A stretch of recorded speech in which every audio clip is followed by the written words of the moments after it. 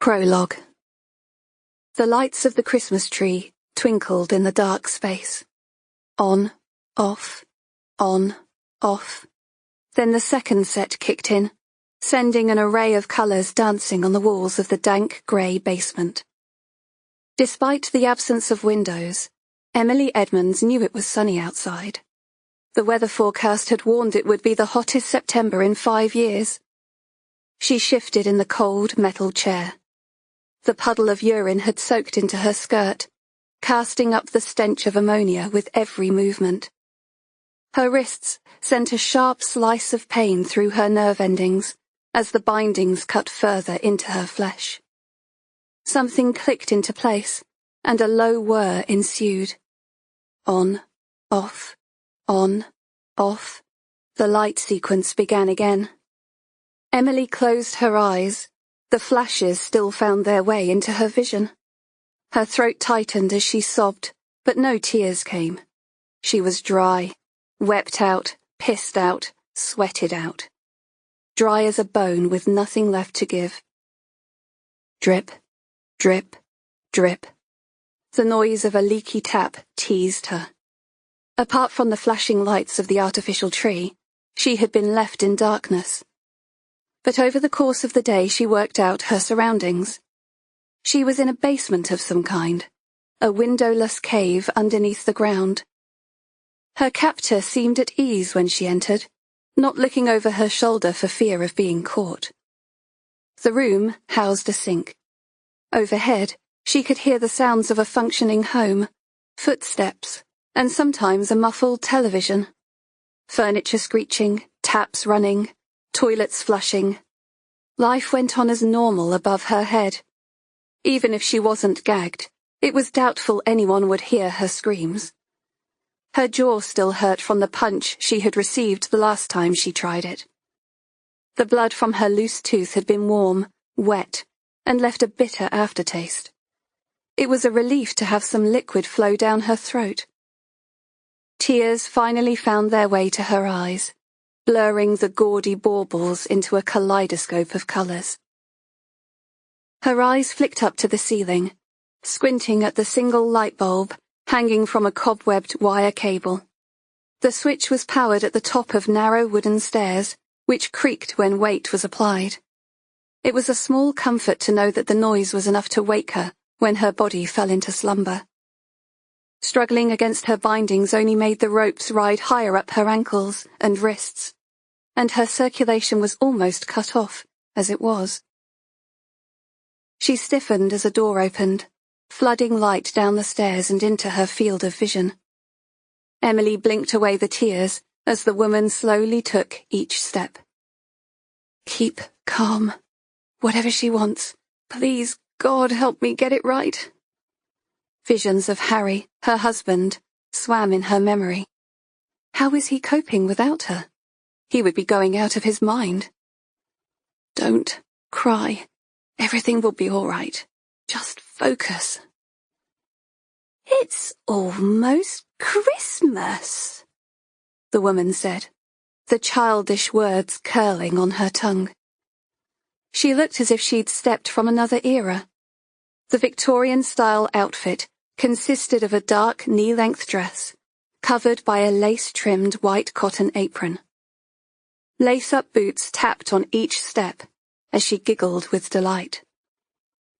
The woman seemed not to notice the smell, the overwhelming stench of decay. But Emily could not think about the source. It emanated from the dirt-stained floorboards which were rotting and splintered underfoot.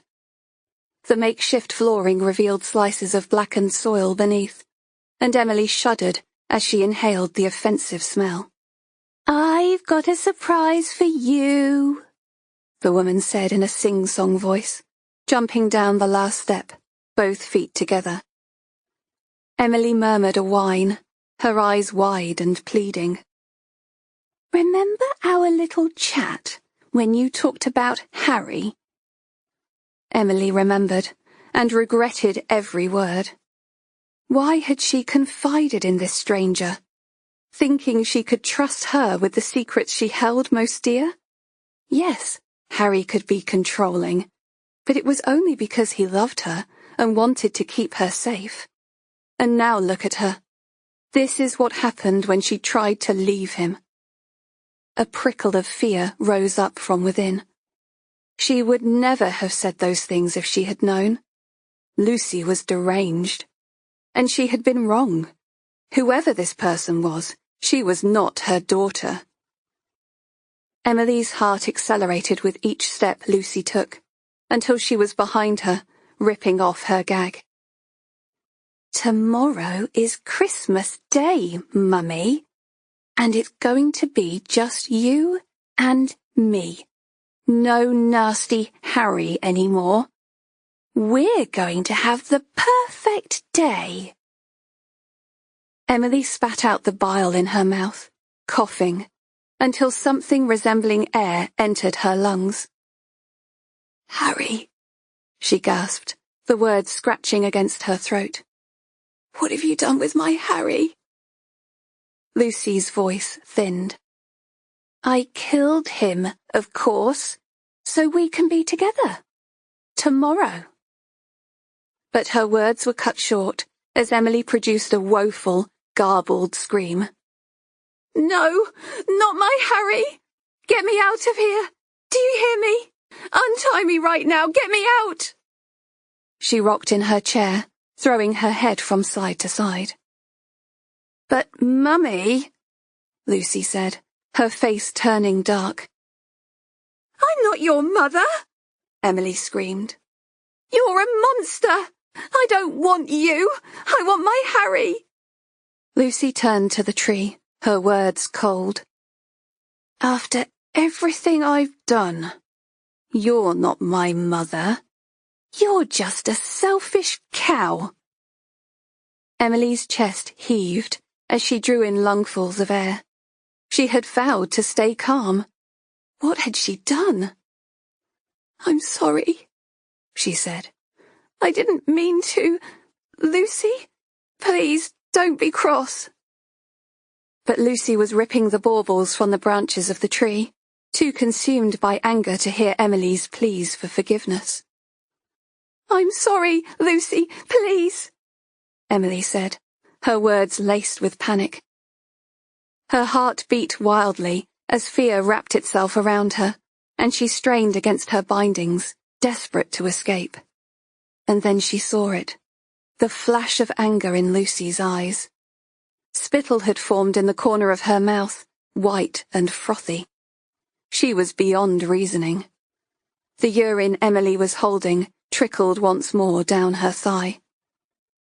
Darkness enveloped them as Lucy ripped the lights from their socket, her tortured wail filling the lightless room. Emily finally deciphered the source of the smell. Inhaling one last shuddering breath, she closed her eyes and prayed.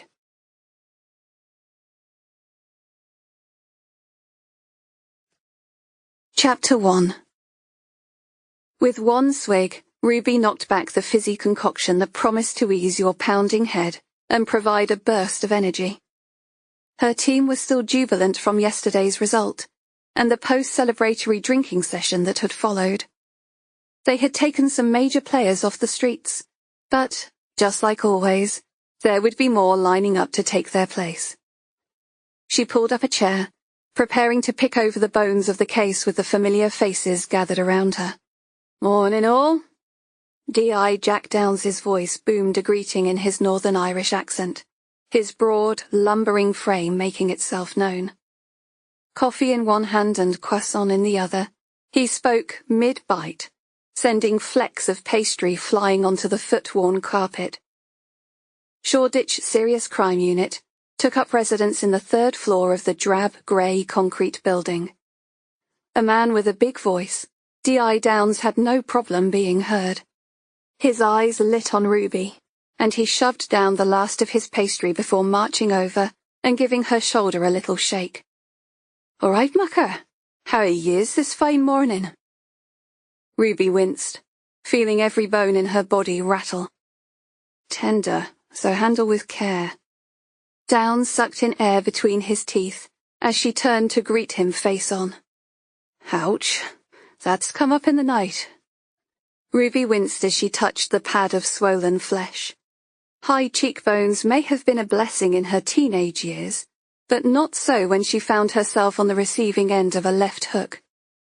It's only a couple of stitches, she said, the side of her mouth jerking up in an involuntary smile.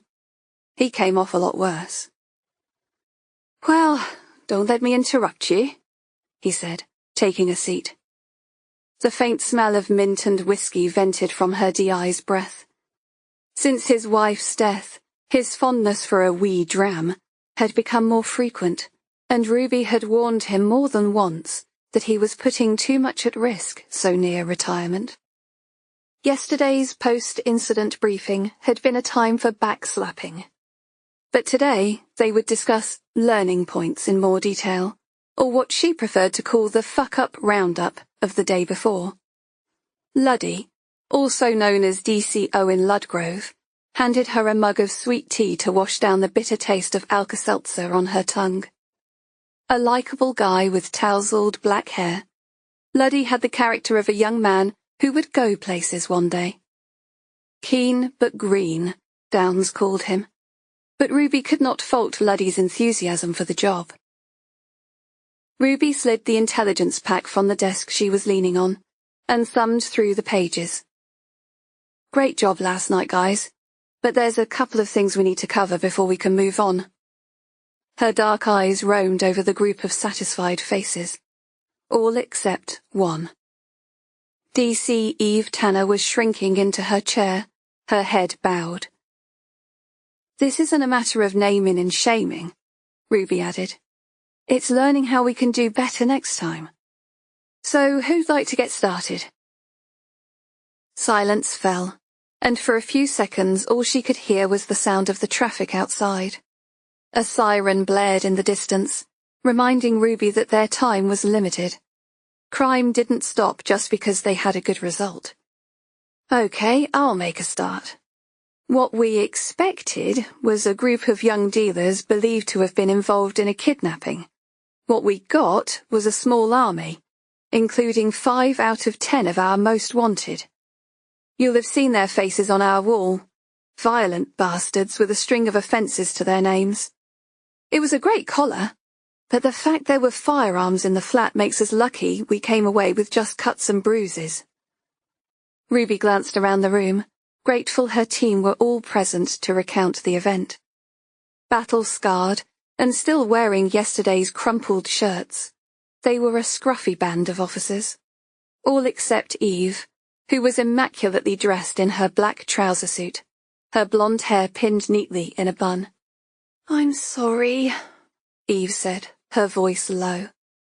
I should have delved deeper into the source of the intelligence. And had better eyeballs on the premises, Ruby added. Eve would have worked closely with the intelligence support unit, but the covert human intelligence sources had been hers.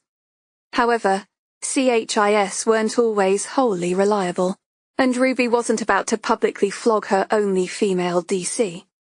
The fact Eve stood and watched her colleagues getting pummeled worried Ruby more than her lack of preparation for the raid. Why hadn't she supported her colleagues by getting stuck in?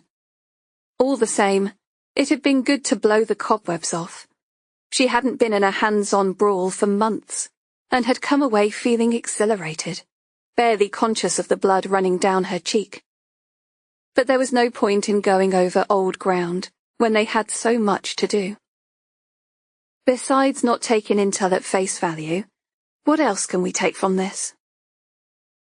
To have each other's backs, and the ability to use a pair of handcuffs, DC Ashbaker said, linking his bruised knuckles and resting them on his rotund stomach. Ruby had a vague recollection of seeing him holding a thick-necked skinhead in a headlock, swearing at Luddy to cuff him from behind. Did you see the width of his wrists? Luddy protested. Besides, modern handcuffs aren't as flexible as the ones back in your day. Ash took a breath to retort, and Ruby raised her hand to cut him off. Excuse me, D.I. Downs said, skirting past her to answer his phone. Who was it that moaned about having TSU along? The presence of a team from the Tactical Support Unit, equipped with shields and tasers, had undoubtedly saved the day. I was going by the intel provided, Ash said, glaring at Eve. Well, it's a good thing I erred on the side of caution. If the suspects had made use of their firearms, some of us might not be here today. Ruby could see her words were having an effect on Eve, whose neck seemed to have disappeared completely as she shrank like a tortoise into its shell. Ruby had a couple more points to go over, but decided to leave it for another time. This morning we're homicide-free, so we can get on with our backlog of work. We've got a suspect in the bin for armed robbery. Ash, I'd like you to deal with that. You can pair up with Luddy in interview. Why can't Eve? Ash said, making no effort to hide his reluctance to work with the newest member of the team. Because I asked you. Ash mumbled some retort about babysitting, while Ruby delegated the workload to the rest of the group. It consisted of drug-related violent crimes and a gang-related grievous bodily harm. Being based in central East London, it was nothing out of the ordinary for the team. Head swiveled as Downs strode from his office, holding a scrap of paper with illegible writing. His eyes were bright, as if he had just picked the winning lottery numbers. Ruby recognized the look, which could only mean one thing. So much for being homicide-free.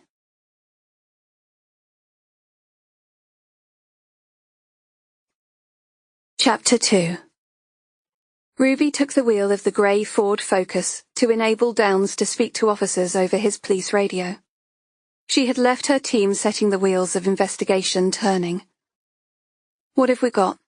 Ruby said, as she negotiated a shortcut to the scene of the crime. It's a domestic murder by the sound of it. Neighbours called it in, saying they heard a couple arguing. Uniform have just got there and confirmed a body at the scene. Husband and wife, Ruby said. Seems that way, although there's no sign of the missus now. She's probably panicked and ran off.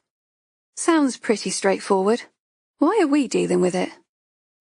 The other teams are up to their necks in it. We haven't had any homicides on our patch in a couple of days, so... Any intelligence on the couple? Her name is Emily Edmonds, married to Harry Edmonds. His identity has been confirmed and neither is known to us. He owns a cafe on Wells Street. That must be Harry's cafe, the one across from Lidl. There's a few of them dotted about the place. Downs tapped his palms against his lap in a restless drumbeat. This is all I feckin' need, he muttered. If this involves a local businessman, Worrell will be crawling over it like a fly on shite. Ruby nodded emphatically. She used to get on with the chief, but lately she had borne the brunt of her temper on more than one occasion. Sloppy workforce, disgusting conditions, and what was the last one? Oh yes, insubordination. There had been times when she wondered if her superior was in possession of a pair of balls. You had to be to reach promotion at Worrow's tender age. Ruby's knuckles whitened over the steering wheel. Their office might not smell of potpourri, but they were real coppers and they got things done. She took a deep, calming breath through her nostrils and exhaled slowly as she parked up behind a police car. The red brick townhouse on Tresham Walk looked nothing out of the ordinary, but given its location in London, the 3-bedroom abode on the quiet residential street could fetch £750,000 on the property market. Her own recent property search had proved fruitless, and the thought of spending another year in her hovel of a flat was too depressing to face. She noticed the blinds twitch next door and smiled. Nosy neighbours were welcome, particularly in domestic murders. She listened as D.I. Downs received updates via his police radio. Intelligence stated there had been previous calls by concerned neighbours. Mr. Edmonds had told attending officers that he was a member of the local dramatics group and had been practicing his lines. Ruby rolled her eyes. Amateur dramatics indeed. The scene guard officer dished out white oversuits and gloves at the gate, quickly jotting down their names before allowing them inside. Ruby slid a hairband from her wrist and scooped up her long dark tresses into a ponytail. Crime scene investigators were en route, and she zipped up the front of her bunny suit, keeping her eyes sharply tuned for evidence. Slowly, she walked through the front door, admiring the small crystal chandelier as it reflected spots of light on the magnolia walls. Apart from the recent treads of police boots on the thick oatmeal carpet, the hall was spotlessly clean. The scent of lilies intermingled with a blast of warm air wafting in from outside, and she brushed past the table in the hall, avoiding the pollen-ripe stamens. The body was fresh, which was just as well given the recent spate of hot weather. At least she was spared the acrid, cheesy smell of decay. She had visited many murder scenes, where the victims had been in various stages of decomposition. The dead did not bother her. It was the living that played on her mind. Ruby pushed down on the bronze door handle with the tips of her gloved fingers as she entered the living room. The crime scene investigators would not be best pleased she had beaten them to it, but the golden hour was so called for a reason. Downs strode purposefully past her to the body, his tweed jacket swishing inside the paper-thin suit.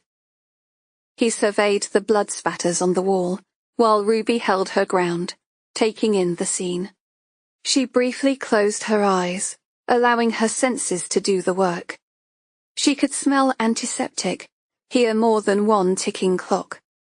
A trickle of sweat ran down the curve of her back. She glanced around the room, storing the images to her memory bank.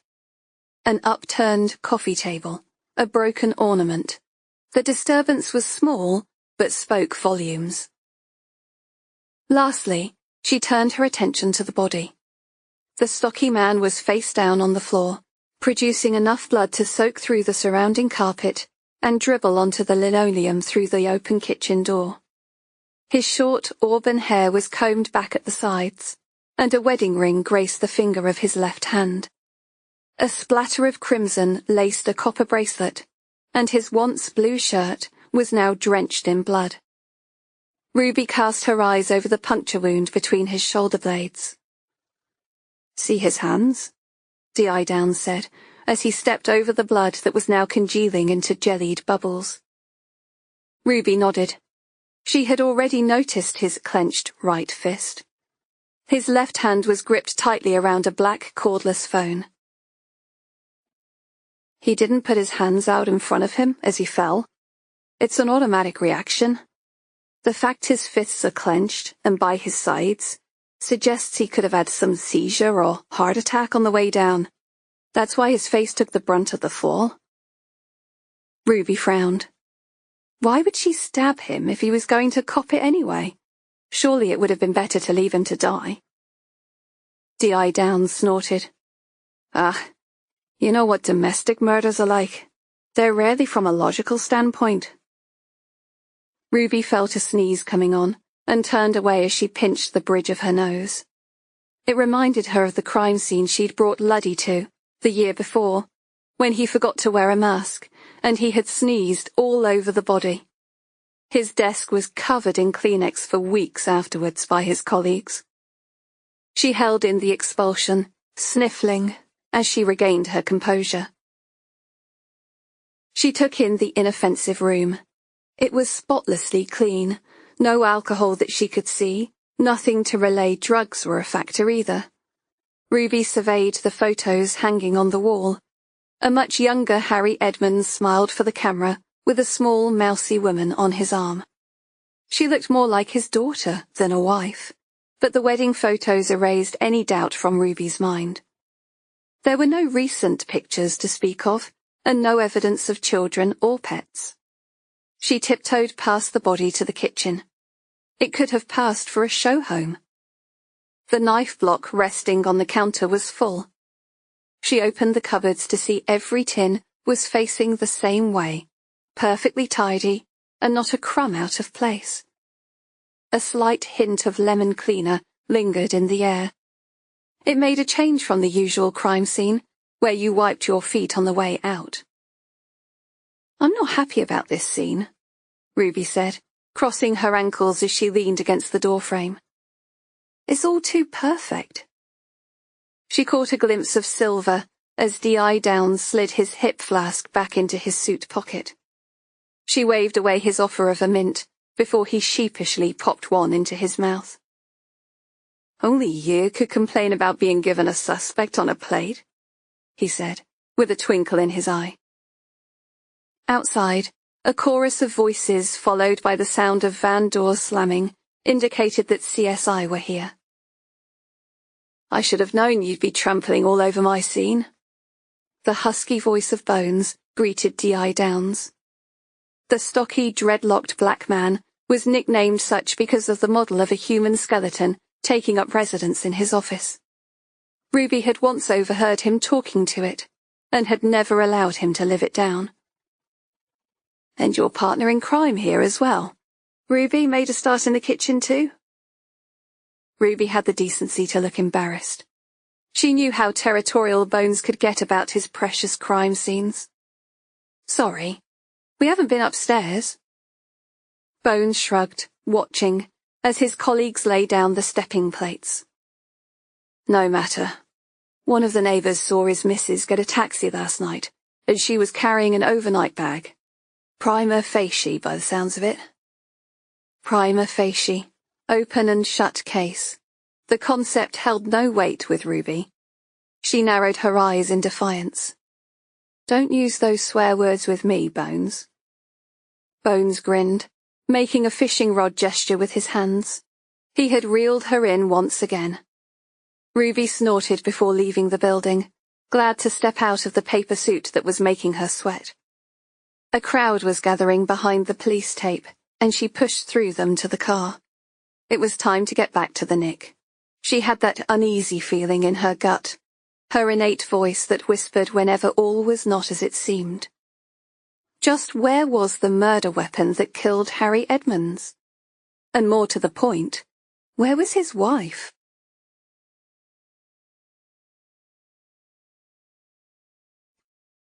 Chapter 3. The stairs creaked as Lucy took each step upwards, her shoulders slumped, the tips of her gloves wet with blood. Tears ran unbidden down her face, not for Emily Edmonds, but for the dream of a mother she had left behind. Emily wasn't her mother. She was just like all the others.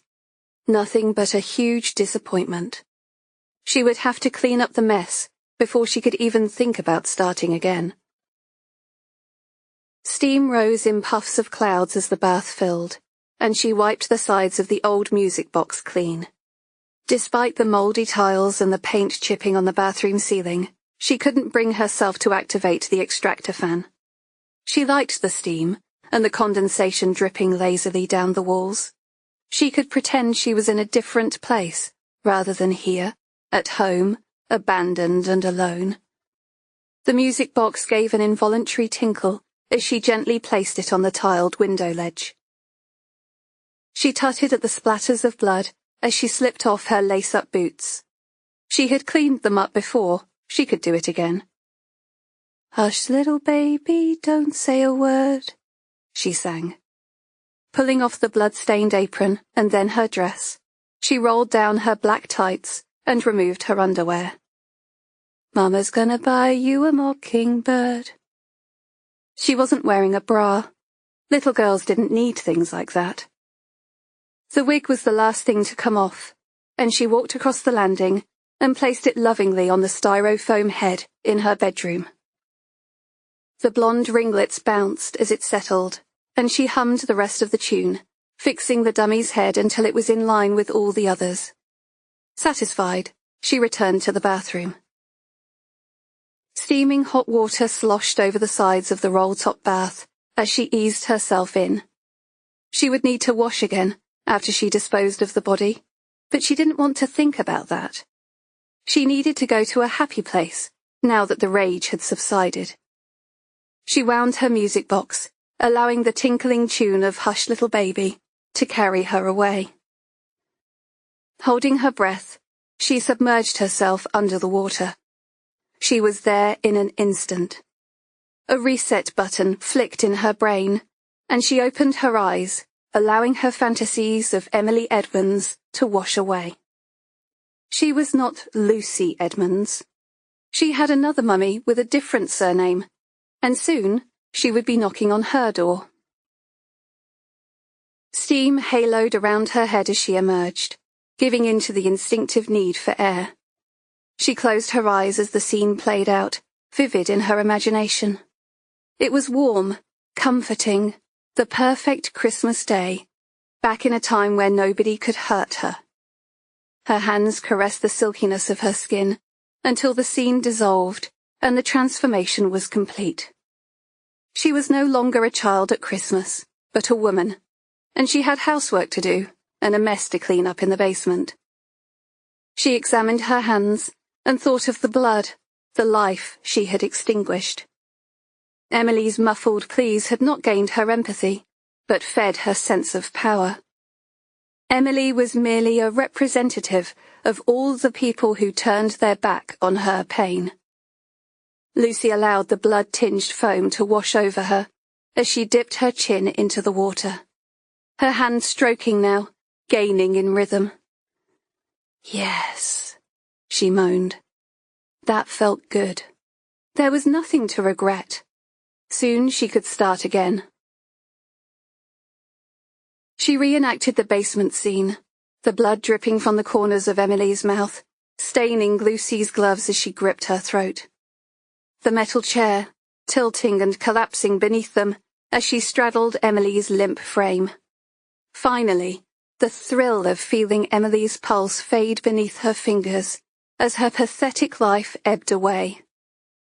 Lucy's eyes rolled back into her head as pleasure rippled through her body. Gradually, the water turned cold, and the sound of the music box stilled. Tomorrow, she would begin again, and again, and again. She would do what it took to find her mother, somebody worthy of her love.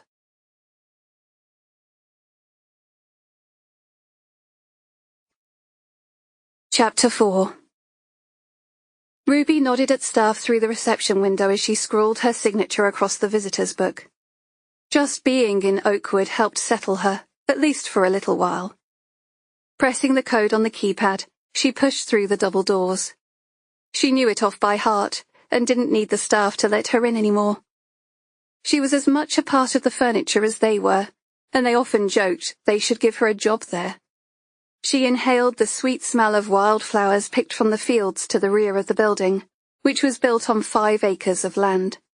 The private nursing homes were a far cry from the acrid council-run buildings, stinking of piss and bleach, the stuff of nightmares. The residents staring with empty eyes, like cattle in a holding pen waiting to die. Ruby had attended one such home when she was in uniform, investigating a series of sudden deaths, where neglected patients were left to choke on their food. Seeing her mother here, in Oakwood, with a healthy flush in her cheeks and comfortable, pleasant surroundings, made living in her own shoddy flat worthwhile. Joy was sitting next to Brian, an old boy in a wheelchair who spent every day reliving his job at his hardware store.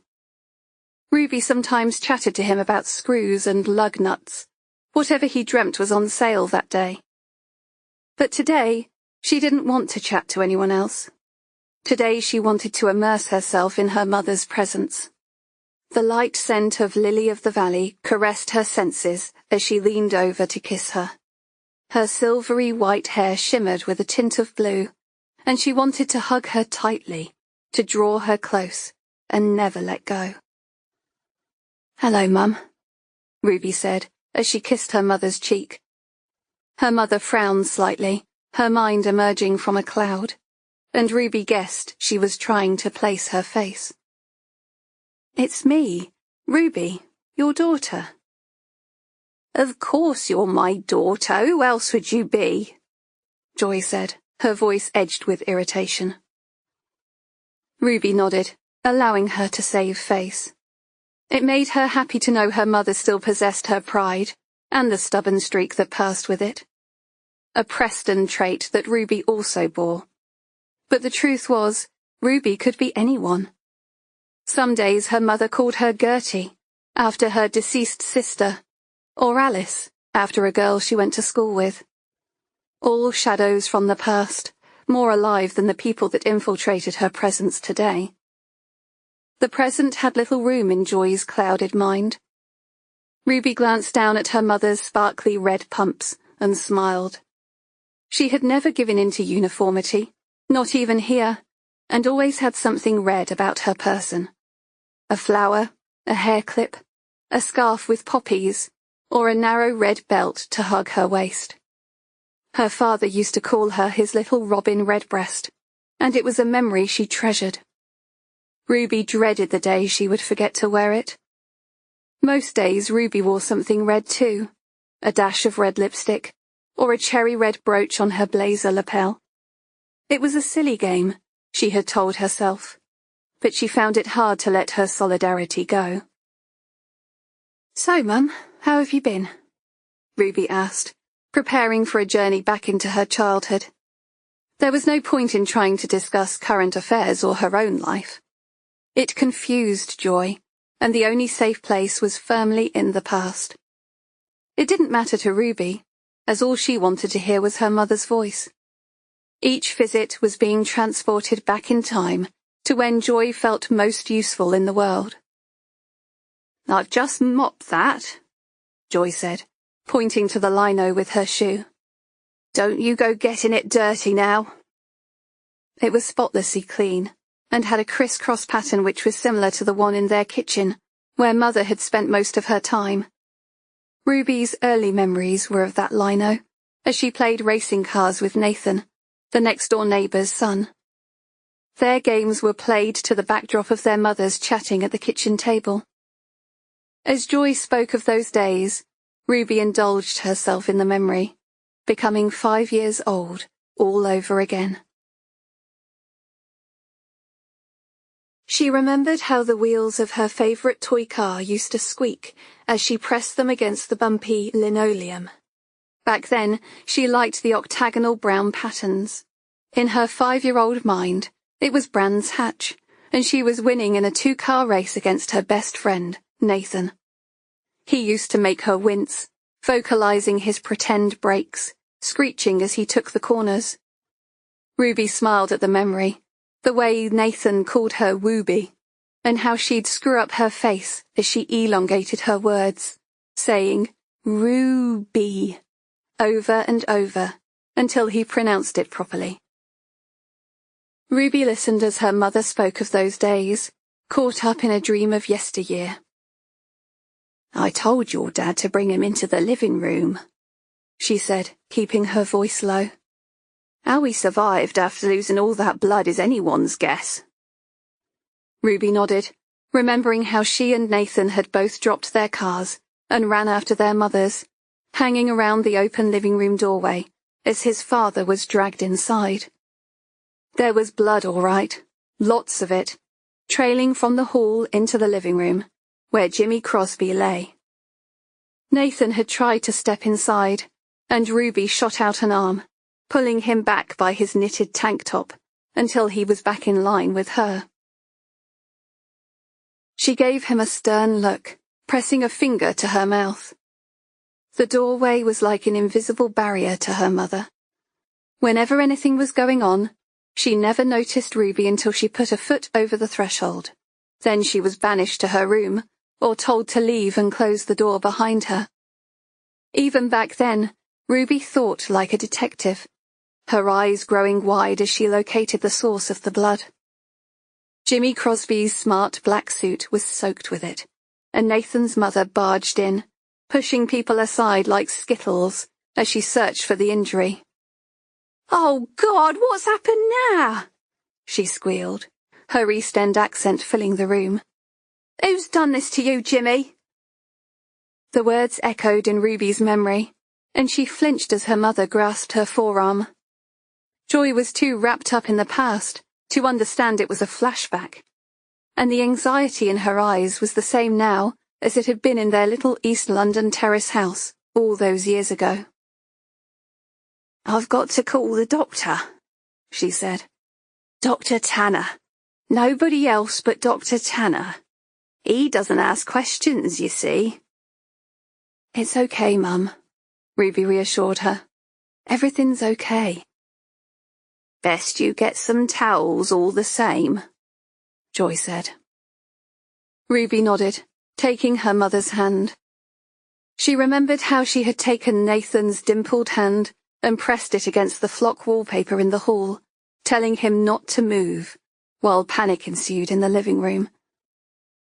Joy had stopped talking now, but the memory burned like a branding iron in the back of Ruby's mind. She only had to touch upon it, and she was back there, her father sweating through his shirt as he pressed the towels down on the knife wound, the cotton almost immediately turning from white to bright red. She heard Mrs. Crosby's high-pitched shrieking as she asked her husband over and over who was responsible. And Nathan, his blue eyes as deep as the sea, still standing with his hand pressed against the wallpaper, because Ruby had told him not to move. Ruby threaded her fingers around her mother's hand. Her skin was so soft it was almost translucent, and she felt a lump rise to her throat. Her eyes roamed over the network of blue veins growing ever more visible. She didn't want to think of her mother getting old and dying, because then she would truly be all alone. "It's dinner time now," the nurse gently spoke. Harmony was a larger-than-life Jamaican lady, with a springy black weave and a smile that lit up the room. She spoke in a happy sing-song voice, which suited her title perfectly. "Would you like to bring your mother to the dining room?" Ruby turned over her left hand and checked the time. It had gone 7, and as usual, the carers had allowed her to stay beyond the allocated visiting time. "I want you to bring me," Joy said, pointing at Harmony. "Not her." She jabbed a thumb back at her daughter. "Now, Mrs. Preston, is that any way to treat your flesh and blood?" Harmony said, but Ruby waved the words away. "It's okay, really. I'll walk with you. I've got to get back to work now anyway." The first time her mother stopped recognizing her was devastating, but Ruby had learned to cope with it, as Joy's lucidity floated in and out. "You've got fat," Joy said, as she curled her hand around Harmony's arm. Harmony laughed, a lovely tinkly sound, and Ruby shook her head. Her mother's inner filter had disintegrated, along with her short-term memory, but staff at the care home took it in their stride. "More of me to love, sister. How about we get some flesh on those skinny bones of yours? It's shepherd's pie and homemade apple pie and custard." "Bye, Mum," Ruby said, as Joy escorted her mother through the dining room. With a murder on the go, it could be another couple of days before a return visit. Joy kept walking without a backward glance. Harmony gave a quick wink over her shoulder. "You take care now, Ruby. Stay safe." Ruby swallowed hard, feeling as if she was leaving a piece of herself behind as she walked away.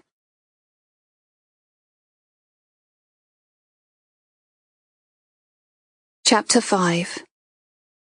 Lucy sat on the steps of the basement thinking through the last few days. Was she cursed? She had gone to such pains to get things just right. Why weren't things turning out as they should?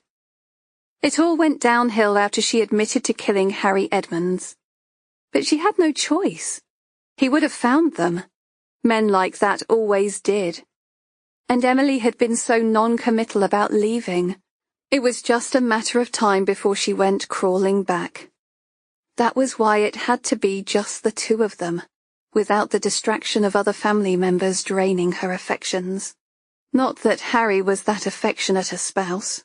From what Emily had told her, Lucy had done her a favour. It was why she paid Harry a visit after taking Emily to her special place. She had left her finger on the doorbell longer than she should, as if she was injecting every bit of frustration into that stiff plastic buzzer. The door, which should have been her door, was opened before her. A gruff-faced man stood there, wiping some crumbs from his shirt before giving her the once-over. "Hello, can I speak to the lady of the house, please?"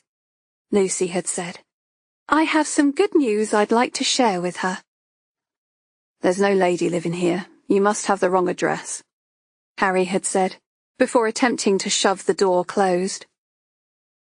But Lucy had come too far to take no for an answer. Shoving her foot in the gap, she raised her voice. "I believe you're mistaken.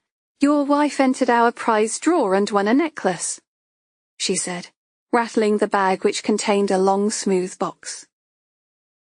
Harry extended his hand. "She's out. Give it to me and I'll pass it on." "I'm afraid I need a little bit of paperwork completed to say I've handed it over. Can I come in? It won't take a minute." "She's visiting her mother. I don't know when she'll be back. Leave your card and I'll get her to give you a call." Lucy paused. It was the pause, the flicker of anxiety in her blue eyes that gave Harry the edge, the recognition. She knew that now, because he had seen that look before. "On second thoughts, why don't you come in?" he said. "I've got a phone number here somewhere." Lucy smiled, allowing herself into the hall. A fresh bouquet of lilies carried a welcoming scent. She brushed past them into the living room. "It's not often she has visitors. I'm sure she'll be disappointed she's missed you. Why don't you have a seat?" "Thank you," Lucy said, but chose to stand. She had been here once before, when Harry was out. Emily had been tense, begging her to leave before her husband returned. Harry folded his arms. "Now how about you tell me where your mum really is?" Lucy gasped as he turned and locked the door. "How did you know?"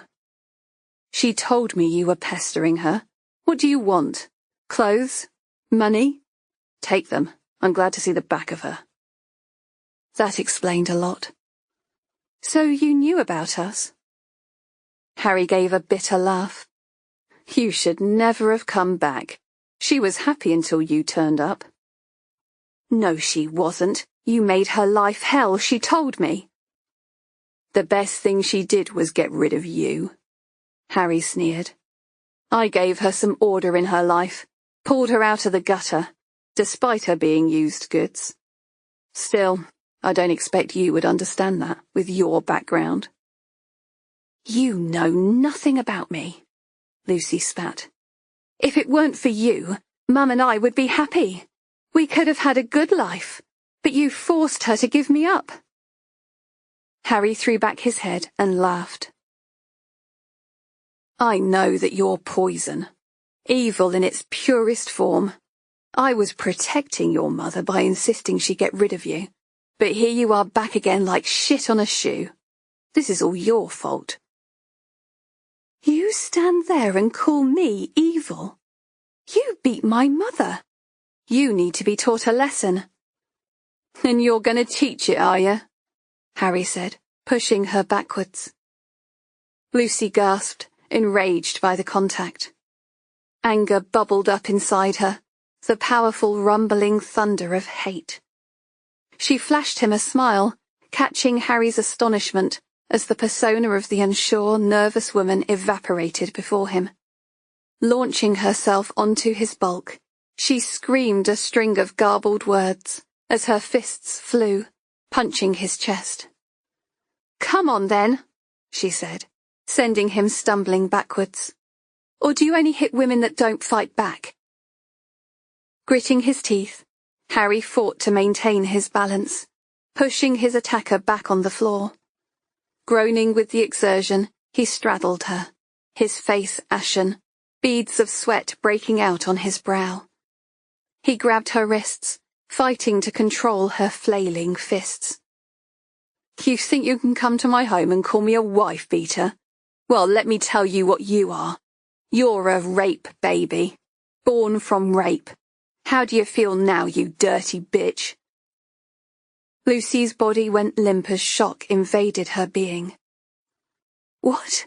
No, it's not true. You're lying. It's no wonder you're screwed in the head, Harry panted. Your uncle is your father. How about that? Your mum spent all these years trying to forget what he did, and then you turn up on her door to remind her. Another bead of sweat dripped from his forehead, landing on Lucy's neck. Can you imagine how she felt when you wrote those letters? Sick to the stomach, she told me. Lucy turned her head away, the prickly carpet pressing into her face, as angry tears streamed from her eyes. This was not supposed to happen. This was not part of her plan. I'm calling the police, Harry grunted as he rose, his breaths jerky and laboured. He picked up the phone, rubbing his chest with his left hand. Silently, Lucy's fingers crept to the box containing the mock prize. It was long and narrow, like a necklace box. Flicking off the lid, she grasped the contents. At first he gasped in surprise, unknowing to the foreign object tearing through the folds of his skin. Lucy pulled back the knife, triumphant and smiling, as he staggered forward on shaky legs. Adrenaline coursed in her body, making her strong, infallible. She could taste his blood from when it splattered against her lips, and her heartbeat pumped to accommodate the rush. Her senses heightened. She had entered the addictive phase of her predatory nature. Harry dropped to his knees, his breath laboured and whistling, as a stream of blood poured down his back. After one sudden wheeze, he lunged forward, his nose cracking as it made contact with the carpet. The clock ticked away the final seconds of his life, and waves of euphoria shuddered through Lucy's body. Lucy's eyes snapped open as she emerged from the memory. She stroked the blood-encrusted blade, wondering. If she took a bath, would the water turn pink? Another opportunity to revisit that heightened state of pleasure. Rising from the stairs, she welcomed the thought of another bath. But she had things to do. The black-bordered envelope lay propped on the kitchen table, and she had preparations to make. Emily may not have been her mother, but she would give her the farewell she deserved.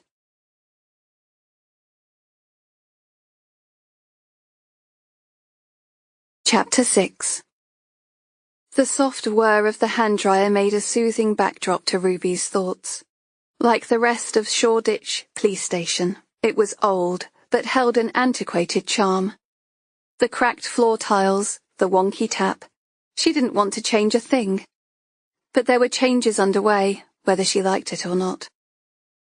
A man's cough shook her from her thoughts, and she realized Luddy was waiting for her on the other side of the door. Luddy, she said, wiping her damp hands on the back of her black trousers as she greeted her colleague in the corridor. What's so important that you have to stalk the ladies' toilets? Sorry, Sarge, Luddy said, a crooked smile on his face. The tannoy's broken. It's a phone call from the Women's Refuge. A woman named Charlie. She insists on speaking to a senior officer, and Jack, D.I. Downs, has asked that you take the call. Oh, did he now? Ruby said, marching towards the office. Has Warrow left yet? She said, referring to DCI Warrow. As the senior investigating officer, she had just led briefing, delegating duties with regards to the initial inquiries. She's gone. She wasn't happy, was she?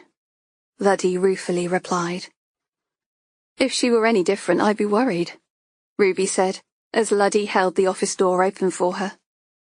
She's worried the press are going to hang us out to dry again, Luddy said, pointing to the phone which was off the hook on his desk. As with all phone calls, it had been placed on mute. Ah, well. Ruby grinned as she scooped up the handset. We don't join the police to be loved now, do we? Just as bloody well, Luddy murmured, heading for the kettle to put on a brew. Ruby's response was curt and to the point. DS Preston, what can I do for you? The woman's softly spoken whispers on the other line could not have been any more of a contrast to Ruby's strident tones. Hello? Are you in charge of the Emily Edmonds case? Ruby pressed the phone to her ear and jabbed the volume control as high as it would go. You could say that. With whom am I speaking?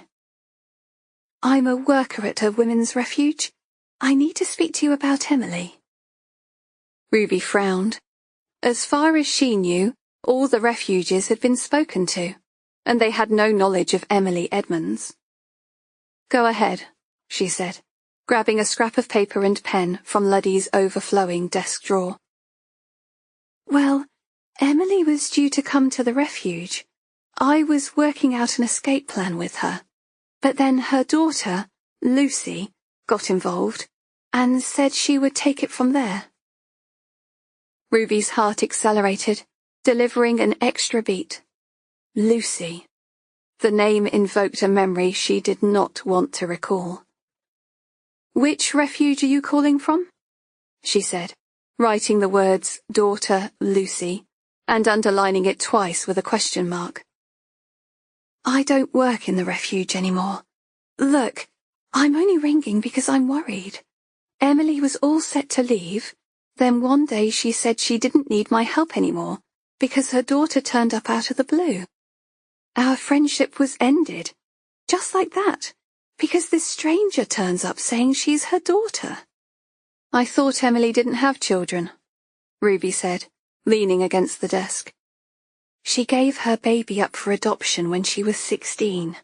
She's been through a traumatic time. I just wanted to help. We're very keen to speak to Emily, so if you know where she is... She sent me a text. She wants us to meet, and I've told her I will. Where? Where's Emily staying?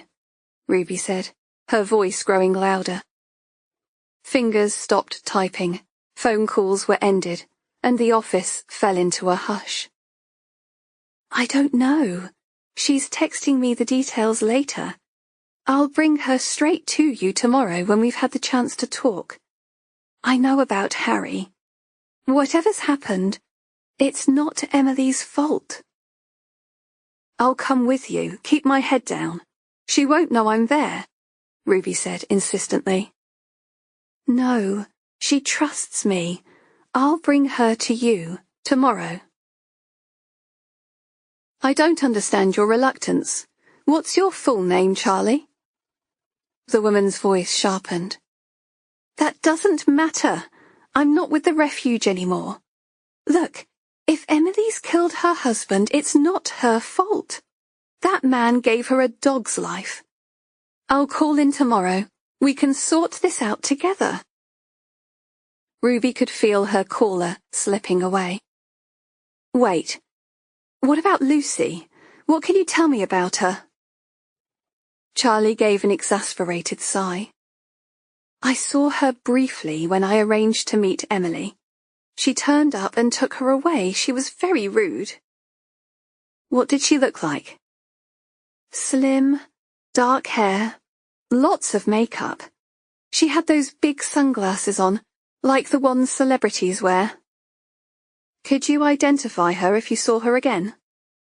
Possibly. Look, I've got to go. We'll sort all this mess out tomorrow. Emily needs refuge, without her daughter. She needs to be arrested, Ruby thought, wondering if the woman on the other end of the phone was making it all up. It wouldn't be the first time. Why don't we? Ruby realized she was talking to a dead line. She hung up and jabbed 1471. Damn. The number was blocked. Only then did she notice the officer turned silent. Keyboards rapidly began working as she looked around, the colour flushed in her usually pale cheeks. Ruby was shattered by the time she got home. Charlie's phone call had shed new light on the investigation, and thoughts of Lucy were gnawing at the back of her mind. But she didn't want to think of that now. Tomorrow would be a full day, and she wanted to put the whole sorry mess behind her, at least for a few hours. She sighed as she glanced around her flat, the cold laminate flooring chilling the soles of her bare feet. The occupants next door were arguing as usual, and on the other side of the wall, the thump, thump, thump of drum and bass vibrated in time with her headache. She turned on her old-fashioned turntable, expecting to drown out the noise with Coldplay. But instead, the sounds of Human League's "Don't You Want Me" filled the air. Ruby frowned. She didn't remember putting that on. Fingering through her collection of vinyl records, she pulled out the Human League sleeve to find the Coldplay album inside. Weird. But there was no time to ponder as she swapped them around. She slid across the thin orange curtains, barely hanging on the cheap plastic loops designed to keep them in place. The view of the high-rise estate didn't bother her, but her forthcoming guest valued his privacy, and as much as he hated her flat, they had less chance of being seen than if they went to his. Red wine was her drink of choice when it came to the art of seduction. Decanting the mulberry-coloured liquid into 2 glasses, she pushed away any lingering doubts to the back of her mind. Sure, it was a bad idea. But it had been a bad idea for the last 6 months, a couple of times a month, preceded by the usual text. Fancy some company tonight? The nicotine patch had been thrown in the bin when the text came through. A post-coital cigarette was a joy like no other, particularly when she was in the company of such a satisfying lover.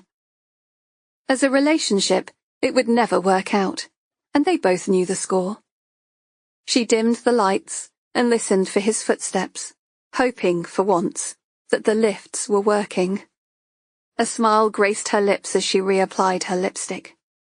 She wanted him to keep every ounce of energy for her.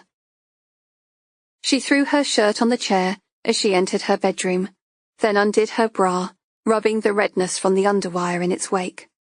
Later, they would bathe together in her old-fashioned tub, and she would lay back into his chest as he gently soaped them in candle-flickered light. She eased her feet into a pair of black heels and threw on a silk dressing gown. A flutter rose in her stomach as the doorbell rang. She straightened the bedsheets before returning to the hallway and answering the door. "Well, hello there," she purred, arching her eyebrow at the man before her. "Aren't you a sight for sore eyes?"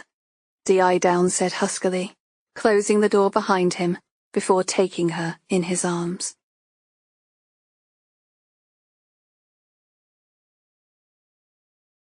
Chapter 7.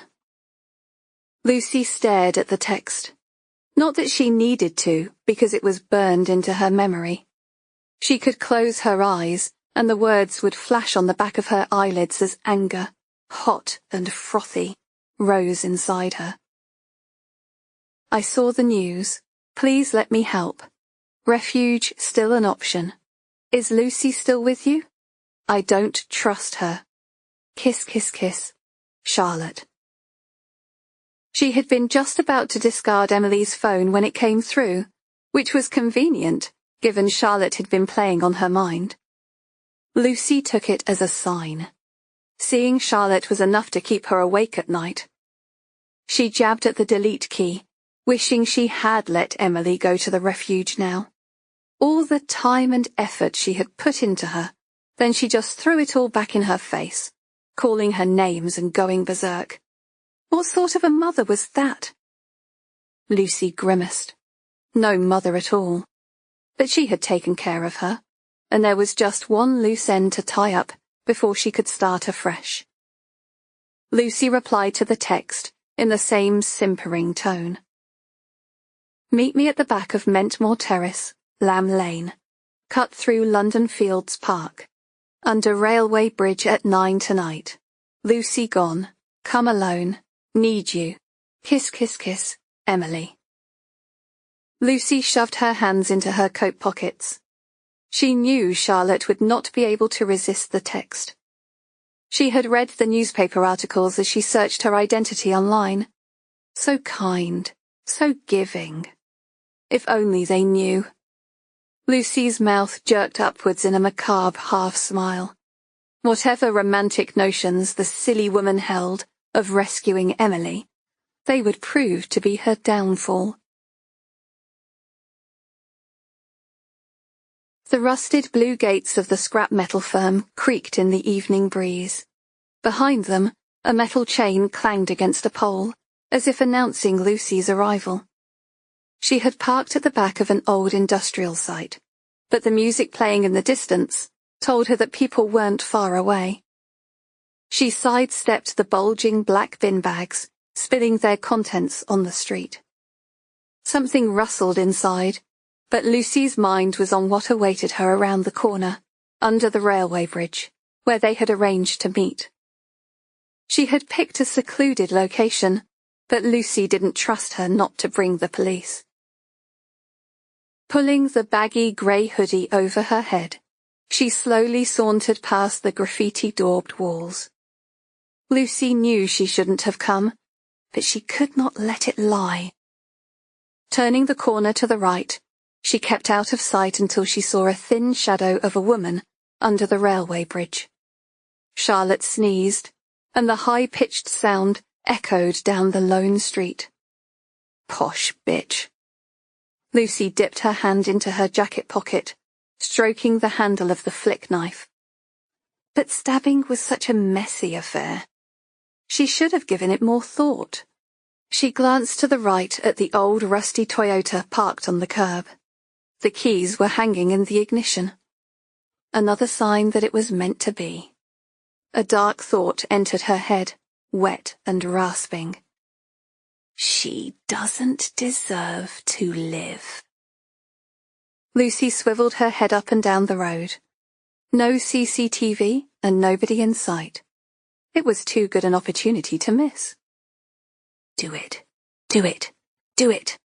A small voice drummed in her head. She thinks she's so great. Run the bitch over. Lucy glared at the woman pacing the curb, and the voice grew louder in her head. What are you waiting for? Lifting the rusting handle, she grabbed the keys dangling from the ignition. The car may have been old, but the engine was souped up, and Lucy grinned as she floored the accelerator. The sound of screeching tires filled the air as she sped down the street. Charlotte stepped back, waiting for the car to pass.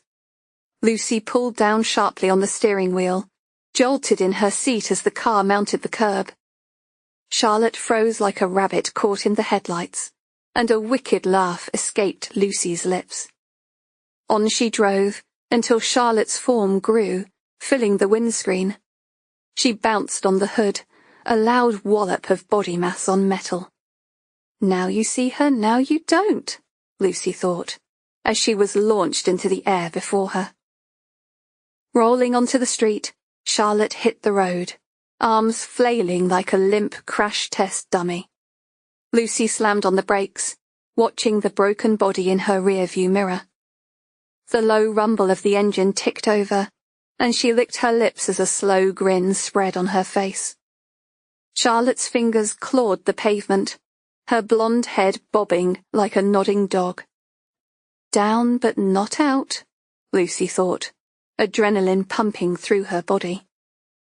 Scanning the dimly lit streets, she gripped the gear stick and shoved the rusted Toyota into reverse. Another burst of laughter escaped her lips as her excitement climaxed. Ker-thunk, ker-thunk. The car rose and fell over Charlotte's body. Heart thumping, Lucy checked for movement. She clamped the gear stick forward and sent it thudding forwards one last time. Just to be sure. This time it didn't make as much of a thunk, but lots of little cracks, as the car crushed and splintered what was left of her bones. Lucy smiled. No chance of identifying her now. All that was left was a pool of blood and clothes. She sped into the night, abandoning the car a couple of miles down the road. Pulling off the worn tracksuit top, she dipped the arm into the petrol tank before setting it alight. The blast singed the hairs on the back of her neck as she ran. Inside, she felt invincible, untouchable. She enjoyed the hunt. It gave her a special kind of joy.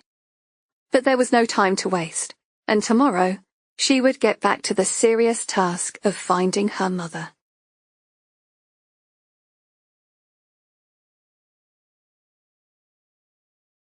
Chapter 8. All right, managed to sort yourself out with the place? D.I. Downs said, his expression harried. No, what's going on? Ruby replied, all thoughts of her flat hunting dismissed from her mind. There was an energy in the office, a worker hive mentality. Heads down, fingers pointing at screens, loud phone calls. Have you found Emily? She said, hopefully.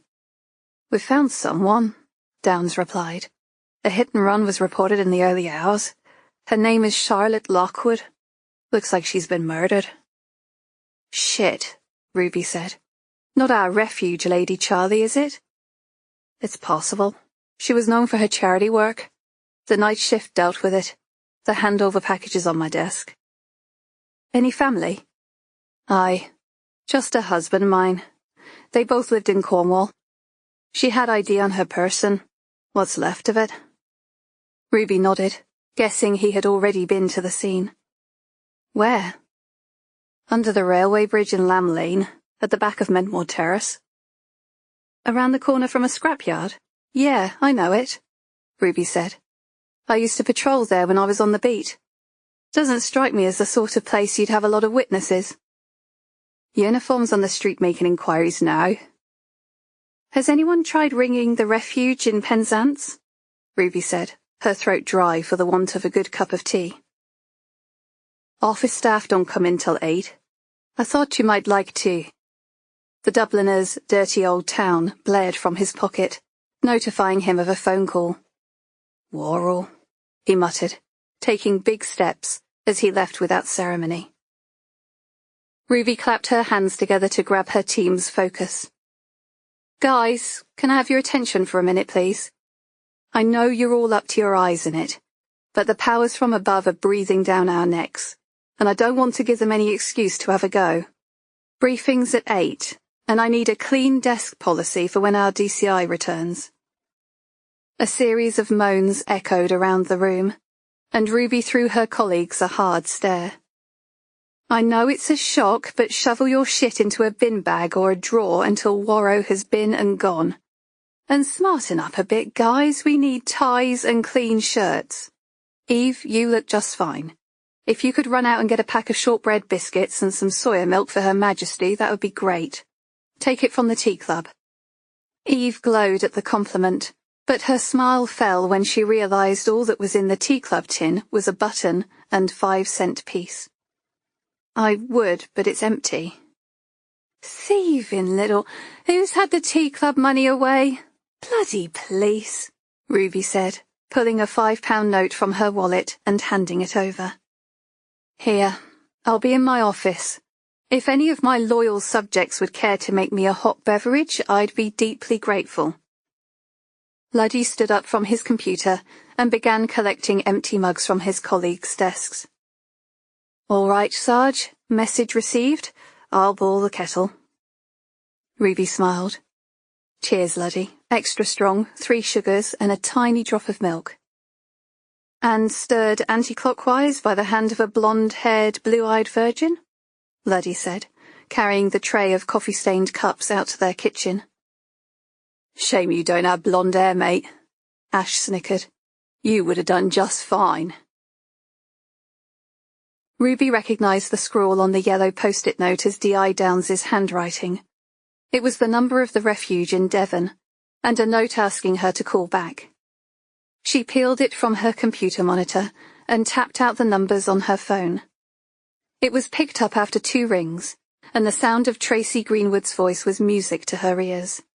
She had spoken to Tracy before with regards to a previous incident, and she was one of those lovely, helpful souls.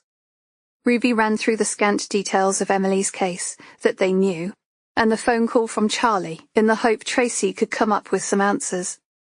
"I was actually going to ring you," Tracy said. "I've just come back from holidays, so I wasn't here when the police called." "So you know of Emily?" Ruby said hopefully. "No, I'm afraid not, but I do know Charlotte Lockwood, or rather I did. She came here to do some volunteer work last year. She was vetted, seemed like a nice lady, quite well-to-do, but after a few months we had to let her go." "Why?" Ruby said, giving Luddy a thumbs up as he placed a strong mug of tea on her desk. "Personal involvement with the clients, giving them her mobile number, chatting out of hours. Not a big fan of policy, although it was there for her own good." "Do you think it's possible that she dealt with Emily Edmonds? She seemed adamant that she did." Tracy sighed. "We've no paperwork on Emily, but we do have a record of Charlotte dealing with some anonymous calls from your area. She might have given out her number and started communicating privately." "Is that why you let her go?" "We quizzed some of her clients and they backed up our suspicions. She even met a couple of them for coffee, all without making the refuge aware. We dismissed her that day." Ruby took a mouthful of tea, making a loud slurping noise as it burned the roof of her mouth. "Sorry, hot tea. How did Charlotte take it?" "I'm a milky coffee girl myself," Tracy laughed. "Charlotte was fine, but I wonder if that's because she was already meeting up with Emily by then." "What do you think her motives were? Was it sexual?" "No. I think she had issues, but don't ask me what." "Okay. Thanks, Tracy. You've been more than helpful. Someone may be in touch at some point. Meantime, if you hear from Emily, please let us know." "Good luck." Ruby opened her office window, wrinkling her nose at the stench of rotting garbage wafting in. The smell was stronger than ever as it baked under the sun, which promised another sweltering day. She switched on her desk fan, placing empty mugs on piles of paperwork to stop them blowing away. Groaning, she caught sight of Downes's hulking frame from the corner of her eye. It wasn't that she disliked Jack. That was clearly evident given the number of times she had taken him to bed. He just was not equipped to deal with the stress very well, and every emotion was laid bare for all to see. He never used to be like that, at least not before his wife died. She wondered if his missus had been his sounding board. Ruby shuddered at the thought of becoming her replacement. Closing her eyes, she removed her designer glasses and rubbed the bridge of her nose. "Got anything yet?" Jack said, throwing open the door. He was obviously still sore from his reprimanding from the chief. That was how things worked in the police. Things had a nasty way of filtering down. Warrow gave Jack a dressing down because of pressure from above. Jack in turn took it out on Ruby, which was her cue to bollock her team. But that wasn't how it worked with her. If she had a bone to pick with her team, it would be for a good reason, and not because her ego had been bruised. She recounted her conversation with Tracy, in between sips of tea, as Downes perched on the edge of her desk. He nodded as she spoke, but his eyes were far away. "Let's not complicate this," he said, "because it makes perfect sense to me. Harry Edmonds was stabbed during a domestic dispute with his missus, because he warned her against seeing her daughter. She's then got the same advice from some overbearing woman named Charlotte, who's been mown down in the street. Looks like the finger of suspicion points to Emily." Ruby took another mouthful of tea, and a tea bag rose up to greet her. She gave it a squeeze before firing it into the bin. "But now we've got Lucy thrown in the mix for good measure. According to Charlotte, Lucy was rude to her." "Sure, but wouldn't yez? She just met her mother. It's only natural she'd want it herself," Downes said, his Northern Irish accent sounding stronger than ever. Yes, Ruby said. But where is she? Lucy's had ample opportunity to respond to police appeals for information. So far, we've had zilch. Have you got any contacts in the adoption agency? Downs leaned over to shut the door. We need the identity of Emily's adopted daughter so we can bring her in for questioning. He rubbed his chin. It was his tell, something he did when he was dipping a toe over the thin blue line. It takes too long through the courts. Silence passed between them as Ruby absorbed his words. She knew what he wanted, but was not going to make it easy. So if you know of anyone? Another rub of the chin. Ruby raised an eyebrow. Just what are you asking me, Gov? I'm asking, why do you need me to spell it out? Ruby's lip tweaked to the left. Yes, I do. You've got contacts, people who can get that sort of information overnight. Ruby tutted. Jack, why, if I didn't know better, I'd think you were asking me to break the law. Downs's jaw tightened, his voice low. Can you get it or not? Not. I don't mix in those circles anymore. Fine, he said, straightening himself to leave. We'll have to go the long way round. Downs's words trailed behind him as he left, leaving her door gaping open, as he always did. The open-door policy was Warro's idea. Apparently, it helped office morale. Ruby pulled her e-cigarette from her pocket, cursing the flat battery as she sucked the plastic tip. She rolled the vaporizer between her fingers, loath to scrounge yet another cigarette from one of her team. It was bad enough she had overloaded them with tasks. The problem being a sergeant was that she was forced to delegate work when she wanted to do it all herself. It was the same when she was young. She hated sharing her toys. It wouldn't have been too bad if she liked Barbie dolls and tiny tears, but Ruby was only ever interested in Action Man and roller skates. She poked her head through her open office door, grateful that the most helpful member of the team was only a couple of feet away. Luddy? Yes, Sarge, he said, glancing up from his computer. I want you to go down to Harry's local with Eve. Use your charms on the barmaid. They're usually good for a bit of gossip. Find out if either of the Edmonds was having an affair. Did he gamble? Owe money to dodgy people? Someone must know something. Start closest to the scene and work your way outwards. Will do, he said, shuffling his paperwork back into its folder. Ruby linked her fingers, stretching her knuckles until the bones in her shoulders cracked. She couldn't remember the last time she'd had a good night's sleep. Her thoughts returned to Nathan and their looming anniversary. The fact Downs knew about her association made her nervous, but he had never disclosed it to a soul. As for asking for information, bloody cheek. But he wasn't far wrong. Nathan was a powerful man, and if he didn't have a contact in the adoption agency, he would most likely ask his resident computer hacker, Tweedy Steve, to get it for him. But contacting her old flame was the last thing Ruby wanted. Downs returned minutes later to throw her the car keys. It was her signal to move, and she sprang from her chair, cursing her police radio. How was she supposed to get any updates if the damn thing wasn't turned on? She slapped in a fresh battery from the charger on the desk, before sliding it into the clip on her belt. We've had an update, Jack said, looping his arms through his shoulder harness, before throwing on his jacket. They found Emily Edmonds.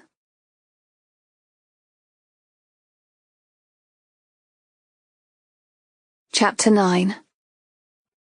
Lucy slid her hand across the crumpled paper, smoothing it flat against the Formica kitchen table. It was silly to think she had found her new mother in Emily Edmonds. What a little mouse she was. She took a deep breath and exhaled. Time to forget all about her now. All traces of Emily had been eradicated from her life, including her sidekick, Charlotte. another waste of space that did not deserve to live. Lucy scratched off her name with the blunt end of a pencil, counting down the rest of the list. She knew she had been born to a strong, loving, independent woman, someone who would take her in and love her forever. They would go on shopping trips together, and when Christmas came, the child inside her giggled with delight. When Christmas came, it would be the best day of all. The tree in the basement had been lovingly prepared, and the new set of lights dappled the walls with a green and yellow hue. Candles were more authentic when mirroring the customs of Victorian times, but some small deviations could be forgiven. She had replaced the broken chair with a stronger one, and cut lengths of washing line instead of rope. Better for restraining, Lucy thought. At least, until they came to an understanding. This time she would try harder, keep her temper in check. She had to, if she had any hope of making it work. But there was no remorse for the others that failed. How else would she find her true mother, unless she worked her way down the list? But time was running out. It was only a few months to Christmas, and Lucy would not spend it alone. The thoughts cast a shadow over her soul. She scribbled asterisks beside her potentials. Monica Clark, Anita Devine, and another, who she barely dared to look at. The biggest challenge of all.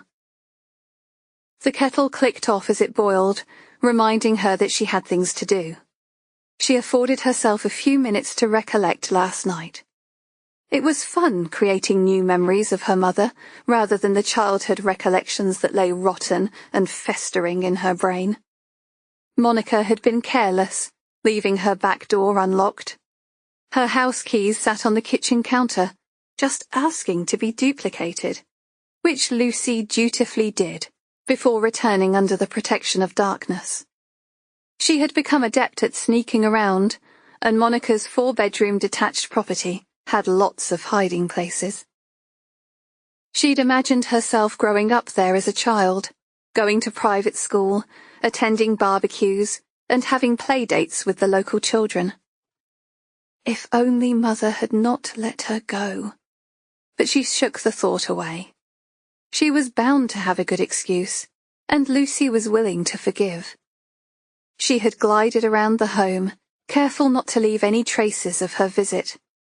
Cold, impersonal, sharp, it featured a minimalist design. Spotlights against gloss, polished floorboards, gadgets that closed the curtains, all the latest technology at the touch of a button. Lucy was happy to see an absence of family photos. Disposing of family members was a messy business, but had to be done if they were to be together. The obligatory wedding picture hung in a framed canvas on the wall. A balding man with a chubby face, Monica's husband, appeared the product of too many gourmet dinners and fine wines.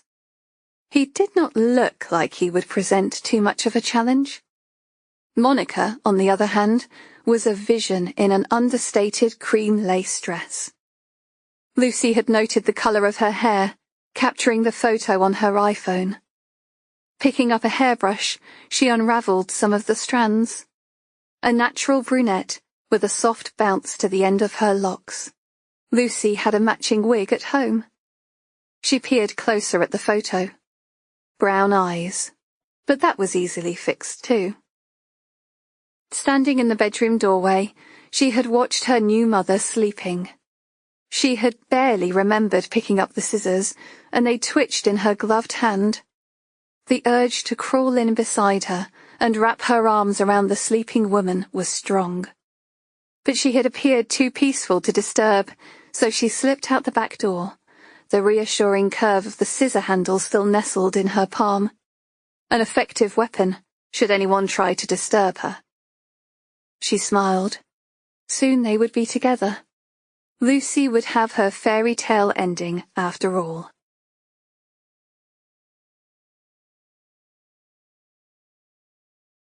Chapter 10.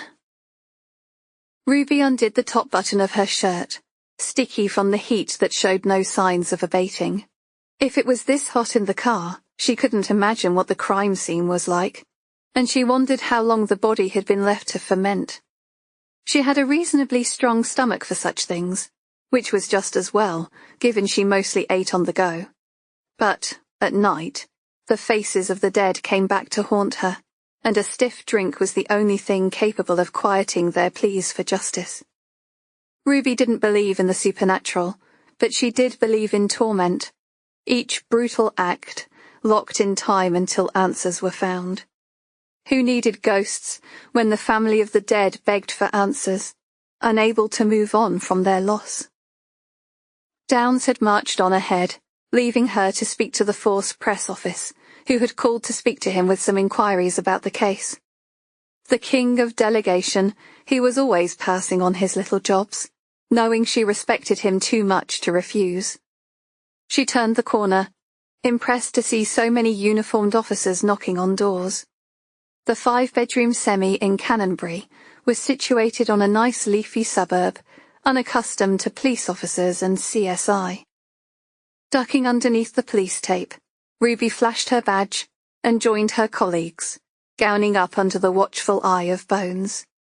She recognized Detective Chief Inspector Worrow underneath the suit, rigid, stiff, and stick-thin. Her black bob was cut with precision, too severe for her youthful face. She was chatting to Chris Douglas, a trim, effeminate-looking man with sandy blonde hair. She liked Chris. He had a dry sense of humor that took the darkness from his role. Forensic pathologists often attended murder scenes to gather evidence and examine the body in situ before it was transferred to the mortuary. "Morning, Ma'am. Chris?" Ruby nodded, realizing they were both leaving the scene rather than going in. "I heard the owners called it in." Traffic was good, and the drive had been short, depriving her of a full briefing of events. "They got back from holiday today," Chris said. "Bit of a shock to find Emily Edmonds helping herself to cucumber sandwiches draped on their chaise longue." Ruby frowned, wondering if she had heard right. Chris touched her arm to rescue her from her confusion.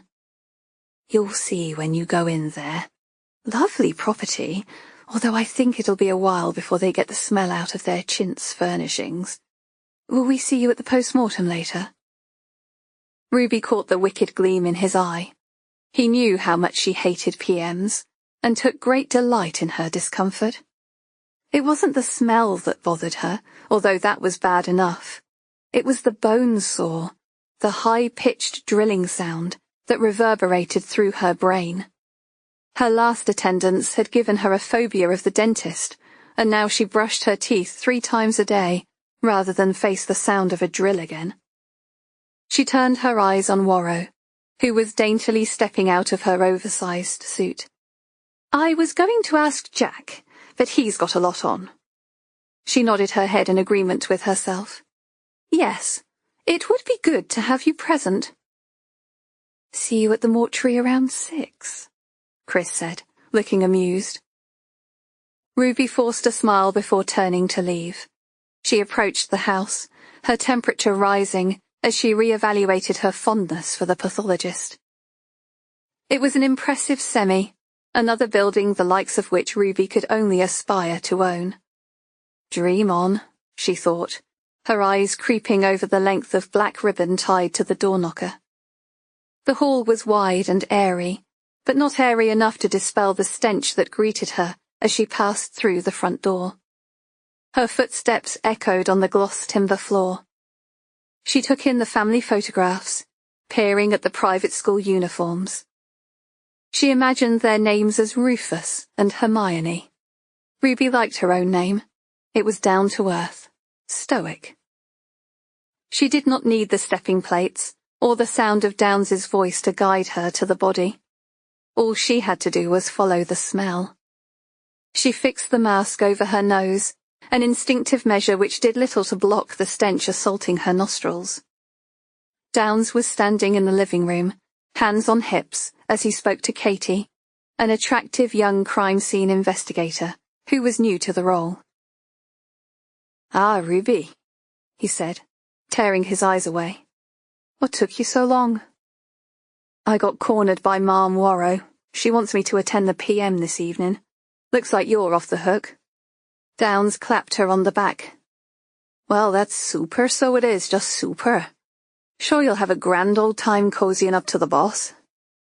Thanks, Ruby said flatly, trying to make sense of the scene before her. The corpse of Emily Edmonds was seized by rigor, her knees drawn up to her chest in a fetal position on a very expensive-looking chaise longue. Her head lolled to one side, and her skin had taken on a mottled grey hue. Her long brown hair was tied in a ponytail, eyes open, an expression of terror relaying her final moments. The pretty floral dress she was wearing was too big for her body, and Ruby frowned, wondering at what point she had been changed. On the coffee table lay a teapot, sugar cubes, a jug of milk, a teacup and saucer, and an uneaten cucumber sandwich on one side. I take it that's Emily, then, Ruby said, feeling a surge of pity for the remains of the woman before her. But she did not feel surprise. Emily's death was something her gut had forecast from the first day she saw Harry Edmonds' body, although she was yet to ascertain why. Afraid soul, Jack said, his suit rustling as he folded his arms. She took in the room, which was the same size as her whole flat. She doubted they would ever get rid of the smell. Even when the cleaners had removed all traces of the body, its presence would still be felt, and nobody would want to sit in the room alone. Who found her? She asked, taking another step towards the body. Even without the facial bruising and cuts to her lips, Ruby could tell by the tortured expression that death had not come peacefully. The man of the house, him and his missus came back from their holidays with the kids to find some black ribbon tied to the front door. There was no sign of forced entry, but he told them to wait in the hall while he checked the house. I saw the ribbon on the way in. The children, what's their names? Why? No reason. Felicity and Jasper. Oh, he looked more like a Rufus, Ruby said, stepping back to allow the CSIs to continue their work. She could see why the pathologist had come to the conclusion the body had been moved. Apart from the lack of evidence at the scene, the position of the body suggested it had been stored in a cramped space. The boot of a car, a large kitchen cupboard, or even a suitcase would produce that boxed-off shape. Very mumsy, she said, pointing to the old-fashioned floral tunic dress. You know what I think? She continued, not bothering to wait for a response. Lucy's turned up at Emily's door to confront her. There's been a set-to because Harry's a controlling sod and didn't want to know. Either Emily or Lucy decides to answer back. Harry ends up dead. Both women do a Thelma and Louise and run for the hills. But the reunion doesn't go as planned and Emily is murdered. Charlotte sticks her beak in and she gets killed too. Lucy regrets her actions. She dresses her, does her hair, and lays her to rest in the nicest place she can find. So we're dealing with a hot-headed individual who will stop at nothing to get what she wants? Downs said, stepping back to allow the crime scene investigators to finish their work. It looks like whoever dumped the body closed the curtains and stopped all the clocks. Mourning traditions, Ruby said, remembering her mother doing the same thing after her father died. Indeed, although they're dying out now. No pun intended. He nodded to Ruby. Seen enough? More than, she said, wondering how long she would smell the dead body on her skin, in her hair, her clothes. The fresh air was a gift as she stepped out of the house. Funny how she had never valued it until she was forced to inhale that rotting corpse smell. Ruby rested her blazer on her chair, giving it a final sniff. It was no use. It would have to be dry cleaned before she could wear it again, an expense she could barely afford. The home was due to put its prices up soon, and it was hard enough getting her brother to contribute at all. She thought of her mum, and wondered what the chances were of getting in to see her for a visit. Minimal, given briefing was due in 5, and she had just been passed some vital information. Information that changed everything she knew about the case. The lunchtime special wafted through her window from the Eagle pub next door. Today it was curry. Ruby's stomach rumbled. "I got you a sandwich, Sarge. Chicken mayo," Luddy said, dropping a Tesco bag between the piles of paperwork on her desk. "Cheers, mate, and call me Ruby for God's sake. Everyone else does," she said, taking a peek inside the bag. "Ooh, and Coke too. How much do I owe you?" "My treat." Luddy flashed a smile, his hand resting on the back of her chair. He had nice teeth, Luddy. Clean, even, and minty fresh. Bit of a mummy's boy. He had a habit of lingering a bit too long, but Ruby was too indebted by his sandwich to ask him to leave. She cracked open the can of Coke and took a swig. Then, taking the sandwich in her left hand, she bit off a chunk of wholemeal bread. "We've just located Emily's daughter," she said, quickly chewing half her sandwich. "Seriously?" Luddy said, his eyes widening at the prospect. "Are we bringing her in, then?" "All will be revealed in briefing, but first, there's somewhere I've got to be."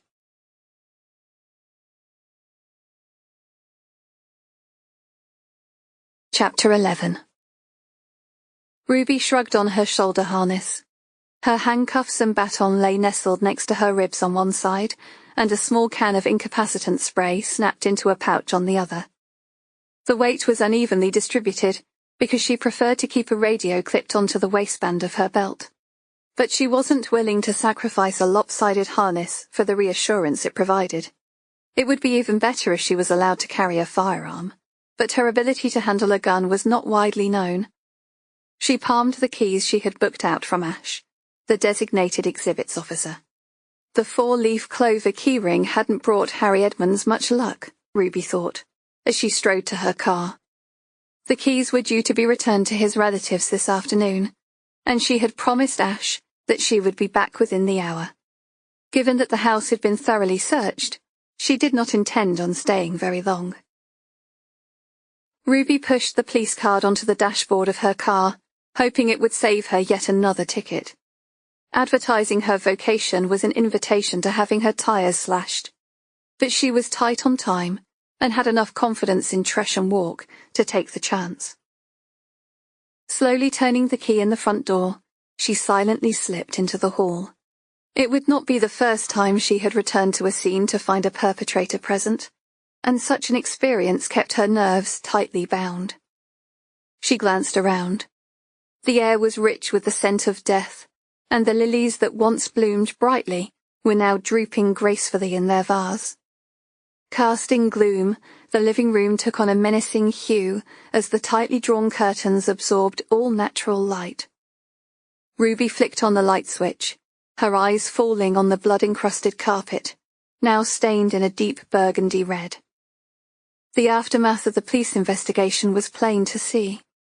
Cupboard doors yawned open, and upturned furniture lay next to piles of paperwork and books stacked on the floor.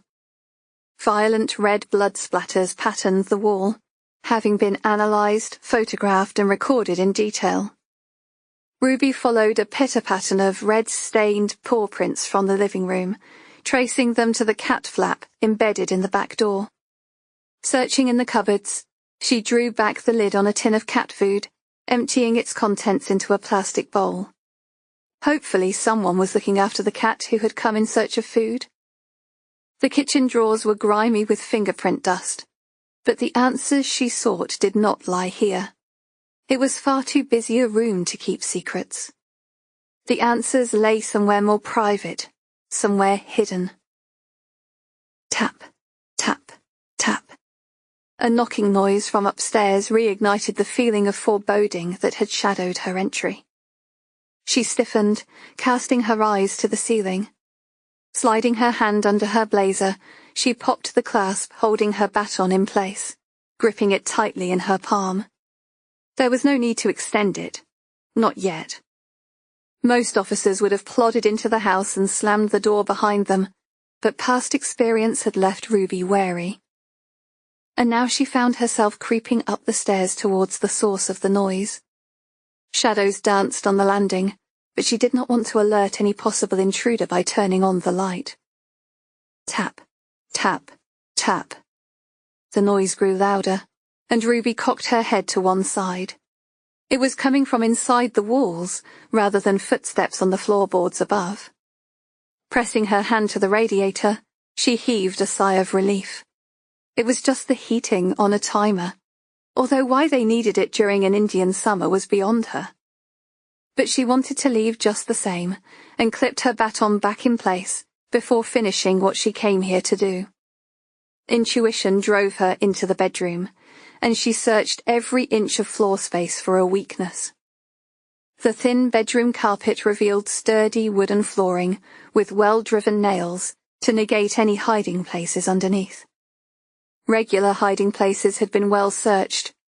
She needed to delve deeper.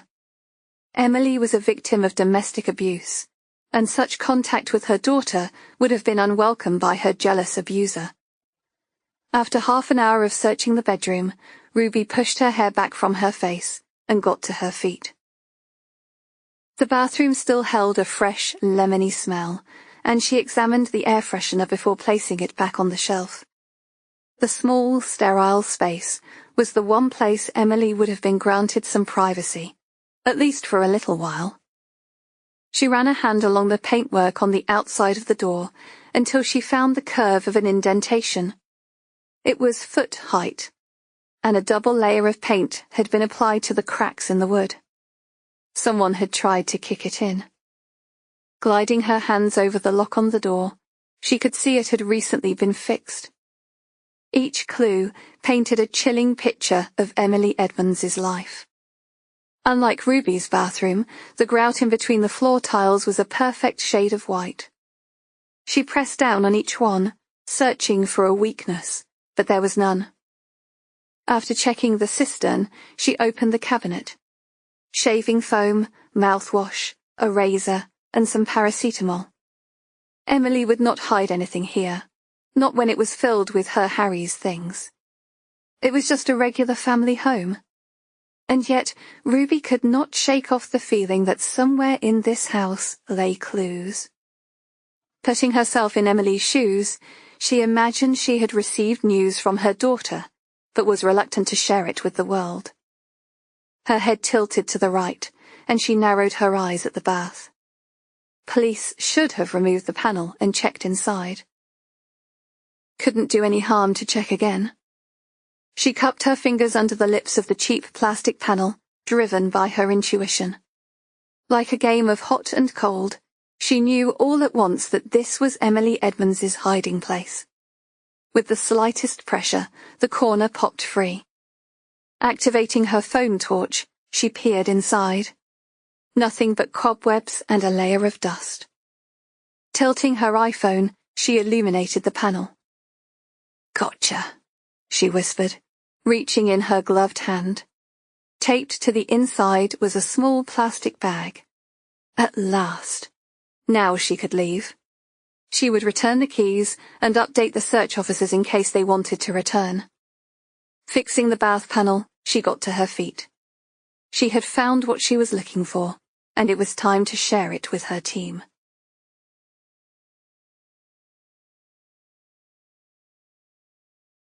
Chapter 12. The incident room was an airless, soulless place. The steel-framed window had been sealed shut for the last 3 years, since a listening device was implanted from outside. 3 floors up, they had expected privacy, and now they were paying the price as they filed into what Ruby lovingly referred to as hell. She prayed for rain. It was not that she hated the sun. Ibiza, Malaga, such places brought memories of glorious clubbing and sun-soaked days. Shoreditch briefing room in a heatwave did not invoke the same blissful feelings. With the door shut and sweaty bodies lined up against the walls, it was a special kind of hell indeed. Downs led the briefing, swapping intelligence and bringing everyone up to speed. He was leaving the best until last as always, and Ruby stood when prompted, ready to deliver the news. I've got 2 important updates which have just come in. Firstly, I want to read you some letters, Ruby said, holding up 2 sheets of paper. These are copies of exhibits which I seized from Emily Edmonds' address this afternoon. They were discovered taped inside a bath panel in her home. She handed Luddy copies to distribute. Clearing her throat, she prepared to read the first page. Dearest Mother, yes, you read right. I'm your daughter. I've come to find you. I know that this will come as a shock to you, or perhaps you've always known that this day would come, that the daughter you gave away would come looking for answers. But there's no need to worry. I don't care about the past. I just want us to be a family. Writing this letter has not been easy, but I want us to be together. I hope this advance warning will make things easier when we meet. I'm so looking forward to being part of your family again. Lots of love, Lucy. Kiss. Ruby lowered the paper and glanced around the room. Her eyes rested on Ash as she wondered which second-hand shop he'd bought his crumpled blue tie from. At least it proved someone had listened to her request to smarten up. Right. I'm opening this up for discussion. What do you think? Creepy psycho, Ash said. Why? Ruby replied. He ran his hand over his thinning hair. Read in between the lines. I've come to find you. I'm looking forward to being a member of your family, then signing it lots of love. She doesn't know this woman. Sounds desperate. Maybe, Ruby said. But are you making this judgment with the beauty of hindsight? Eve fanned her face with her paper, her voice reminding Ruby of a small chirping bird. I don't think she's crazy. She sounds sad, lonely. It's not been easy for her, but she's writing the letter to protect herself from rejection. She's hoping that by introducing herself gradually, she'll spare herself the embarrassment of being turned away. Fair point, Ruby nodded. Anyone else? I think the person behind this letter is very bitter but trying to hide it. The daughter you gave away. It doesn't sit easy with me, Luddy said. Ruby nodded, giving him a knowing look. She had yet to inform the team that they had located Emily's daughter, and wanted them to view the letters with an open mind. We don't have Emily's response, but I think we can guess given the tone of the second letter. She fixed her glasses back on the bridge of her nose before continuing. Mother, I was surprised to receive a reply so soon. At first I thought it was an indicator of your enthusiasm until I read it through.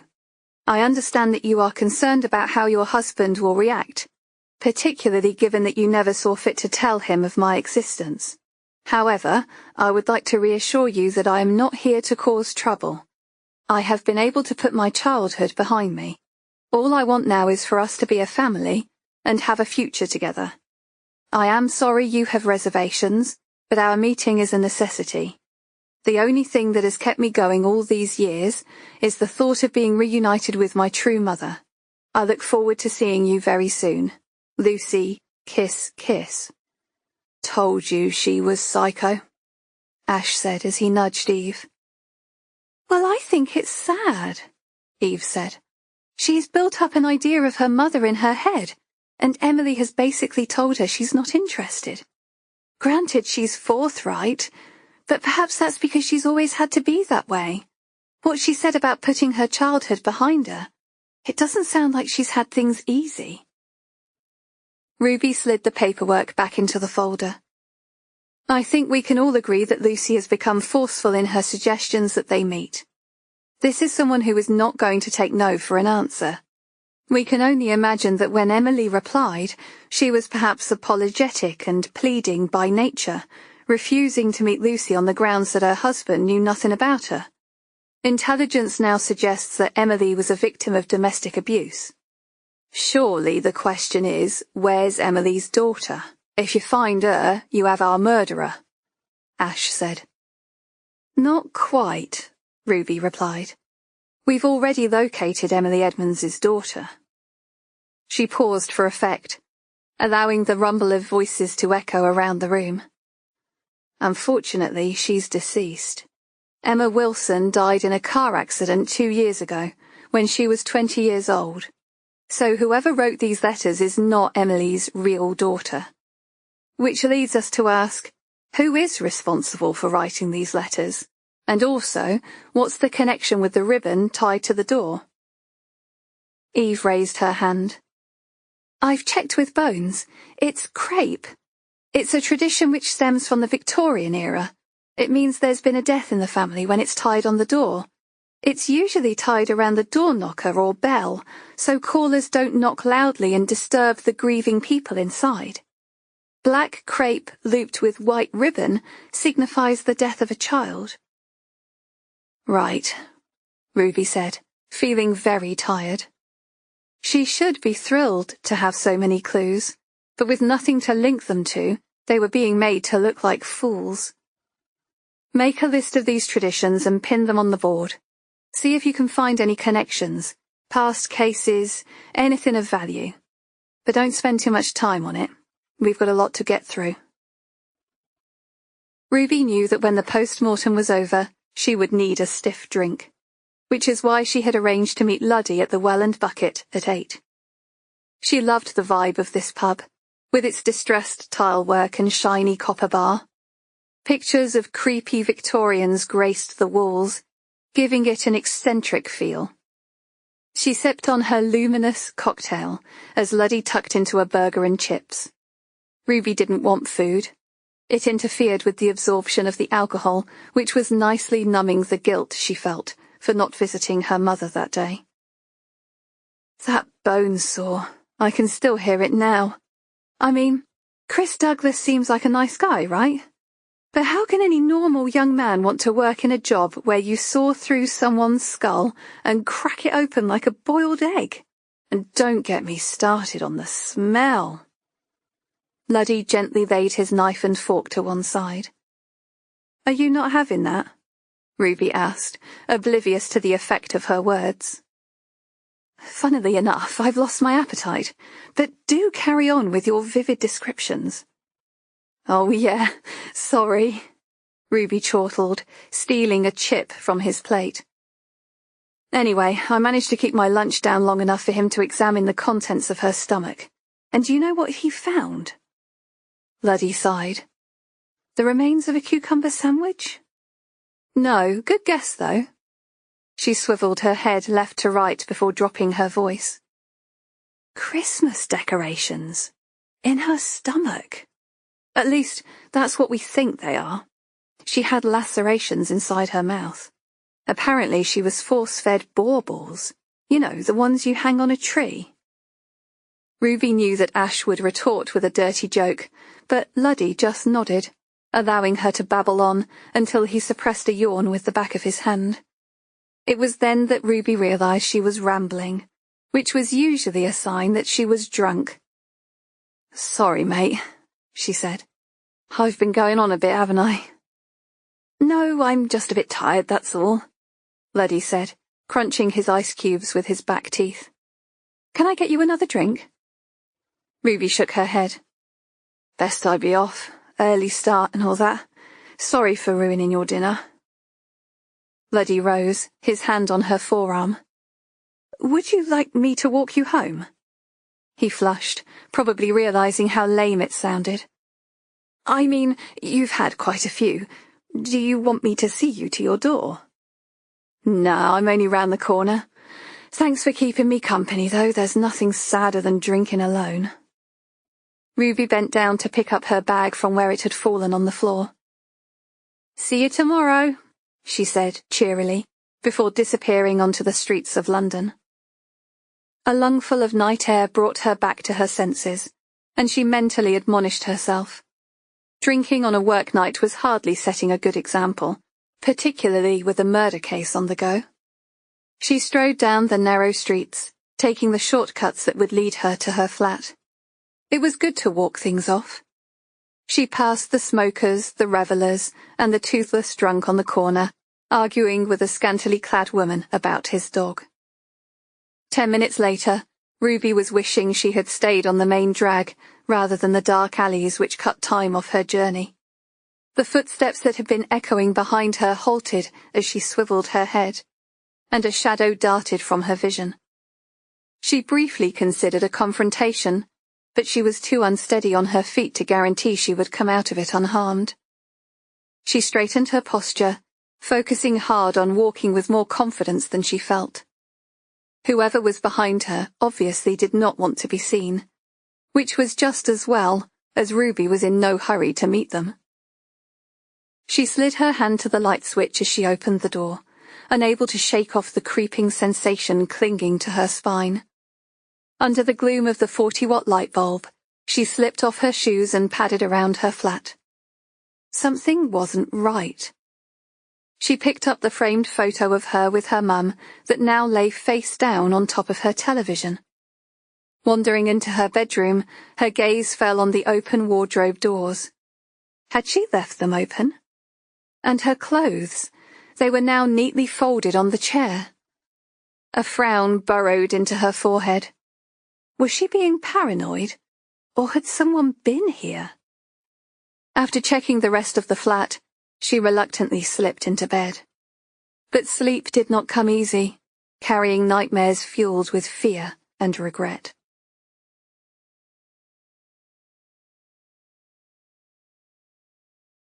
Chapter 13. Ruby yawned. A restless night had left her with 4 hours sleep, and yet, here she was viewing a property at 7 in the morning. But she had to get away. She was feeling increasingly uneasy in her flat, and this was too good an opportunity to miss. She pushed open the door, and her first thought as she gazed around the beautifully designed surroundings was that she had come to the wrong address. Situated in Dalston, it was far more upmarket than anything she could afford, yet the letting agent had claimed it was within her price range. It had that fresh, new carpet smell, which was an improvement on the scent of cannabis wafting from the neighbouring flats in her current abode. "Hello?" she called out. "Anyone here?" Her voice echoed as she entered the room. She slipped off her heels and enjoyed the luxurious deep pile carpet underfoot.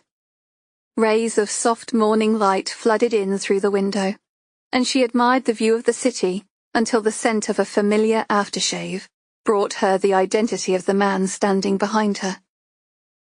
"I should have known it was you." Her voice was silky as it betrayed her. Her body always did that when it came to Nathan, and the only way to resist him was never to be in his presence. "Hello, Ruby," he said, pulling back the strands of her hair and stroking the nape of her neck. He'd always loved her neck. He said it was like a swan, elegant and graceful, stark white against the darkness of her hair. A million shivers ran down her spine as he breathed into her earlobe. His hands were on her forearms now, laying claim, as he always did. She stood her ground as she tried to contain her arousal. What was it about this man that made her brain turn to mush? It had always been that way, for as long as she could remember. She closed her eyes and pulled away. Her hand found her throat, and she made space between them before turning to face him. He looked well, more than well. His muscles were defined, his face tanned, with a light stubble. He regarded her, unsmiling. She cleared her throat. "Why have you brought me here?" "You weren't answering my calls." "I threw away the phone." He said in a deep voice. It was his signal of displeasure. Ruby had recognized it in his father, whose hardened frown was always followed with silence. "What happened to your face?" he said, touching her cheekbone. "I ran into someone's fist." She pulled away. Nathan's scowl deepened, Ruby's attempt at humour falling flat. "You know what date it is today?" "Of course I do." She was not likely to forget.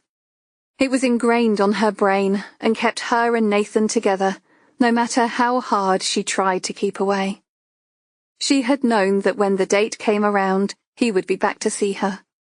Why? What was the point? It wasn't going to change anything. It was time to move on, walk away from the ghosts of their past, and begin again. I should go, she said, her brief glance turning into a lingering gaze. His presence was hypnotic. She found herself stepping towards him as if she was in a trance, her body calling out for his touch. Nobody gave her as much pleasure as he did, yet nobody caused her as much pain. So, you're growing a beard, she said, wondering why she was engaging in conversation when she'd said she was leaving just seconds before. Nathan ran his fingers over his chin. And your hair has got long, he said. Ruby had considered cutting it short, but she couldn't. Even now he had a strong hold over her, and she found herself wearing clothes he liked, his favourite perfume. She had given into it a long time ago, unable to completely let him go. You're still a criminal, then? I'm still in the business of making money. You still in the filth? Ruby nodded, killing the smile as soon as she realised it had crossed her lips. Why have you brought me here? You needed a flat. I've got you one. Why? Your last floozy move out, did she? Nathan folded his arms, his biceps straining against the constraints of his shirt. His eyes darkened, and he gave her the look. It was the look which told her he knew everything that had been going on in her life since she left him the year before. Such was his power. But she never promised to be celibate, and she knew it wasn't fair of her to expect him to be either. There's only ever been you, he said, his words thick with emotion. In that second, she saw the young man she had fallen in love with all those years ago. Running through the night, their laughter echoing down the rain-streaked alley as police sirens cut through the air.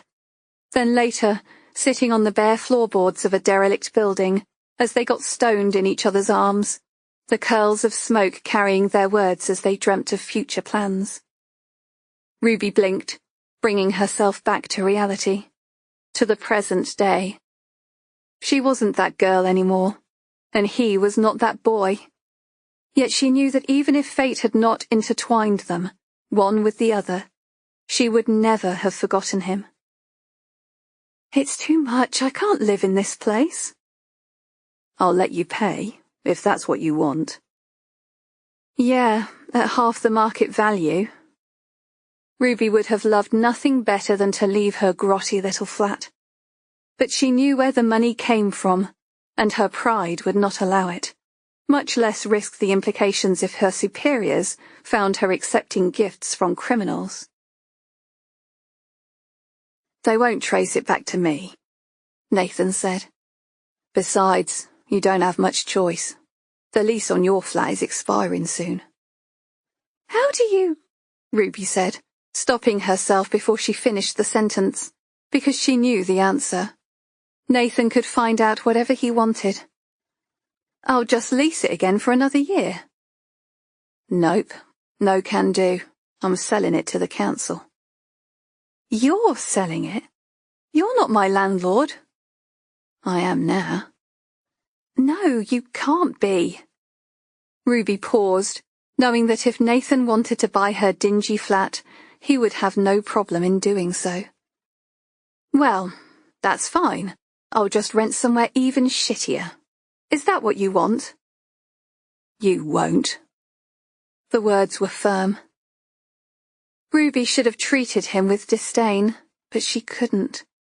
In her heart, she knew that Nathan was a good man who took the wrong path. He could have been anything, but his upbringing dictated his direction. She had turned her back on him to go her own way, but, despite it all, they kept finding themselves thrust together. How have you been keeping? You okay? Good. Another step closer. She could see the hurt in his eyes. He thought she was moving on, away from him. He couldn't have been more wrong. I don't love him, you know. I've just been so lonely. Nathan reached out and touched her cheek, and she gave in to the moment, closing her eyes as she leaned her face into the warmth of his palm. His lips brushed against hers, and she welcomed it. She could so easily melt into him, forget her job and the world outside. Her arm reached around his waist, but he broke away, leaning his forehead against hers as he clasped her jaw in his hand. His breath had become heavy, and he closed his eyes before stepping away. What's wrong? That was goodbye, babe. Ruby frowned. Goodbye? Are you playing games with me? No, Ruby shrugged off his touch. You got me here on false pretenses and now you're saying goodbye? Are you getting off on being cruel? Is that what this is? I can't keep going like this. Watching you. I've got to move on with my life. You're not going to change any more than I am. So I'm letting you go. You don't get to do that. I let you go a year ago. You didn't. Not really. We've both been holding on to the past. This is the last time you'll see me. But I want you to take 2 things. He shoved a phone into her bag. This mobile is untraceable. If you get into trouble, just leave a message and I'll be there. Secondly, you're taking this flat. I used to lie low here sometimes, but I'm moving on. I don't need it anymore. I've never brought a woman around here, Ruby.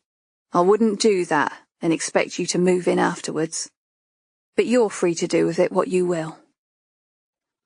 Ruby stared at the key he pushed into the palm of her hand. It was blurred from the tears forming in her eyes. I can't. Yes, you can. As far as anyone else is concerned, you were left it as an inheritance from that aunt of yours that died last year. The legal documents are in the bedside dresser. Why? Where are you going? Are you in some kind of trouble? No, but I need you to know I won't be there to look out for you anymore. You're on your own now. I'm on my own? How dare you? You call me around here, then talk to me like I'm some fucking kid trying to find my way in the world? Ruby flared. I'm not the 16-year-old you shacked up with, Nathan. I'm 38 years old. I have a good job and I run a tight team. Don't talk to me like you're some cocaine-dealing superhero who watches from the shadows every night. I can get by just fine without you. Nathan grabbed her wrist as she tried to fling the key across the floor. I'm not some low-life street dealer, and you know that. So have a bit of respect. Ruby saw the flash of anger in his eyes, but she didn't care. It was a trait he inherited from his father. A trait that served him a brutal childhood and gave him the respect of his peers. His cold, hard face pressed close to hers. Pulling her wrists away, she turned to leave. Wait. Don't leave it like this. His words were filled with instant regret.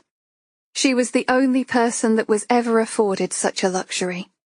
His temper was quick, and she knew violence was just one of the tools he was forced to use to keep ahead of the game. But it was something he rarely allowed her to witness. The most he had ever afforded her was a flash of anger, some hurtful words, but he had never raised a hand. Ruby sighed. She didn't want it to end like this either. Her voice softened. I hoped that the break would make you come around, leave it all behind and start a clean slate. But you can't, can you?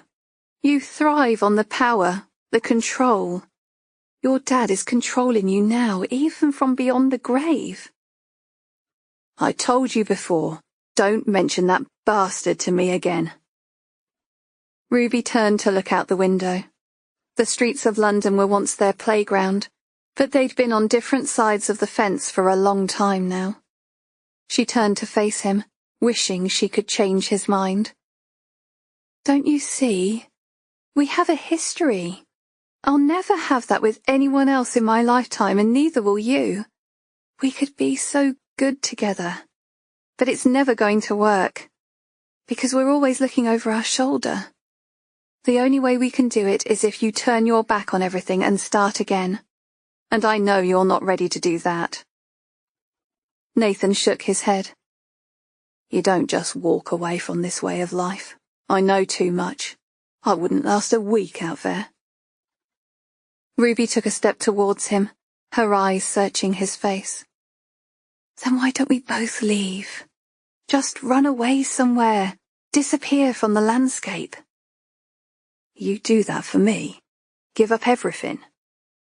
Yes, she said, as long as you did the same. I know you. You'd resent having to leave your job, and you'd never abandon your mum. Mum. Ruby imagined Joy sitting alone, with nobody to visit her. She sighed. Nathan was right. Then I guess we should call it a day. Ruby's hand fell away from his, and her heart broke all over again, as she realized he was not going to stop her. It's not that I don't. I do.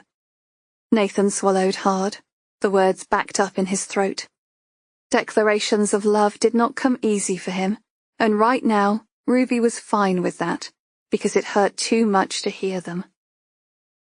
I know, she said, inhaling a deep breath.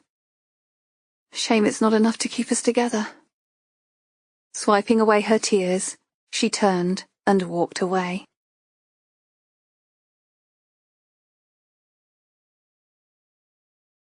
Chapter 14.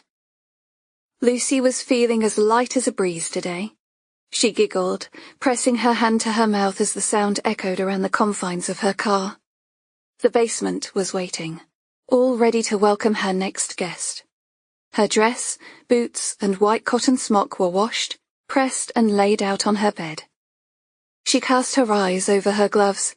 They were special ones, just like the rest of her outfit, and she could not wait to put them on.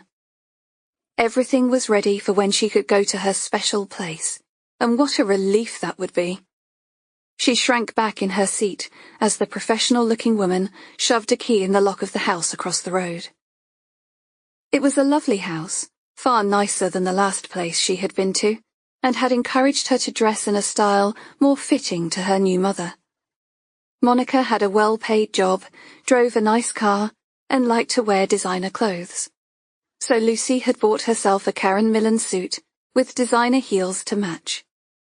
Monica was tall, about 5'10", but Lucy's heels afforded her a generous enough height to convince her mother that she really was her adopted daughter. After all, if you gave up a child for adoption all those years ago, and she came knocking on your door, would you really doubt what she had to say? Lucy touched her long dark locks, checking them in the mirror. It was real hair, not that cheap synthetic stuff. The cap itched like hell, though, and the warm weather made her scalp sweat. She took a deep breath before opening the car door. The most important thing was to appear confident. Just be the daughter she wants you to be, Lucy thought, as she walked towards the townhouse. Monica's husband had a well-paid job in the city, but there was no room for men in the happy ever after that Lucy had planned. Her father figures had caused Lucy nothing but pain. Such a beautiful house, Lucy thought. Certainly no shortage of money there. So why hadn't her mother got in touch? She clenched her jaw, forcing herself to relax as she pressed the doorbell. There was no point in getting upset about it now. Monica would have lots of time to explain. Lucy did not expect the clamour of a dog from inside the hall. It must be a new addition. She hated dogs. They got in the way and nipped at your heels. She was never allowed any dogs in the foster home she stayed in, which was just as well, or they would have been beaten to a pulp. But the one in the hallway of Monica's home sounded like one of those spoilt little designer dogs, which were probably treated far better than she ever had been. Lucy managed to keep calm as a shadow filled the doorway. Monica looked even more glamorous up close. Her wavy brown hair had been perfectly styled, and she had definitely had her teeth fixed, maybe even a little Botox around the eyes. The soft ivory blouse clung to her curves, and the pencil skirt accentuated her hips. She was wearing just enough makeup to complement her flawless skin, but not too much that it aged her. The woman looked Lucy up and down, returning her gaze as she spoke. Yes? Lucy realized that she had been staring, but given this was the first time she was about to speak to her mother, she felt it acceptable. Are you Monica Sherwood? Lucy said, trying to sound nervous. People generally preferred if you were meek, subservient. She had learned from experience that it helped keep the situation calm. Yes, what can I do for you? She said, perhaps affording Lucy a little more respect because she was so well dressed. My name is Lucy. I'm your daughter. It was Monica's turn to stare open-mouthed now, and Lucy was ready to take the helm. Can I come in? We need to talk. That was the understatement of the century, Lucy thought, as Monica cautiously allowed her inside. She glanced past Lucy at the neighbouring houses, probably checking to see if they had noticed her arrival. I don't know what to say, Monica said, her hand touching her bottom lip. I've thought about this moment since you turned 18. She gave a small gasp, as if somebody had punched her in the stomach. But I never imagined it like this. She seemed to go weak at the knees, and Lucy caught her arm and led her into a room on the right. It was tastefully decorated, with cream furnishings and tasteful prints embellished the walls. Lucy scanned the fireplace for family photos, reassured there were no additions since her last visit.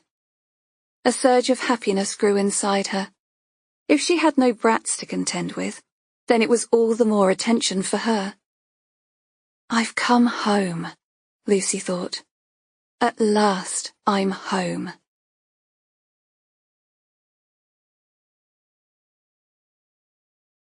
Chapter 15. It took every ounce of Nathan's strength not to stop Ruby as she walked away. Coming to this decision had not been easy, and he could not back out now. Giving her the flat was meant to be a final gift, a gesture of thanks for everything her family had done for his. But there was much more to it than that, and he was kidding himself if he thought otherwise. Ruby was his biggest addiction, and in his fantasy world, where everything was black and white, they could be together without holding back. But as long as she was in the police, then it wasn't going to happen. Their relationship veered from painful separations to brief, lust-fueled reunions, when all he wanted was for them to settle down. His father would turn in his grave if he knew. The thought gave Nathan a certain satisfaction. He had come across some nasty fuckers in his lifetime, but nobody matched up to his old man, and he hated him with a passion. He couldn't believe it when his mother cried at his funeral. Not just crocodile tears either. She was inconsolable. His brother, Lenny, was 17 then, and refused to attend. Nathan went for 2 reasons. Firstly, to support his mother, and secondly, so he could make sure the bastard really was dead. He had waited a long time for that day, and volunteered to help fill the grave afterwards. Injecting his anger into each shovelful of clay, he had enjoyed the satisfying thump as soil hit the expensive oak coffin. Not that Jimmy Crosby had the common decency to stay in the ground. Even now he haunted his son's thoughts, orchestrating his lifestyle, calling him weak as he spat in his face. His father's words echoed in his mind as he watched Ruby leave. She's only a bird. Plenty more where that came from. It felt like the sky had fallen, the day his father died. He should have been relieved, but Nathan spent the day in shock.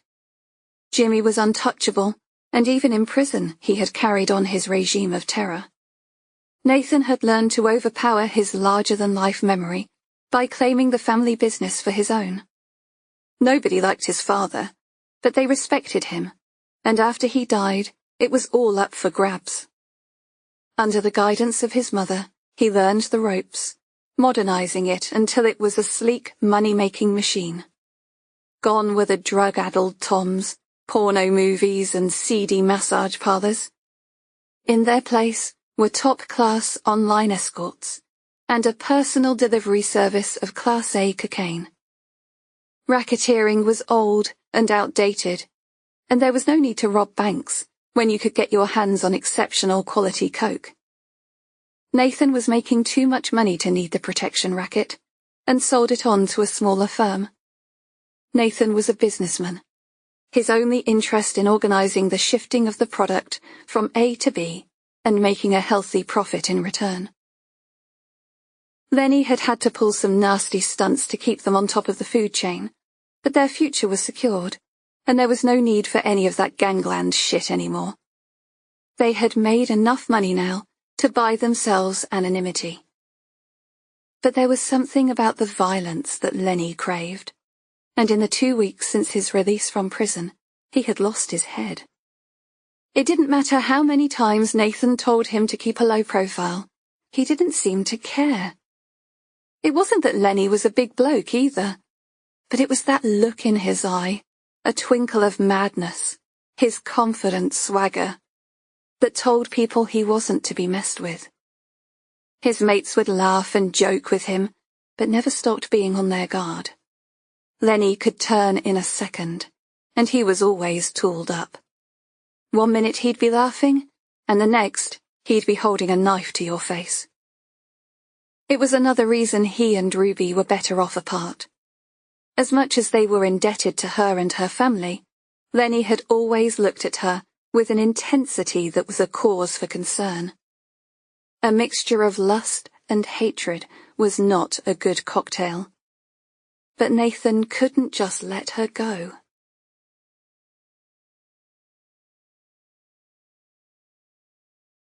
Chapter 16. Detective Preston? Hold on there a minute, I need to speak to you.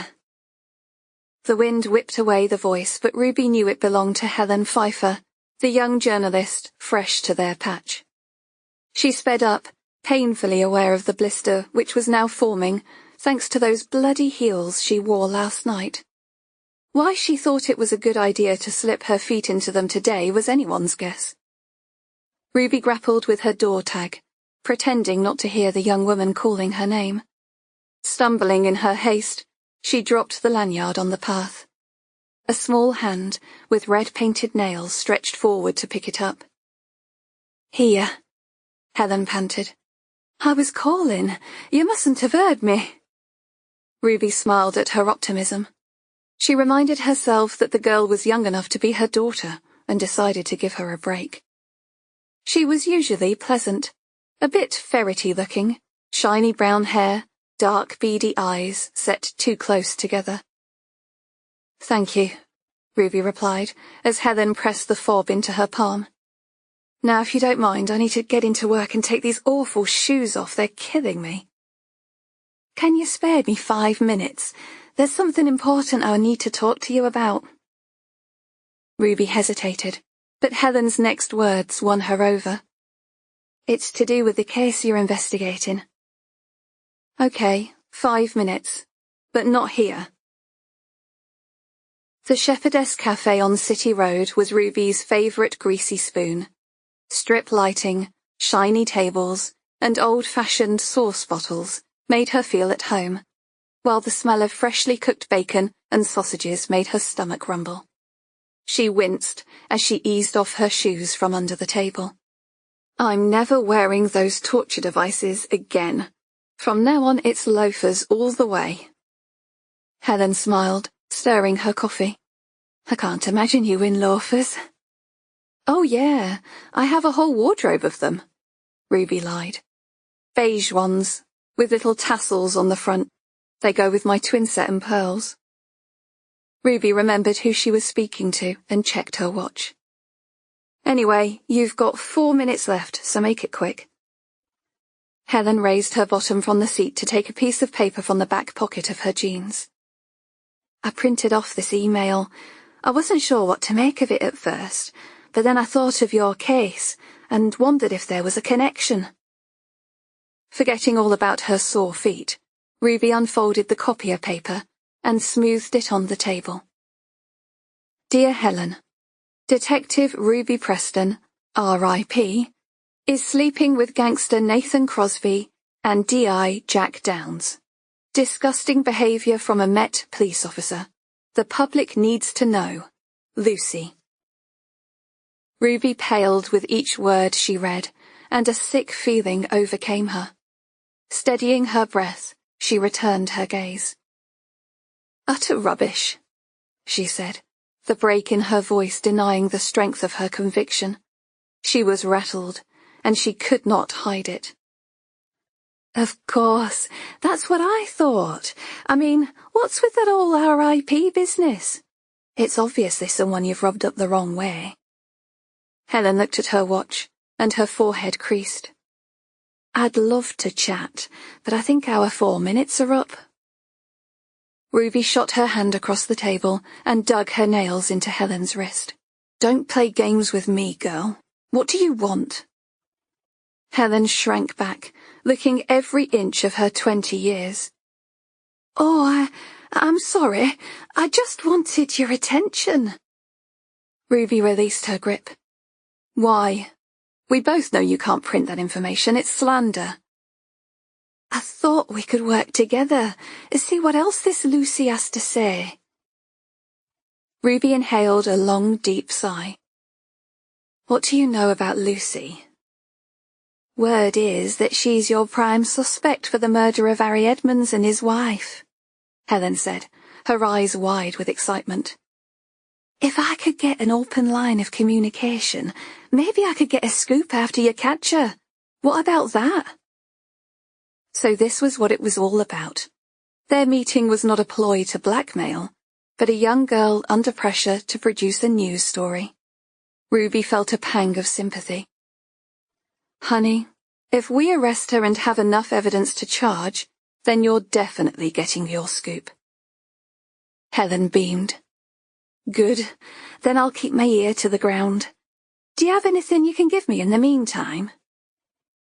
Ruby pushed her hand into her pocket and slid out a business card. Give me a ring at 9 tonight, and I'll see if I can give you the official line on it. That should keep you going. Really? Cool. Maybe we could do this all the time. Ruby rose from the table. Plucking a pen from her breast pocket, she began to scribble on the back of the card. This is my personal email address. Forward the email, and any others you receive to me. Then delete them from your email account, your sent box, and your deleted items. Don't attempt to communicate with this individual. Most likely it's some nut. We can't take any chances. Oh, and Helen, we didn't have this conversation, you get me? But, Helen said, following her onto the street. No buts. Leave it in the hands of the police. Except Ruby had no intention of reporting it to the police. At least, not yet. The folded paper burned a hole in her pocket as she sat through briefing, justifying her reasons for staying quiet. It's a random accusation by some nutter, that's all. Happens every time a high-profile case hits the press. And as for signing it Lucy? People talked.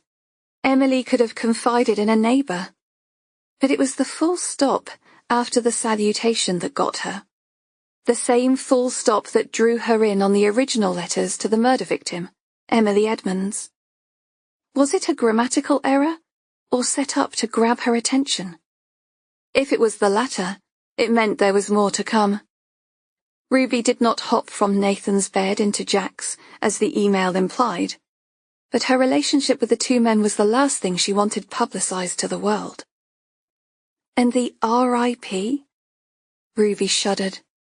Lucy was watching her, and she wanted her attention. By the end of briefing, she had it all figured out. She would follow up on the email privately, using a computer techie to investigate its origin. In the end, it came down to a choice of two people, Nathan or Luddy. Neither were ideal, but both were trustworthy. Yet still, the name prickled her senses. Surely it could not be the Lucy she knew. Not after all these years. The press appeal was held that afternoon. Jack sat next to DCI Warrow as she appealed directly to the woman who had identified herself as Lucy to come forward. She widened her appeal to friends, family, and members of the public to get in touch with any concerns they may have. Ruby sighed. Soon they would go from having minimal information to being deluged with it. Their caseloads were at breaking point as it was. But it was the same story across the board, and nobody could spare the extra resources to give them a dig out. They failed to mention the possibility of an adopted daughter. It would have made a great human interest story, but it was too early to say just what was going on with this case. Hunched under the glare of the cameras, Jack looked exhausted, his suit creased, the knot on his burgundy tie bunched to one side. Ruby had surprised herself by getting a decent night's sleep, but as she was drifting off, she thought of the meeting with Nathan earlier in the day. She loved the new flat. It was perfect for her, close to work, in a nice, safe area, and very secure. But she could not be indebted to him. She had thought about returning the keys when something stopped her. She pushed them deep in her handbag, just in case the time arose when she needed a safe haven. She was wading through her paperwork when Jack lumbered in, hands deep in trouser pockets, his broad frame filling her tiny office. "What about you?" he said, grabbing a ginger snap from the pack on her desk. Ruby wanted to tell him about the email and the young journalist that was sniffing around, but the words would not come. Mentioning their relationship, if she could even call it that, in the same sentence as Nathan, was mortifying. Whatever the future held, Ruby could sort it out on her own.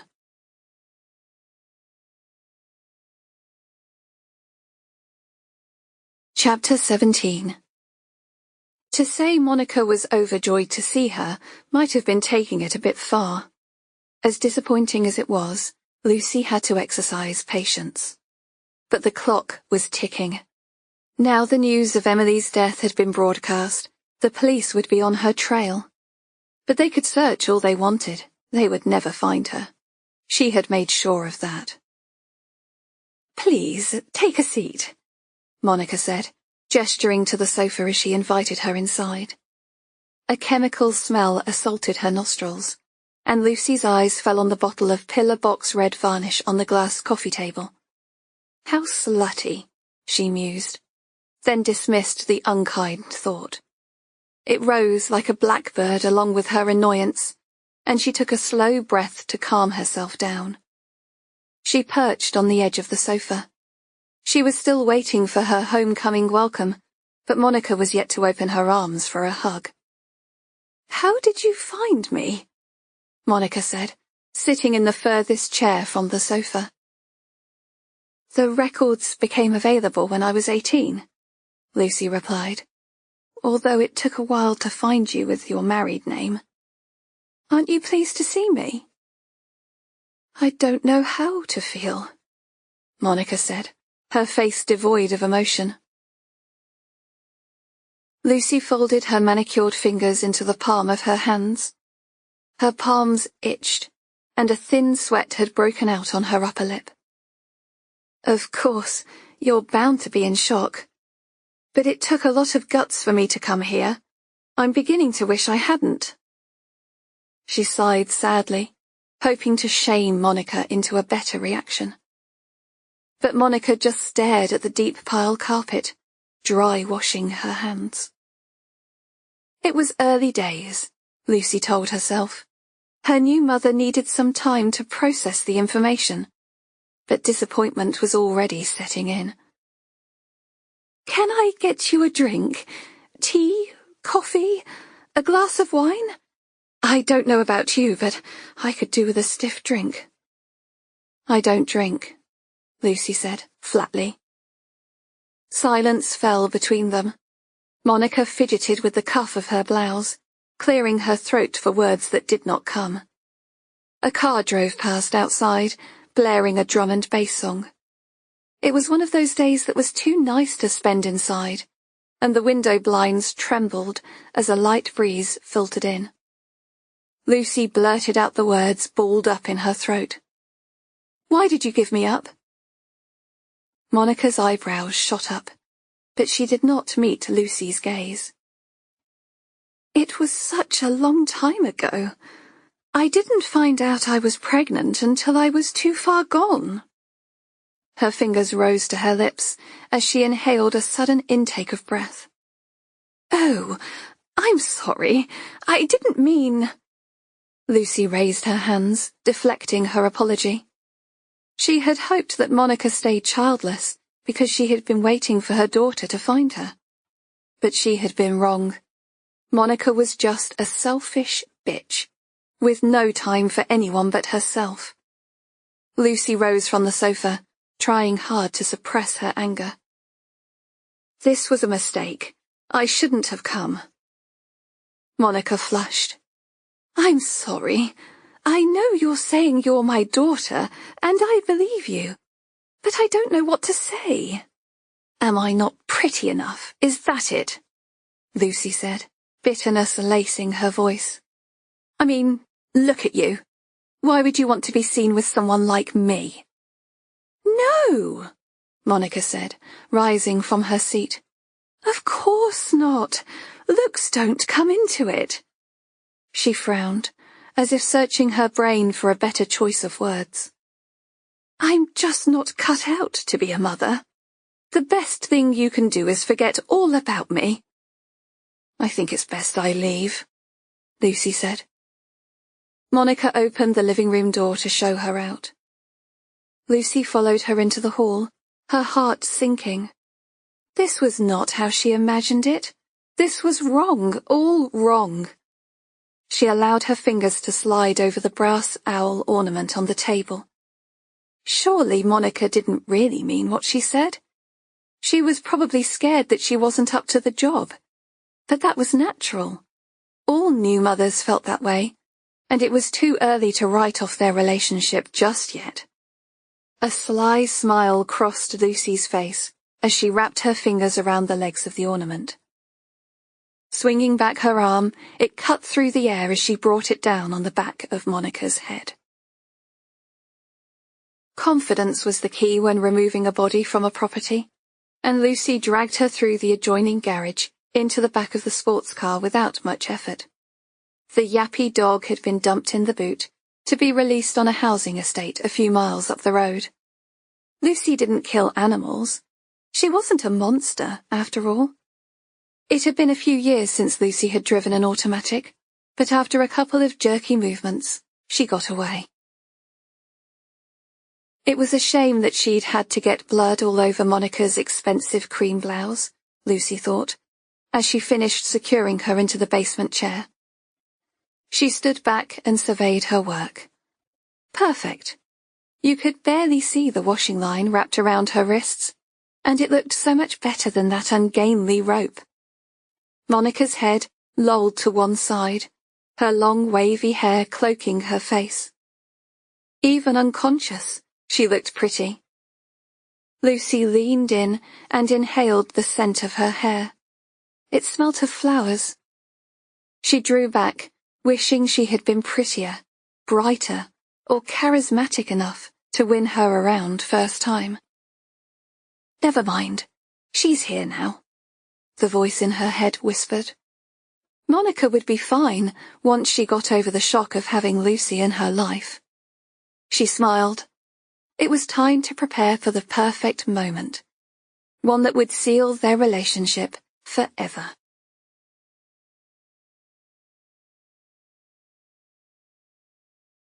Chapter 18.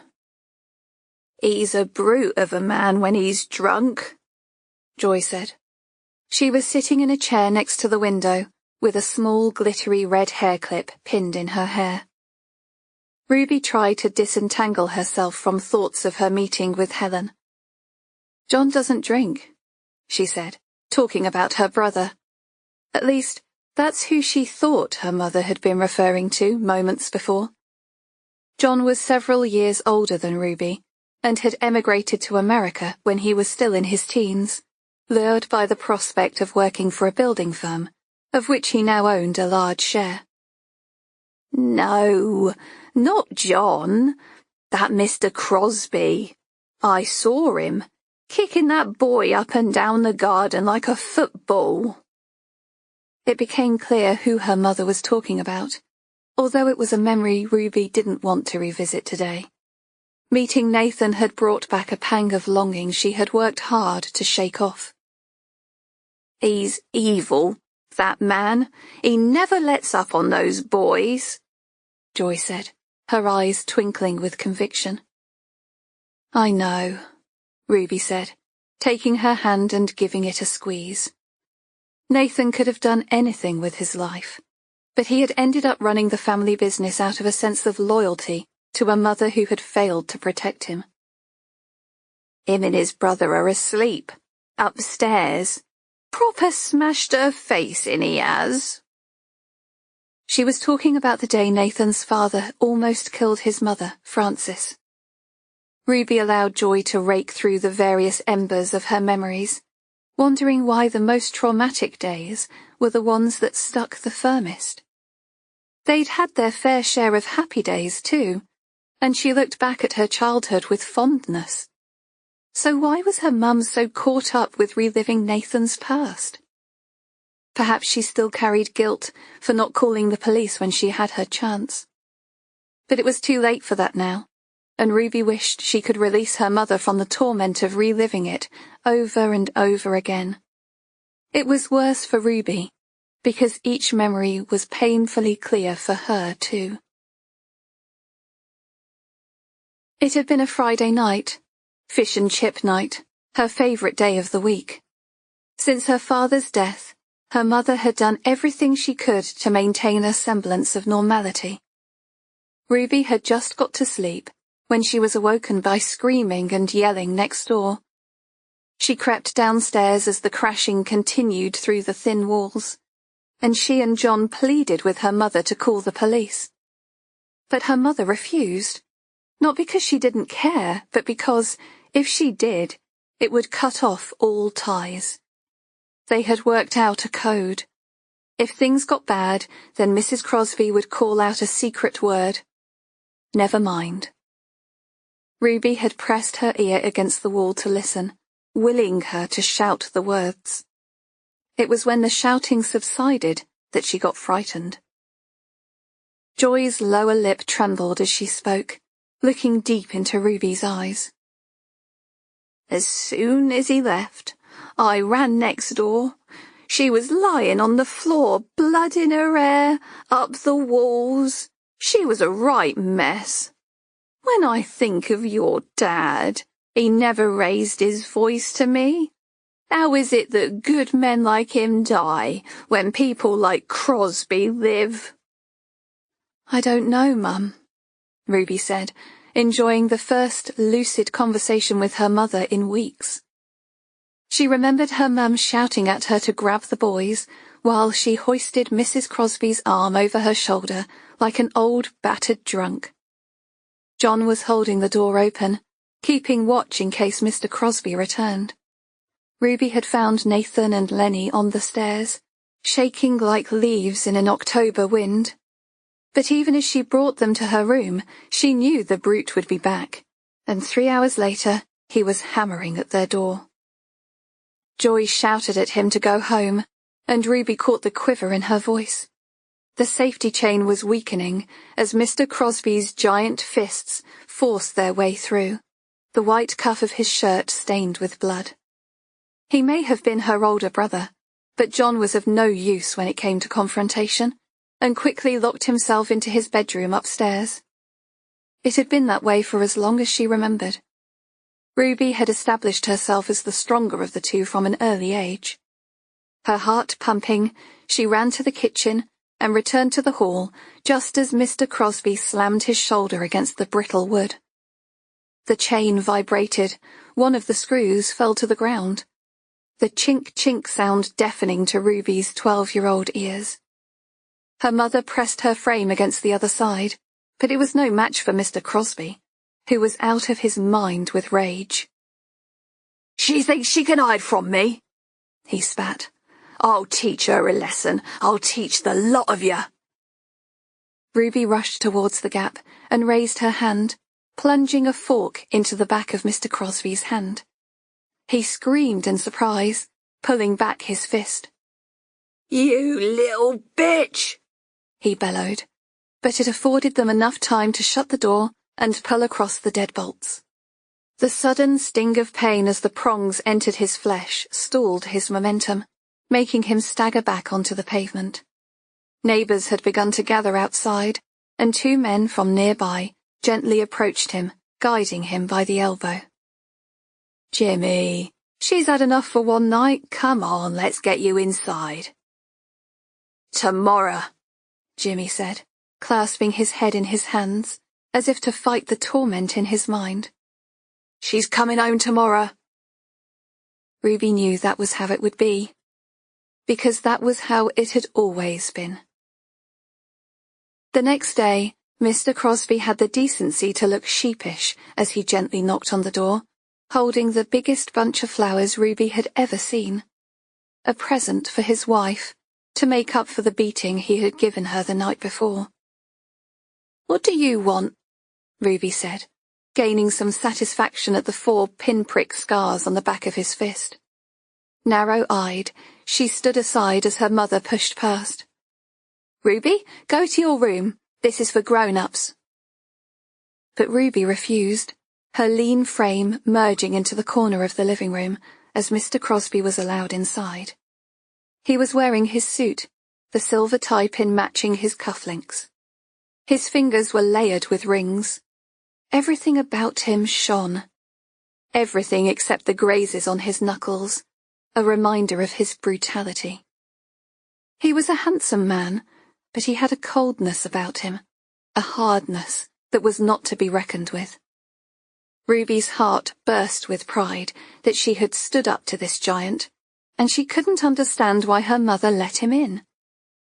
"Sometimes you have to do a deal with the devil to keep the peace," Joy had once said. But it did not make sense with Ruby. Not then. Ruby screamed at her mother after they left. "How could you, Mum? You should have been calling the police, not letting them go back." "Oh, Ruby, one day you'll see that life isn't black and white. She's not ready to leave him, not yet. But when she is, I'll be the one she turns to. If I call the police now, she'll just clam up, and Jimmy will never let them around here again." Ruby sat beside her and took her hand. "Mum, I don't understand. Why is everyone so scared of him?" "Because he's a very powerful man, Ruby, and it doesn't pay to cross him. I know you were trying to help, but you mustn't get involved again." "But the police—" Joy turned, speaking in a harsh whisper. "You're never, ever to mention the police in this house again, do you hear me? And certainly not in the presence of Mr. Crosby." Ruby nodded sullenly, although she didn't understand. And now, as her mother recounted the story, she wondered how life would have turned out for Nathan had her mother done the right thing. For Ruby, joining the police felt like she was righting a wrong, because she could not bear to spend the rest of her life believing she was powerless against the likes of Jimmy Crosby. She did not expect her mum to be proud of her, but some acknowledgement would have been nice. Joy fell into silence, and Ruby checked her watch. With a full shift ahead, it was time for her to return to work. Harmony Williams led the visitor to where Joy Preston was sitting. "You are one lucky lady," she said to Joy, fixing her cushion as her guest sat beside her. Your daughter only left, and now you have another visitor. Have you won the lottery or something? She chortled. Joy stared blankly, barely registering her visitor's presence. I think she has, the guest said, with people like you looking after her. Harmony beamed. Honey, I'm the lucky one, working with all these fine folks. We have a saying where I come from. The older the moon, the brighter it shines. Now you have a good day. The visitor leaned forward and patted Joy's hand. We will. This visit is long overdue. Close the door behind you, Ruby said, catching a few inquisitive glances as she beckoned Luddy inside. He was wearing a new tie, a pink number, for which he had received merciless teasing after he admitted it was a present from his mum. I was just going to offer you a donut, Luddy said, placing the open bag on the table. Eve had been late to work for the second time this week, and the old police rule of buying donuts for bad timekeeping still held. Cheers, Ruby said, plucking out a sugary pastry. I need you to do something for me, but it's got to remain between us for now. Are you okay with that? Luddy nodded, a smile rising to his lips. Sure, what is it? I'm asking you because I trust you. I don't want this blabbed all over the station. She sucked the sugar from her fingers and handed him a copy of the email Helen had given her earlier in the day. Luddy's lips moved as he read the print accusing Ruby of sleeping with Nathan and Downs. It's slander, Ruby said, watching his eyes widen. So I want you to see if you can trace the sender. Put your inquiries through the system as intel received from an anonymous source. If anyone asks, refer them to me. Sure thing, Sarge, Ruby, but shouldn't you report this? R.I.P. It sounds like a death threat to me. It's not a death threat, Ruby said, unwilling to elaborate. But if you find the source, I want you to report it back to me alone. How are your inquiries going? Any joy? I've got an appointment to speak to Charlotte's husband. He's given us a solid alibi, and she didn't have any enemies. Apart from Lucy, Ruby muttered. No sign of the murder weapon that killed Harry Edmonds? Luddy shook his head, his glance returning to the paperwork. You're not in any trouble, are you? It's just that I've heard of the Crosbys and they're a pretty nasty bunch. Which is why I want to keep this between us. And no, you don't need to worry about me.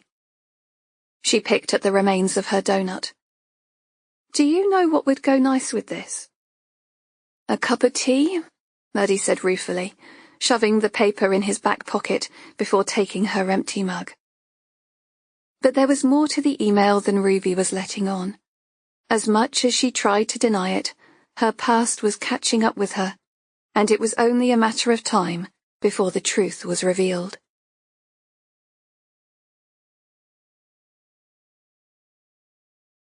Chapter 19. Mr. Lockwood looked every inch the grieving husband. Flabby bags hung under his eyes, and his bald patch shone underneath the spotlight in the hotel bar. Leather furnishings, soft music, and a relaxed atmosphere. A soothing location to meet a grieving widower. It was late evening, and having sent Luddy and the rest of the shift home, Ruby was happy to take the inquiry. She introduced herself, and hoped that their meeting would be fruitful. She had vowed to leave no stone unturned. Sometimes, revisiting the past was better than trying to siphon through the myriad of information and phone calls to date. Thanks for meeting me at such short notice. Are you staying long? Ruby said, shaking his hand in a firm grip. It was something her tutor had taught her when she joined the police. A weak handshake did not inspire confidence. I've no definite plans, but I hope to stay a few more days. His voice tailed away as he stared at his glass of overpriced water. He looked like a man defeated, and Ruby wished there was something she could say to ease his grief. She knew from losing her father during her childhood that time was the only healer. But he had died of natural causes. She couldn't imagine how it felt to lose a loved one to such a brutal attack. Ruby lowered her head, embarrassed at her own impetuousness. She hadn't even asked how he was doing since the loss of his wife. "I'm very sorry for your loss. We're doing everything we can to catch the person responsible." Mr. Lockwood touched the glass, his finger tracing the trailing drop of condensation. "They said she didn't suffer because it was so quick. I wasn't able to identify the body. It was too badly." He choked on the words, replacing them with a deep, shuddering sigh. Ruby nodded sympathetically. "Are you sure your wife never gave up a child for adoption? Maybe before you met? Her charity work. Sometimes people get involved because they're trying to put things right." Mr. Lockwood paled and began to rub his chest in a slow, circular motion. Ruby could see that he was holding back something that had pained him for some time. She realized her fingernails were digging into the leather seat and clasped her fingers over her folded legs instead. "Are you okay?" she said, hoping the answers did not live far away. Mr. Lockwood nodded, his face returning to a pink hue. He plucked a small brown pill bottle from his jacket pocket before knocking back a tablet with a mouthful of water. "For my blood pressure," he said by way of explanation. "You asked about children, didn't you?" Ruby replied with a nod. "Charlotte never wanted them," he said. "Her mother suffered with her nerves. She didn't have an easy childhood." "You're her second husband, aren't you?" Ruby said. "Yes. She got married in Gretna Green when she was just 16. I think she saw it as a way out of her chaotic home life. Out of the frying pan into the fire, as they say." "So her first husband was abusive?" Mr. Lockwood took a sip of water before giving a short, grim nod. "When her mother died, she took her inheritance and left. Her family, the marriage, she left it all behind and started again in Cornwall. Her sisters have come crawling to me, looking for money. I sent them away with a flea in their ear. They weren't very supportive when she was alive. She doesn't owe them anything now she's gone." "I'm sorry to hear that. I can't imagine it's been easy for you." "They know where they stand. It's all water under the bridge now. I've passed on their details to the police, should you wish to speak to them. But I doubt they've anything to do with Charlotte's murder. They didn't even know where she lived, until now." Ruby's mind worked double time as it searched for answers. At least it explained Charlotte's behavior. The endless hours of charity work, her need to befriend victims. It was an urge born from her past, trying to help women just like her. "I don't suppose you have her sister's details on you?" "I've already given them to the police," Mr. Lockwood said. Ruby nodded. "Of course. Sorry. We've hundreds of lines of inquiries. I'll follow it up when I get back to the station." "Charlotte wanted me to retire early, take a cruise around the world. I wish I'd listened. But it's too late now." Ruby nodded in agreement. She had also suffered loss, and was an expert on regret. By the time Ruby got to the lift for her flat, she cursed herself for wearing her heels again. The tight black leather had pinched her toes into submission, and she limped inside, praying that it would get to the top floor without breaking down. She slipped off her shoes as she pressed the button for the top floor, risking the dirt-stained floor to ease her chafed skin. But her relief did not last for long, as a pair of hands parted the doors before slipping in beside her. Ruby swallowed, her heart lurching at the sight of the very last person she wanted to see. How on earth had they found her? Ruby inhaled a sharp intake of breath as she recognized the thin, pallid face of the man before her. He had the height of his brother, but none of his looks. It was Lenny Crosby, Nathan's older brother. Ruby cast her eye over his long woolen coat, worn over his customary designer shirt and black jeans. She wondered how many weapons were concealed in its pockets, and reminded herself to keep a brave stance. Lenny could smell fear. Lenny had weaklings for breakfast. "Hello, Ruby," he said, his dark eyes locked in a menacing stare. "Why don't you and me have a little chat?" "Why don't you fuck off and phone me like everyone else?" Ruby said, taking a step forward to leave. Lenny's hand shot out, grabbing Ruby's arm and bending it behind her back. "A feisty little bitch, aren't you? Do you know what happened to the last person who spoke to me like that?"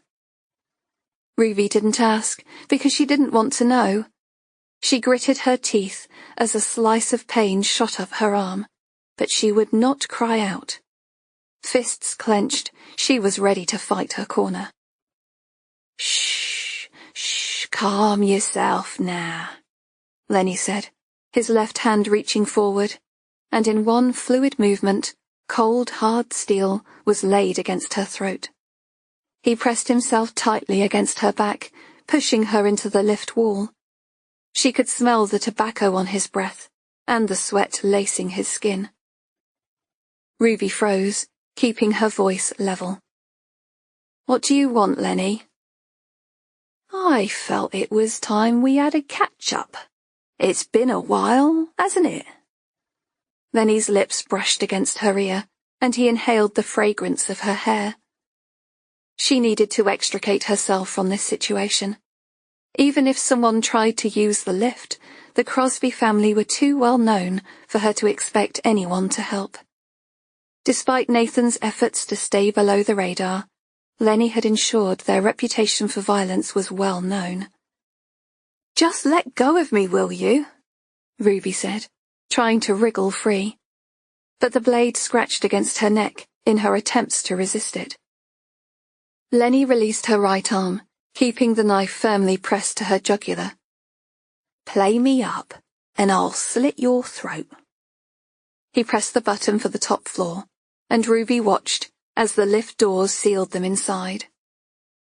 She fought to regulate her breath, softening her words so they did not sound like an accusation. "Why are you being like this? We grew up together." "Don't give me all that family loyalty bollocks. You lost your right to that when you joined the filth. Now shut up and listen. What are the old Bill doing sniffing around our family?" Ruby frowned. It was news to her. "I don't know. I'm not privy to that sort of information." "You're a copper, aren't you? You go to briefings." "It doesn't work like that anymore. We're only privy to the cases we're working on.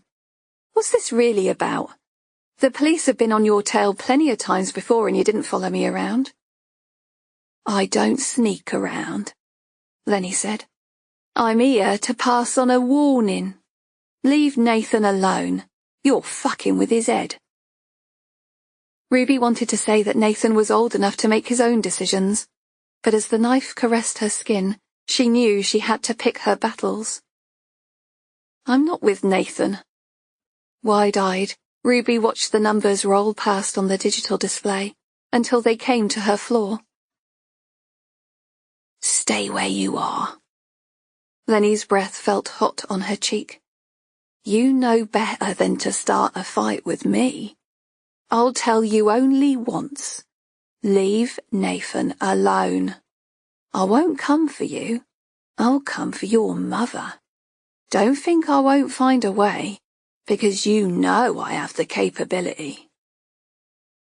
Ruby wanted to remind him who he was talking to, but mention of the police so soon after his prison release could be the one thing to tip him over the edge. "Have you been in my flat?" Lenny laughed. Now why would I be in your shit old flat? Why would you be sticking a blade to my throat? To get your point across, I guess. Lenny drew himself closer. Every inch of his body was pressed against hers. Look, babe, if I have anything to say to you, I'll say it to your face. Have I made myself clear? Perfectly. I just don't get why it warranted you pulling a knife on me. Because sometimes it's the only way of getting the message across. Ruby swallowed, her eyes rolling down to the knife which was pressed against her quivering flesh. She gathered all her bravado, forcing the words between her clenched teeth. Tell Nathan to keep out of my way, and I'll keep out of his. Conversation over. Now drop the blade and open the door. Slowly, his right hand snaked around her waist. Shame, really. You always were a nice bit of stuff. A wave of revulsion passed over Ruby, while Lenny's fingers slipped under her shirt, his breath growing heavier as he caressed the contours of her skin. Don't fucking think about it, Ruby growled, prepared to take her chances with the knife. If you want me to stay away from Nathan, don't give him a reason to turn against you. She knew Lenny wouldn't kill her. Hurt her, yes, maybe even worse. But he would not kill her while his mother was alive. Just remember what I said, or next time I won't stop, Lenny said, releasing the knife from her throat. Ruby jabbed the button as the lift reached her floor, biting back the words on her tongue. She wanted to tell him to go to hell, but now was not the time. She left without looking back, but instead of entering her flat, she darted into the stairwell. Lenny knew where she lived. He could easily break in and finish what he started. He was known for it. Although his victims sometimes confided in the police, they never got as far as attending court. Lenny relished in torturing his victims, then letting them go, only to catch them again, like a cat toying with a mouse. He'd allow them to smell freedom, gasp in a breath of relief, before discovering he had never really released them at all. It was the worst kind of torture. She couldn't go back to the flat. It wasn't safe there anymore. At least, not tonight. She thought about Downs, but he would ask too many questions that she was not ready to face up to herself. She needed to get her head down somewhere safe, but she could not afford a hotel. She thought of the flat Nathan had bought her, and the keys buried in the bottom of her bag. She could be there in 20 minutes if she took the tube. If what he said was true, nobody else knew about it, especially not Lenny. She bit down on her bottom lip, toying with the idea of staying the night. It was not as if she was contacting Nathan. Nobody needed to know. Just one night, she told herself. Tomorrow, she could figure out what she was going to do. It didn't mean that she was accepting anything, and it was all Nathan's fault this had happened anyway. She wondered what he had done to make Lenny blame her. A flutter arose in her chest. Could Nathan have been talking about leaving the family business? She told herself not to get her hopes up. She had made her decision. It was too late now. Tomorrow she would ring the care home and tell the staff to call her if anyone tried to visit her mum. But deep down, Ruby knew it was an empty threat. If Lenny was going to hurt anyone, it would be her.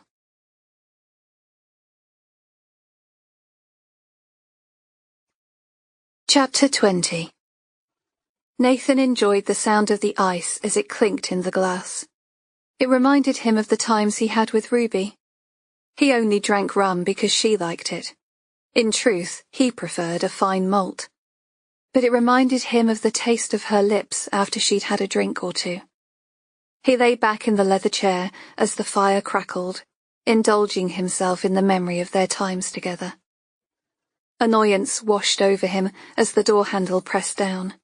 He sat up sharply, ready to admonish Tweedy for the interruption, because he'd told him he did not want to be disturbed. Tweedy Steve was a 6'7" bearded hulk. From his tweed jacket to his tweed-covered hip flask, it was not difficult to see where he obtained his nickname. Tweedy, Nathan, and Ruby had known each other since school, when he had started a mini fashion trend by stealing his dad's tweed jacket to wear on a night out.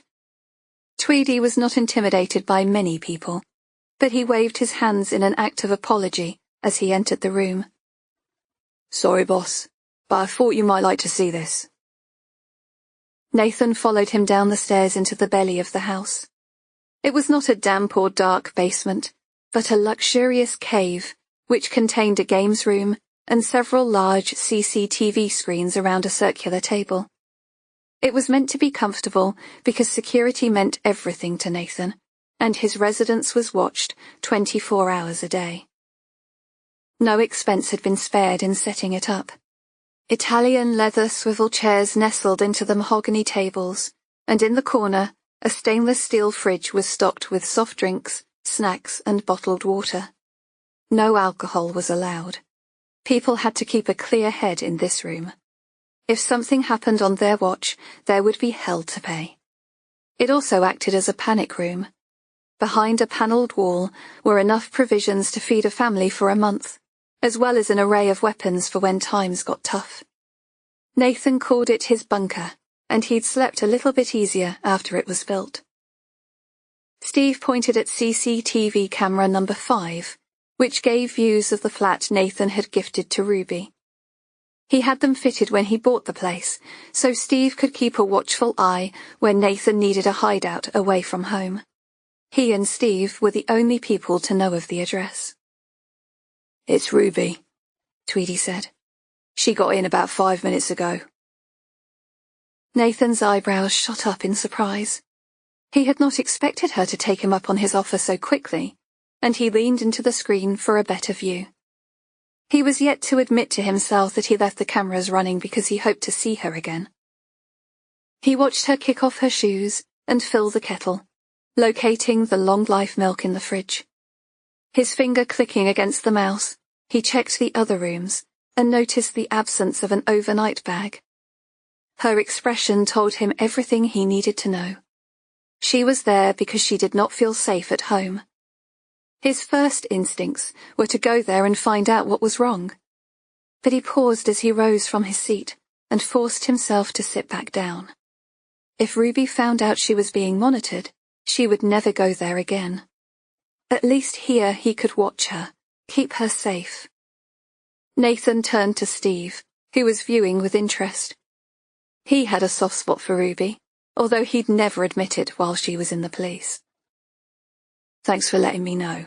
You can take a break now, if you like." Steve smiled. "Cheers, boss. I'll go grab a sandwich if that's okay." Nathan nodded in agreement and turned his attention back to the screen. Ruby was tentatively going from room to room, checking the windows and blinds were tightly shut. She returned to the front door and checked it was locked. Once this was complete, she leaned against the door, taking a few deep breaths. Nathan clenched his jaw as he tried to exercise some self-control.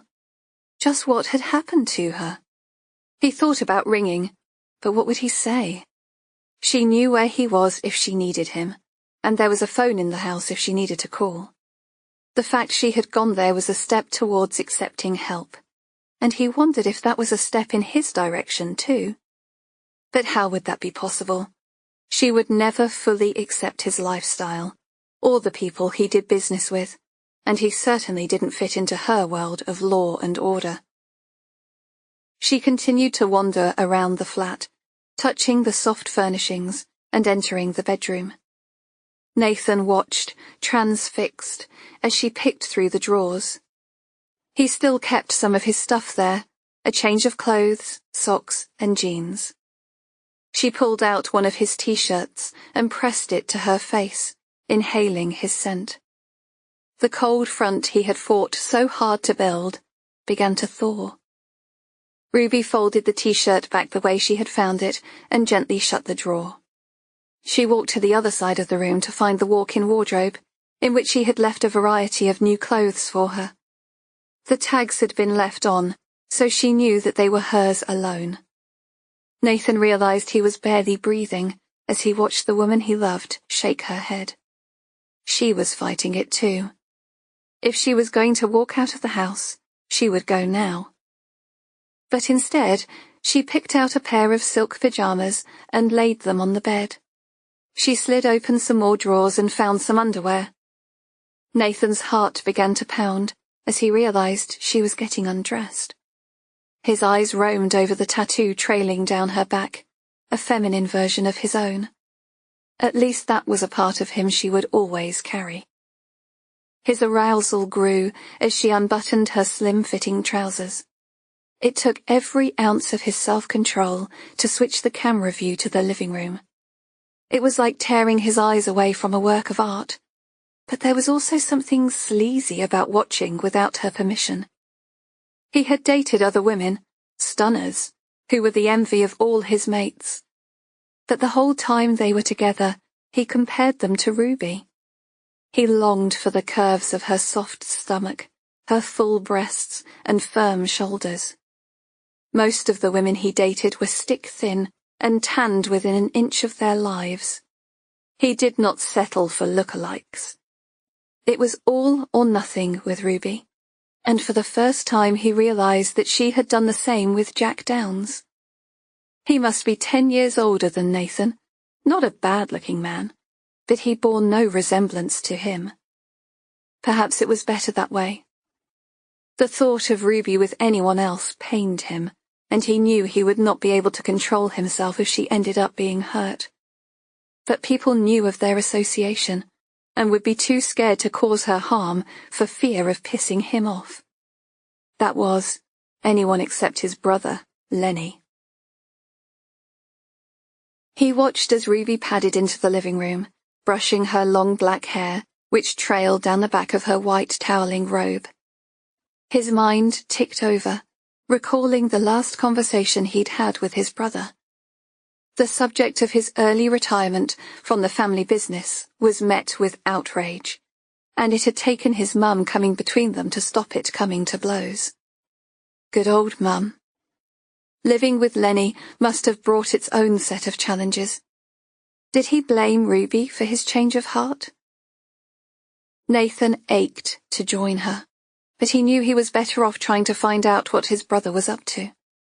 He watched as she restlessly paced back and forth, checking the doors and windows one more time. At 12 o'clock, he watched her enter the kitchen and pull a knife with a 10-inch blade from the wooden block on the counter. Nathan frowned as she draped a tea towel over it and carried it into the bedroom. Pulling back the duvet, she calmly slipped it under the pillow beside hers. Then, without warning, she stripped off her pajama top and threw it on the floor. Nathan touched the screen as she pulled his t-shirt from the drawer and slipped it over her head. He knew it was her way of keeping him close. He wanted to call her, to tell her that he would keep her safe, but he would have to content himself watching from a distance. She switched off the lamp and the cameras flicked to night vision. She would be safe for tonight, but he would have to work hard to guarantee her future safety.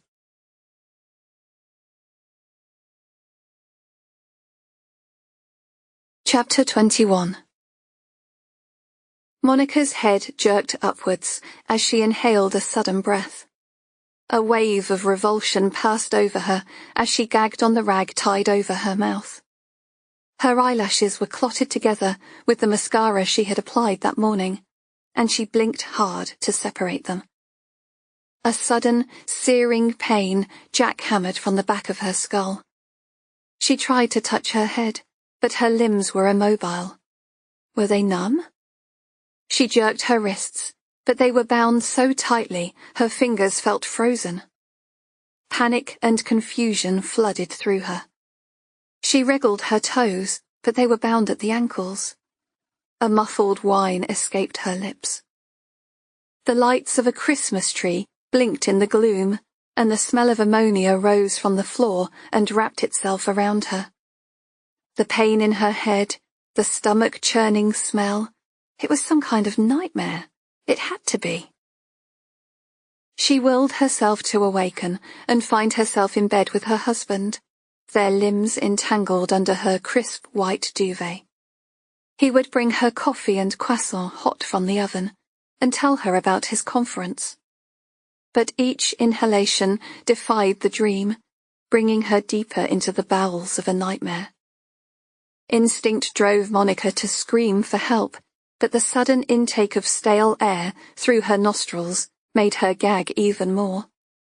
Just what had she been doing to end up in this place? An image flashed before her mind. She was painting her nails because her husband was due home that night. Then the doorbell rang. What was that woman's name? Lucy. She knew there was something weird about her, and yet she allowed her inside. Of all the stupid... Why had she let her in? The last thing she remembered was showing her out in the hall. A pang of fear stabbed her heart. Had Lucy taken her captive because she rejected her? Wherever she was, Monica knew this was bad. Very bad. Her wrists chafed against the binding, and her whole body ached. She was barefoot, her feet tied to the base of the chair with some kind of plastic rope. Wriggling her ankles, she loosened them enough to dig her toes into the soft black soil underfoot. Why had the makeshift floorboards been pulled up? Just what lay in the dirt underneath? She peered around the room, disorientated by the flashing lights. A grimy steel tap dripped water into a porcelain sink. On the walls, she squinted. Were they tools? Was she in a workshop of some kind? Or was it something far worse? As the lights flashed on, she made out the outlines of a hammer and a hacksaw. Her breath was coming faster now, wetting the gag bound hard around her parted mouth. Her saliva intermingled with the crusty fabric, and a sickly rusty tang filled her mouth. The same taste you got when you bit your lip when it was bleeding. Realization dawned on Monica. It was blood. But was it hers or someone else's? She groaned, and the sound echoed around the dank room, making the hairs on the back of her neck stand to attention. Was she alone in this place? Her eyes rolled upwards to the single light bulb encased in a netting of cobwebs. Focus, she thought, trying to listen out for a sound. She could not afford to panic. This was about survival. She pushed away the thoughts too terrifying to comprehend, grasping at her most recent memory instead. Just who was Lucy? She didn't even know her surname. She replayed their conversation, closing her eyes to ease the throbbing pain in her skull. With hindsight, her reaction could not have been worse.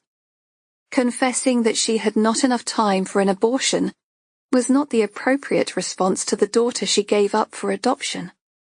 But she was only being truthful, and she had presumed that, at her age, the woman would have got over it by now. Obviously not. Tears rolled down Monica's face as she thought about the life she had worked so hard to build. Her career, her home, her marriage, they had not come easy, and things were finally getting on track. The last argument she'd had with her husband was about them having a child together. He was unaware of Lucy, and she had not given her a moment's thought. She was far from the maternal type, and never imagined her past would come back to haunt her in this way. Monica drew back in horror as the fairy lights illuminated the stains on the wooden floor. Whatever this place was, Lucy had no intention of letting her go. Her heart hammered in her chest as hysteria took control. She bit down hard on the gag and screamed.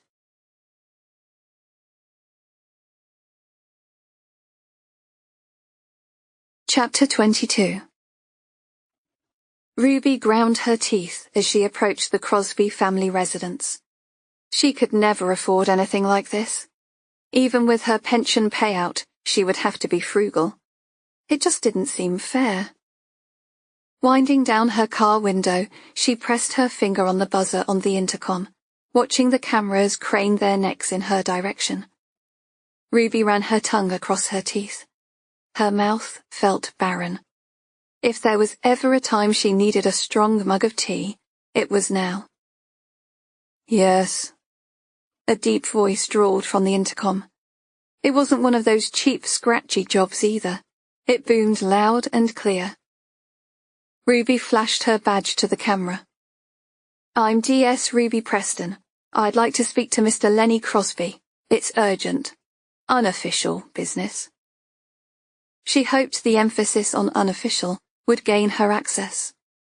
As the gates rolled open, she cursed her accelerating heartbeat. This was the last place she wanted to find herself, given her run-in with Lenny in the lift. But she had to clear the air between them. Otherwise, she would lose sleep for fear he may return. Besides, she had a favor to ask. But favors from the Crosby family did not come cheap. Although Jimmy Crosby had died in prison, his legend lived on. Even up until his death, Crosby still earned his reputation as a hard man. She had heard the stories of how the family made people disappear, and of the cops and high-powered politicians nestling in their back pocket. And when it came to blackmail, if anyone could dig up dirt, it was the Crosbys, and they weren't afraid to use it. She began to regret her decision not to tell anyone where she was going. For all she knew, undercover police could be watching the address, making a note of her presence. It was doubtful, though. Everybody knew the Crosbys were too clever to shit on their own doorstep. It was unlikely they'd hurt her, but then again, if she stumbled upon something she shouldn't, and Lenny had been on a knife edge since he came out of the big house. Ruby glanced at her phone on the passenger seat. It was too late to text anyone now. She knew they'd be watching every movement she made on the video intercom. The gates closed behind her with finality as she drove up the gravel drive.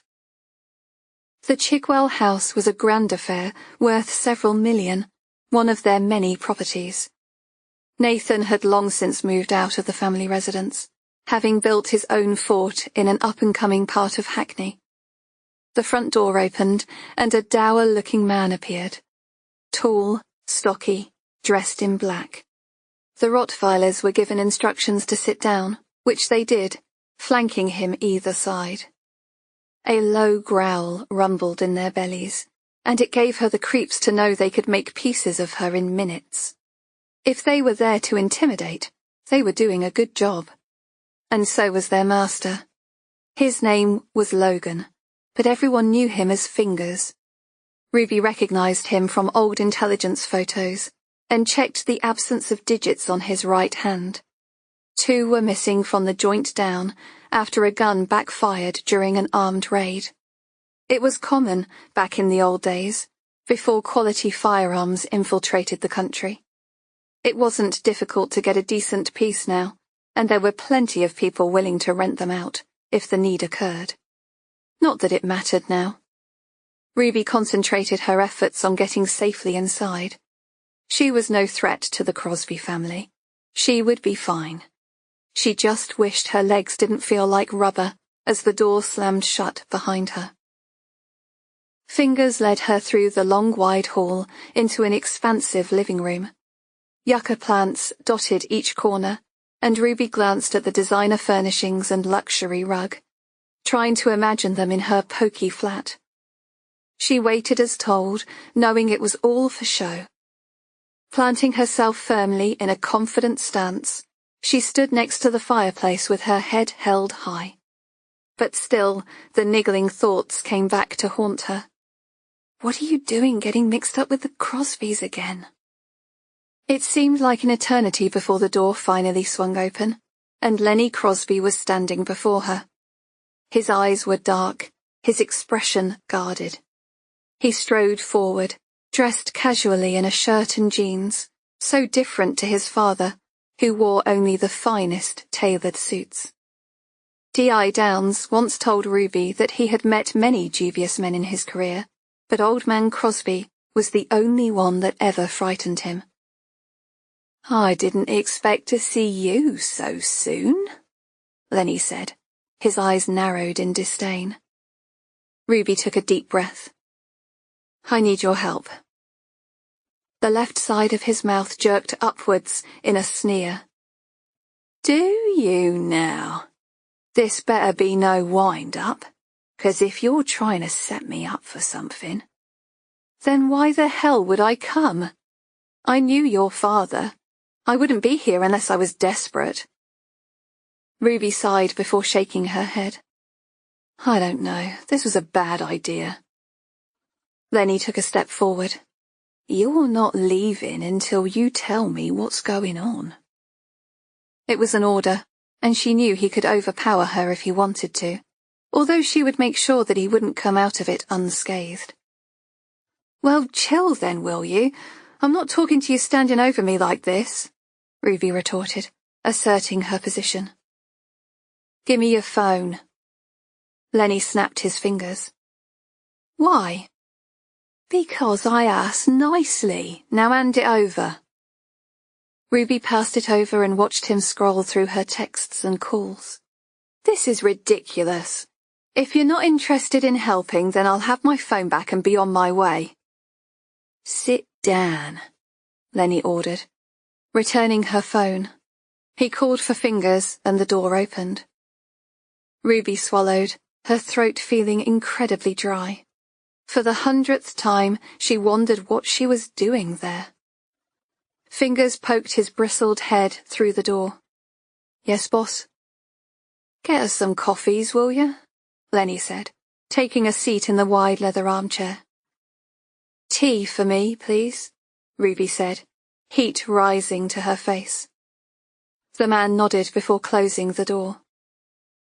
Ruby took a seat, feeling slightly foolish, but relieved to be back on an even keel. When Fingers returned, she was reassured to see it was actually a pot of tea and not a code word for something more underhand. She poured herself a cup, trying to keep her hand steady. "You've got some balls coming here," Lenny said, staring at her from over his cup. The tone of his voice, the coldness of his eyes, it was like watching his father all over again. "I've kept my side of the bargain," Ruby said, although it was not strictly true. She had kept away from his brother, Nathan, but had been to the flat. "But now I need your help." Lenny's smirk grew wider. "You're not the first copper to come here asking for favours, but you know what it means, don't you?" Ruby slowly nodded. It was why she had put it off for so long. It meant she would be indebted to him in return, and as a police officer, that was a very bad situation to be in. "Are you going to help me or not?" "Sure, I'll help. What do you want?" "I want you to find my daughter. I want you to find Lucy."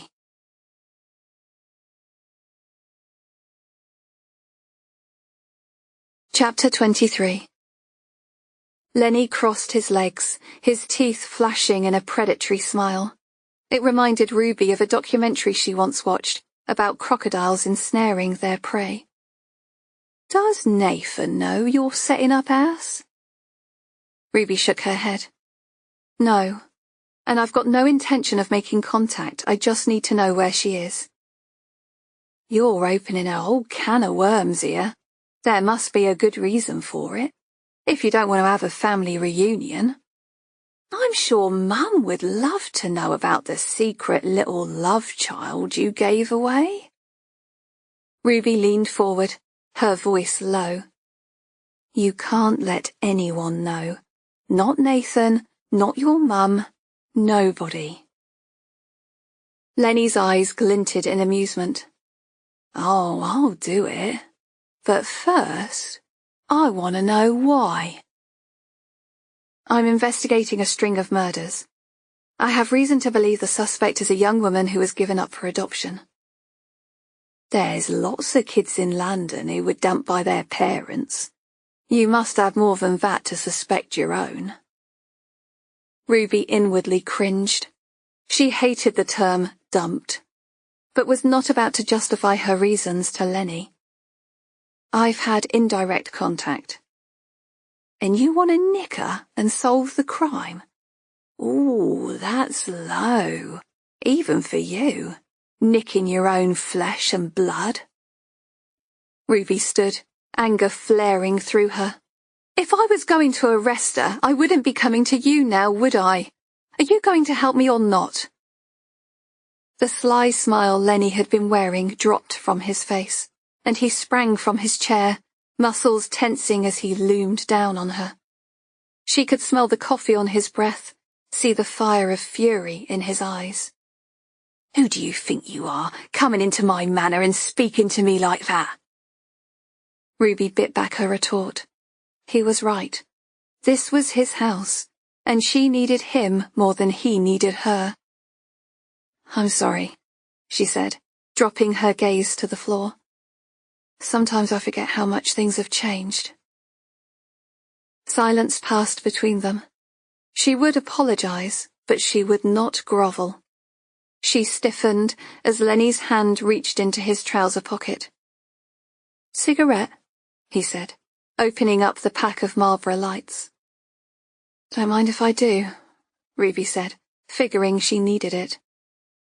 Fingers brought in a notebook and pen as requested, and Lenny handed them over. Write down everything you know about your girl. I'll have the information in the next couple of days. Thanks.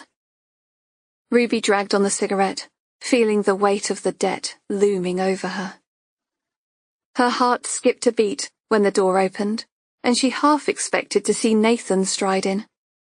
But it was Frances Crosby, head of the family and mother of Nathan and Lenny. Her face broke out in a warm smile, and Ruby could not help but return her expression. She looked like she had hardly aged. Her ash-blonde hair was cut into a shoulder-length bob, and she was wearing a beige dress that complemented her trim figure. But Ruby knew better than to be taken in by her soft smile. Behind the gentle looks was a powerhouse of a woman, with a deep hatred for the police. I thought I heard your voice, she said. Her East London accent had remained strong over the years. So good to see you again, darling. How's your mother? She's much the same, Ruby said, knowing that Frances still visited every now and again. They're keeping her comfortable. I must pop in to see her. Take her some of those sweets she likes. What brings you here? Anything I need to be concerned about? Nothing for you to worry about, Lenny said, rising from his chair and pocketing the folded notepaper. Just business. Now, if you don't mind, I've got things to do. Frances nodded, her smile faltering only for a second before squeezing Ruby's hand. And how are you, my lovely? Are you happy?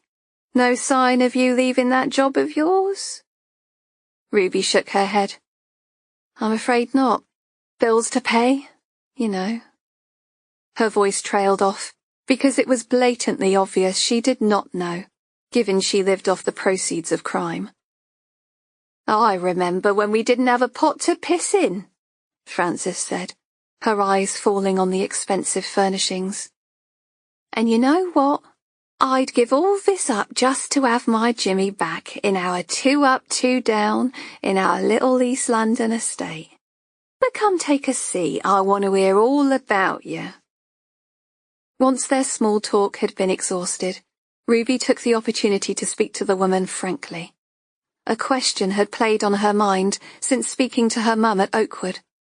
Joy's memories revolved around the abuse Mr. Crosby inflicted on his family, and she could not help but feel resentful of the intrusion of their time. Frances, Ruby said, can I ask you a personal question? Frances patted Ruby's hand, her skin fleshy and warm. It was comforting, as Joy barely made any contact these days. Even her hugs were stiff and awkward, as if given by a stranger. "You can ask me whatever you like, love, you know that." "Why did you put up with it all those years ago?" Ruby said, knowing that Frances would understand exactly what she meant. Frances smiled, her eyes cast to the left, as she recalled old memories. "Your mother once asked me why didn't I marry someone like your father? Someone quiet and reliable, who wouldn't answer back. I turned to her and asked, where would the fun be in that? Being married to Jimmy was exciting, fresh. No 2 days were the same. When he met me, he promised to take me places, and sure enough, he did."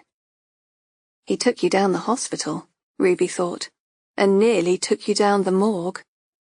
But Frances didn't notice Ruby's misgiving glance. She was too busy reliving the past. "Nowadays, if a couple have an argument, the neighbours call the police. It's like you're not allowed to disagree." She sniffed. "Where's the passion, the excitement? If couples today sorted out their disagreements instead of holding them in, there wouldn't be so many divorces." Ruby nodded, knowing there was no point in disagreeing.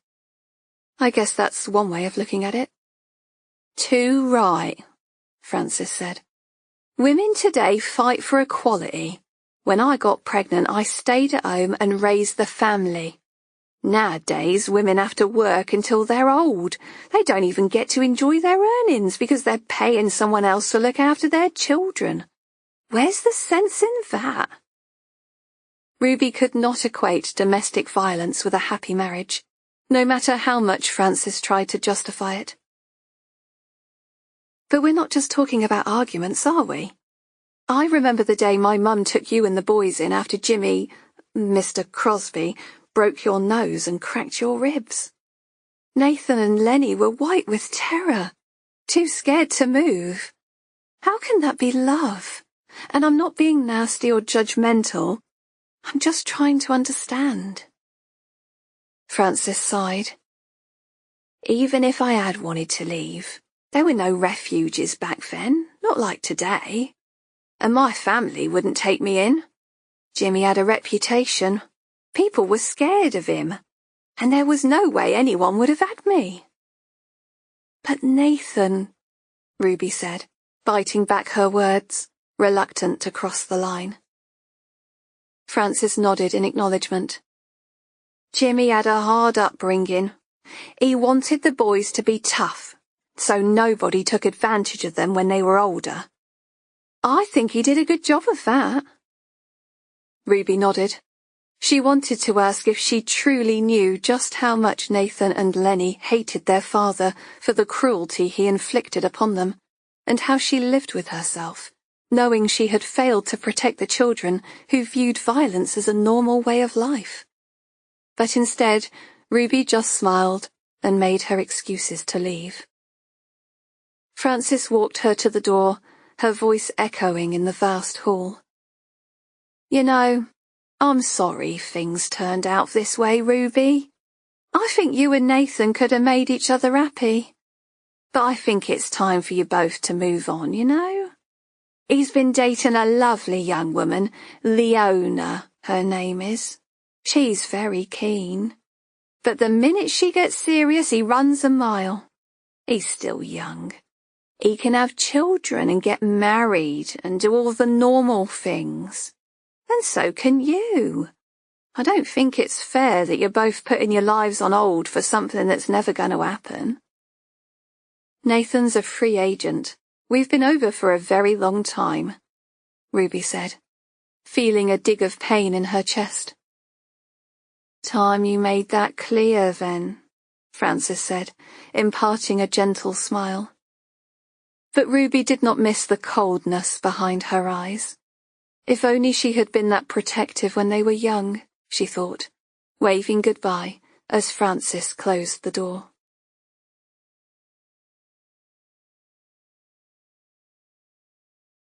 Chapter 24. Ruby's fingers hovered over the email software on her phone. As confident as Lenny had appeared, there was always a chance that he would come up blank. Luddy was yet to come up with something concrete, so she could not waste a second. She had to get in contact with her mystery email sender. Helen had not reported any further communications, but equipped with an email address, it was too good an opportunity to miss. The plan was to attempt some direct communication, just to test them out and see if it really was a hoax. She typed in the address and in the subject box typed Ruby Preston in capital letters.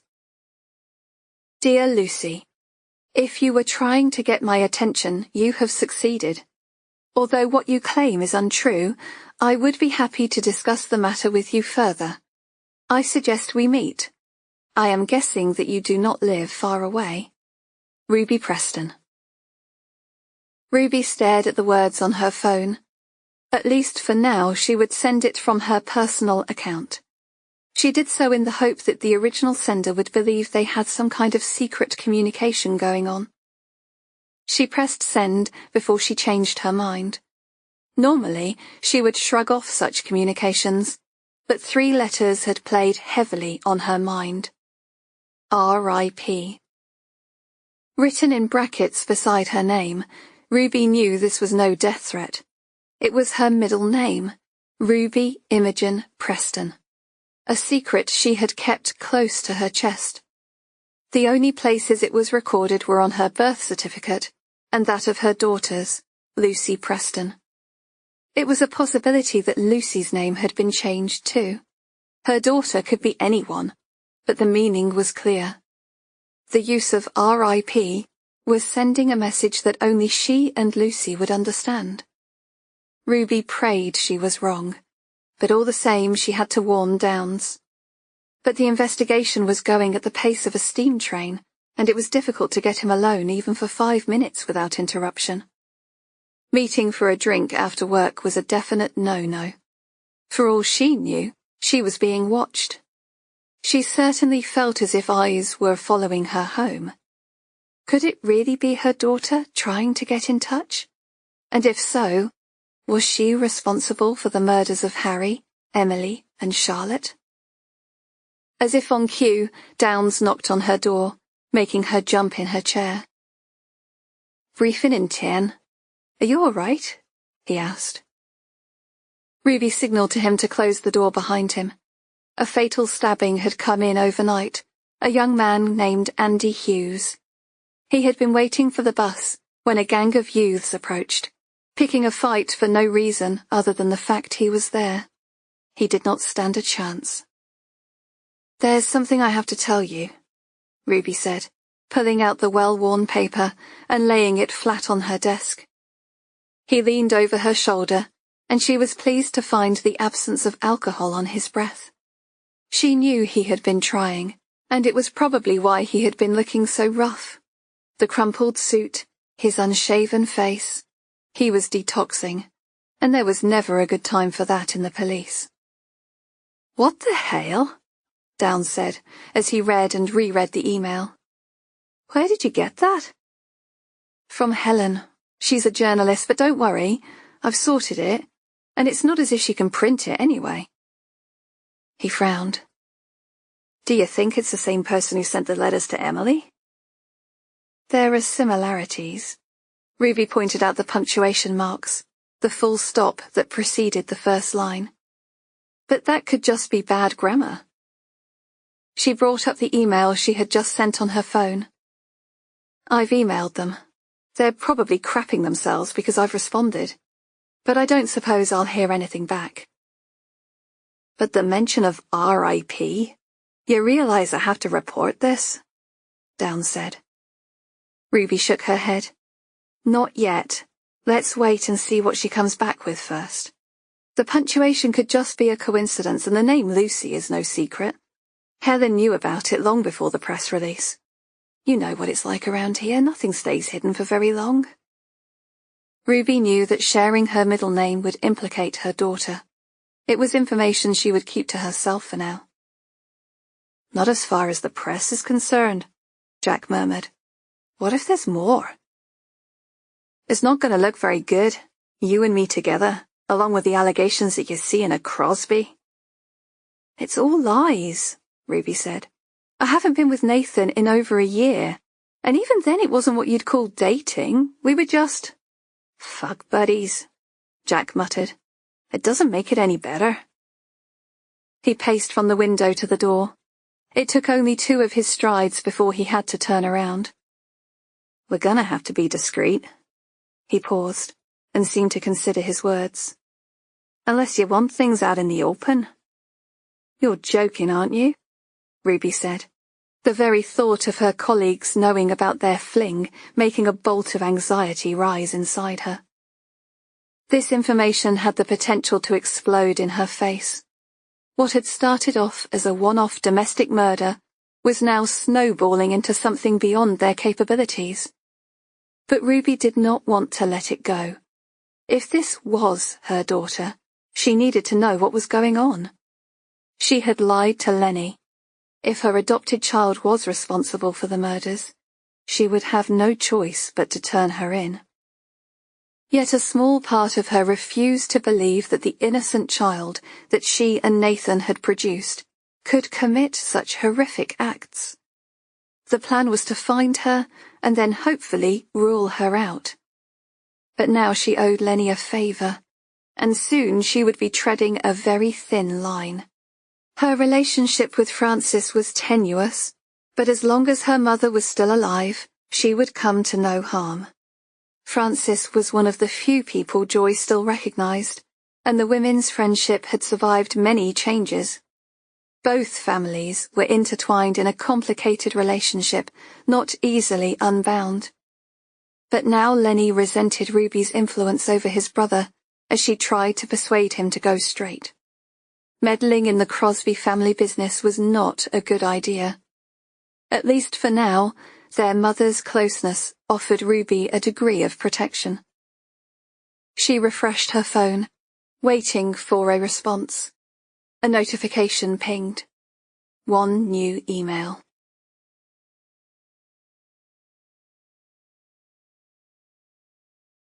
Chapter 25. Lucy pushed her head through the open bedroom window and inhaled deeply. Wavy heat lines rose from the road below, bringing with them the whiff of melting tar. She wiped the sweat from her brow, feeling like an ant burning under a magnifying glass. Any second now, she may just combust into flames. Maybe it would be better if she did. It had been hard to shift her mindset away from what she was brought up to believe, that she was a worthless waste of space, only good for the benefits her foster parents earned from keeping a roof over her head. A voice crept into her memory. Come on, doesn't matter if we do it, because we're not really related after all. It was the voice of her foster brother the day before Lucy was sent back to the home. Each time she was returned to care because of her disruptive influence on the family household. Nobody believed her side of the story. At the age of 13, she was on the scrap heap of life, with one failed adoption and numerous foster parents. Nice people didn't want a troublesome child like her, and nobody stuck around long enough to ask why she behaved the way she did. How nice it must have been for them to carry on their lives without her. For years, she endured the pain of watching other children get chosen for permanent homes. There had been one moment of hope. Mr. and Mrs. Mills, her third set of foster parents, had almost won her around, gifting her with a music box so alike the one from the movie she watched on a loop every day. Foolishly, Lucy had allowed herself to dream of them making a permanent commitment. But like a dog in the pound, she was destined for return. If she were an animal, she would have been put down. But that was okay because now things would be different. She thought of Monica, with her beautiful features and manicured nails. She liked to sit on the basement step, watching her as she slept. She's not asleep, she's concussed. The small voice spoke from the corner of her mind. Lucy's jaw tightened. She was done with listening to reason. Monica was sleeping, and everything would be just fine. Besides, she didn't want to spoil things by waking her up. Having Monica look at her with fear in her eyes would only serve to dampen the warm spark of hope inside. You're stupid if you think you can get away with it. Why would she want someone like you? Shut up, she growled. The stiff timber frame rattled as she banged her head against it in a rush to get inside. She needed to sit at her dressing table to quieten her inner voice. She rubbed the back of her scalp, taking her place before the mirror. The row of wigs, the false eyelashes, and the coloured contact lenses, all props to make her forget who she was. Only then could she start again. She eased the brunette wig from the styrofoam head and dipped her chin as she set it in place. Soon she would be Monica's daughter for real. Her makeup may not be as eloquently applied, but her mother would love her just the same. Then later, when Mummy was feeling better, they would play her little game, and it would be Christmas all over again. Lucy checked her reflection against the photos sellotaped to the mirror before her. She liked the one of Monica sleeping the best. Lucy had made use of her special camera, which could silently capture any image in the dimmest of light. Her eyes trailed over Monica's satin nightdress as she peacefully slept in her king-sized bed. Even in sleep, she looked beautiful, just like a movie star. Lucy applied a coat of pink lipstick. Rolling it over her mouth, it stained the edges, making it appear bigger than it was. She smacked her lips together, too lost in thought to notice the stains on her teeth. She would show them. With the help of her new mother, she would turn things around. After 10 minutes, she was almost ready. Her sweat-laced skin had absorbed the foundation pancaking her face, and she dabbed her face with the powder puff to mask the streaks. There. Perfect. Now she was ready to wake Monica up. Lucy felt a flutter in her belly as a sense of cautious hope returned. Emily was just a test run. This time it would be just right, and nobody would get in her way.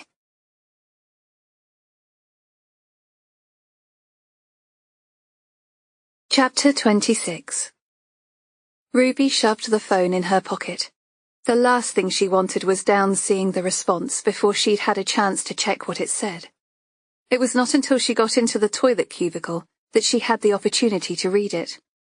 The stink of newly applied bleach made her wrinkle her nose, but she pulled down the toilet lid and sat to read the email.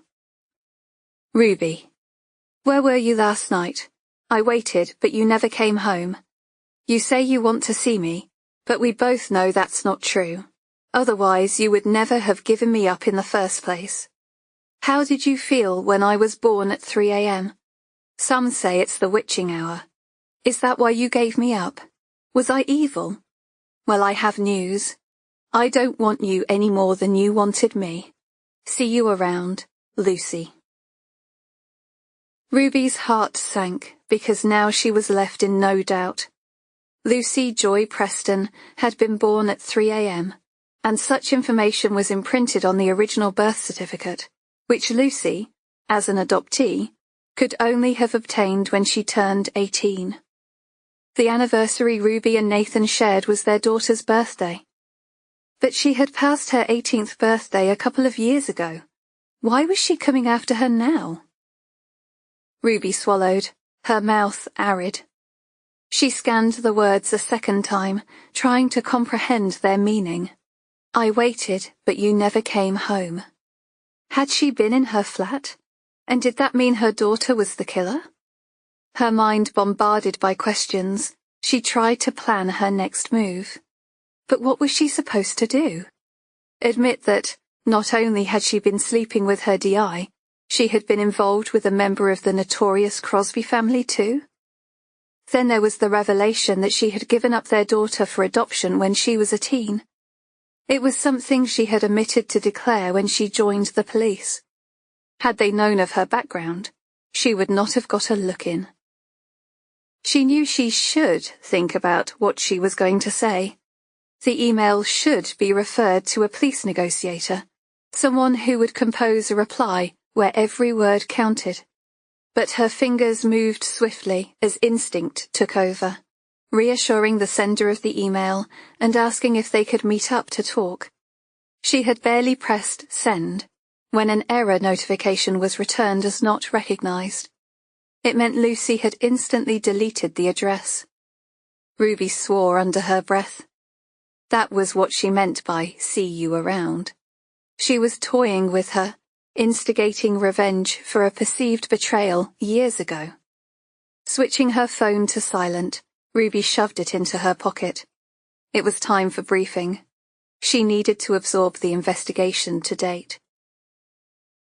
She was grateful to see the mug of strong tea awaiting her in her customary position near the head of the conference table.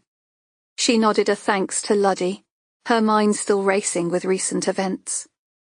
Leaning over, she whispered in his ear, "Any joy with that email address yet?" People were still coming in, and she was satisfied they could not be heard. But Luddy looked furtive as he leaned in to reply. Ruby made a mental note not to put him up for any covert work. "I'm trying to locate the IP address, but with all the other inquiries." "Do us a favor and make it a priority, will you?" Ruby said, forcing a reassuring smile. She knew what her colleagues would think of her when the news came out. Downs would be deemed a stud, bedding a woman 10 years his junior, but she would be viewed as some kind of trollop, sleeping with her DI to further her career. If only people knew. It had always been just her and Nathan. Even during the long gaps in their relationship, which could fall into months or even years, her dates with other men had never progressed past a heated kiss goodnight. It was only in the last year that she had begun to feel lonely, and after Jack's wife died, they fell into each other's arms. He was safe, her rock, and she trusted him with her life. But the email made it all sound so sordid, and she could not bear for her colleagues to look at her in that way. "Sorry," Eve whispered, sliding in late under the watchful eye of DCI Warrow. Warrow was the senior investigating officer for the case, and under pressure to produce results. As always, she was immaculately turned out. No makeup, but perfectly bobbed hair and a tailored grey skirt suit. Ruby's wardrobe consisted of several pairs of figure-hugging black-fitted trousers and a few designer tops and shirts, which she alternated on a daily basis. From the age of 8, she had hated skirts and dresses with a passion. "Right, let's get briefing underway," Warrow said. "Welcome to Operation Javelin to anyone who hasn't attended previously." She pointed to the wall behind her, to the pictures of Harry Edmonds and his wife, Emily. Underneath, Charlotte Lockwood's image stared back, her lips pursed, as if she was about to say something, in a moment that was frozen in time. "These are respected members of the community, and we're under a lot of pressure to get a quick result. Unfortunately, funding and manpower have been in short supply." She glanced around the room, taking in their faces. "So I'd like to begin by thanking you for your hard work and dedication. I know some of you in particular haven't been seeing a lot of your families." Warrow paused, her glance landing on Eve. "However, that's the nature of our job. Anyone that doesn't like it should put their name down in Sainsbury's or B&Q. Now, on to the task in hand." Ruby contained her displeasure, turning it over like a bitter sweet in her mouth. Warrow was a terrible leader. It was just like her to say something positive, then take it back, all in the same breath. Her phone itched in her blazer pocket with the need to check her emails again. She was sitting next to D.I. Downs and blushed as he spread his long legs, his thigh touching hers. Flicking through her paperwork, she joined in with delivering updates on the case. Intelligence was swapped, the recent appeal had brought forward some leads, a car hire company being one of them, who reported a woman behaving oddly as she rented a hire vehicle the day before Emily's disappearance. Inquiries had been made to trace the vehicle, but given the car had been rented several times since that, forensics could be of limited value. All the same, Luddy had seized it, and CSI were checking over it for signs of blood, hair, fibres, anything which could provide valuable leads. With definitive proof that Emily's real daughter had long since passed on, the possibility of mistaken identity was discussed. Ruby's stomach clenched. She could get into big trouble for withholding evidence. She was out of her depth, and Lucy had only just begun. Warrow's voice washed over her as she relayed her opinion that killers didn't just disappear into thin air. But Ruby knew that the biggest question of all waited to be answered. Was this the end of the killing spree? Given Lucy's recent taunting contact, it seemed she had only just begun. An image resurfaced from Ruby's memory, bringing with it a slice of pain. Even now it hurt to think of her little girl, with her cupid bow lips and tuft of soft black hair. Giving up her baby was the hardest decision she ever had to make. She had not given birth to a murderer, Ruby told herself. It could not be true. But the evidence was mounting up, and she wondered if she was approaching this viewpoint as a detective or a mother who could not face the truth.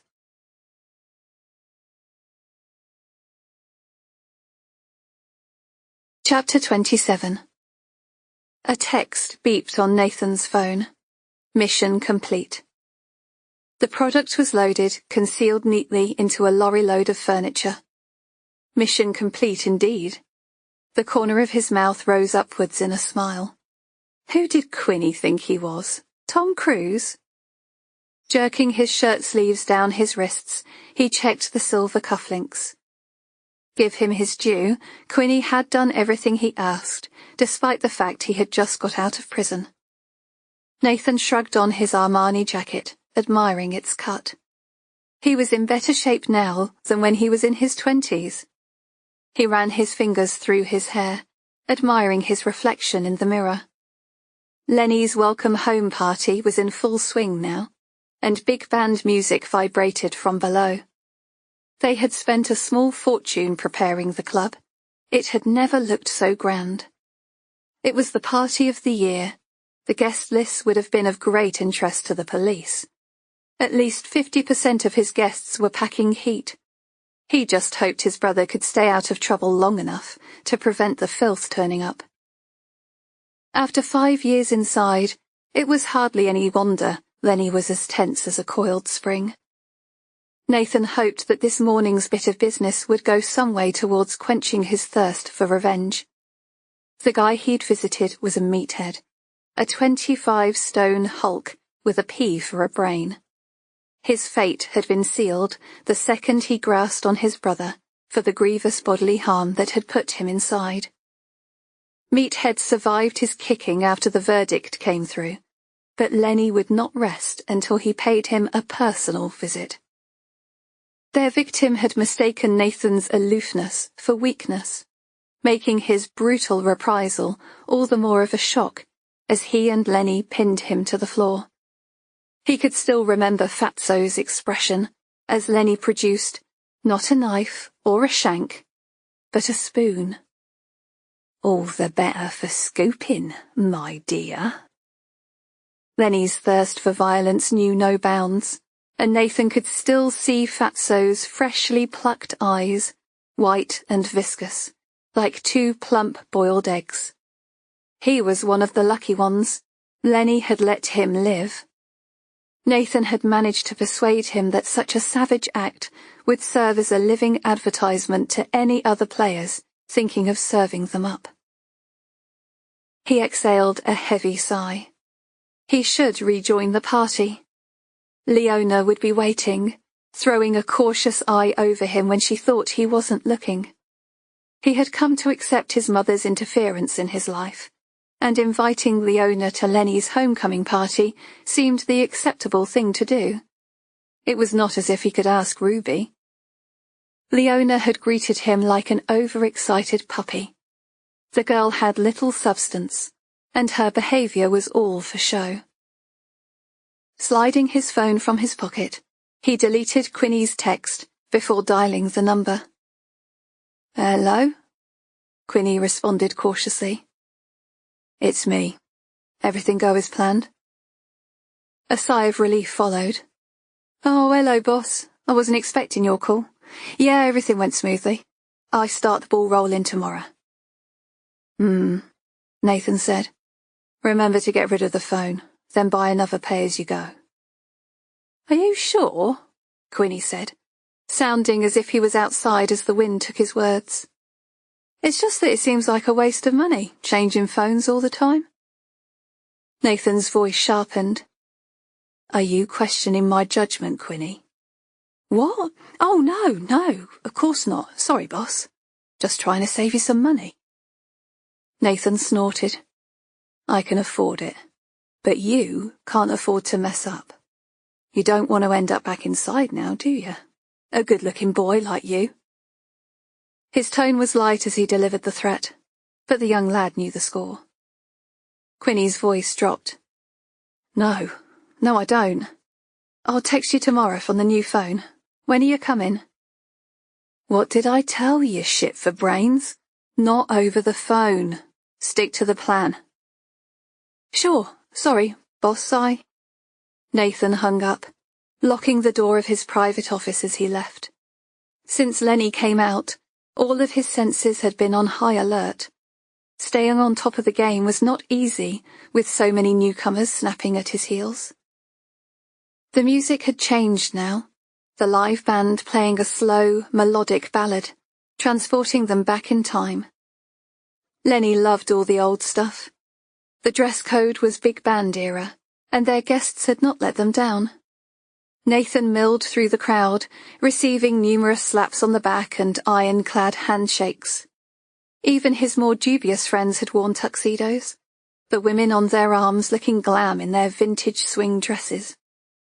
Around him, people were laughing and joking, but business was still underway, with Lenny serving up tasters of his finest Class A in the private booths. Their attractive young escorts were there too, to sweeten the deal. There was no need, not today.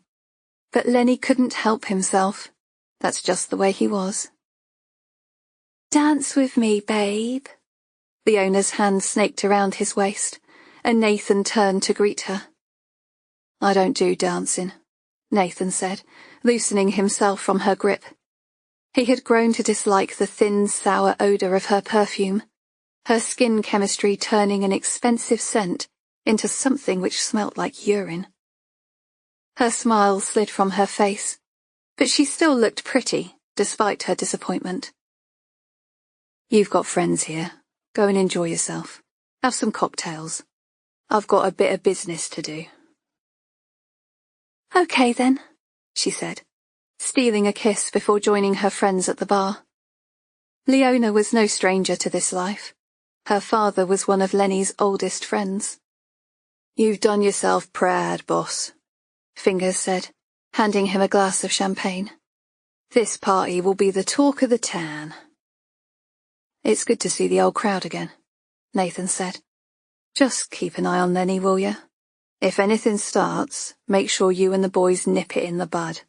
I don't want any bust-ups. Not tonight." "He won't misbehave," Fingers said. "Not with your mum about." Nathan nodded in agreement. As tough as he was, Lenny would never disrespect his mother by ruining the party she had spent months organising. "Cheers," Nathan said, knocking back the expensive Cristal. He surveyed his club, knowing he should be proud of his wealth and authority. But the better things went, the warier Nathan became. Underneath the veneer of success lay a greasy underbelly, and in this game, things had a habit of sharply turning on their head.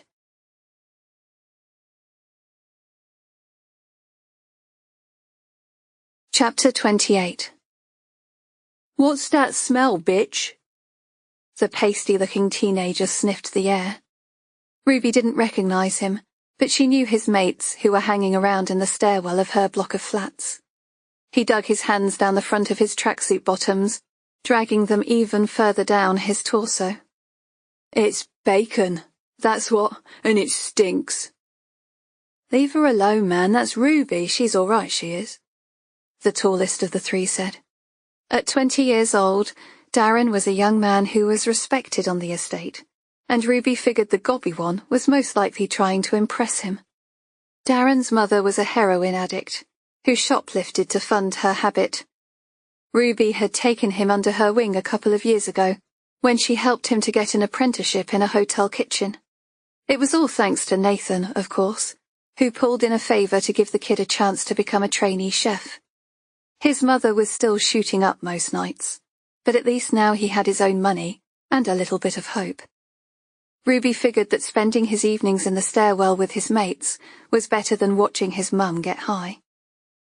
"Cheers, mate," she said to Darren, offering him a cigarette. They were currency around here, and it was wise to have a pack handy, just in case. "You've not seen anyone suspicious knocking around tonight, have you? It's just that I've been getting a bit of grief lately, and I think they know where I live. Anyone come this way that you don't know?" Darren took the cigarette and slid it behind his ear. "Nah, we ain't seen nobody. Just the usual dropouts." "You getting grief, miss? You should call the police," the youngest of the group sniggered. "Miss," Ruby said, stifling a laugh. "You're not in school now. Although, by the looks of it, it's way past your bedtime." She disappeared into the lift to the sounds of their laughter. Sure, they had their fair share of troublemakers on the estate, and gang culture was evident, but there were a lot of decent kids just trying to get by. Thoughts of Darren and his crew fell away as the lift ascended to her floor.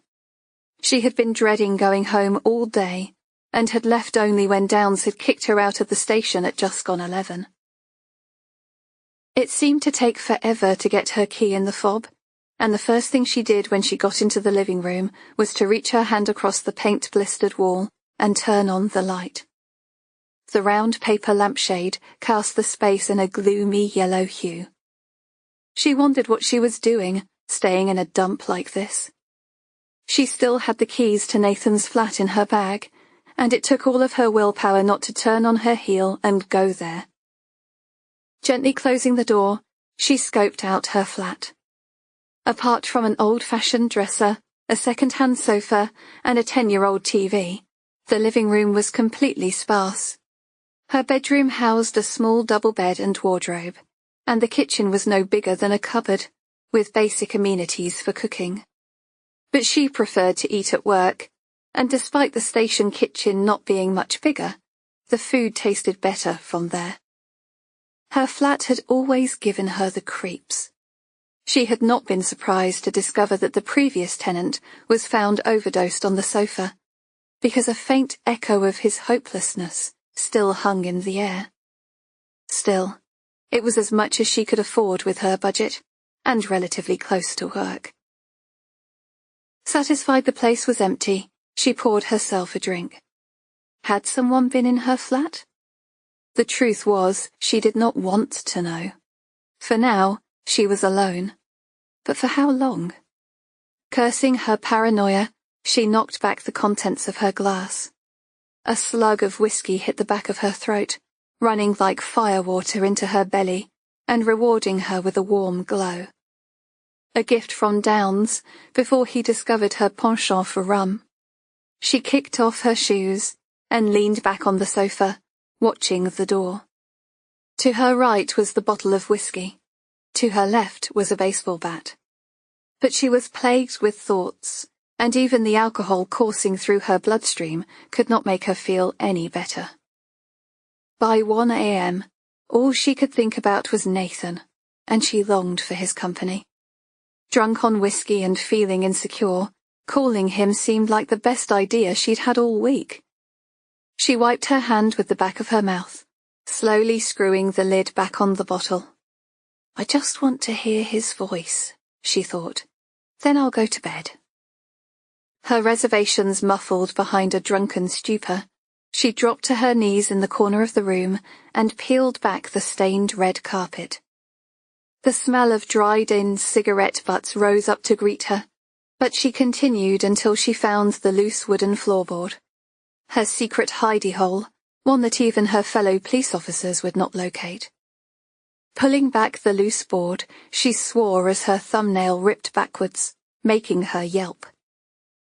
Ruby shook her finger, the broken nail sending darts of pain up her thumb. She sucked it hard before examining the damage, feeling like a toddler that had been relegated to the naughty step. Shit, she said, shaking her hand one more time before digging out the phone. It was turned off, and she didn't have the charger.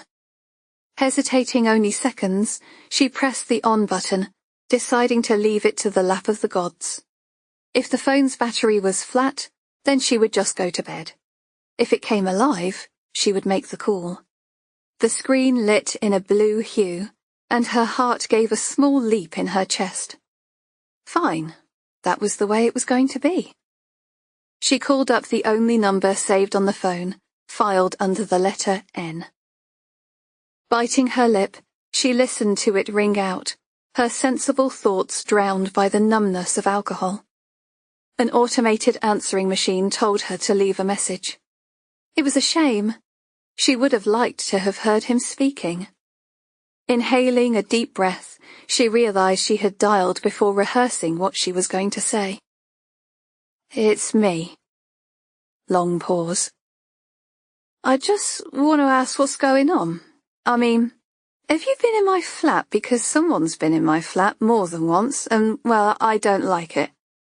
If this is some kind of ploy to frighten me, well, I know you wouldn't do that, but if it's your brother... She rubbed her forehead, wishing her words would make sense instead of a jumbled mess. Oh, listen, it doesn't matter. I'm drunk. Very drunk. Forget I called. She hung up the phone and turned it off, managing to place it under the flooring before going to bed. Bringing the baseball bat for company, she stripped off her clothes and left them in a pile on the floor before climbing under her duvet. It felt like coming out of a coma when she was woken by a shadow standing over her, cast under the shadow of moonlight. Grasping the baseball bat between her hands, she drew back to swing in defense as her heart clattered out of her chest in horror. Babe, it's me. Take it easy. What? Ruby said, still half asleep, as her body had jumped to her defense before her mind caught up. Nathan pulled off the black woolen hat and sat on the edge of her bed. Shit, Ruby. Do you sleep with a baseball bat? You're lucky it wasn't a knife.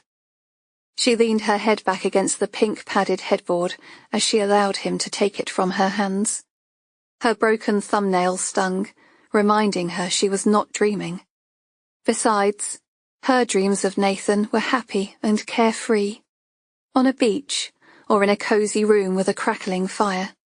Not sitting on the bed dressed in black like the milk tray man. You frightened the crap out of me, she said, as soon as she caught her breath. What are you doing here? You called me. No, I didn't. Nathan took the glass from the bedside table and gave it a sniff. Mr. Jameson says you did.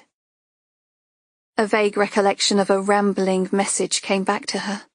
What had she been thinking? Oh, sorry. I didn't mean for you to drop everything. Nathan tore his eyes away from her skimpy camisole before rising from the bed and walking around the room.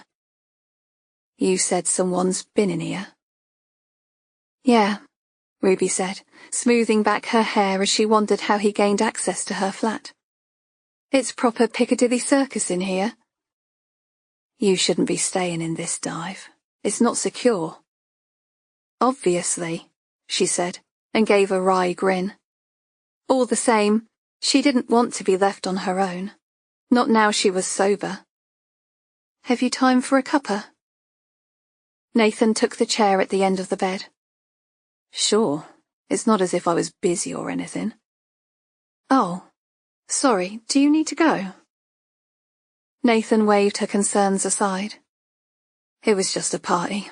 I was glad of the excuse to get away. With graceful ease, Ruby slipped out of bed, clad in nothing but a white satin cami and mismatched knickers. She kept him talking as she made the drinks, worried he might slip away as effortlessly as he'd found his way in. One thing about Nathan, you never knew what was going on in his head. She decided on 2 hot chocolates instead, wondering what his tough nut cronies would think if they saw him sipping the drink covered in whipped cream and mini marshmallows. It was the least she could do, given he had dropped everything to come to her. I thought I wasn't going to see you again, she said, sprinkling the last of her marshmallows. You're a hard habit to break. Yeah, like nicotine or something toxic. She was going to say drugs, but she didn't want to spoil the moment. Handing him the mug, she grinned as he took a sip, resisting the urge to lick the whipped cream clinging to his top lip. She climbed into bed and budged up, patting the space beside her. Come on, come and sit beside me. I promise I won't pounce. Nathan joined her on the bed, sitting on top of the covers. Why don't you stay in your new flat? It's a lot safer. Look how easy I got in here. Anyone could have walked in, and you've got your fair share of enemies around here. Ruby shuddered. She had put enough people away in the last few years to know he was right. In case you hadn't noticed, I was ready for you. I only stopped because I recognized your voice. It was true. Nathan's deep voice was one she could identify anywhere.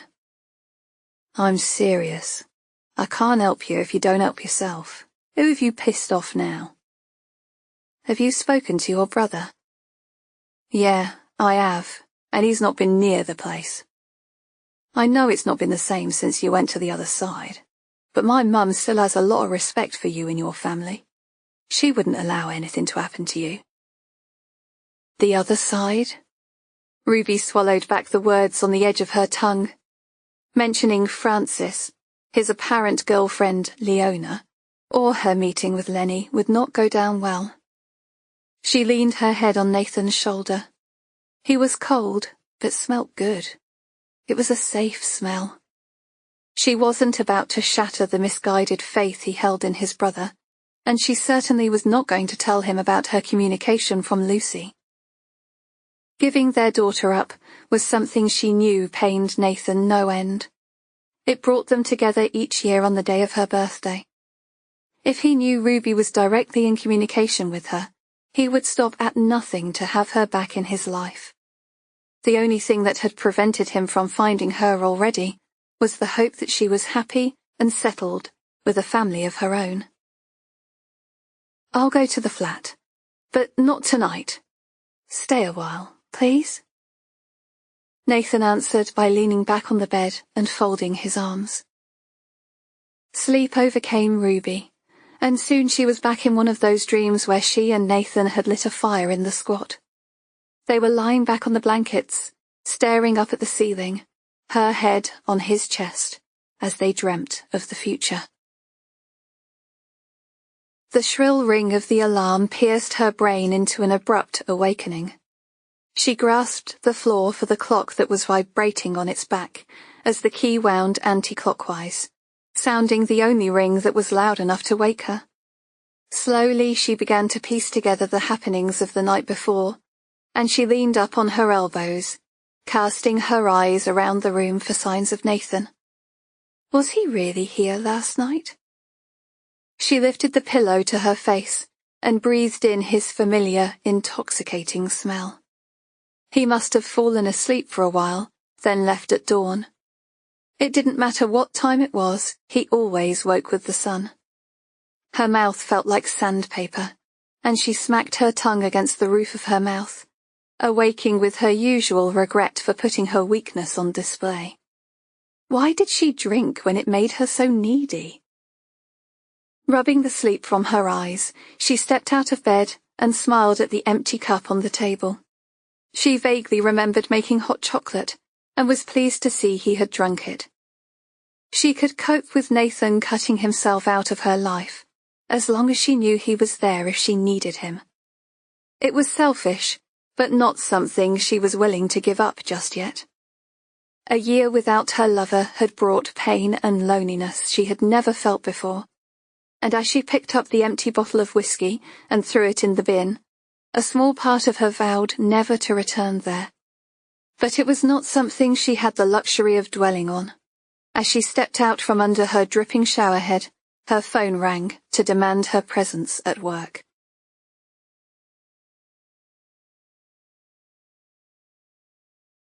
Chapter 29.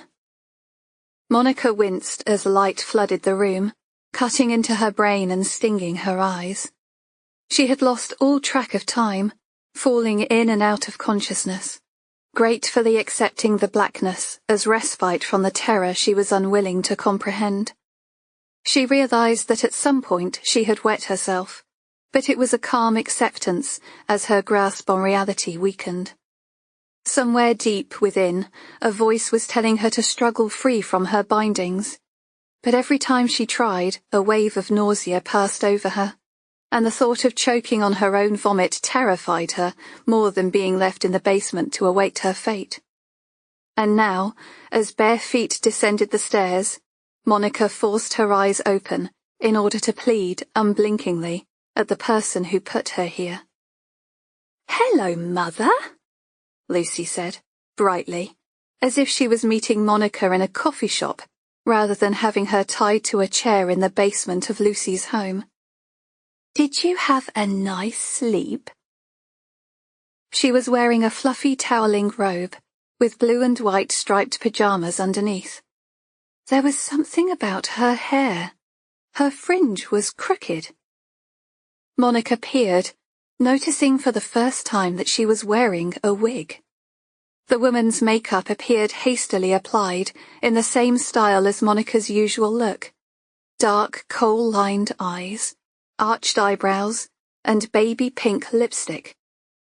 But today, as the fairy lights blinked red and green, her face looked gaudy, like a freakish circus clown. Monica's nostrils flared to accommodate her panicked breaths as Lucy dug her fingers into the side of her jaw. Turning Monica's face to one side, she surveyed the damage.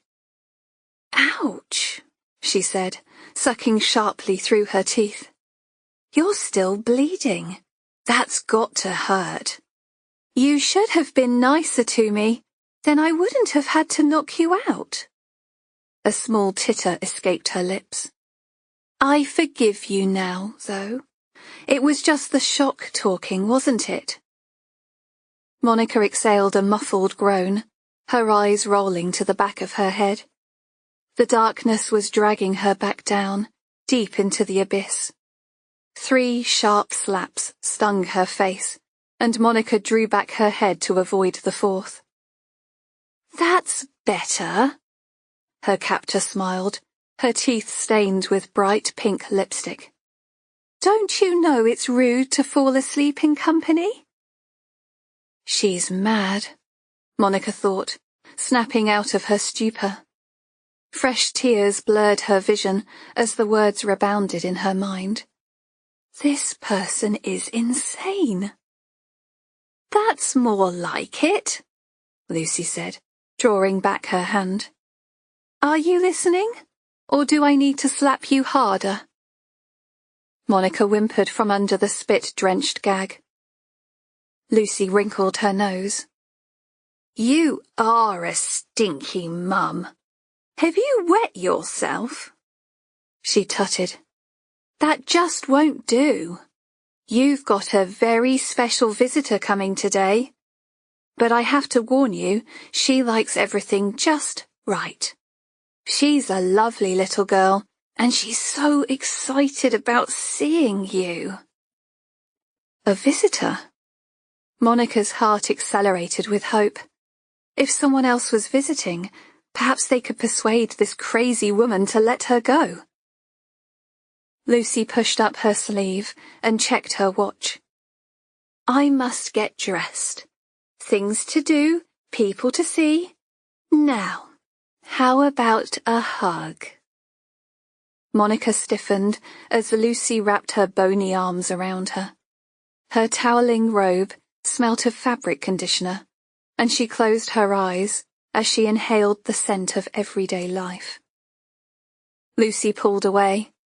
Her robe was stained with snot, tears, and a delicate dribble of blood. "Oh, don't look so worried. You'll be just fine. I really like you, Monica. I want you to be the one." Lucy cocked her head to one side, like a bird examining a worm. Her voice fell into a conspiratorial whisper as she risked a glance upstairs. "But you only get one chance. Don't mess it up." What was she talking about? Monica recalled the recent news broadcast of a woman who had been found murdered in the area. First her husband, and then, days later, her body was found. She shuddered. It couldn't have anything to do with Lucy, could it? Was Lucy really her daughter? Monica looked at her, pleading with her eyes. If only she had been nicer to her when she knocked on her door, or better still, not answered it at all. "Are you hungry?" Lucy said, standing back with her hands on her hips. Monica slowly nodded, each movement delivering hammering blows of pain. Anything to remove the gag from her mouth, if only for a few precious seconds. She had to speak to her, to tell her whatever she wanted to hear. And as crazy as it sounded, she did not want to be left alone. If she could just get free and apologize, then perhaps she could persuade Lucy that this had all been a horrible mistake. As if reading her thoughts, Lucy shook her head. "Later. You can have a drink later. I don't think it's a good thing that we talk to each other right now. I'm very cross with you, Mother, and I don't know what I might do. Besides, I've gone to all this trouble, and I know this little girl is very excited about meeting you. So take my advice, and don't make the same mistake twice. Be kind and get the words right. I can't face any more disappointments." More disappointments? Monica trembled with fear. The stains on the floor, the pungent smell, Lucy wanting her to be the one. As opposed to what? The others that had failed? Where were they now? Lucy turned and climbed up the stairs.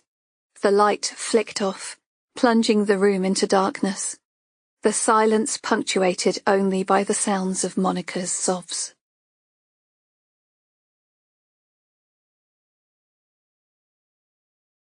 Chapter 30. 3 fish. That's all that were left in the tank, and 2 of them were guppies, so tiny that the elderly residents of Oakwood Care Home could barely see them. So much for being therapeutic. The Siamese fighting fish had looked beautiful when he bought it from the pet store. Who would have thought that such a handsome creature was capable of such destruction? It made him think of his own circumstances. Not for the first time, Mr. Carter wondered if getting into bed with the Crosby family had been a good idea. Oakwood's focus had always been on high-quality care, and without the Crosbys' substantial cash injection, he would not have been able to progress to the next phase of development. Mr. Carter knew all about the other homes that offered similar services, as advertised on their pamphlets. but their reality is far from the truth.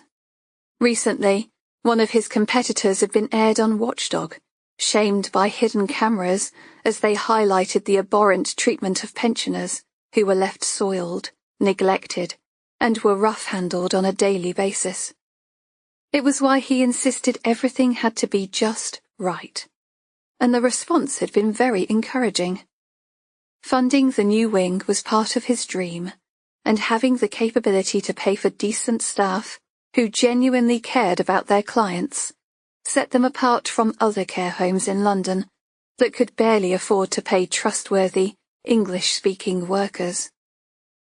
Of course, such things came with a price, and he had not been entirely comfortable with his new sleeping partner, but it was the lesser of two evils.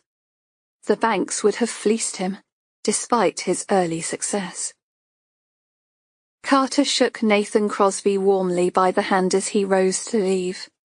His meeting had made him sick with nerves, although the figures he had prepared were looking good, and Nathan was already getting a return on his investment. But their encounters made him nervous. Carter had always been a God-fearing man, and the closest he had come to breaking the law was eating a bar of shoplifted chocolate when he was 14. The handsome, well-dressed man before him did not look like a criminal, but neither did the bankers who should be doing their time in jail as far as he was concerned. Given a choice, he would take the Crosby family any day of the week. Since getting involved with them, Oakwood Care Home had come on in leaps and bounds. He had been too scared to ask Nathan about his interest in their client, Joy Preston. It seemed odd, given that Joy's daughter was a police sergeant with the Metropolitan Police. It had been made quite clear to him that Nathan Crosby's involvement was to be treated with the utmost discretion, and this was something Carter was more than happy to provide. "Discreet is my middle name," he had said, as they shook hands on their agreement. Curiously, also in the agreement it stated that Ruby Preston was to be charged just a fraction of the ongoing costs for her mother, and that her discovery of their arrangement would seriously jeopardize their future working relationship. Doing anything to upset the Crosby family was not on the agenda. It was not all that dissimilar to the hotel industry, of which Carter had been such a big part in his younger days. Relationships could be found in the strangest places. The meeting concluded, he opened the door of his office and saw Mr. Crosby out. Their most popular carer, Harmony, dealt with Joy, ensuring that she had something red upon her person at all times. A hair clip, a scarf. It didn't matter, as long as Nathan's wishes were upheld. Mr. Carter could not really understand what all the fuss was about, as it was inevitable that Joy would forget her old habits, given her dementia. But it seemed to make Ms. Preston happy to see these little touches, and it was only then, when he thought about it, that Mr. Carter realized that Nathan was going out of his way not just to make Joy comfortable, but to put her daughter at ease as well.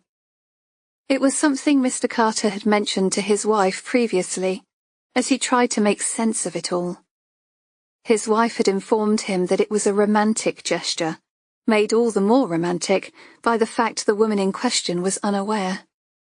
All the same, she warned him, romance would not come into it should the general public be made aware of his benefactor, so it was best to leave it at that. "How are you doing today?" Nathan asked, pulling up a chair as he sat across from Joy Preston. He hated care homes, although Oakwood was one of the better ones. It was flooded with light thanks to the floor-length windows which afforded views of the flourishing garden. Heat blasted from the radiators, and Nathan noticed that half the residents were asleep. Even Joy's eyes were drooping, and he shifted in his chair, feeling guilty for wanting to leave the woman who had saved his mother on more than one occasion. It had never been openly spoken about, but Joy's calming influence on his family's turbulent life was something they were all grateful for. Such debts would never be forgotten. Joy often mistook Nathan for his father. In the beginning his visits were short, because he could not bear to have such a flaw pointed out. Even hearing his father's name made his gut churn. But now he was older, and had become accustomed to her ways. All the same, it was nice when she recognized him for who he really was, even if his place was always in the past. "Nathan," Joy said, staring at him like she had lost something in his face. He offered her a smile. "Yes, it's me. How you doing?" "Killing the minutes and watching them die," she said, faintly, before turning her gaze to the chaffinches darting on the hedgerow outside. Nathan grew up wishing his mother was more like Joy. Frances's harsh upbringing gave her a warped sense of what was normal, confusing jealousy and control as signs of love. But as a boy, Nathan knew from watching Ruby and her parents that this was not the case. It was also why he and Ruby had believed that giving their baby up for adoption was the right thing to do. Back then, they were just kids. Things had seemed so bleak, and even Lenny agreed it was for the best when he confided in him about their plans. Nathan could never have known how much things would change after his father died. Shedding the old regime to work with upmarket clientele gave him the feeling that his work was socially acceptable, and with a brain like a calculator, he discovered a talent for making money that he did not know he had possessed. He would be happy with his lot, if it were not for Ruby and their child. He regretted the chances they had missed to make each other happy. He wondered what his daughter was doing now, and if she was happy. "Lucy." He exhaled the word in a sigh, not realizing he had spoken his thoughts aloud. "Lucy," Joy repeated. "She came to see me the other day. Such a nice young woman. I hope she comes again soon."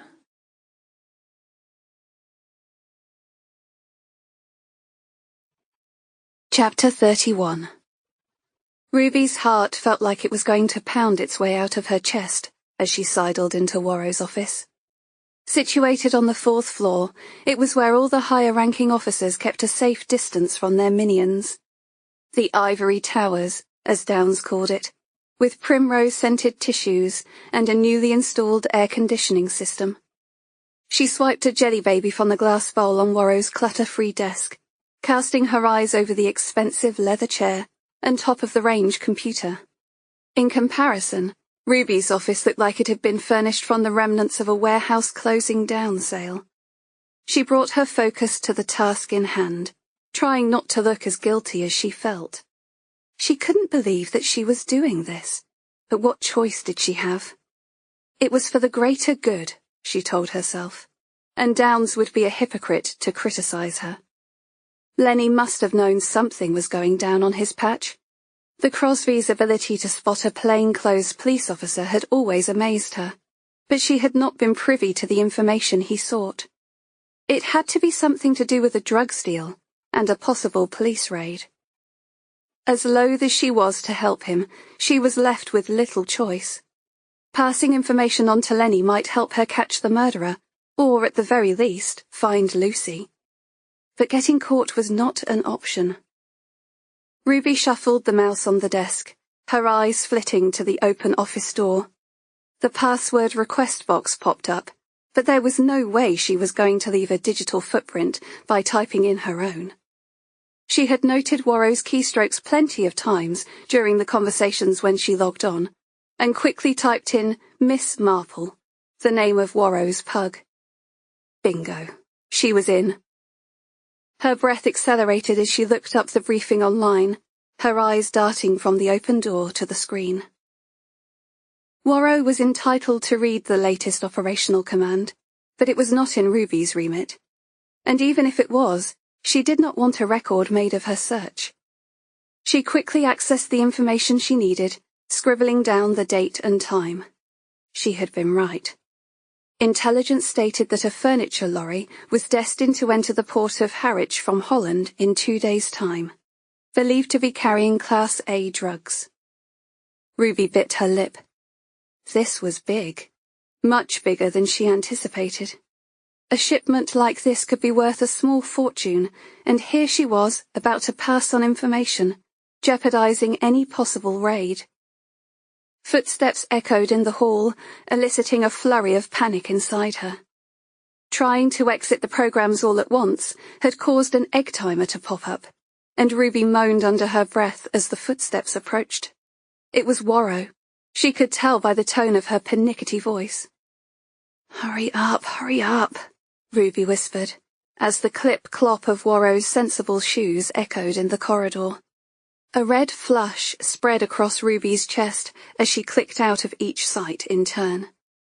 The log-off screen flashed up, but it was too late to leave the office now. Ruby grabbed her scrap of paper and pen just as Warrow walked in. Ducking down behind a filing cabinet, she wondered what the hell she was going to say when she was found. A lost contact lens? A missing earring? She slid her reading glasses into her breast pocket. Lame excuses, but ones she was willing to use. But as Ruby's DCI entered the office, the phone on her desk rang. Ruby exhaled, saved by the bell. Warrow was too engaged with her telephone call to notice her presence. Her voice was hushed now, and Ruby peeped out to see her close the door. So much for open-door policy, Ruby thought. I've told you before, don't ring me at work, Warrow said, her back to Ruby as she leaned against her desk, pausing as the buzz of a raised voice was returned. I know. No, of course I don't want that. Warrow exhaled sharply as the voice on the line voiced their displeasure. I'm not answering my mobile because I'm busy. Warrow ran her fingers through her hair, clasping a handful at the top of her scalp. You'll have to sort this out on your own. Ruby kept her breath soft and shallow, terrified that her superior would find her when the conversation ended. Warrow took a deep breath, exhaling loudly. Because I value my job, that's why. Ruby's legs began to fizz with the onset of pins and needles, as her blood supply was compromised from her cramped position behind the cabinet. There won't be any disrepute. What you do in your own time is your business. As for the rest of it, I'm not being tetchy. No, you listen to me. It's your mess, you sort it out. The conversation ended and Warrow fell silent. This is it, Ruby thought, waiting for her superior to turn her head. But luck was on Ruby's side. Warrow's mobile phone rang. It was a job call, and Warrow spoke for all of 2 seconds before hanging up and striding back out. Heaving a sigh of relief, Ruby straightened herself up. She had got more than she bargained for, in more ways than one. What was going on with Warrow to make her react that way? Ruby's fingers lingered over the phone keypad before dialing 1471. Noting down the phone number, she bit down on her bottom lip. It was one she recognized. Just what were they playing at, ringing Warrow for help? And how much trouble were they in if it would risk Warrow's job?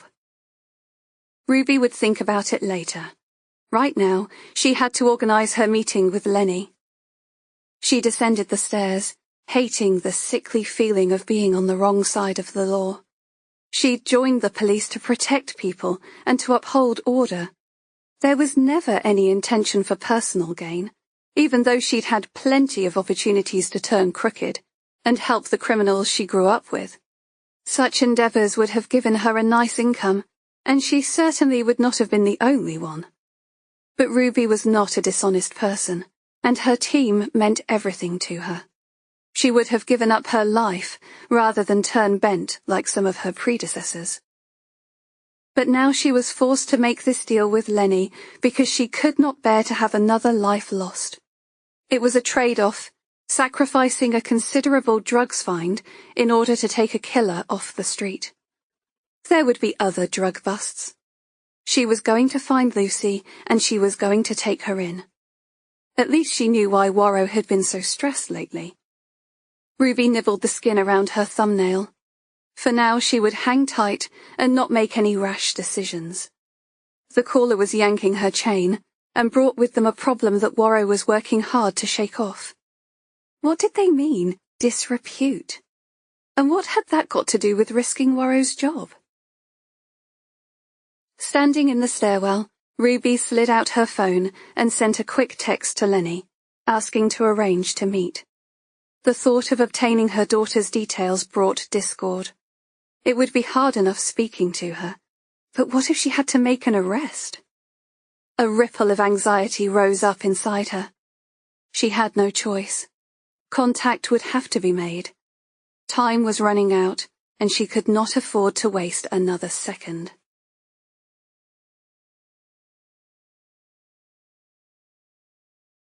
Chapter 32. Monica jumped as a door slammed upstairs. Just how long has she been down here? Without any windows, it was impossible to tell. The heady smell of stale urine clawed the back of her throat, and she squirmed in her chair, breathing in recycled air. Her mouth was bleeding now from her failed efforts to bite her way through the saliva-sodden gag. She wriggled her wrists and was rewarded with a slice of pain.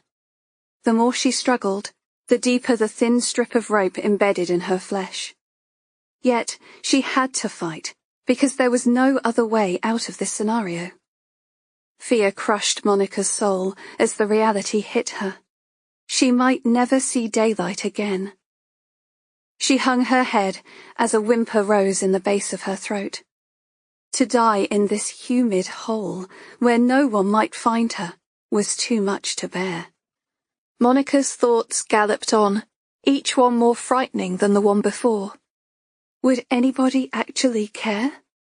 For the last few years, she had worked so hard in her career, walking over her friends to gain promotion. Had her well-paid job been worth abandoning them all for? Now, when death was near, the answer was loud and clear. No amount of designer jewelry or trendy clothes could comfort her. She thought of her husband, Adam. He would probably be relieved when she didn't come home. She had done nothing but nag him in the last few years, always pushing for a better promotion and a bigger house. Her sniffles echoed in the darkness. What was she doing, reflecting on her life when she should be trying to escape? She was used to thinking on her feet. Surely she could work a way out of this. But without the power of speech, just how was she going to reason with her captor? If only she could persuade her that she had been wrong about turning her away, perhaps then she stood a chance. Maybe Lucy was just trying to frighten some sense into her. But somehow Monica doubted that very much. The muffled sounds of the television droned, chilling her senses. She could smell her own sweat, brought on by the fear of her captor being so close. But without her, she could be left to rot, starving to death in this blackened tomb. A feeling of dread bore down on her as footsteps clipped-clopped overhead. After what felt like a lifetime, the basement door opened, flooding the stairs with light. But the footsteps this time seemed lighter than before, and the voice several octaves higher. Monica's heart accelerated as the voice carried down to her. La la la, it sang, as the figure descended the stairs. This was not the little girl Lucy spoke about. Something was wrong. Very wrong. Monica clenched her fists in preparation for what lay ahead. The Christmas tree lights flicked on, and she strained her eyes to see the person before her, gasping in realization. There stood an adult-sized girl, a smiling blue-eyed monster with blonde ringlets in her hair. She was holding something square, a music box. The fairy lights flickered, off, on, off, on, casting her white teeth in an eerie green and red hue.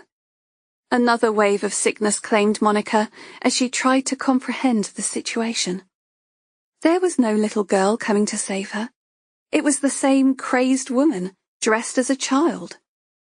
Monica's eyes fell on her red dress, knee-high socks, and Mary Jane shoes, and all hope fell away.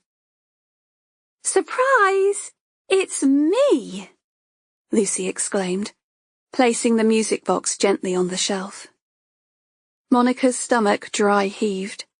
She tried to respond, but all that came out was a series of grunts. Confusion overtook her. Just what was going on?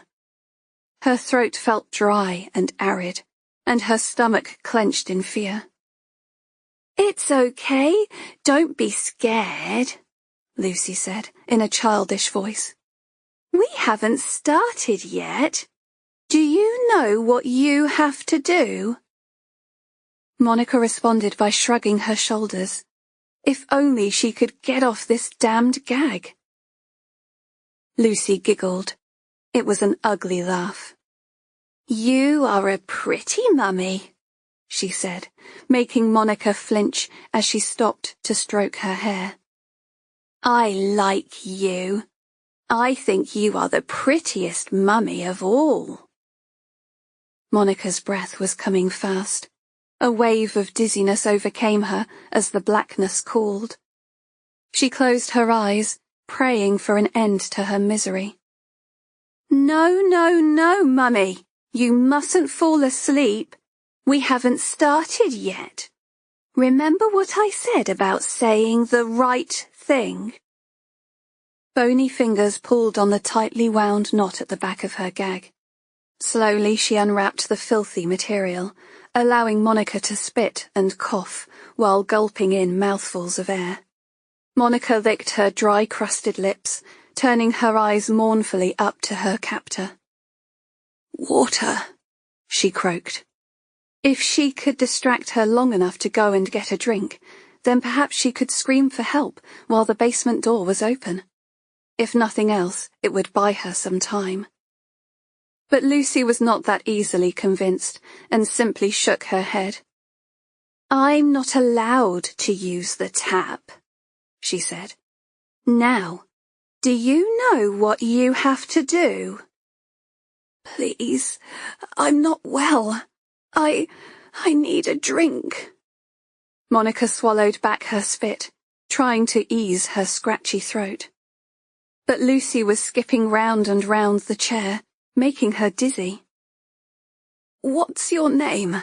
Your real name?" Monica croaked, trying to appease her. Lucy frowned, halting mid-skip, and Monica wished she could take back the words. Whatever she had said had clearly annoyed her. She grimaced as Lucy stepped forward and slapped her hard on the face. The sharp sting brought Monica back to her senses, and if nothing else, at least she was seeing straight now. "I'm sorry," she said. "Please just tell me what I need to do. I just want to go home." "You should know my name if you're my mummy, so that's very naughty indeed. Do you like my tree?" she said, her mood changing in a split second. "It's Christmas tomorrow. It's going to be the most wonderful day. There's going to be food and cake and lots of nice toys. We're going to play music together and dance. Won't that be wonderful?" "Yes," Monica nodded her head. "Wonderful." The words fell like a stone from her lips. "Tomorrow you can say the words, and we can be together forever, because then you're my real mummy, and we can have the most wonderful time, and you will love me forever and ever, and nobody will ever hurt me again." Lucy did not pause for breath as the words spilled from her lips. "But now you must go to sleep because it's Christmas Eve, and Santa will be here soon." The thoughts of the gag going back on her mouth struck another spear of fear into Monica's heart. She shook her head wildly, each movement returning intense pain to the base of her skull. Please, no, not the gag, please. Tell me what I have to say and I'll do it now. Tell me. Please don't put that on me again, please. If you're my real mummy, you know just what to say. Now keep steady or I'll slap you, Lucy said sharply, grappling to keep Monica's head still. But Monica didn't want to keep still. She wanted to get away. Plunging her teeth into Lucy's wrist, she bit down hard. With one final twist of her sweat-laced wrists, she managed to twist the rope enough to pull her right hand free. Grasping Lucy's blonde ringlets, she recoiled in horror as the wig came loose in her hand. Her pause cost her dearly. Lucy reached behind her and launched an object towards her head. With a terrifying finality, everything went black.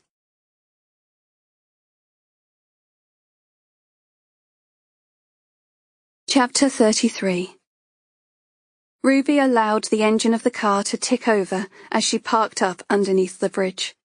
A quick text to Lenny Crosby had secured a meeting time and place. She had hoped that by meeting at Charlotte's murder site, she would be gifted with a flash of insight. If the killer had been able to escape unseen after mowing the woman down in cold blood, then Ruby's liaison with Lenny should surely go unnoticed too. She watched as a well-fed rat scuttled under the bridge, disappearing around the corner. Just what had Charlotte been thinking, arranging to meet Emily here in the dark? It had turned out that Charlotte Lockwood was no stranger to London. Despite the facade of rich living, police investigations had uncovered that she had come from modest means, originating not far from here, in an area of East London that had yet to benefit from restructure. They had managed to track down Charlotte's first husband, but he had an ample alibi for the night of her death. Her post-mortem results were disappointing, the only evidence on her ravaged body being the deep grooves of the tyres which had punctured her organs and shattered her bones. It was believed that the driver of the vehicle ran over her 3 times. What kind of anger and hatred would someone have to carry inside to do that to another human being? And why? But Ruby knew it was a question that would never grant a satisfactory answer. She didn't believe in evil before she joined the police. She thought by then that she had seen all that the darker side of human nature had to offer. But she had barely touched the surface, and evil was as plausible an explanation as anything else these days. Some people had villainy ground into the marrow of their bones. Ruby checked her rear-view mirror as a black BMW pulled up behind. Tinted windows barely afforded her a view of Lenny Crosby's thick-necked driver. Waiting for him to show had made her nervous, not because of who he was, but because she was about to pass on precious information. Her stomach churned. If her colleagues knew what she was doing, they would call her a bent copper and turn their backs on her for good. She would lose her job, maybe even go to prison. She rested her fingers on the keys of the ignition before switching the engine off. She had bent the rules before, but never like this. And the last thing she wanted was to be in Lenny Crosby's pocket. But at night, when she closed her eyes, she saw the final moments of terror ingrained on Emily Edmonds' face. Such a killer did not come from nowhere and return to nowhere. They were likely to strike again. And if it really was her daughter, Ruby had a personal responsibility to sort it out. She would turn her in if she had to, but she would do it her way. Dressed in a black suit and shades, Lenny exited the vehicle behind her. Ruby froze as her passenger door was pulled open, allowing a blast of street air to invade her space. She gave him the once-over, checking his hands for weapons. His expression gave nothing away. Stony-faced, he slid into the seat beside her. "I've got something for you. A birthday card," she said, keen to have their meeting disposed with. She dipped her hand into the door panel compartment. "But before I pass it over, I want to make it quite clear that I won't be remembering your birthday again." She delivered an intense stare as the words left her mouth, watching Lenny's grin spread as she spoke behind guarded words. She did not trust him any more than he trusted her. Any verbal admission of wrongdoing could land her in a lot of trouble if he were recording their meeting. "Are we clear on that?" she said, as he reached out to take it. "Don't fret," he said, his eyes roaming her body. The spice of his aftershave rose between them. He was groomed to perfection. Smart suit, shoes shined, and a crisp white shirt with 2 buttons opened at the neck. But, unlike his brother, he was a wolf in disguise, and it would take more than an expensive suit to hide the violence within. Ruby wanted to ask if he was going somewhere, but there was no point in trying to obtain the information when she was handing over intelligence to the most vicious man she knew. "Don't you have something for me in return?" Lenny tutted, his eyes dancing as he revelled in the game. "Hasn't anyone ever told you that you don't give to receive?" He snatched the envelope from her grasp, tearing it open before her. Ruby watched his eyes dart from left to right as he greedily scanned the information. It seemed to confirm his suspicions, and he slowly nodded as he absorbed the text. The heat of anger rose inside her. He was not going to have one over on her. She wouldn't allow it. Her fists clenched, ready to snatch the information from his hand. Lenny glanced up to see her glowering next to him, and a laugh escaped his lips. "For fuck's sake, relax, will ya? I haven't forgotten." Sliding his hand into his jacket pocket, he pulled out a piece of folded notepaper, touching the palm of Ruby's hands as he handed it over. His fingertips were cold, and Ruby suppressed a shudder. She was making a deal with the devil, and hoped it would be worth the inevitable repercussions. Ruby glanced at the writing. It simply gave an address and the name Goldie, and a time, 2:30 p.m. The name was familiar. It was someone Ruby had dealt with before. "What's this?" Ruby said, forgetting her earlier caution. Lenny curled his fingers around the door handle to leave. "It's a lead. You're the detective. You work it out." "And if it doesn't pan out?" Ruby said, folding up the paper and shoving it in her breast pocket. "I told you I'd find her, and I will. Goldie's just a gesture of goodwill, something to keep you out of trouble. And thanks for this, by the way. If you ever want to do business again." Ruby shook her head, swallowing back the bile induced by her betrayal. "We're both getting what we want. Let's just leave it at that," she retorted. She felt sick in Lenny's company, and there was no way there was going to be a repeat performance. Ruby pulled away from the curb as Lenny returned to his car, but she could still smell his scent in the air. It clung to her senses, along with a growing sense of disloyalty. Her fingers tightened on the steering wheel as she drove to the police station, back to the people she betrayed. But she knew she would get over it. It was collateral damage, the price she had to pay. She could live with her treachery, if it meant catching the killer before they struck again.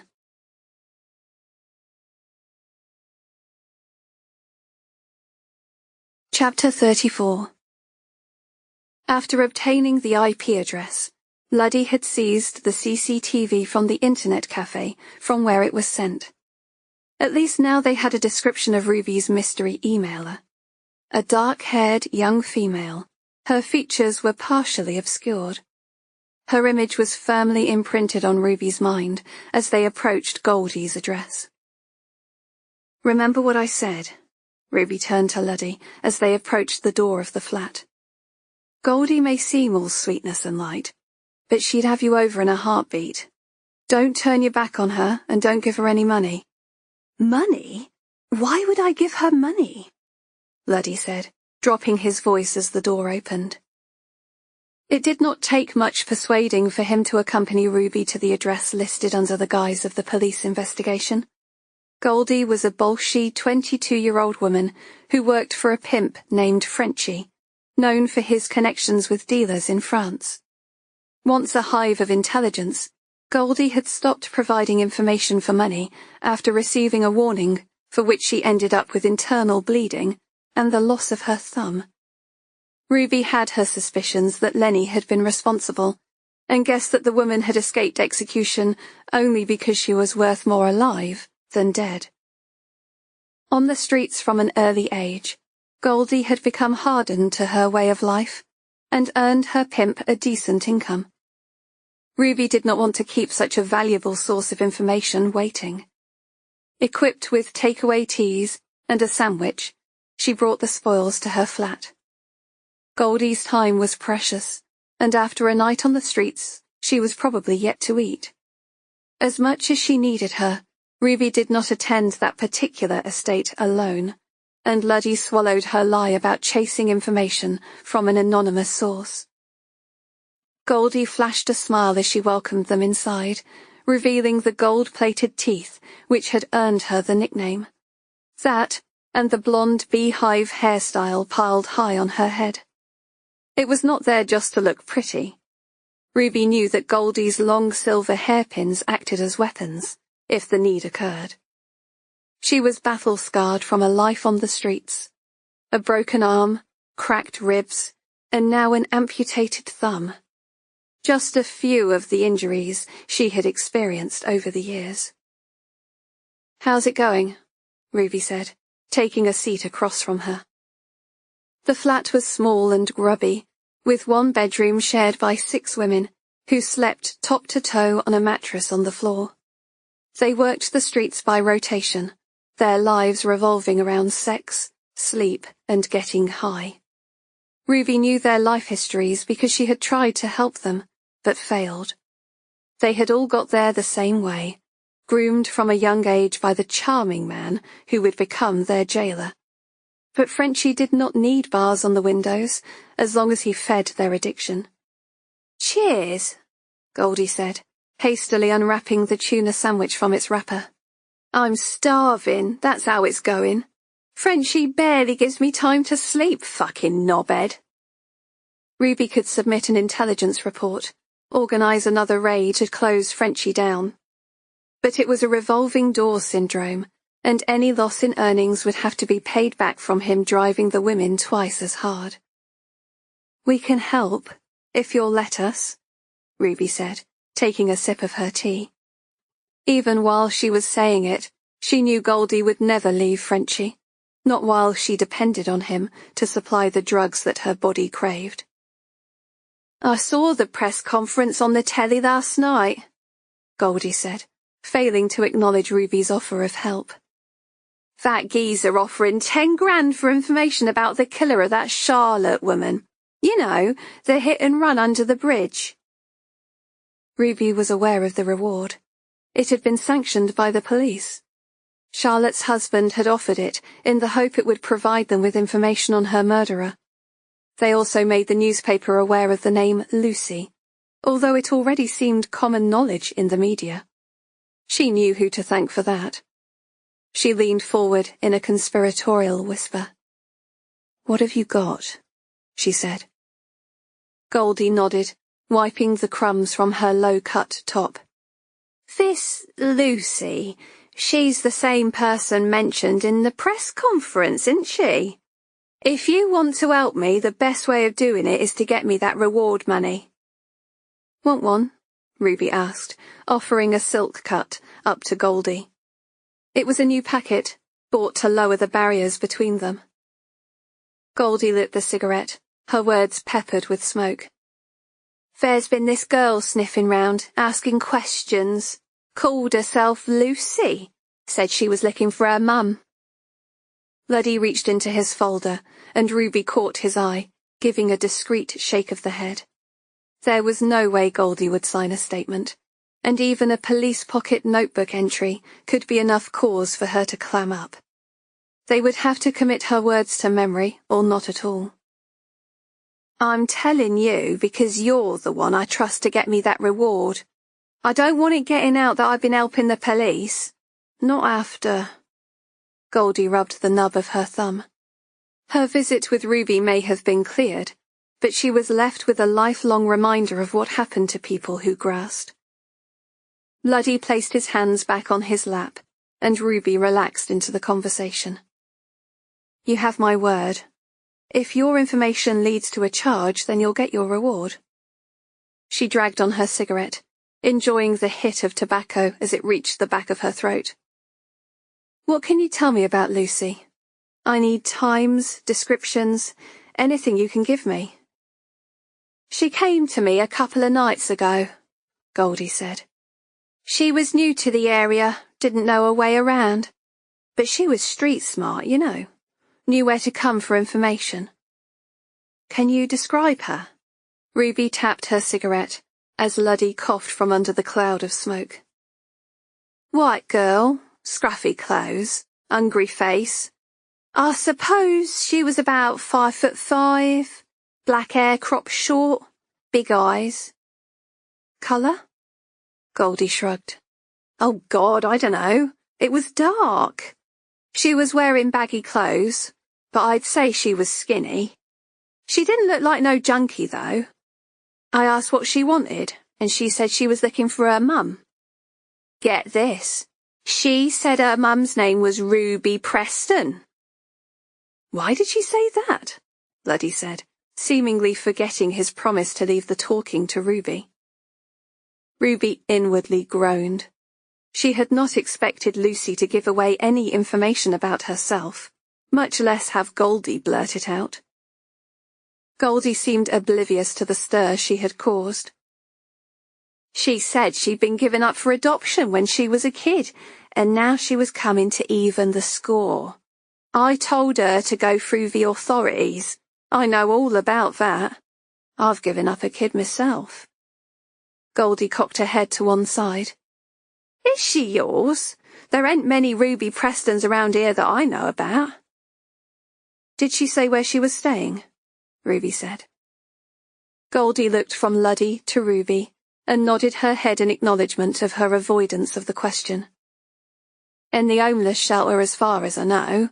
I don't think she was planning no happy reunion. But you don't know where she is now? Ruby asked. I have something better, Goldie said, shoving her hand down her pink fluorescent bra and producing a piece of wrinkled paper. Her email address. Didn't she give you a phone number? Nah, said her battery was flat. She told me to email her when I had news. I said she'd have to pay for it, and she said she'd get the money somewhere. She was looking for work, cash in hand. Okay, call out the address and I'll make a note, Ruby said, sliding a pen from the bun in her hair. She looked up to see Goldie smiling, her teeth looking like a carnival attraction. You're as bad as me, girl. What else you got tucked away in there? Wouldn't you like to know? Ruby said, pulling out her notebook to take down the information. I'm ready. Goldie blurted a laugh. You think I'm going to hand over information just like that? Come on, girl, you know how this works. Ruby frowned. You said you were helping out for the reward. That's 10 grand you could pocket. What more do you want? Goldie stubbed out her cigarette into an overflowing ashtray and rose from the sofa. The nub of her thumb looked angry and raw as she waved her hand in the air. Don't mug me off. There's fuck all chance of me getting that reward, and what I know is worth a lot more.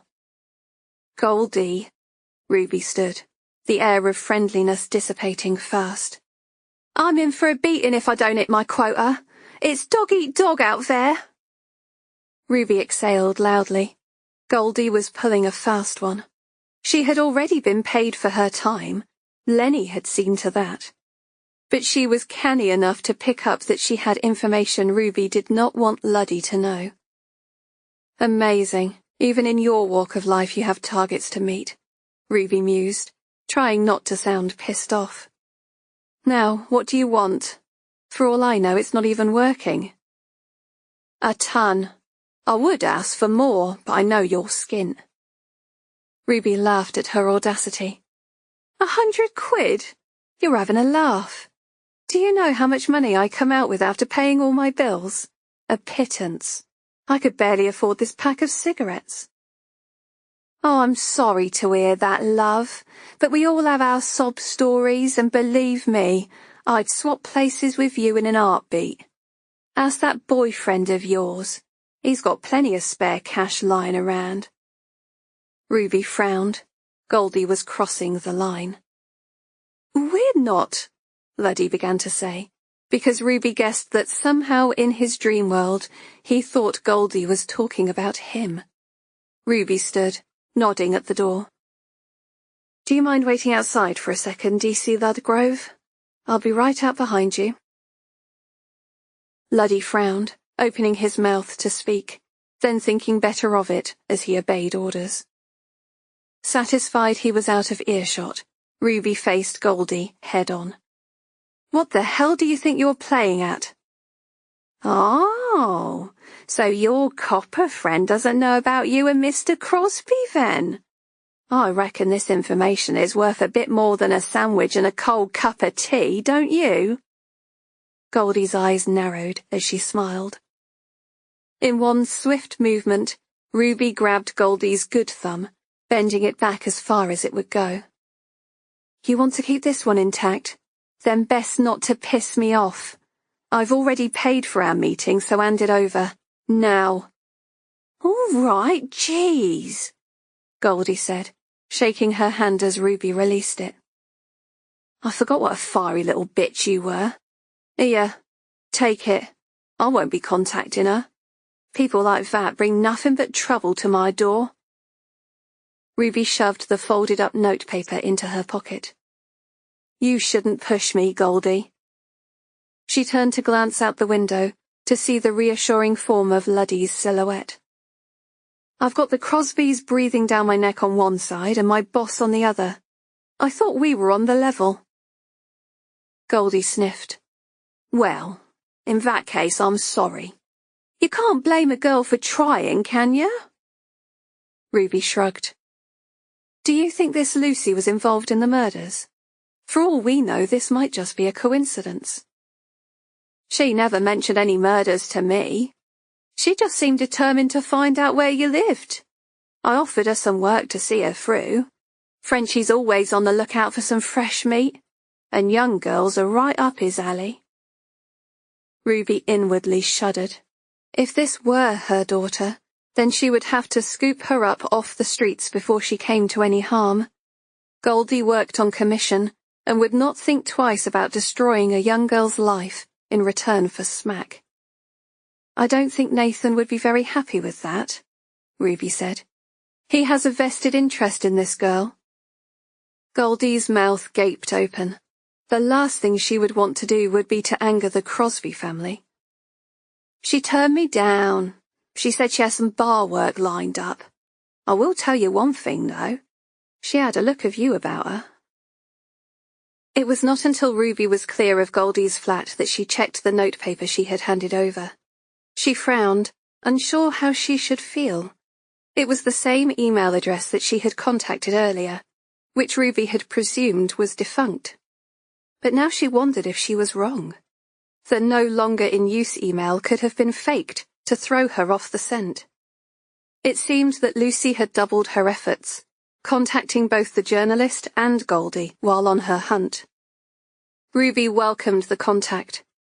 The thought of her daughter being connected to the case made her go cold inside. In her wildest dreams, she had never envisaged such a reunion. But she had to be strong and serve the public she vowed to protect. What was that all about? Luddy said, as he turned the ignition of the car. Ask me no questions and I'll tell you no lies, Ruby said, staring at the notepaper. You always say that, Sarge. Was that an official line of inquiry or not? That stuff she said about Lucy being your daughter is something you have to wipe from your mind. She's a smackhead Luddy. She'll do anything for money. That's why you don't go around there alone. She used to give us some great intel, but she wasn't past blackmailing officers either. Remember D.C. Maguire? Luddy scratched his head. I remember. He was involved in a sexual assault. Right, Ruby said, as he drove away from the block of flats. Who do you think made the allegation? But the police seized DNA evidence. So they did, and Goldie put it there, shoved her fingers down her knickers and grabbed him by the hands. I told you, she's dangerous. You need to be on your toes with that one. Luddy frowned. So when she said Lucy was looking for you, it's just more of the same. I don't want you giving that shit airtime, do you hear me? And the email address? Leave it to me. If anything comes of it, I'll update the investigation, all right? Luddy braked sharply as the traffic lights turned red. I don't mean to speak out of turn, Sarge. Ruby, call me Ruby. I've told you 1,000,000 times. Ruby, Luddy repeated. I'm worried. This is a big investigation. The last thing I want to see is you getting into hot water because you're not following police procedure. Ruby's jaw clenched as she tried to contain her annoyance. How many years have you got in the job? 5 next month, Luddy said, giving her a sideways glance as the lights turned green. How about you come back to me in another 5 years, when you're a little more qualified to tell me how to do mine? Ruby pushed up the ventilator flaps on the dashboard, allowing a gust of dust-coated air to blast its way out. It smelt of engine oil, takeaway food, and the recent shower of rain. She lived and breathed the streets, and would lay her neck on the line to protect its occupants. But how did she tell an idealist that the world was not black and white? Ruby had fought the war from both sides, and did not trust either of them.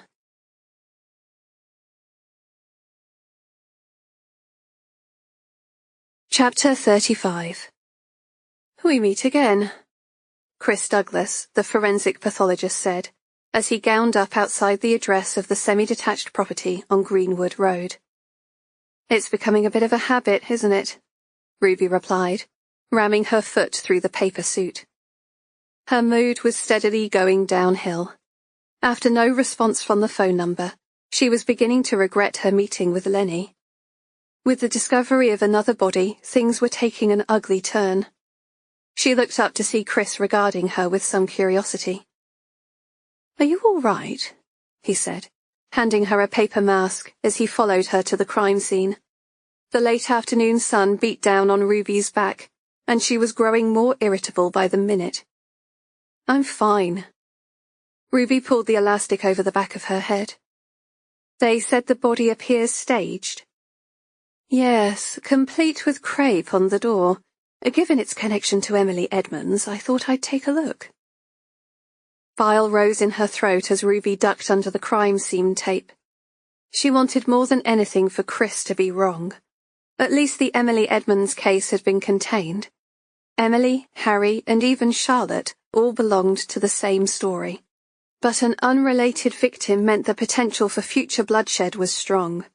The length of black crepe billowed on the front door, acting as a warning for those who entered.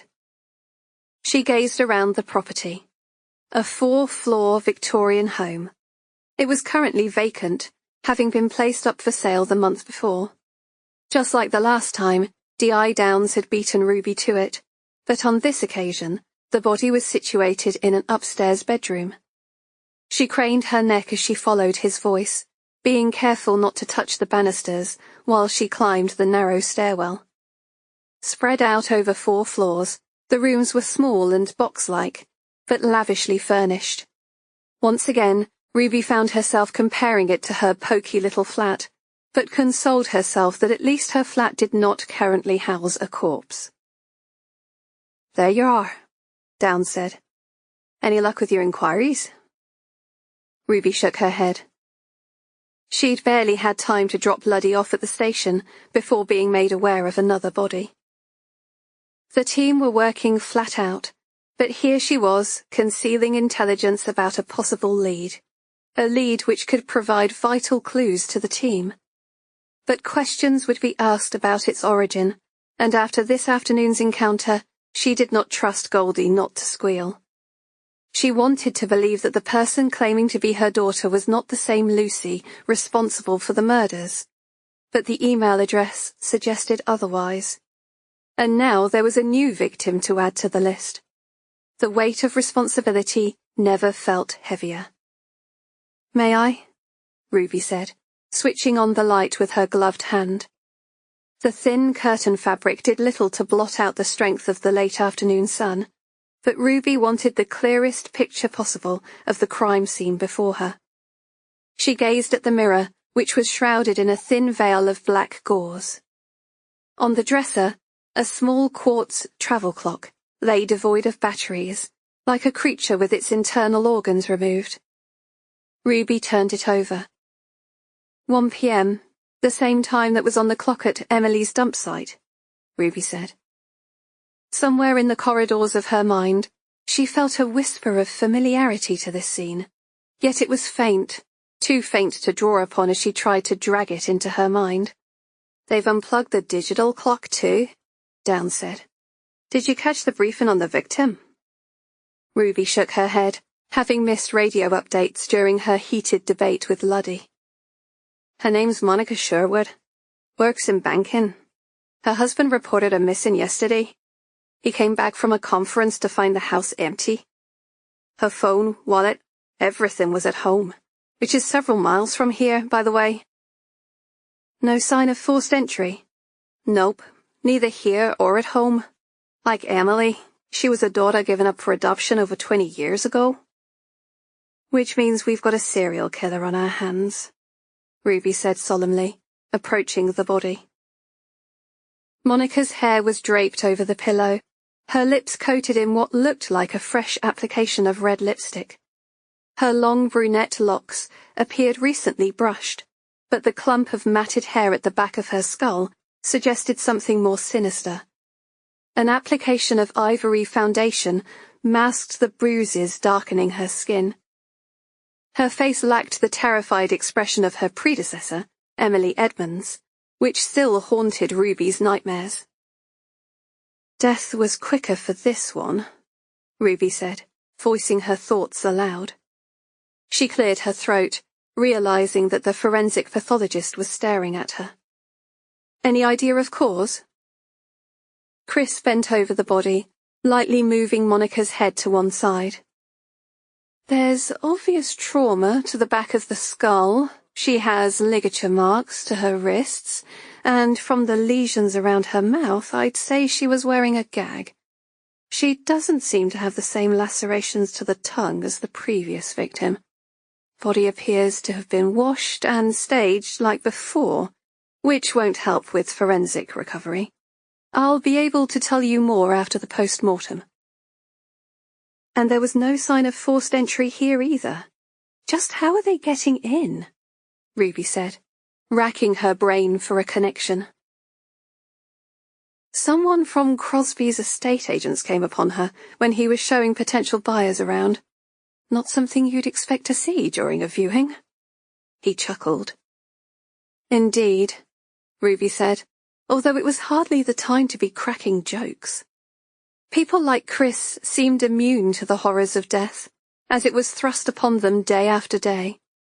Ruby strived to cling to that semblance of her humanity, no matter how grim things became. Unease crept over her at the mention of the Crosby family name.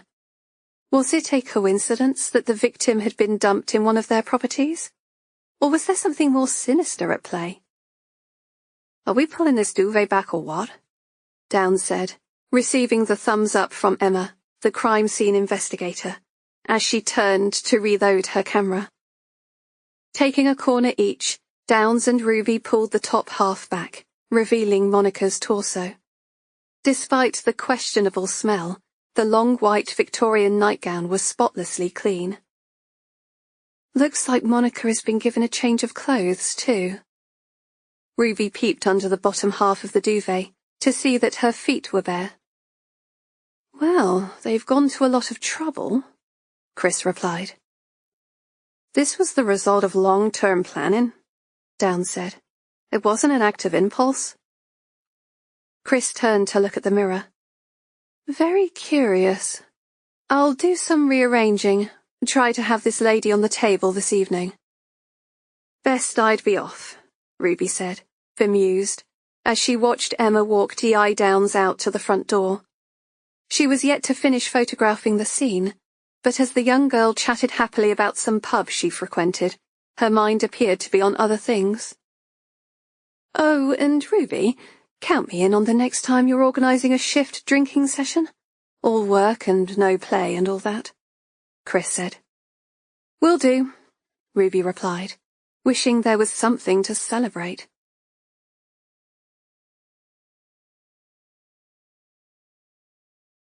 Chapter 36.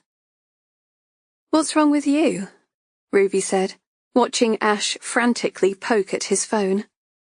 Too engrossed in his task, he did not hear her come in, and he continued swearing under his breath as he peered at the screen. He's deleting his tweets, Eve said, striding past her with a wad of paperwork. Tweets? You do realise we're running a murder investigation here, don't you? It's of life and death importance, apparently, Eve said, wearing a hint of a smile. DCI Warrow's following him on Twitter. It's part of her new initiative to get to know us all a bit better. Not another one of her bloody initiatives, Ruby said, rolling her eyes. It's not as if she's got anything better to do, is it? Just be glad it's not Facebook, Luddy said. Did you see that photo he posted last night? I'm not on Facebook for exactly that reason, Ruby said, stealing a boiled sweet from his desk. She had renewed her conviction to give up cigarettes yet again, figuring her bad habits would be her downfall one day. Has anyone spoken to Monica's husband, Adam Sherwood, yet? I did, just before the body was found, Eve said, raising her hand as if she was in school. Ruby made a mental note to speak to her about being more assertive. Before they found the body? What are you, psychic? Well, I do follow the horoscopes as it happens. Eve blushed under the strength of Ruby's withering gaze. Sorry. All missing persons reports are highlighted to us now, particularly if they've given up a child for adoption in the past. Ruby thought of the email address that she had used to contact Lucy. She would keep trying in case its owner activated it again. She had little choice. Not when there was a nutcase scooping up women from their homes.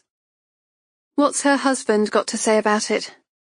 Adam, her other half, said that she didn't want children and never spoke about the adoption.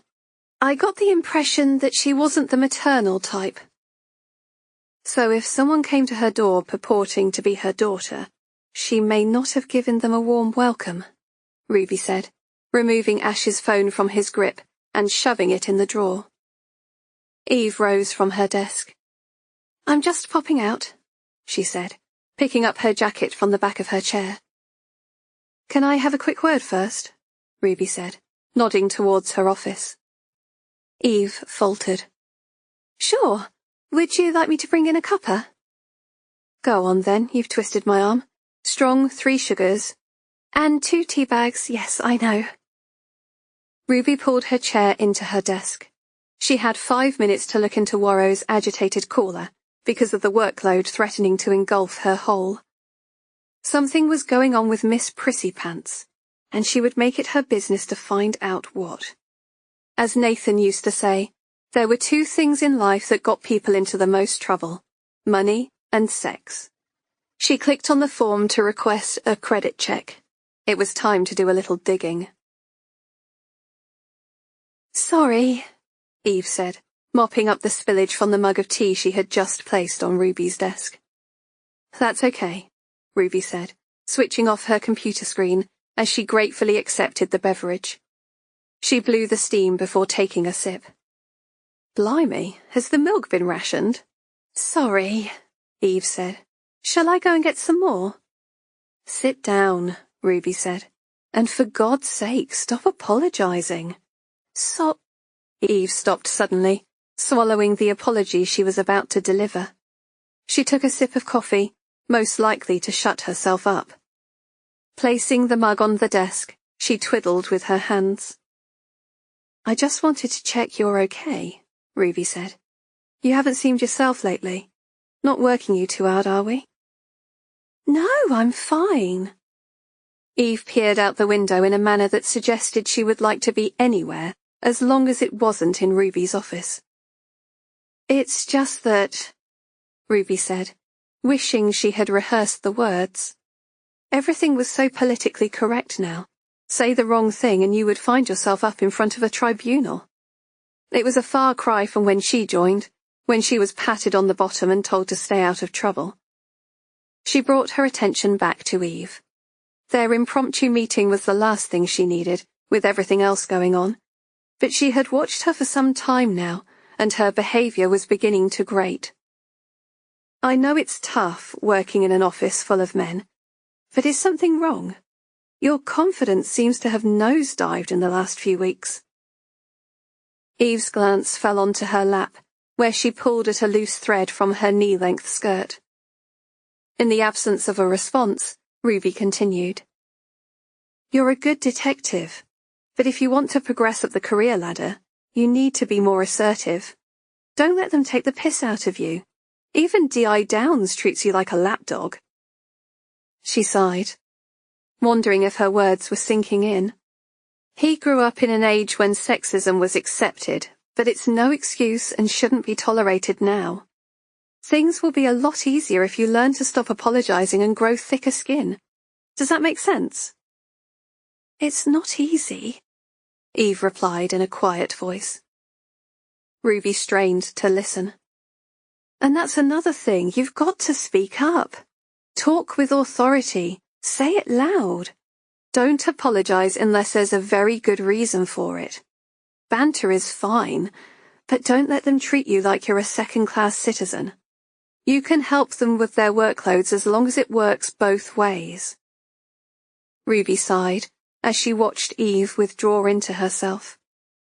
I'm not having a go at you. I'm just trying to help, because sometimes I see you when nobody's looking, and you don't seem very happy. Are you being bullied? Is that what it is?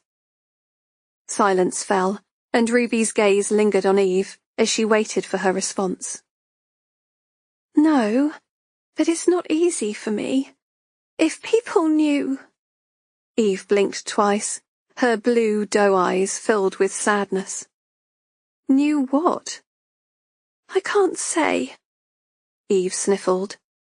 You can tell me to mind my own business, but if something's affecting your work, then we need to discuss it. Is it something at home? Family problems? Finances? Eve bit her bottom lip, a scarlet hue rising up her cheeks. I told you, I can't say. I'll take on board everything you said. I'll try harder.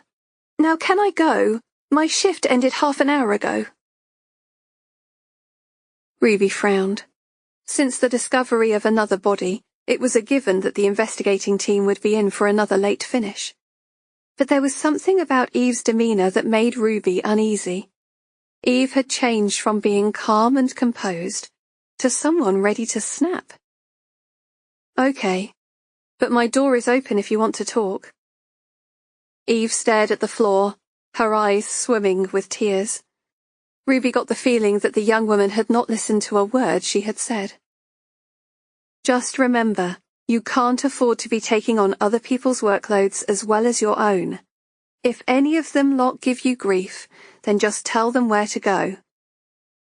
Eve nodded vigorously as she rose. Pulling a tissue from under her sleeve, she made it past the door before bursting into tears and running out into the corridor. Ruby walked out of her office, and all eyes turned on her. What did you say to her? Downs said, biting off a chunk of Mars bar. Ruby rolled her eyes before she turned to face him. He had never been afforded with a sense of discretion. Nothing. I think she's a bit stressed. She turned to the rest of the team. So ease off on her, guys, okay?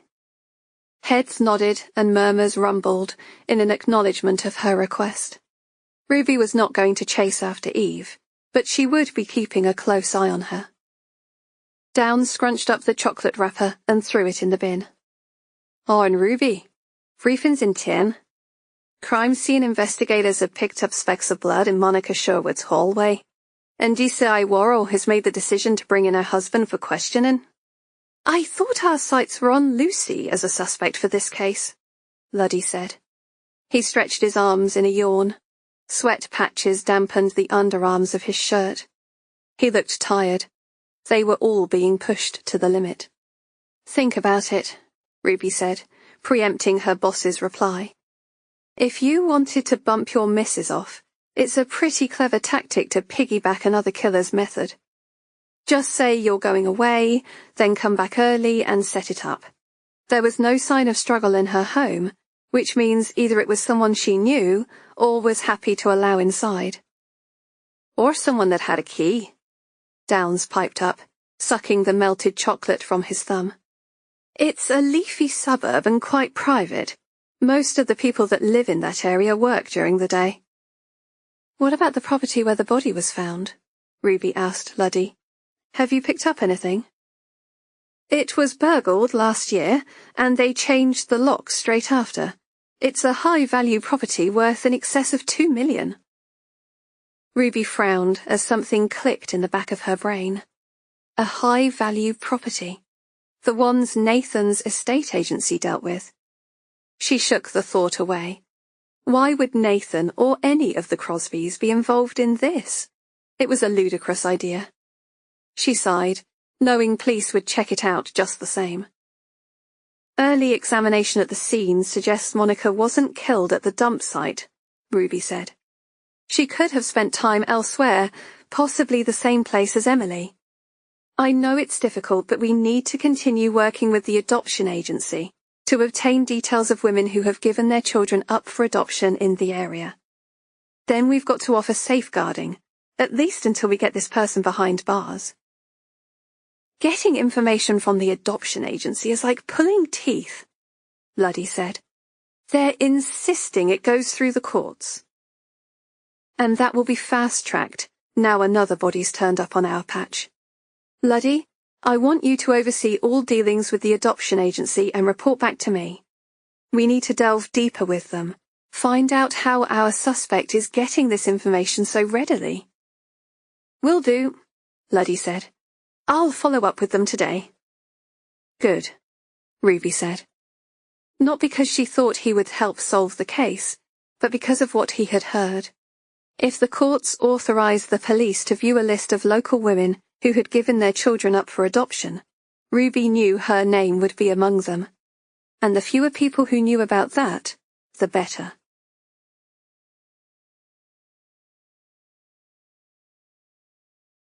Chapter 37.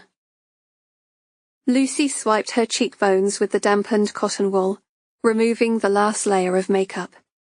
Staring at her pallid reflection, she wondered where she had gone awry. Why did she keep picking the wrong mother? All she had ever wanted was somebody to love her, to say the magic words and bring her home. Tilting the bottle of toner, she dabbed it onto another cotton wool pad. Lucy dragged it across her skin, shedding her persona as she returned to real life. But she could not leave her troubles behind. Her potential mothers were selfish bitches. They screamed and whined about how they wanted to get home, without even a thought for her. Nobody ever apologized, or asked her how she was feeling. And when they begged, why weren't they pleading for forgiveness? Why weren't they saying what a terrible mistake they had made?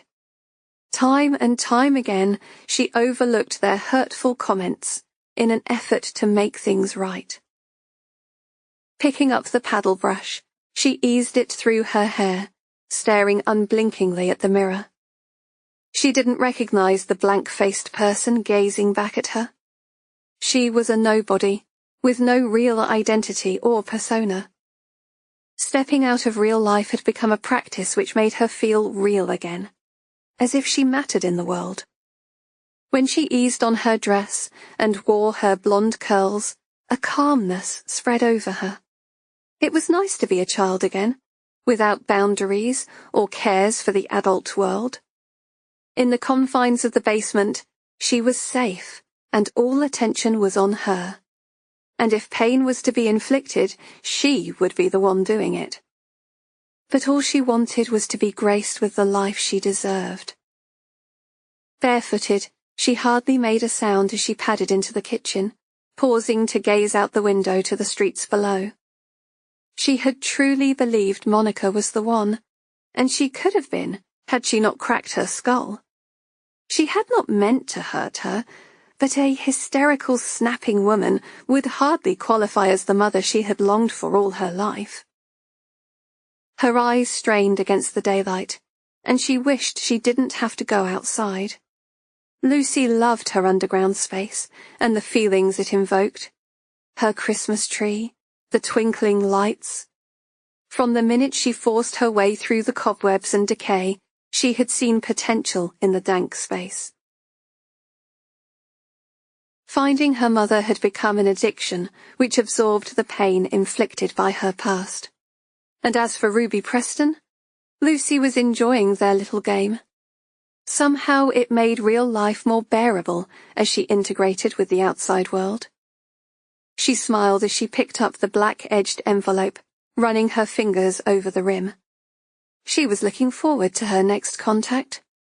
She had lots more in store for her.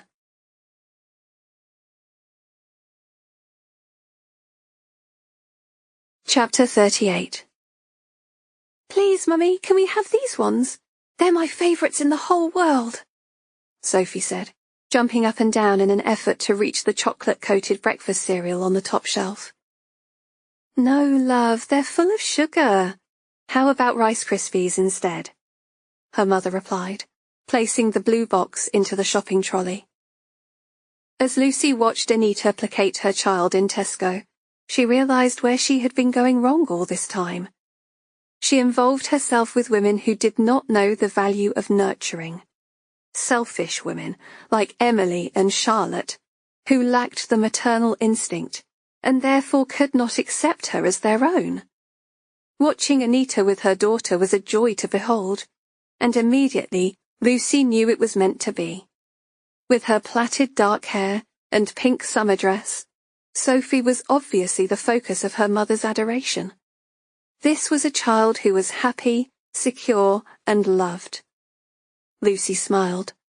This was her mother too, her true mother, who would take her in without a moment's hesitation. Lucy imagined turning up at her doorstep. Anita would probably be overwhelmed that her firstborn daughter had come home, just like in the movies. But what had been an advantage would also turn out to be something of an obstacle. She could not have her perfect family with another child in the way. A 6-year-old would have to be disposed of, but she could not drop her off in a housing estate, as she had done with Monica's dog. The murder of a child would bring a whole new side to the police investigation, which was getting increasing media attention. They were already painting her as a monster, but it was simply not true. Lucy told herself that sacrifices would have to be made. Of course there were other options. She knew people who would pay well for such a pretty little girl. But those sorts of people were ill-intentioned, and she could not have such a transaction on her conscience. No, it was kinder to end it. Allow Sophie to die in peace, with fond memories of her family, knowing that she was always loved. And Lucy would be there to take over in assisting Anita with her grief. But it would take serious planning, especially now that the police were on the lookout. Monica's death had raised their attention, but nobody understood. She had gained a lot of satisfaction from wiping out the unworthy candidates. Harry, Charlotte, Emily, Monica. Just thinking about their murders sent a delicious shiver down her spine. But she was not sure how she felt about taking such a young life, and struggled to justify it in her mind. Yet she could not waste another moment. It would be Christmas in a few months, and everything hinged on that perfect day. There would be no more rehearsals. Everything had to be perfect. Lucy walked between the aisles of the shopping centre, staring at the products on display. She wanted this meeting to be special, comforting. Plucking some cleaning products from the shelves, she popped them in her basket. She had much stronger stuff at home, but the gentle scented air fresheners and candles were kinder to inhale. She wondered what Anita liked the best. She would have to make a note of her favourites the next time she visited. She already knew that Sophie liked Cocoa Pops for breakfast, and Ribena instead of tea. She came to the end of the aisle, turning right for breakfast cereals. Her thoughts brought a frown. Just how long would Sophie be staying there? Lucy wasn't very good with children. Sophie seemed a bit like one of those exotic pets that she wasn't quite sure what to do with. A bitter voice rose from inside. It knew exactly what to do if she wanted to have Anita all to herself. But there was another side to Lucy, the side that did her food shopping in Tesco and checked the weather forecast for rain. She was the sensible one, and was worth listening to, because she didn't want to end up in prison. Her whole childhood had been a prison. No, there must be a way to compromise. But if Anita came, then Sophie was coming too. She would sort out the finer details later. Lucy looked around, realizing she had lost them. It didn't matter. She knew where they lived, their routes, where she went to school, and where Anita spent her time. Flowers. She could buy some flowers and make the place look pretty. There were all sorts of things she could get to make it nice.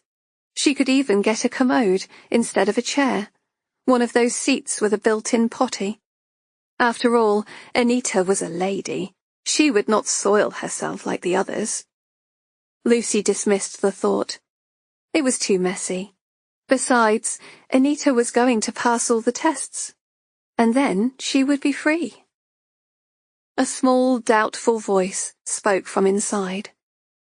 Just how do you think you're going to get away with that? Everyone is looking for you. Lucy smiled. She would get away with it because she was not Lucy in the real world. The person she was presenting now, as she walked down the aisle of the supermarket, was someone else entirely. Having a loving mother was her destiny, her happy ending, and every story deserved a happy ever after.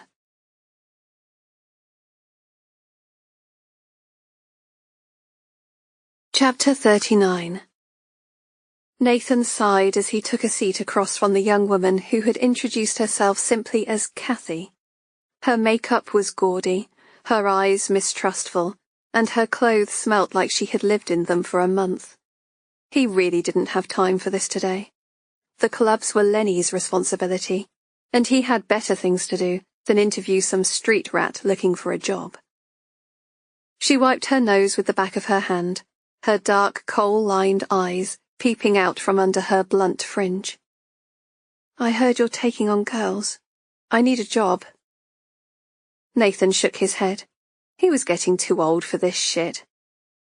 I'm not running a creche here, love. What age are you? 16? 17? She glared at him, eyes alight with a fire of indignation. I'm 20. Producing a bent-up passport, she slid it across the table. A sad, pale-faced girl stared out from the passport photo. Nathan examined the paperwork.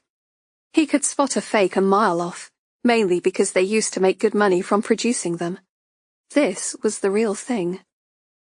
She reached out to snatch it back, and Nathan clamped down her arm, pushing up the sleeve of her jacket to examine her skin for puncture marks. Satisfied she was clean, he released his grip. Did he tell you what the job entails? I'm not a kid. I've been living on the streets long enough to know how things work around here. Is there a job going or not? Take your top off. Kathy's eyes darted left and right as she stood. Can't we go somewhere a bit more private? Nathan screwed his face in disgust. Jesus, I'm not interested in that. I'm checking you for wires. Like anyone who attended the club out of hours, she had been searched on the way in. But there was something about the lack of fear behind her eyes that made Nathan uncomfortable. He had seen that defiance before, and it usually brought him nothing but trouble. Oh, it's just that I heard Lenny likes to, she said, pulling off her sweatshirt. She stood before him, her skinny frame encompassed in a black bra and jeans. Well, I'm not Lenny. Nathan signalled at her to turn around. She was too young to carry the scars and bruises that mapped her body, and he dropped his gaze. Do you want me to take the rest of my clothes off? Kathy said, reaching around to remove her bra. Get dressed, Nathan said, in a voice that was not to be disobeyed. Kathy sniffed in disgust as she pushed her head through her jumper. I fucking hate the cops. All they ever give me is grief. She was nothing more than a kid, and Nathan shuddered to think what Lenny would be doing with her now, had he been the one interviewing. Nathan had moved the escorting service online, closing down the shoddy massage parlours and backstreet knocking shops. But he still had a long way to go in order to persuade Lenny to shut down that leg of the business completely. His brother enjoyed having girls on tap. You don't want to work for us, Nathan said. Why don't you go home to your family? My parents don't care about me, Kathy said sullenly. I'll do whatever you want. Please. I've nowhere to live. I've been sleeping under the bridge, but there's some weirdos hanging around, and I don't feel safe there anymore. There's weirdos everywhere, Nathan said, drumming his fingers against the table. We just deal with the rich ones. Nathan rubbed his stubbled chin. Getting her into escorting would be like feeding her to the sharks.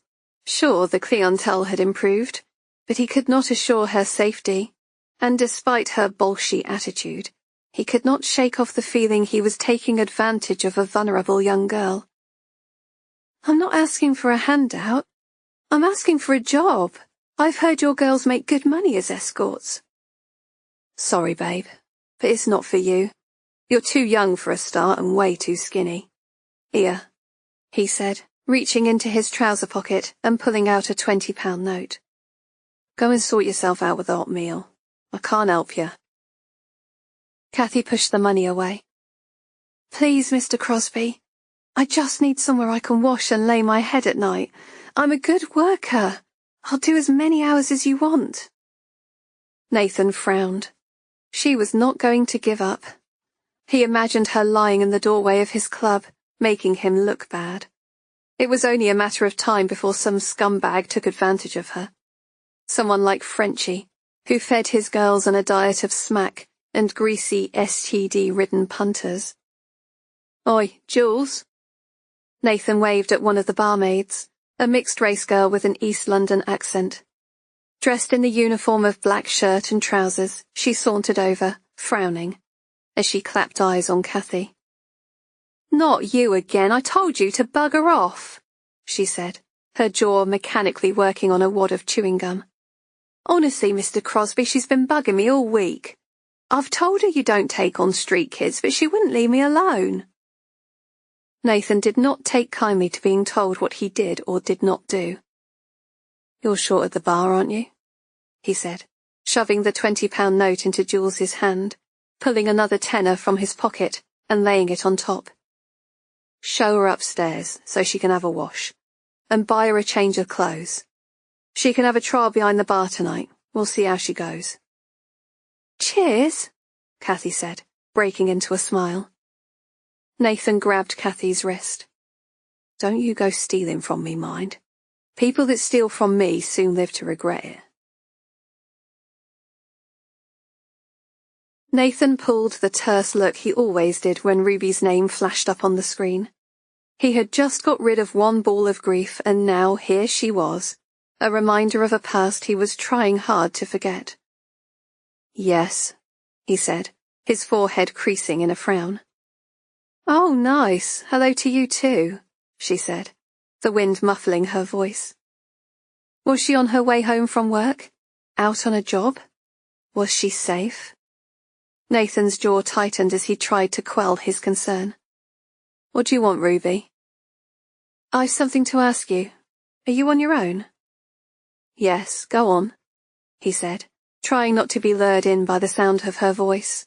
He thought of the scent of her skin, her lips, her teeth, her tongue. We're investigating a series of murders. Women who have been gagged, bound, and their bodies staged in expensive properties for the police to find. You wouldn't happen to know anything about them, would you? You've come to the wrong place if you're expecting me to help the police with their inquiries, Nathan said dryly. He did know about it. The last 2 bodies had turned up in properties which were on his books. Despite his frostiness, Ruby breathed a good-natured laugh. Okay, you can't blame a girl for trying. We're on the lookout for a young woman, early 20s. White girl, not very tall, slim, either black or blonde hair, goes by the name of Lucy. She was in the homeless shelter, but she's moved on. Apparently she's looking for work. If you see anyone suspicious in the area, can you let me know? As I said, I'm no grass. She could be a murderer. I don't care if she's Myra fucking Indley. I've told you I don't help police, yeah. Innocent women have been killed and it's not ending there. But don't you worry your head. You go back to whatever important work you're doing. I'm sure it's a wonderful contribution to society. Nathan stared in disbelief as the line went dead. She hung up on him. She actually hung up on him, of all the bloody... She was in the homeless shelter, but she's moved on. Apparently she's looking for work. Ruby's description of her suspect echoed in his brain. It was a description that could fit anyone, yet... Lucy. A name which invoked pain, past memories. He had seen Kathy's passport. It couldn't be her. It wasn't possible. He could ring Ruby now, ask her to come around unofficially to speak to the girl. But the thought was fleeting. Police were not welcome in his establishments, and if there was a problem to sort out, he would see to it himself.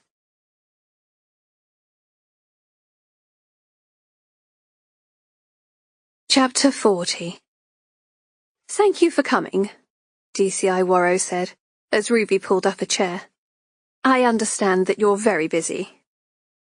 Ruby crossed, then uncrossed her legs, trying to contain her rising jitters as she wondered why Worrow had called her at such a late hour. It was 9 p.m., and they were the only people on the floor of the so-called ivory towers. Unlike the minions in serious crime, who were still working on the floor below, the rest of her superior officers had all gone home. Worrow interlocked her fingers and rested them on the desk. Even at this late hour she was perfectly groomed, her black bobbed hair styled to perfection. Ruby patted her dishevelled bun to find the pen she had embedded in it earlier. Too late to worry about it now, she thought, as DCI Worrow spoke. I came in to see you this afternoon, and I was disappointed to see that both yours and D.I. Downes's office doors were closed. This goes against my imposed open-door policy, and I believe it could be contributing towards the low morale of your team. The woman spoke in such an officious tone, it was as if she were reading the words. But that was her nature, as far as Ruby could see. Stilted, unnatural.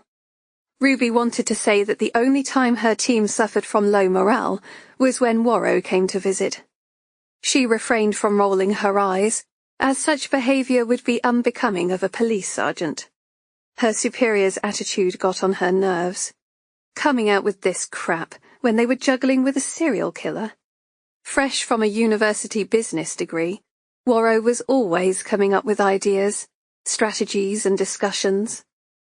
While Ruby admired her, getting fast-tracked for promotion at such a young age, flying through the ranks, had left Worrow with little time to experience life on the streets. It was hardly any wonder that officers could not identify with her.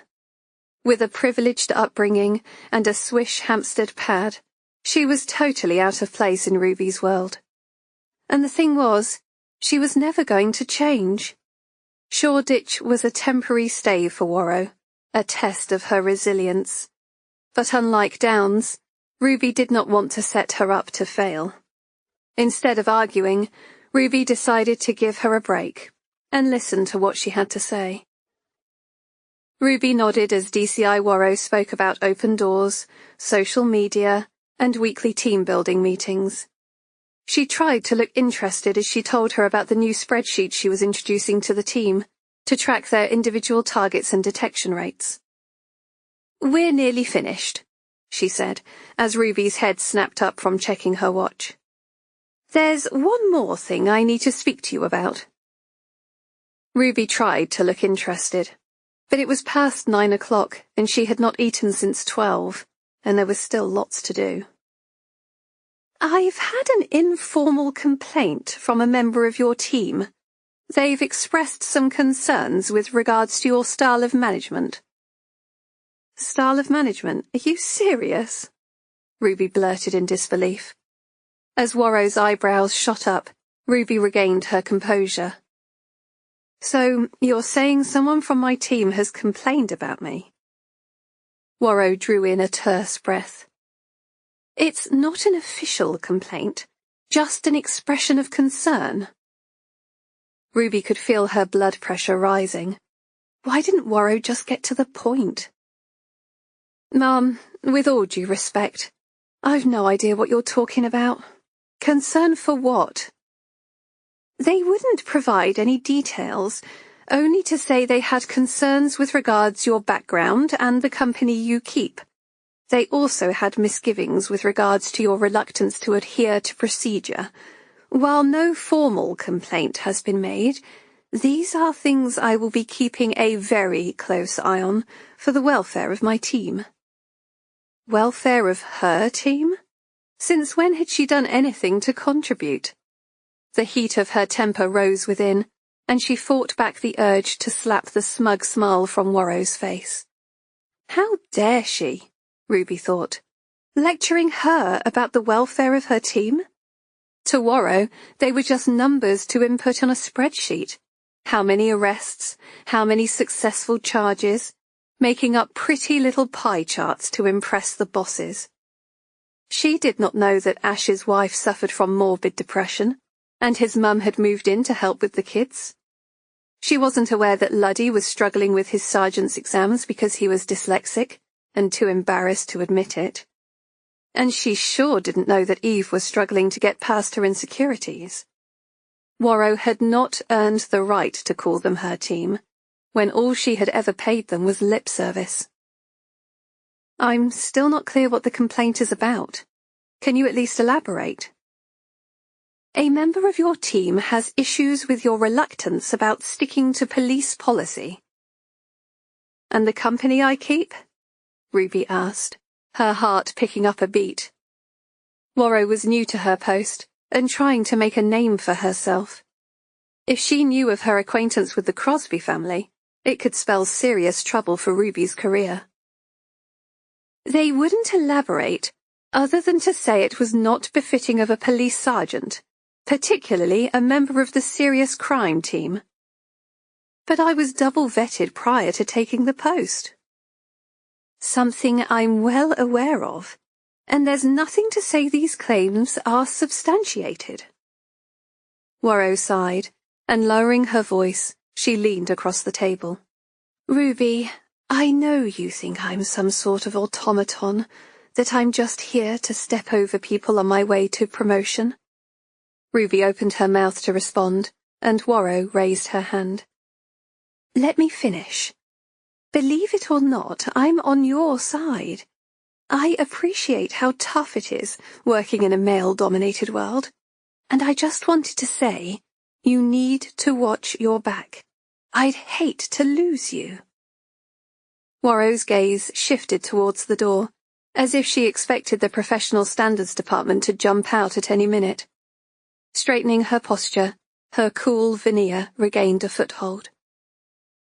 "What do you suggest I do?" The heat of Ruby's anger visibly evaporated as the fear of losing her job took hold. This job is my life. I've worked hard to get where I am. I can't lose it all now.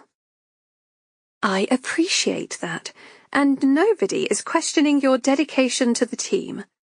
But you've got to be seen to be doing the right thing. You mix with unsavory characters as part of your role, and as long as you have a legitimate reason for doing so, then you've nothing to worry about.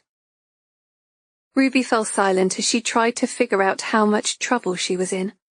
Was Warrow holding back? Did she know more?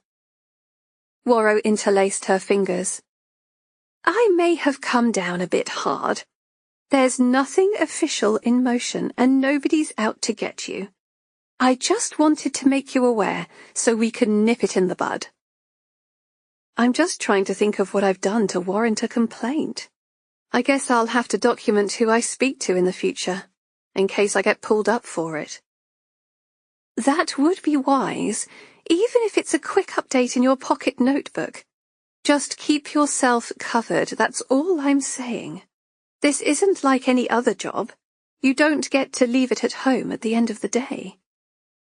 Ruby smiled. You're not going to tell me to get a job in B&Q now, are you? Warrow could not help but smile in return. No. I think we'll keep you where you are. Besides, I've heard you're terrible at DIY. She unclasped her hands and pushed back her chair. Yes. Well, I believe this has been quite a productive meeting. Let's hear no more about it. Ruby nodded. Warrow had made it clear. The unofficial complaint was going away. She did not feel guilty, because her loyalty to her team should never have been called into question. But as Ruby left Warrow's office, she wondered if she knew her boss at all. There was a lot more to Warrow than the unyielding senior officer she presented to the team. She had caught a spark of humanity behind those cool blue eyes, and given her recent phone call, she was not as prim and proper as she pretended to be.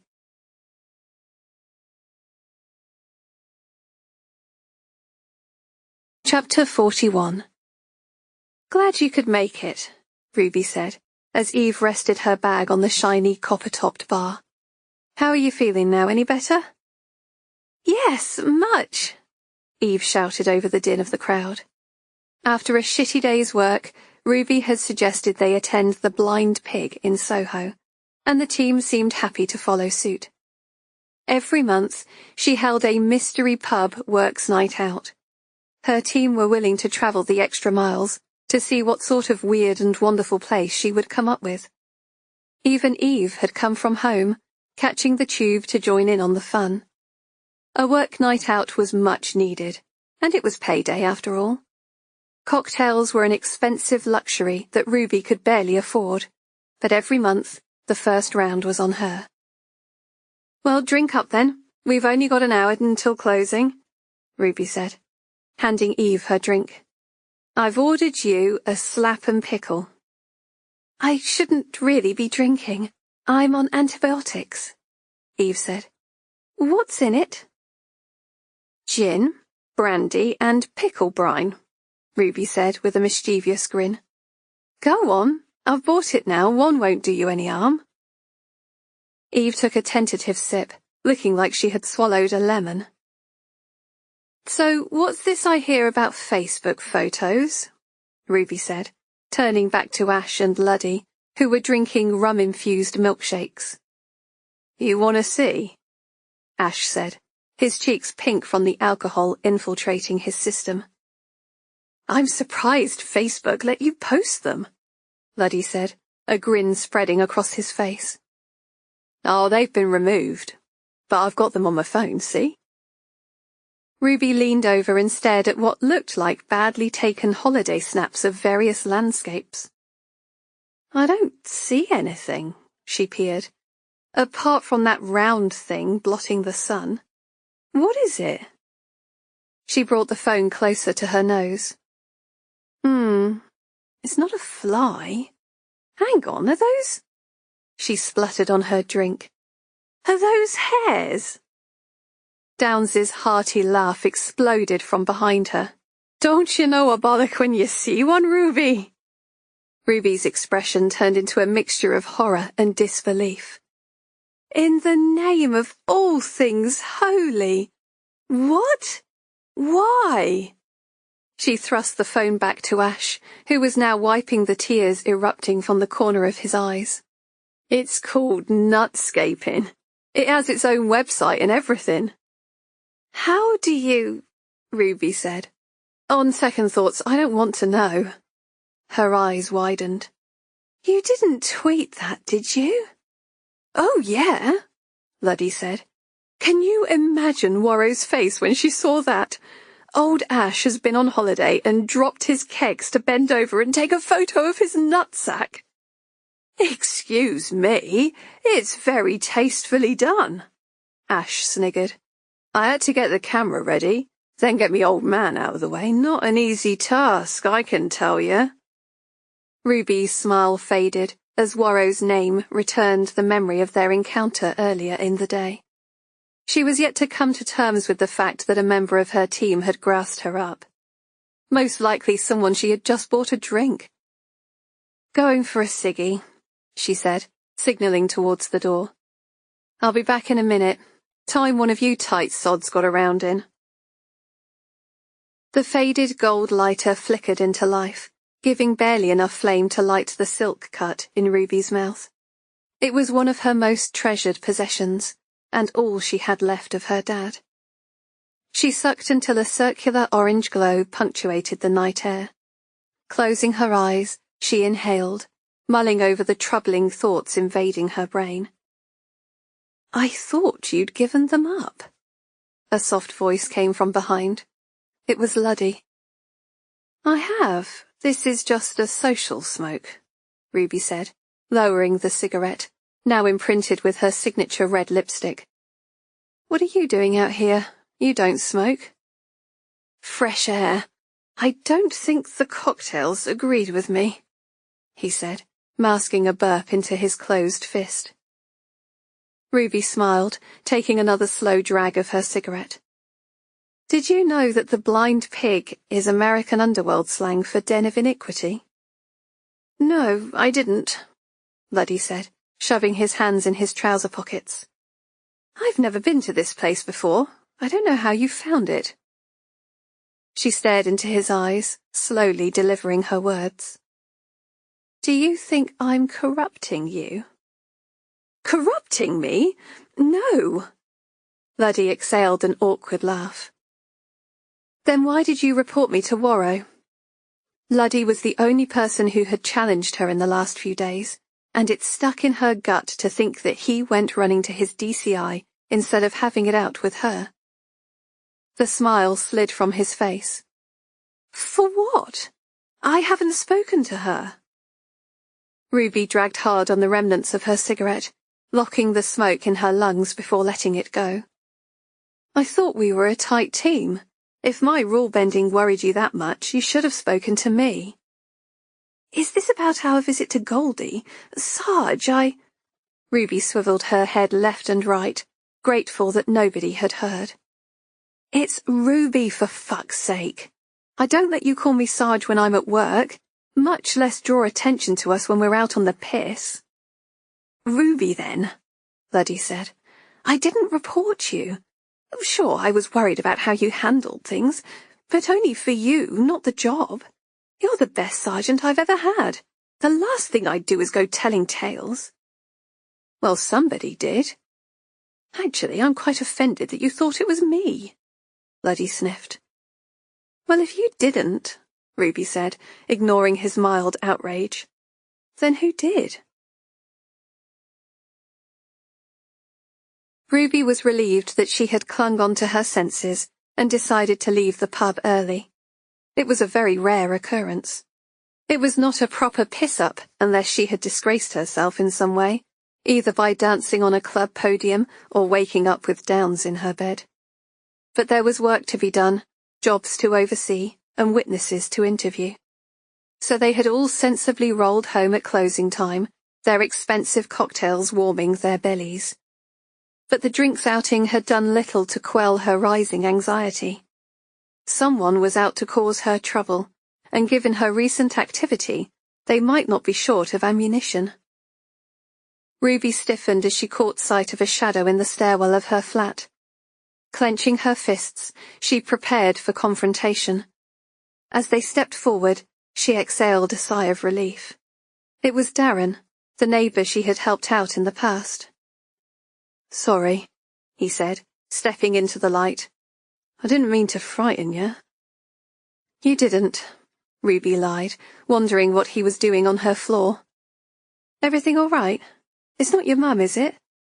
"Nah, she's all right," Darren said, his hands nestled down the front of his tracksuit bottoms. "It's Mr. Crosby, Nathan. Have you heard? He's been stabbed."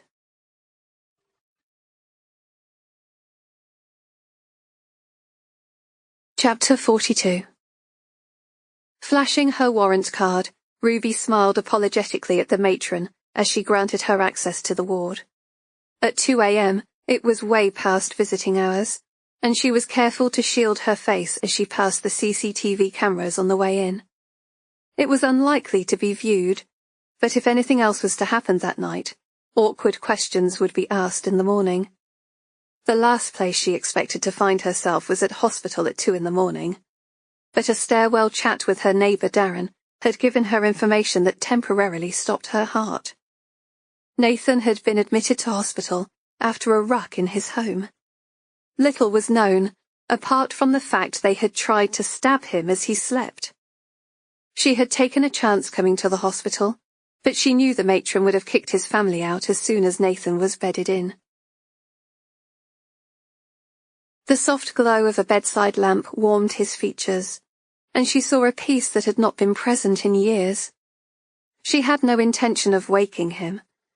A stabbing was recorded, but little explanation was offered. Ruby clenched her jaw. It was related to Lenny. It had to be. Since coming out of prison he had caused nothing but trouble, gaining back his territory from the dealers trying to muscle in. Silently, she sidled up to the bed, her heart sinking at the sight of Nathan's vulnerability. The private room offered comfort, but it was of poor consolation when he could have just as easily been lying in a hospital mortuary.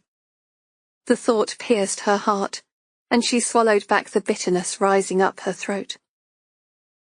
Nathan's eyes opened as he inhaled, and he blinked a few times before focusing his gaze on her.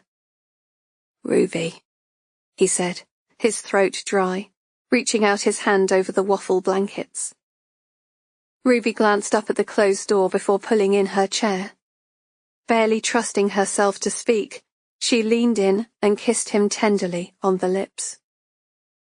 Her tears betrayed her bravado as they silently spilled down her cheeks.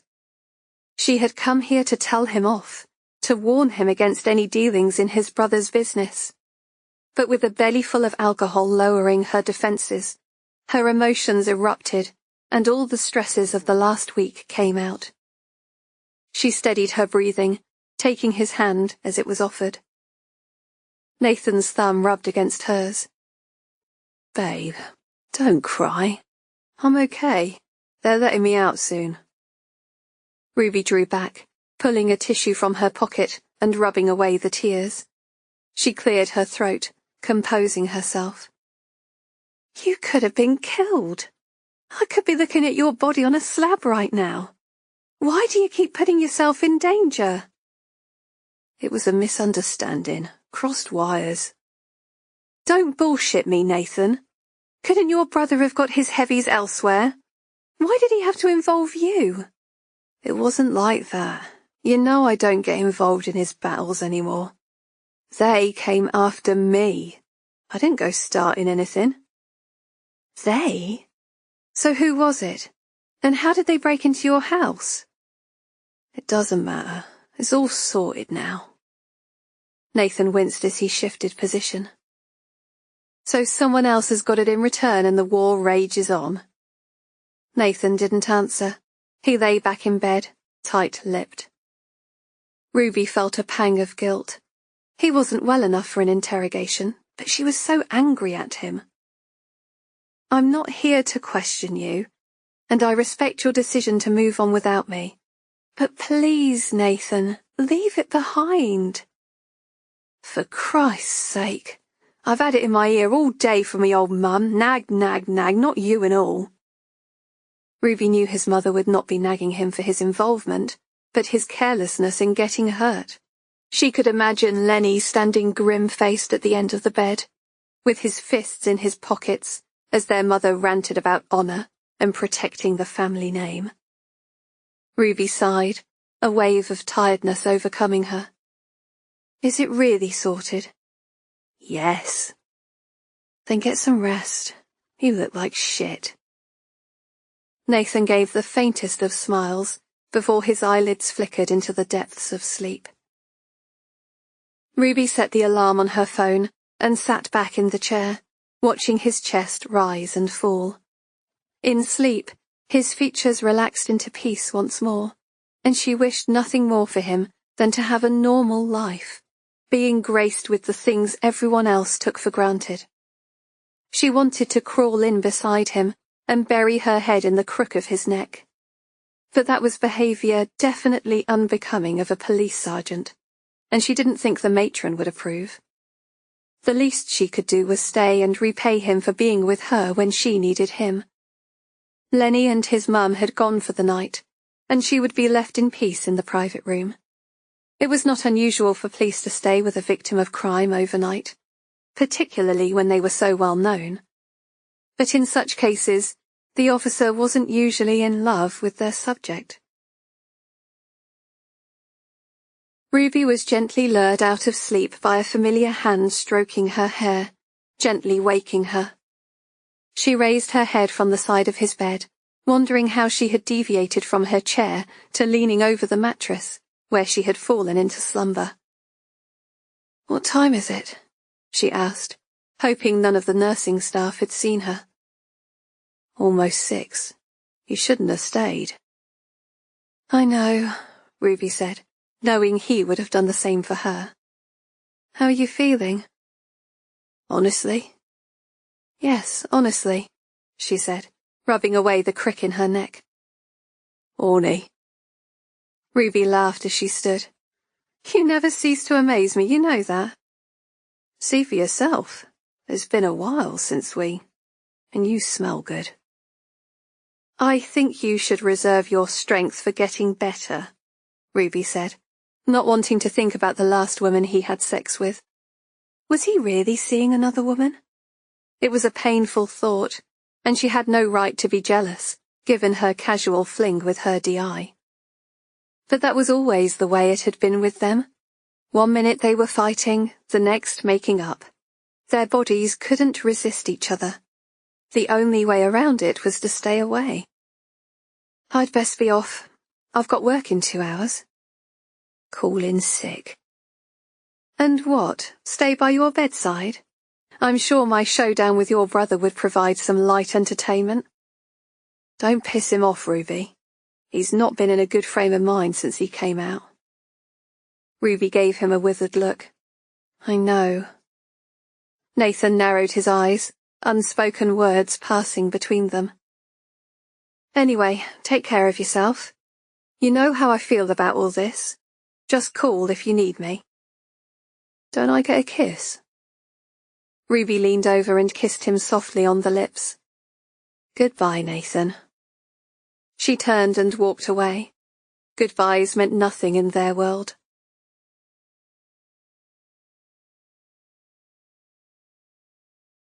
Chapter 43. "Ruby, fancy seeing you here," Frances said, tottering up the newly cleaned corridor before opening hours. Ruby could barely hide her annoyance. "I'm always here," Ruby said nonchalantly.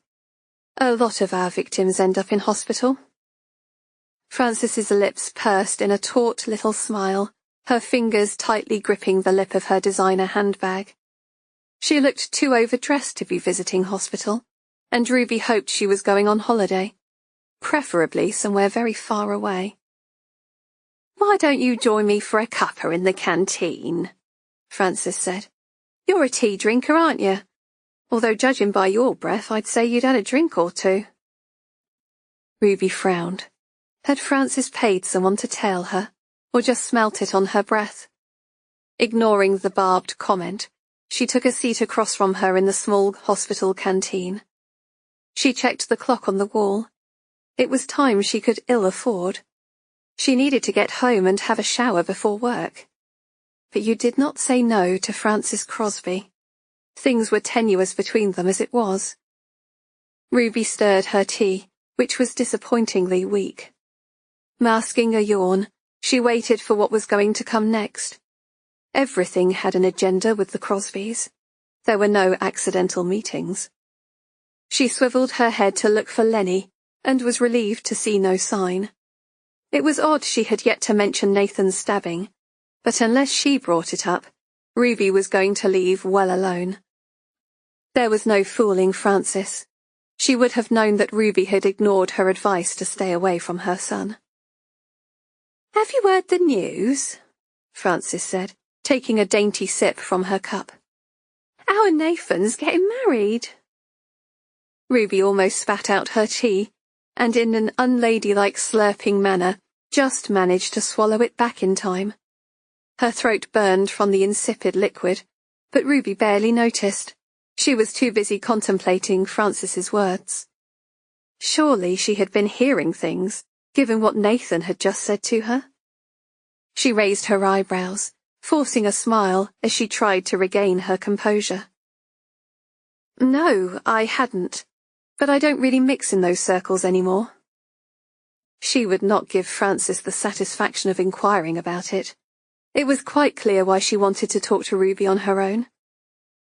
"Oh, yes, he's been seeing this lovely girl called Leona for some time now. She's got a degree, you know. She's very pretty as well. Of course, at 28 years of age, she would be." Frances leaned her head to one side, speaking in a sickly sweet tone. "They're completely head over heels. We're expecting him to pop the question any day now. They've even been out looking at rings." "That's nice," Ruby said. "You'll be able to have those grandchildren you've always wanted." Ruby cursed herself for the bitterness lacing her words. Her stomach was churning with the news. Frances was lying. She had to be. Or was this why Nathan had bought her the flat? Was it a final farewell because he wanted to move on with someone else? He was never any good with breakups. Dealing with emotions was beyond his capabilities. But getting his mother to do his dirty work seemed out of character, and Ruby could not believe that he had any part in this meeting. Frances pursed her lips in a smug smile. "I'm going shopping soon to buy an outfit for the wedding.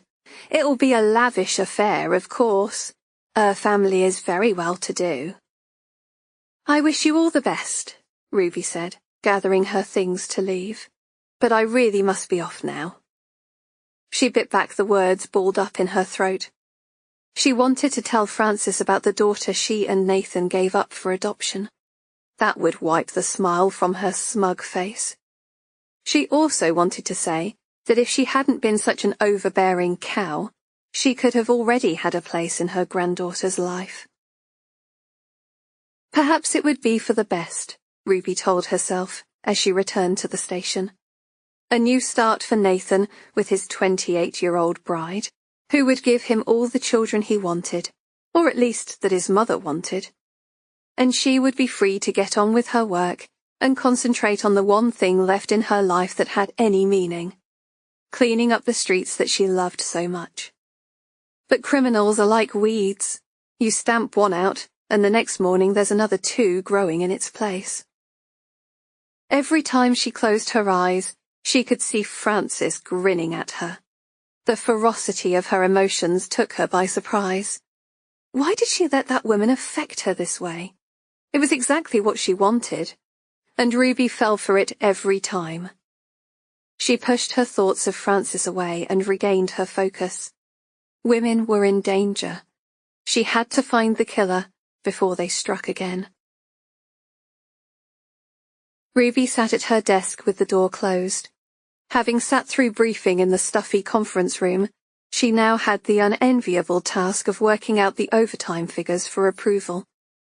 Piles of paperwork were mounting on her desk, and as she shoved her overflowing in-tray to one side, a black-edged envelope caught her eye. She picked through the rest of the unopened post, blowing out her cheeks at how much she had let things slide. There was not one but two of these envelopes, directed solely to her. D.S. Ruby Imogen Preston, care of Shoreditch Police Station. A shiver ran down her spine and she closed the window. But it was more than the outside breeze making her uneasy. She had seen these envelopes somewhere before, but she was yet to draw up the memory which would provide her with answers. Plucking a pair of scissors from her desk drawer, she slid it through the top of the envelope, extracting the information within. A slim white card, black-lined, just like the envelope. In memoriam, Emily Edmonds, died in her sleep. Rest in peace. What the? Ruby stammered, sliding her reading glasses from her pocket and reading the text again. Like the envelope, it was printed in black ink, but these words drew her in. She glanced at the other envelope, itching to tear it open. But she had already tainted one, best to save the second in case of DNA evidence. What were the chances that it mentioned Charlotte's or Monica's names? Or was there a future victim declared? Ruby stared at the postmark. The first one was stamped the day before Emily's body was discovered, so it would have been delivered the day her body was dumped. She glanced at the second envelope, dated the day Monica's body was found. Was it someone who had watched the TV appeal, playing a sickening joke?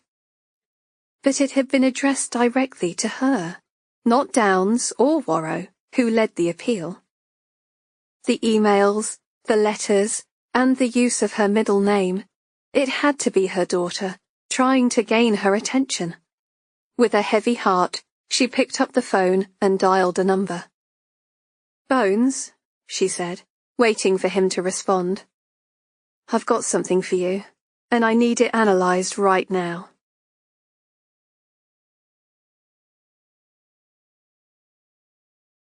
Chapter 44. Don't forget to tell the teacher that you're having school dinner today, Anita said, releasing her daughter to the school gates. Sophie kissed her mum before running inside, her long dark pigtails slapping against her backpack. Funny how she had inherited her father's dark hair, when her own was so light. Anita smiled as her daughter paused to blow a kiss. She dreaded the day when Sophie would become embarrassed by public displays of affection. She treasured their time together, and still held her hand as they walked to school, telling stories on the way.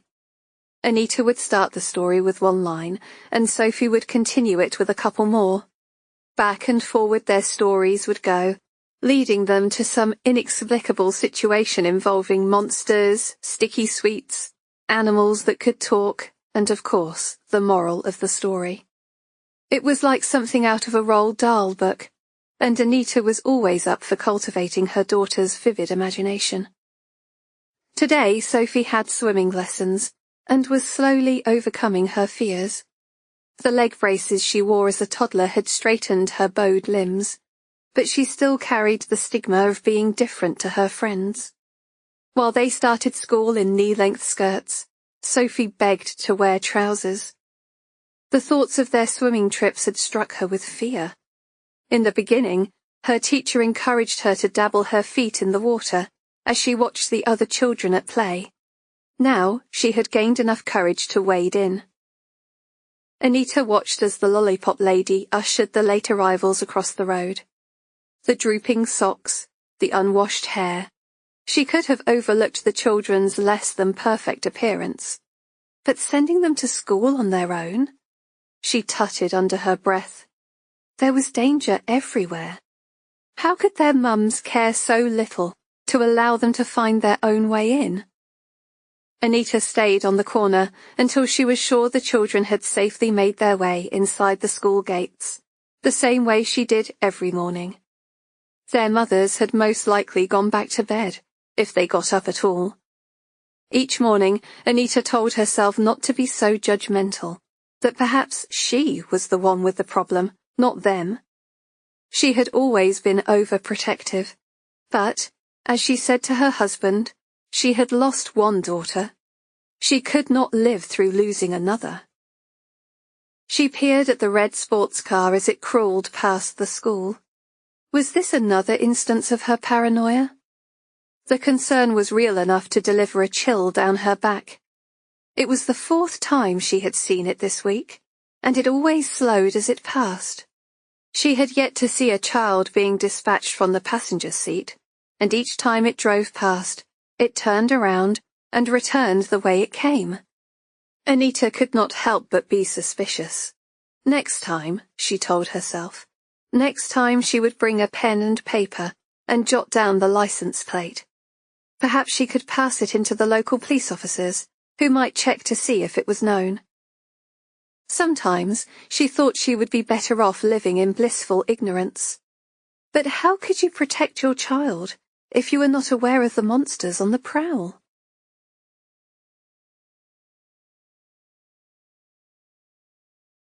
Chapter 45. Ruby dared to feel optimistic as she pushed through the doors of Oakwood Care Home at lunchtime. His face set in grim determination, Bones had taken the seized envelopes and promised a quick result. A forensic investigation would be launched on the gum sealing the envelopes, as well as the usual fingerprints, paper, and printer ink analysis. It seemed a good opportunity to sneak out for a 10-minute visit.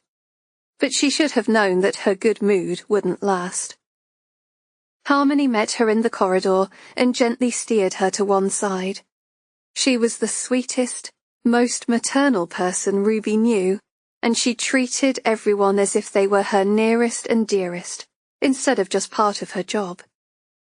But today, her eyes were filled with concern, and Ruby felt her heart flutter in her chest. "What's wrong?" Ruby said, looking past her shoulder. "Is Mum okay?" "Now don't you go worrying, gal. She be just fine. She's just a bit agitated. I wanted to let you know so you could both take things slow." "Agitated? Why? What happened?" "She decided she didn't want to eat and threw her porridge against the wall. There's no reasoning with her, I'm afraid. But come, sit a while. She be a lot calmer now." "Mum?"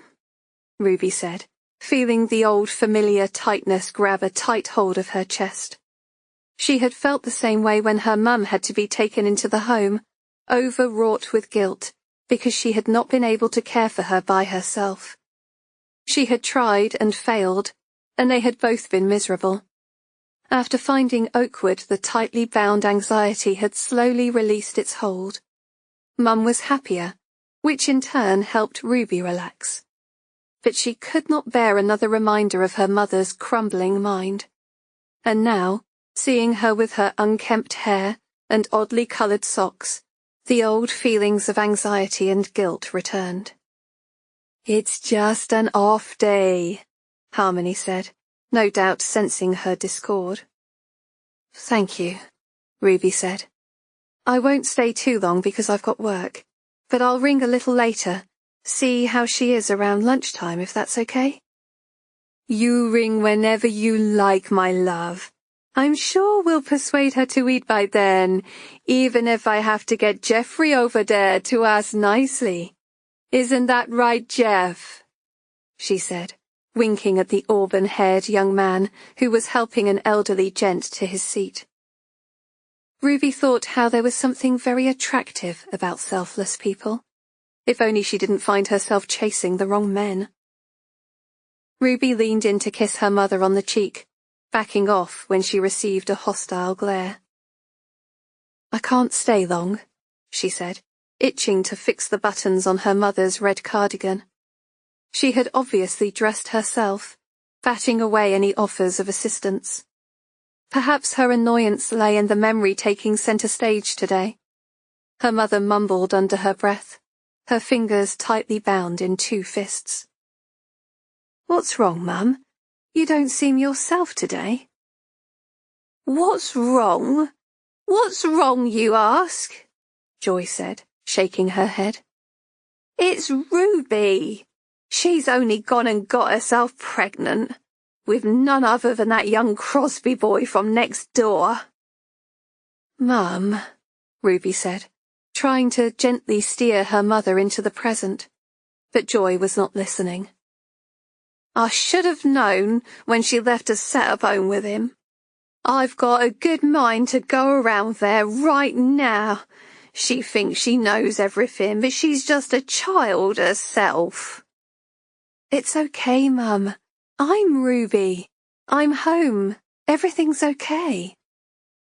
Her mother looked at her as if she were mad. "You're not Ruby.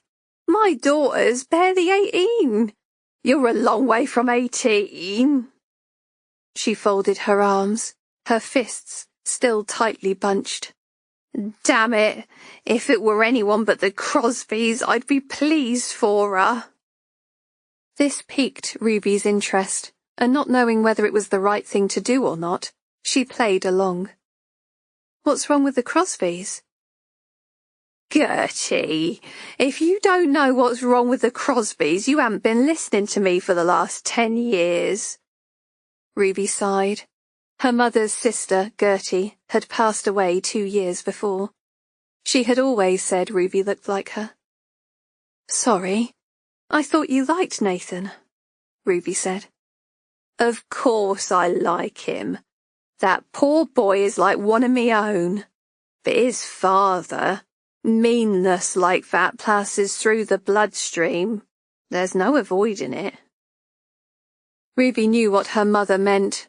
His father's cruelty had beat Nathan from a beautiful little boy that called her Wooby to a man too tortured to show his emotions, confusing love with weakness. His brother, Lenny, had taken the brunt of the physical punishments. But Nathan had not escaped his childhood untarnished. Years of mental abuse had taken its toll, watching his mother and brother get beaten, being swatted back when he tried to help. He hated his father with a passion, but had been powerless to stop him. "I remember when he was 7 years old," Joy said, grim-faced. "I found him hiding in the wardrobe, shaking like a leaf because his father had lost it, threatening to blow their brains out with a gun before he left. The poor child was so scared he vomited into his hands. Can you imagine what that does to a person? And now they think they can bring a child of their own into the world. It's unthinkable. That's what it is." Ruby knew all about it. Years of abuse had come out as Nathan and Ruby lay in their squat, stoned. She knew at the time it was therapy, but it pained her to relive each stinging blow, each cruel word. It was those dark confessions that got Ruby through the hard times in their relationship, when Nathan wouldn't speak, or became bad-tempered because she spoke to another boy. She was the only solid thing he had in life, the only person that could make him feel that there was still some good in him. But as Nathan grew, so did his independence. Their year of living recklessly ran out of steam, and Ruby grew tired of getting wasted on cannabis when she should be doing something with her life. Finding out she was pregnant was a game-changer. It was why Ruby had agreed with her mother when she suggested they give the baby up for adoption. Joy had gone quiet now, her energy sapped by the anger she had awoken with that morning. Nathan would never have a bad word said against his own mother, but he must have known she could not be relied upon to put their daughter's welfare first. To her, children were possessions, part of a family unit that could never be torn apart. She would have insisted both Ruby and Nathan move in with them, and then the cycle of abuse would have begun all over again. With no money and a failing relationship, Ruby and Nathan allowed themselves to be steered by her mother, and so they had given their baby up in the hope she would be afforded a better life. With a sinking feeling, Ruby wondered if she was destined to be like her mother, battling a past that would not let go.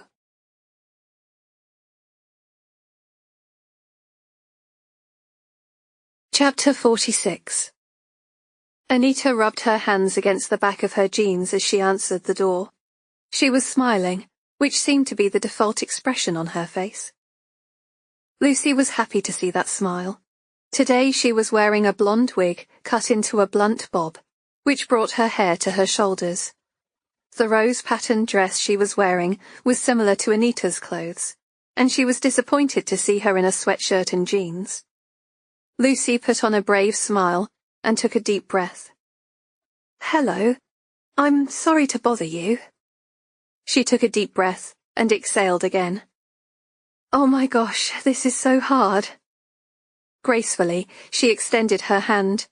It was a swan-like movement Lucy had practiced countless times. "My name is Lucy. I am your daughter." The colour left Anita's face as she stared, open-mouthed, her eyes wide in shock. "Mummy!" the little girl called from the kitchen. Lucy bristled within at the irritating squeal. But it brought another smile to Anita's face as she called back, "I'll be there in a minute, sweetheart." "Well, please, do come in," Anita said, closing the front door behind her. "I'm sorry. This has come as a shock." Sunlight streamed through the glass door panels, bathing the women in a soft glow. There was something ethereal about their meeting. Lucy felt it in the air. This was meant to be. A strange hiccup-sounding sob caught in the back of Anita's throat as tears clouded her eyes. "This is crazy," she said, giving another little gasp. "Are you saying you're really my daughter? The little girl I gave up all those years ago?" Lucy nodded, mirroring Anita's emotions. "Yes, it's me, Mum. It's really me." Anita opened her arms wide. "Well, in that case, give me a hug." Lucy had not been expecting the instant display of affection after all the times she had been turned away. It warmed her from the inside out, and she breathed in her mother's flowery perfume, gratefully accepting her embrace. But their perfect moment was rudely interrupted by that irritating sound from the kitchen. "Mummy, I'm done." Lucy's eyes snapped open, narrowing over Anita's shoulder as she stared at the kitchen door. Something would really have to be done about her.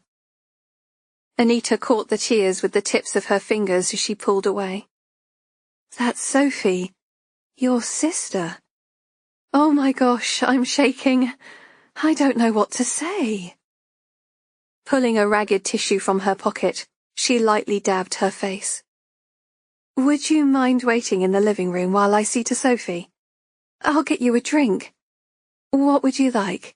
Tea or coffee? Oh my gosh, I can't believe you're here," she said breathlessly, showing her into her humble abode. "A cup of tea would be lovely, thanks," Lucy said softly. "2 sugars and milk, but I can come back at a better time if you prefer. I didn't know how to approach you. I wasn't sure how you'd react." Lucy began to squeeze a couple of her own tears out, in keeping with her mother's response. Anita grabbed her hands and grasped them tightly. "Oh, sweetheart, I'm not letting you go anywhere.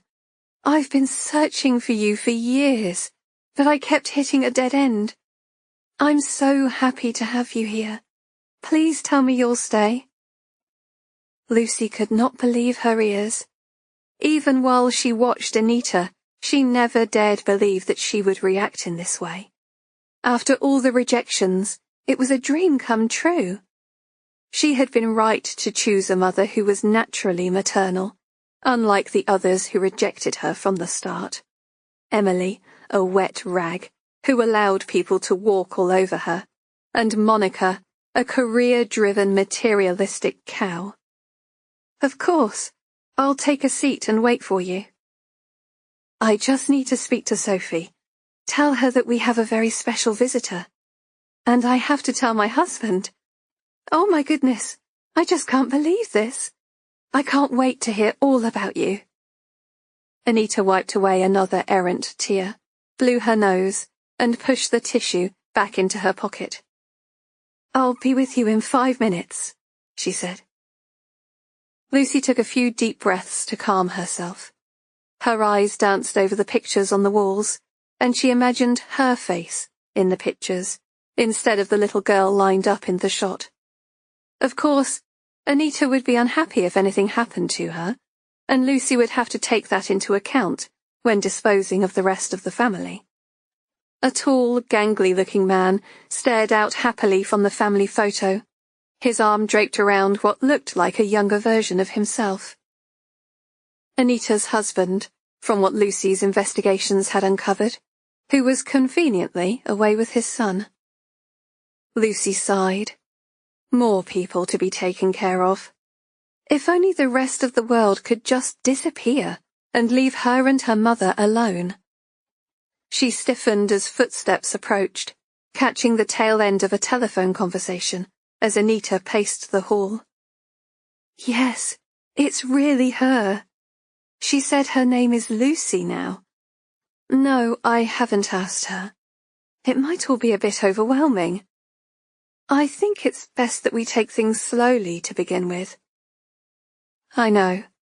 I can't believe that she's here, sitting in our living room. Lucy strained to listen as the conversation faded away, and rising from her chair, she pressed her ear to the door. A kettle boiled in the distance, while a children's cartoon played a happy tune. She stepped back at the sound of the clink of cups being carried on a tray down the hall. Lucy perched on the sofa, plastering a smile on her face. Her heart swelled at the sight of the tray laden with tea, chocolate digestive biscuits, and sandwiches cut in triangles. Nobody had ever offered her refreshments before. You shouldn't have gone to all this trouble. Anita's eyes were alive with excitement. It's the least I can do after you've come all this way to find me. I've so many questions, but I was just saying to my husband, you must be feeling overwhelmed. Lucy nodded, dropping 2 cubes of sugar into her flower-patterned cup. It was all so homely. She felt like hugging herself. My stomach's been churning at the thought of visiting. I've come to your front door so many times and walked away. It was enough to cover up the fact she had been there before, in case some nosy neighbours pointed her out. But the same must go for you, having me turn up out of the blue. I don't even know how you feel about having me here.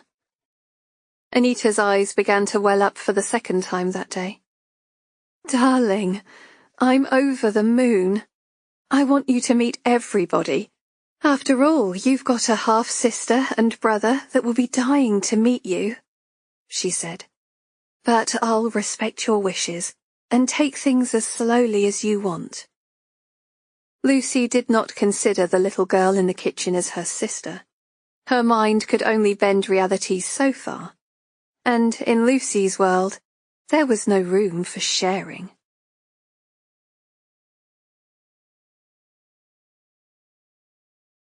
Chapter 47. The faces of the dead stared from the whiteboard. Harry Edmonds, his nose crushed from the unprotected fall. Emily Edmonds, her expression locked in terror, mouth torn from being force-fed the baubles, now exhibited in a glass jar. And Charlotte Lockwood. Her crime scene picture made the grimmest viewing of all. Above the picture of the blood-splattered pavement was a blown-up passport photo. Pale and unsmiling, the bags under her eyes suggested sleep was a luxury she had seen little of. Ruby glanced at Monica last. She could not help but feel she had let the woman down. Despite the warnings on TV and appeals to the public, this intelligent, career-driven woman had opened her door to a complete stranger. Ruby had thought about what she would have done without the benefit of hindsight. It was always the same conclusion. If she had received such a visitor, claiming to be her daughter, she would have invited her in too. "Right," D.I. Downs said, rubbing his hands together. "Are we starting or what?" They were back in hell, Ruby's least favourite place. At least today she had remembered to leave the briefing room door ajar before their meeting. And morning briefing was preferential to evening, when the lingering heat drew out the sweaty odour and magnified it tenfold. In the absence of Warrow, Downs took the lead. Unbuttoning his shirt sleeves, he rolled them up his forearms. Given the way his tie was swinging loosely around his neck, it was only a matter of time before that came off too. "Go ahead, boss," Ruby said, carrying out a quick head count. "We're all here."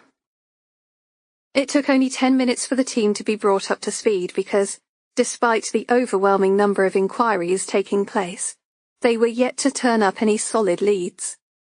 The television appeal had brought in hundreds of calls, and valuable police hours were spent chasing up dead ends. The frustration was evident on Downs's face as he spoke.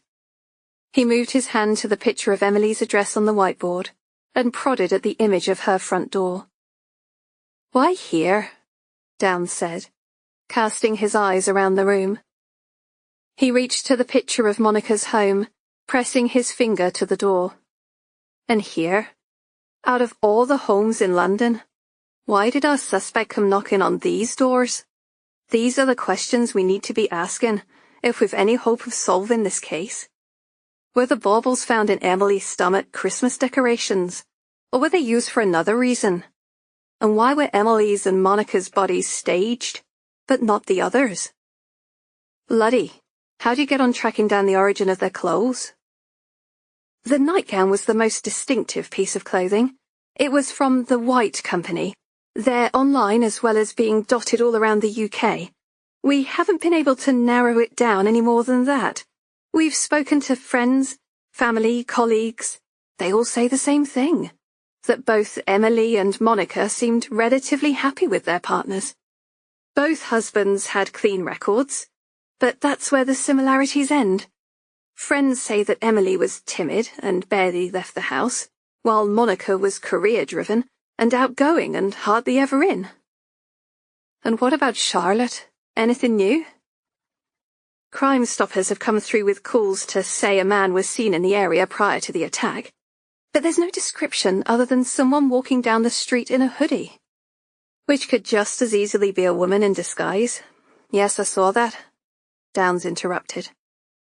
Ruby interjected, shifting the attention from Luddy, who was sweating from more than the humidity in the room.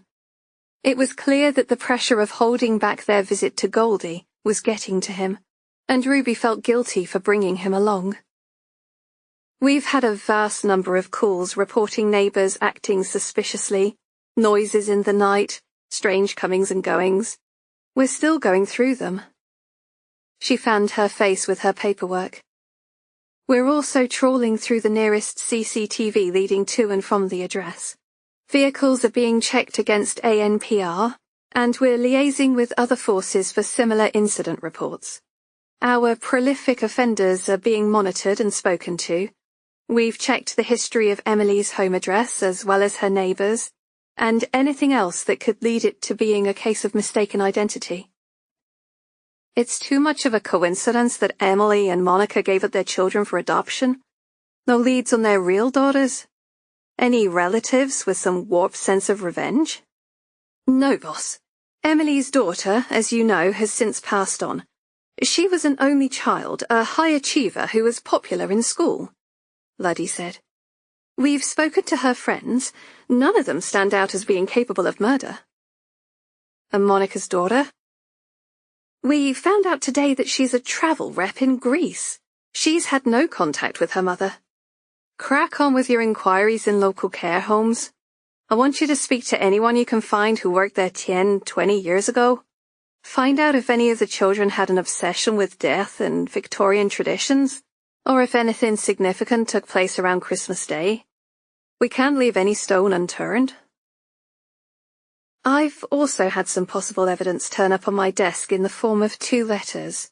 They're currently with Bones. I mean, crime scene investigators. Ruby corrected herself. It may be a hoax, but they were addressed directly to me. Letters? Why wasn't this brought to my attention? Downs said, looking harried. He despised being out of the loop when it came to briefing. His macho pride did not appreciate being shown up in front of his colleagues. Ruby felt a flush rise to her cheeks. Because of her visit to Oakwood, she did not have time to inform him. They've only just been discovered, she said, before describing the card. She hoped he wouldn't ask about the postmark and the fact the first envelope was delivered days ago. Friend or no friend, he would chew the arse off her for that. Best to inform him in a less public setting. The envelopes were black-rimmed, and the letter inside was a kind of death announcement. It's in line with the Victorian mourning traditions. So there's some kind of death notice? Downs said, tugging at the knot on his tie. Ruby shoved on her glasses and peered at the list of traditions Eve had placed on the board. Information on death notices was listed near the top. Yes, Ruby said. The envelope was marked so back in the day. People knew it was a death announcement before they opened it. It gave them time to prepare themselves. And what's the significance to our case? Have you worked that one out too? Ruby glared down her glasses at Downs. It was a look telling him to back off. I've been informed that the second card is exactly the same, apart from the name. Monica Sherwood. Eve raised her hand. But what about the other victims? Emily's husband, Charlotte Lockwood? Why haven't you received notifications for them? I think it's because they're bit players who interfered with Lucy's plans, which makes this killer even more dangerous, because they'll kill anyone who gets in their way. Safety plans are in place for the victims' family members, but it's more likely the killer will move on to someone else. And this is why we need to warn such women before she strikes. Their whole family could be in danger. Ruby sighed. She couldn't sit on it any longer. I'm currently researching an email address provided by an anonymous source. They said the owner was acting suspiciously, saying they were searching for her mother and had a score to settle. Luddy has located the IP address to an internet cafe, and we've got a vague description of the suspect which I've added to the briefing notes. I've put an intel report in. Good. Well, keep me updated. It may be more valuable than you think. It was close enough to the truth. As much as Ruby wanted to catch the killer, a small part of her was scared. Her emotions were tied up in knots as she worked with her team to hunt Lucy down. But it felt like she was in a room where the walls of her life were closing in. With her job pressuring her on one side and the Crosbys on the other, she was left in no doubt. No matter what she did, this was not going to end well.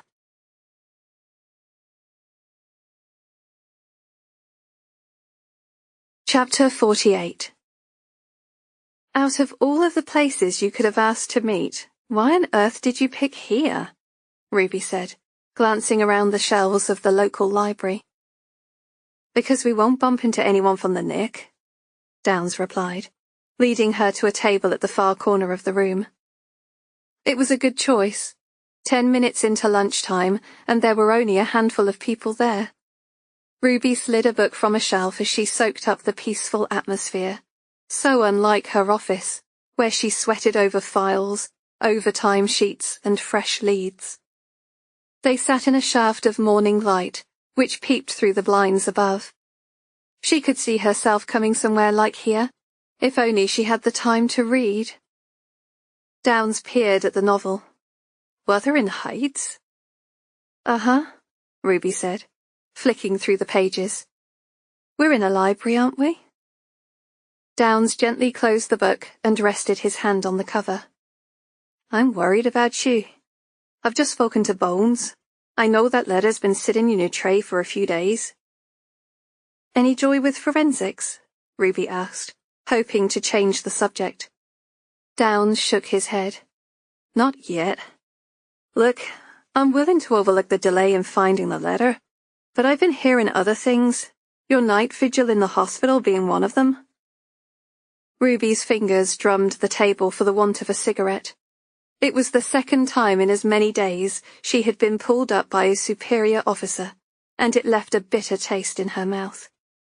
What are you talking about? She said, thinking it safer to deny all knowledge. Downs rolled his eyes.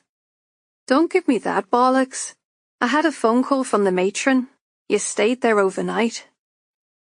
Ruby forgot how well Downs knew the staff from attending the hospital when his wife was ill. Downs sat back, delivering a weighty gaze. His hair was tousled from running his fingers through it, his shirt creased. I'm worried about your association with the Crosby family. You're compromising your position in the police. Ruby pursed her lips. Don't piss on my leg and tell me it's raining. You want to know if I'm seeing him, don't you? Downs shot her a glare. You're in no position to be making jokes. I'm sorry, that was out of order. Ruby flushed. But don't you think we should be focusing our efforts on our serial killer instead of my personal life? I just don't want you to be the next job I'm investigating, he said. What's going on with you, Ruby? If you're in any kind of trouble, then tell me now, and I'll do my best to dig you out. I appreciate the offer, but there's nothing to sort out. Now can we get out of here? I really need a drag on my vaporizer. Or are you going to tell me they're bad for me too? Jack slid his hands across the table, cupping them over Ruby's. They were warm to the touch, strong. His gravelly voice was laced with concern. Just be careful, that's all I'm saying. People are beginning to talk, and if you don't have a legitimate purpose to be speaking with the Crosby family, then you should give them a wide berth. Ruby snorted. You were asking for inside info the other day. You can't have it both ways. She tried to pull her hands away, but Downs was not letting go. There's a difference between making discreet inquiries and putting your job on the line. The words stung, because Ruby knew he was speaking the truth, but she was far too guarded to allow him to tell her what to do. Look, Nathan and I go back a long way, and as much as it pains me to say it, I do care about him. But I would never put my job in jeopardy. We live in two separate worlds. Come on, Ruby, Downs said, with a hint of reproach. You're not kids playing with your Lego anymore. Lenny Crosby is a vicious bastard, and his brother isn't far behind him. How do you think they've gained so much control? Do you know what happened to the last person who pissed off the Crosbys? Ruby drew back from his gaze. She knew about Goldie, and there had been several more victims since then. But she had enough on her plate dealing with the murderer, now labelled by the media as the door-knocker killer. She did not want to hear what Downs wanted to say, but he was not letting her go until he had said his piece.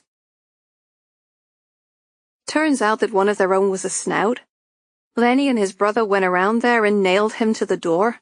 I mean, they actually nailed him, hands and feet. Crucified this poor guy and left him to bleed out. Is this the sort of associate you want while you're in the police? Ruby stared at the cover of the dog-eared book, her heart sinking. You know what they did to the guy who testified against Lenny before he went to prison? Scooped his eyes out with a spoon. She glanced around as a photocopier whirred in the background.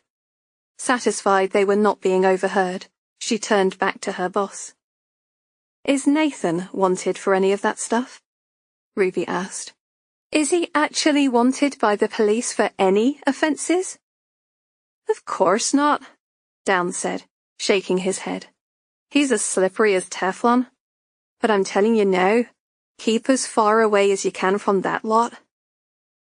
You don't need to worry about me, Besides, Nathan distanced himself from that sort of violence a long time ago. Downes snorted. Take off the rose-tinted glasses and step into the real world. If you keep trying to merge the two, you'll be up to your neck in it. I get the message, Ruby said, her heart heavy. You're right. Lenny is a psychopath, and I'm under no illusion as to what they do for a living. But there are rules, and they do instill order on the streets. She raised her hand as Downes opened his mouth to speak. I'm not for a second condoning their behaviour. She rose from the table, her cheeks flushed. I think it's time we got back to work, don't you? Downes clamped a hand on her shoulder as he stood. You're a good copper, Ruby. But you need to catch yourself on. There's no happy ending with that lot. As Ruby left the library, his words rang in her ears.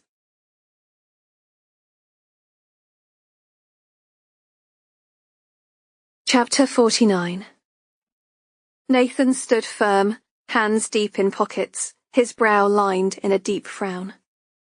I'm sorry, Leona, but I want us to finish. The smile slowly melted from Leona's face. Finish what? Nathan cupped his hand over his eyebrows, briefly closing his eyes. He wanted this over with. He wanted her out. This. Us. I'm sorry, but I don't want to see you anymore. He realized how cruel the words sounded, but he could not find better ones. He had no point of reference, because in his world, people were direct and to the point. But she was staring at him now, her eyes brimming with tears, as she waited for an explanation. Nathan cleared his throat. I need some space. I want to be on my own. Leona stared, open-mouthed, her chin trembling as the words slowly rose from her throat. I don't understand. Is this some kind of joke?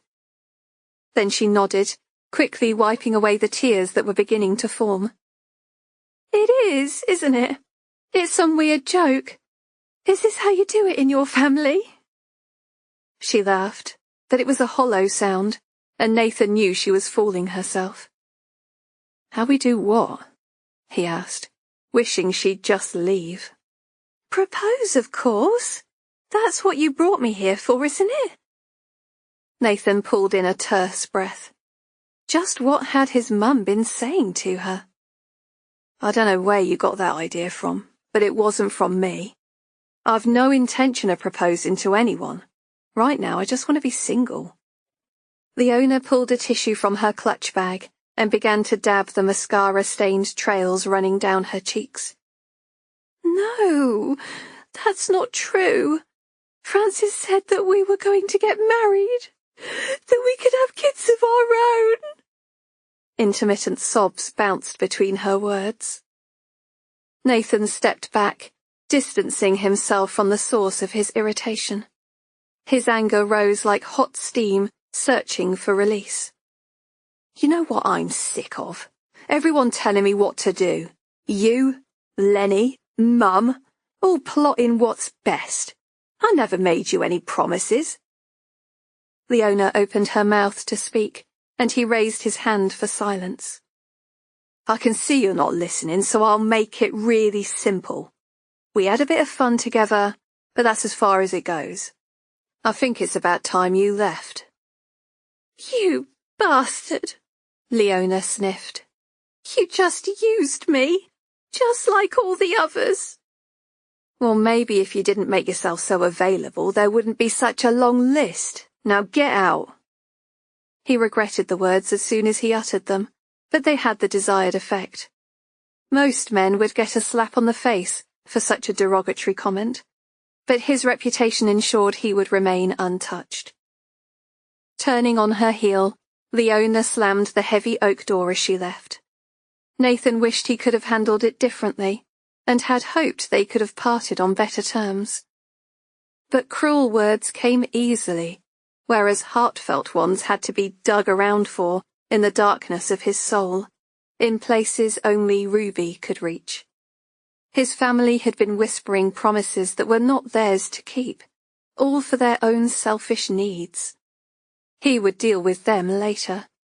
He would send Leona some flowers, try to apologize for his unkind words.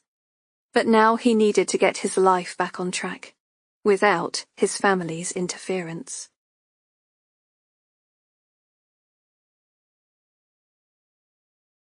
Chapter 50. Getting her hands on tranquilizers had not been as difficult as Lucy had thought it would be. You could buy anything on the dark web if you had enough money. It was the same place where people traded their services for money. Obtaining access to restricted records was one of the many services available, if you were a trustworthy source of payment. The challenge was making sure it could not be traced back to you. But it was worth taking the chance for Anita. Lucy sat in front of her, having brought down a chair from the kitchen so they could spend time together. Not that Anita was aware, as she was gagged and bound in the chair, her blonde hair trailing down her face. Lucy stared, her head full of dreams for the future. She was smitten, and she could not bear to hurt the object of her affection. She had not felt this strongly about someone before, not really. And it was why she had gone to the extra effort to make everything just right. The cinnamon and orange-scented candles filled the room with the smell of Christmas, and the sound of the dripping pipe was drowned by the gentle lull of Nat King Cole. She could not bear for anything to wipe the smile from her mother's face. Here was the one person who could fix her, make everything right. But Lucy was wary. She had to guard against the dark side of her nature, the side that relished power and control. Scarred by past experiences, she was unpredictable and angry, just as she had been all those years ago. The sexual high she derived in the aftermath of murder was proving to be an addictive drug. Anita stirred in her chair, a low groan emitting from her parted lips. She was so close, Lucy thought, but she had been close before, and now their bodies were lying in a morgue. But she had taken care of that. There would be nothing to trace those disappointments back to her. Everything hinged on Christmas. If she could get it right, perhaps she could be free, without the need for props. Maybe they could live abroad, she mused, somewhere snowy like Austria or Switzerland, where it could be Christmas all year around. Lucy reached out to Anita, pushing her wispy blonde hair behind her ear. A frown crossed her face as she wondered if the gag was too tight. Anita blinked, her head slowly rising in a drug-induced stupor. She carried the same confusion as the others, but her eyes were swimming with another emotion. Lucy leaned forward, peering into their depths. It was like looking into her own soul. Instead of terror, Lucy saw confusion, hurt and betrayal reflected back at her. Anita had come around twice now, each time gaining a little more recognition of her surroundings. But unlike the others, she did not cry out. Her chest rose and fell as she drew in panicked breaths, but her throat remained hollow, devoid of the screams that had led her predecessors to their deaths. And when Lucy told her of her plans, she simply nodded and took it all in. "I'm going to untie your gag," Lucy said, her breath carrying a shudder of excitement. "But first, I need a hug." Leaning forward, she took Anita in an embrace, inhaling the fading scent of her perfume. Anita did not stiffen, but relaxed into her embrace, resting her head on Lucy's shoulder. Lucy pulled back to see tears trickling down Anita's soft pink cheeks. Little pearly drops of emotion melting into the dirty blue cloth bound around her mouth. A pang of guilt enveloped Lucy. Anita was far too good a person to be wearing such a filthy gag. Slowly, Lucy untied the knot, whispering a warning to Anita not to spoil things, because she did not wish to cause her pain. Anita took a breath as the gag was removed, licking her dirt-encrusted lips. Lucy stiffened, closing her fingers around the material as she tried to read Anita's expression. But Anita blinked, completely subservient, as she waited for her to speak. Lucy's heart swelled with the power and respect her new mother was affording her. "Please behave," Lucy said. "I don't want to hurt you, but sometimes I get angry and I can't control myself." "I'll behave." Anita's voice sounded like marshmallows, and Lucy warmed inside. "Do it right, and you'll be freed. But everything has to be perfect. You're my only chance," Lucy said, the words running out of her mouth before she had a chance to control them. "I'll help you," Anita said, blinking against the strength of the bulb overhead. "I want us to be together too, but you have to help me in return. I need to know that Sophie's safe."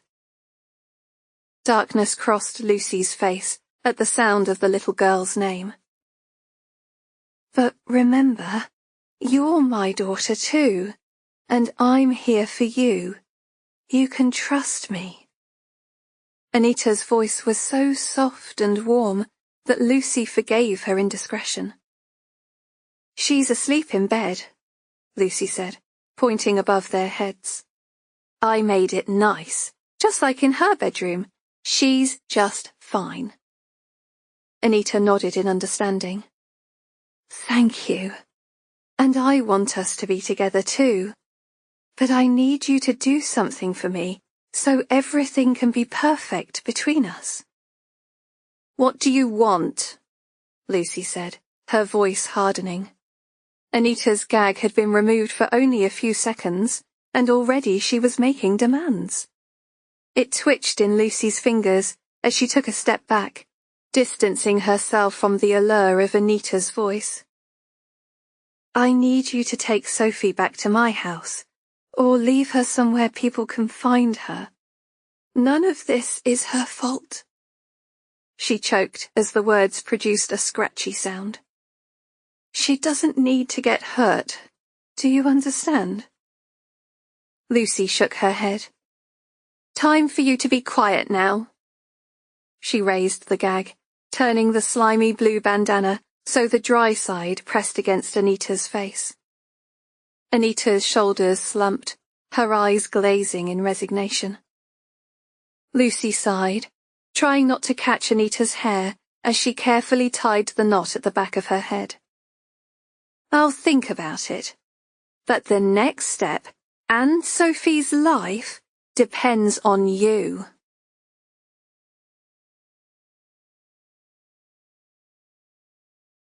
Chapter 51. "Thank you for agreeing to meet with me, Mr. Devine," Ruby said, introducing Eve as they entered his living room. Bodies lurked in the corridor, concerned family listening out for his best interests. "Can I close the door?" Ruby asked, rising to do it anyway. "Please, call me Joseph," he said solemnly. His face looked numb, as if someone had injected an anesthetic and he was waiting for it to wear off. A tall, clean-shaven man, Ruby judged him to be in his 50s, at least a decade older than his missing wife. He walked slightly hunched, a habit which was probably picked up from being married to someone a good deal smaller than himself. Ruby met his gaze, and it seemed an effort for him to return it. "I don't suppose you have any news?" "I'm sorry, we don't. At least not yet. I just wanted a quick word to see if you've thought of anything more since your statement."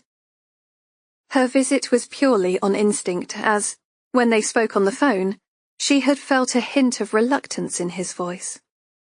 She took a seat on the sofa, nudging up to make room for Eve. Mr. Devine had already provided the police with a full account, but Ruby could not settle until she had met him in person. Joseph's missing person report had been taken extremely seriously, particularly when he spoke of a long-lost daughter who had allegedly turned up at his wife's door. He glanced up at the family photo on the wall with puffy, red-rimmed eyes.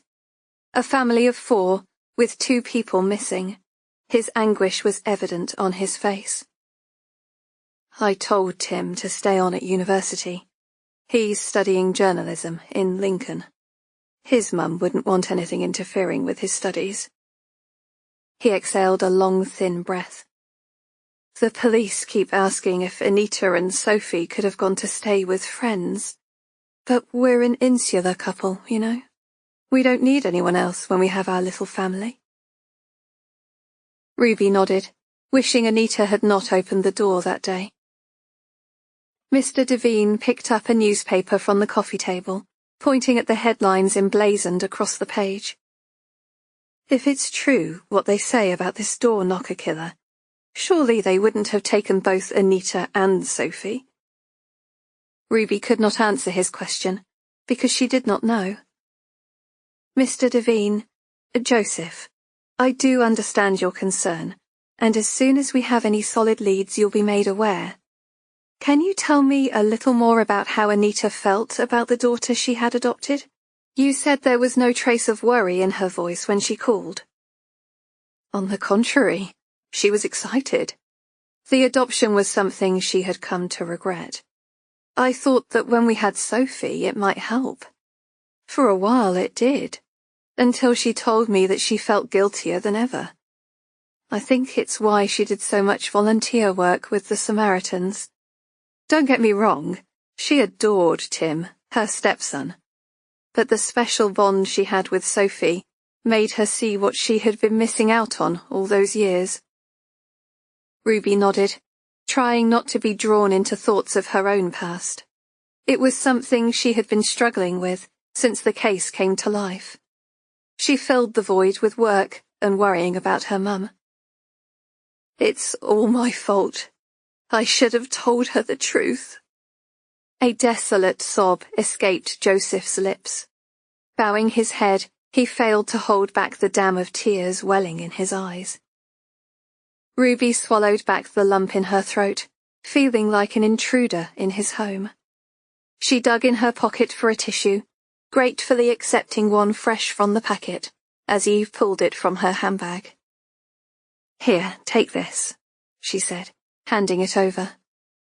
What do you mean you should have told her? Joseph blew his nose before scrunching up the damp tissue in his hand. This is all my fault. I thought they'd be back by now, and Anita wouldn't find out what I did. Which is? Ruby said, exchanging a glance with Eve. Pen poised, she was leaning on the pages of her leather-bound pocket notebook, ready to take down whatever revelation Joseph blurted out. The truth is, Anita's been trying to find her daughter for years, by making inquiries in the area. I told her it was a bad idea, but she wouldn't listen, and they always reached a dead end. Then I got a letter from Samantha. That's her daughter's real name. She said that she didn't want to hear from Anita, that she had a new life with parents she loved.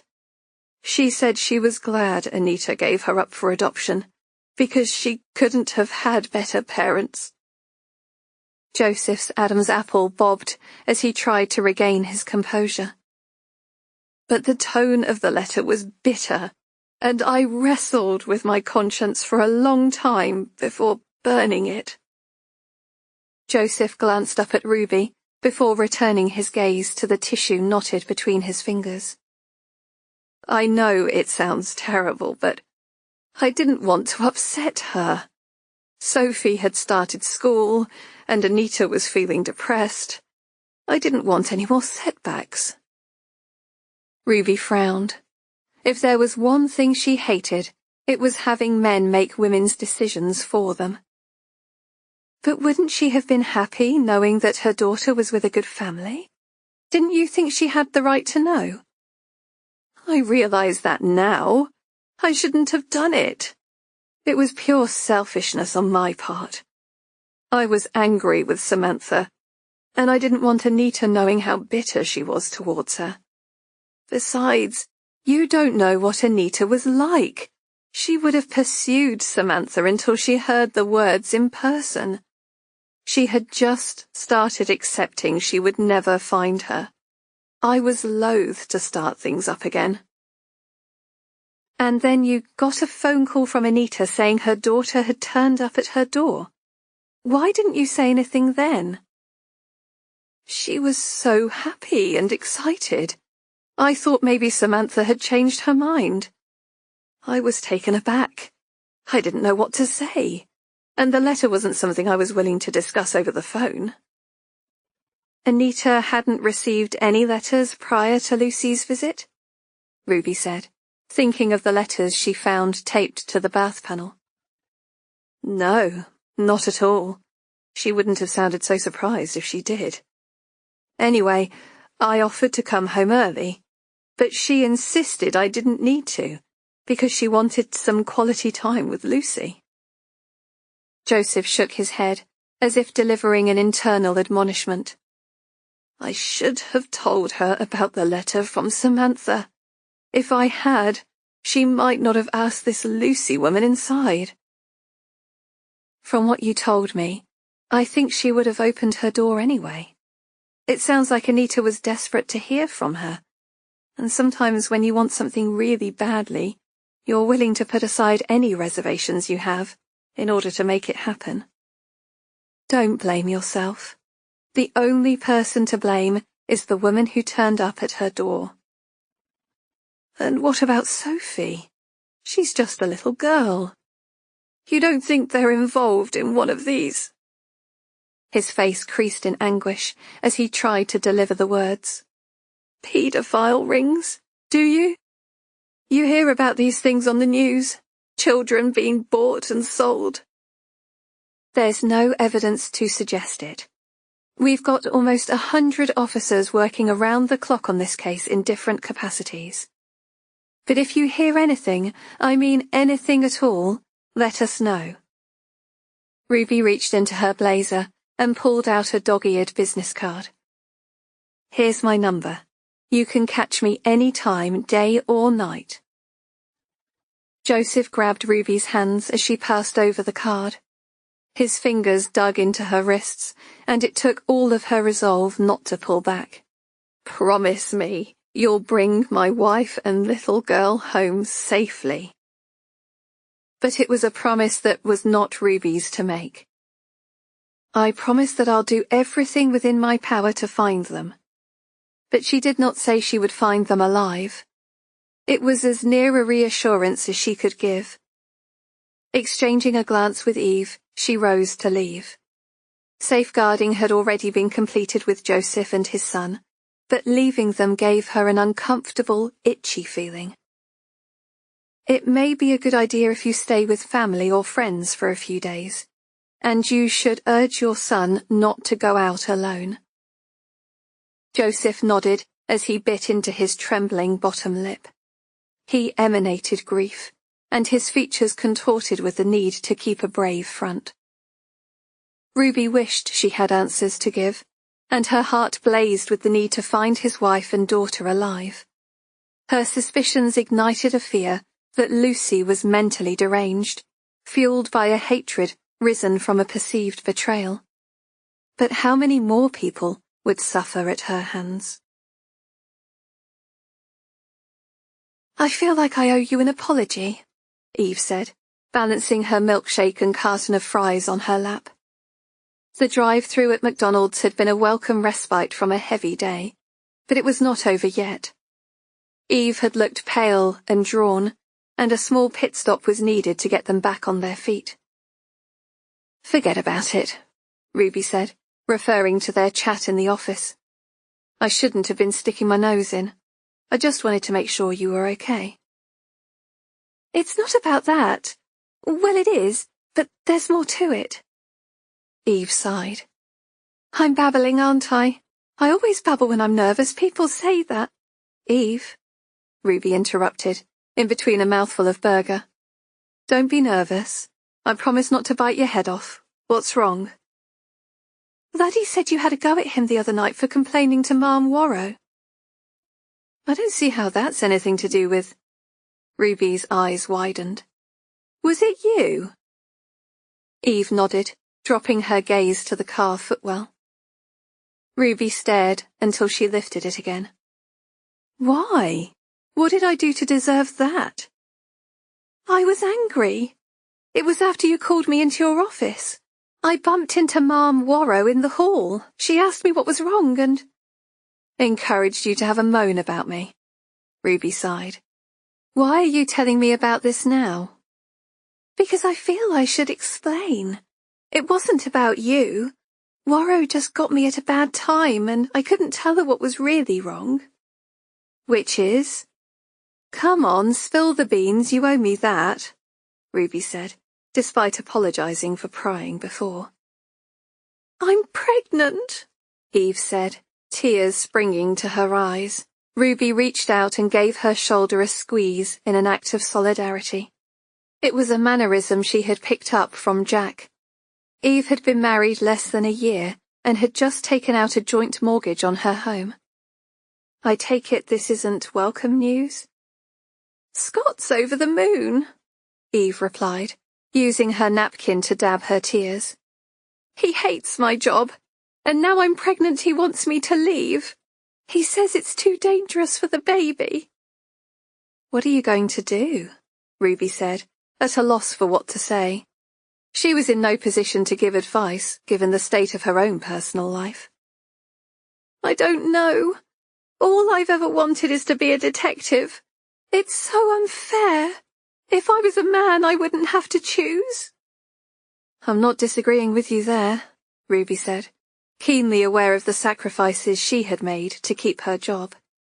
But you should be on restricted duties at the very least. I can speak to your husband if you like, reassure him that you'll be taken care of. At least now she knew why Eve had refused to fight at the raid, and sworn off alcohol during their night out.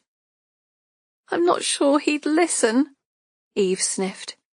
I've been a right cow lately. My hormones are all over the place. 1 minute I'm fine, the next I'm angry for no reason at all. Hormones, who needs them, eh? Ruby said. But things had changed between them. It would be some time before she would trust Eve again. I'm so sorry, Ruby. You're a good sergeant. I shouldn't have said what I did. What did you say? Warrow was very vague. Laddie confided that you'd visited Goldie that day. He told me not to say anything, but I had to go and blurt it out, didn't I? I told Warrow you were visiting known criminals and not following procedure. It was a stupid thing to do, and I've felt terrible ever since. I can go back to her if you like, tell her it was all a mistake. It couldn't do any harm, Ruby said, exhaling a sigh of relief. Best not to mention we had this chat, or she'll think I coerced you. Of course. Thanks for being so understanding. I'm happy to go on restricted while I sort things out. Just do what's right for you. And if you ever need a chat, my door is always open. Literally. Ruby popped a chip into her mouth. She should have been happy, but she was feeling betrayed. The knowledge that Luddy had been gossiping behind her back felt like a punch to the gut. What else had he been saying? Was there anyone in her team that she could trust?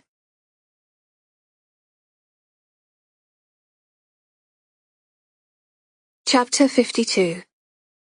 Ruby stripped out of her suit and threw it on the bed. There was no soft music or candlelight for the meeting she planned with Downs. She wondered if he had really wanted to come at all. He had looked so tired at work. A good night's sleep would be more beneficial than a night of rampant sex. She gave her leggings a quick shake before pulling them on. There was no need to dress up for what she had planned, and Ruby was pretty sure he would not want to stay, when he discovered just how far she was entrenched with the Crosby family. The deceit had wrapped itself around her like a cocoon, and the longer it went on, the stronger the lies became. Why was she doing a U-turn and telling him anyway? To ease her guilt? To allow him to take on the burden? and decide what to do with her? Was she being selfish? She could peel off her clothes right now and forget about her full confession. Her encounter with Warrow was still playing on her mind, and she needed someone in her corner in case the shit hit the fan. The doorbell emitted a weak whine. The batteries were going again. It was not as if she had many visitors. Pulling on her sweatshirt, her heart began to pound as she pulled back the latch on the door. "Am I early?" Downs said, looking crestfallen. For as long as they'd had their arrangement, she had always answered the door in a state of undress. It separated work Ruby from sexy Ruby, but tonight the lines were blurred. The look on her face told him that sex was not on the agenda. "I'm sorry to lure you here under false pretenses, but I really need to talk, and I didn't want an audience." Downs took a seat, his long legs stretched out in front of him. Tugging off his tie, he rolled it up and pushed it into his jacket pocket. "I knew you were in trouble." Ruby handed him a glass of rum and coke, something to take the edge from what she was about to say. "You could say that. But first, I need to ask you a question. Can I trust you? No bullshit. Give it to me straight." Downs tilted his head as he offered a bemused smile. "Of course. And while we're here, I'm just your friend. Whatever you say won't go outside these four walls, unless you want it to." Seconds passed as she tried to assemble her words. "You're very near retirement. I don't want to drag you down." Downs clasped her knee and gave it a squeeze. "It can't be that bad, can it?" Ruby knocked back her drink, taking comfort in its warmth as it slid down her throat. Downs frowned. "Now you're worrying me. Are you pregnant or something?" "Good God, no. It's about work." She paused. Did she see a trace of disappointment flicker across Downs's face? It must have been relief in disguise. He gave a soft chuckle. "Then pour me another drink, girl. Sounds like it's going to be a long night." The words felt like rocks in her throat, each confession worse than the last. Her on-off affair with Nathan, their adopted daughter, her visit to Goldie, and the unreported emails directed solely at her. Downs's face was expressionless throughout, but by the rate he was sinking her booze, the words were having their effect. "And you kept all this to yourself? Why didn't you come to me earlier? It's not as if you didn't have the opportunity." "I didn't want to involve you. It wouldn't have been fair." "So what's changed?" "I think I know who the door knocker killer is." "Shit," Downs said. "Who is it?" "I've got a suspicion it's my daughter, Lucy, or whatever she calls herself now. It's why I've come to you. I need your help bringing her in tomorrow. I think I know where she's going to be." "And how did you get that information?" "Through my contacts," Ruby replied, staring into her empty glass. "The Crosbys?" It was a statement, not a question. "Lenny, Nathan knows nothing about it. Please don't ask me any more." "Meaning?" Downs paused. "You had to give something in return? Did he hurt you?" "Oh, no, nothing like that. But you're right, there was an exchange. It's finished now. Nobody got hurt." But there was that drugs raid, the one they've been planning for months, the one that fell apart because someone had tipped them off." "And there's this," Ruby said, changing the subject swiftly, pulling an A4 printed paper from her pocket. "These are the stills from the internet cafe that I mentioned in briefing. Judging by the times, we're pretty certain this is our suspect." She handed over the grainy image of a person with short, dark, bobbed hair. "Looks a bit like Warrow," Downs joked, squinting at the image. "It matches the description of the woman Goldie told me about. I'm going to disclose it to Warrow at first light. But I'm not telling her about my daughter, or how I got this information in the first place. Downs tutted. Ruby, Ruby, Ruby.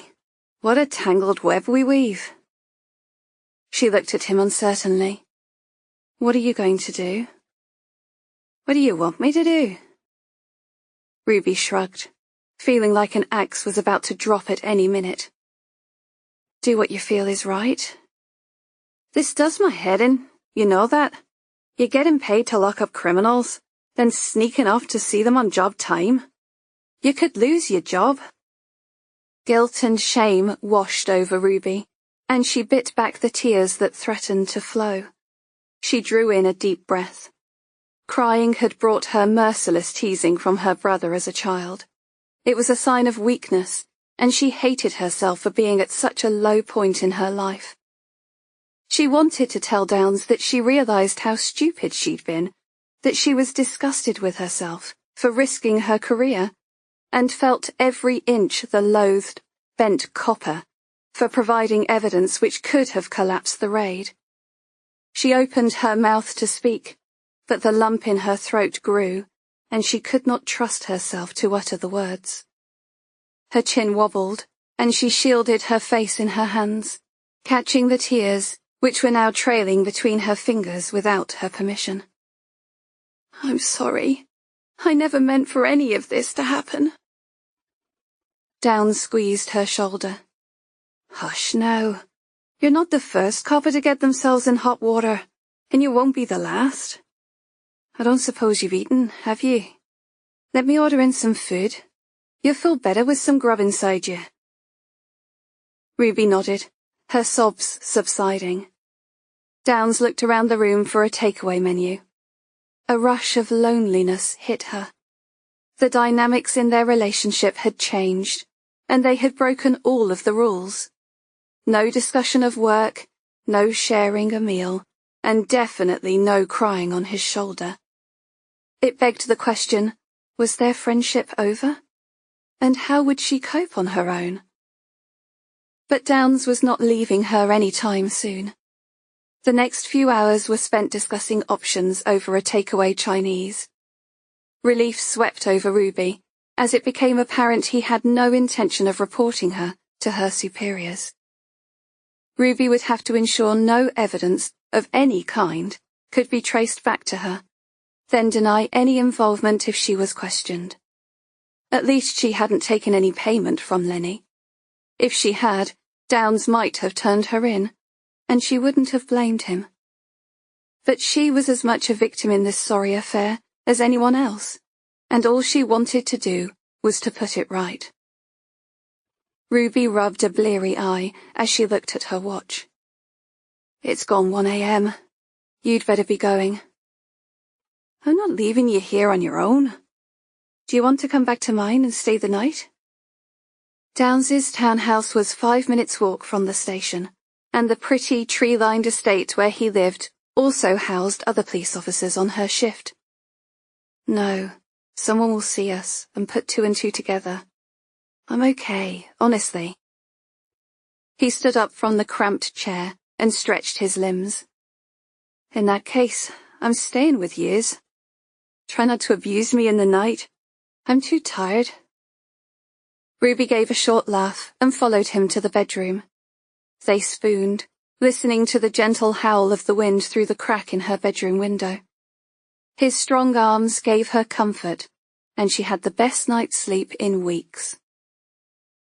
She awoke the next morning to the sound of the shower and pushed back her tousled hair as Downs emerged from a puff of steam. For the love of God, how do you use that shower? There are 2 settings, Baltic or lobster boil. I'm feckin' freezing.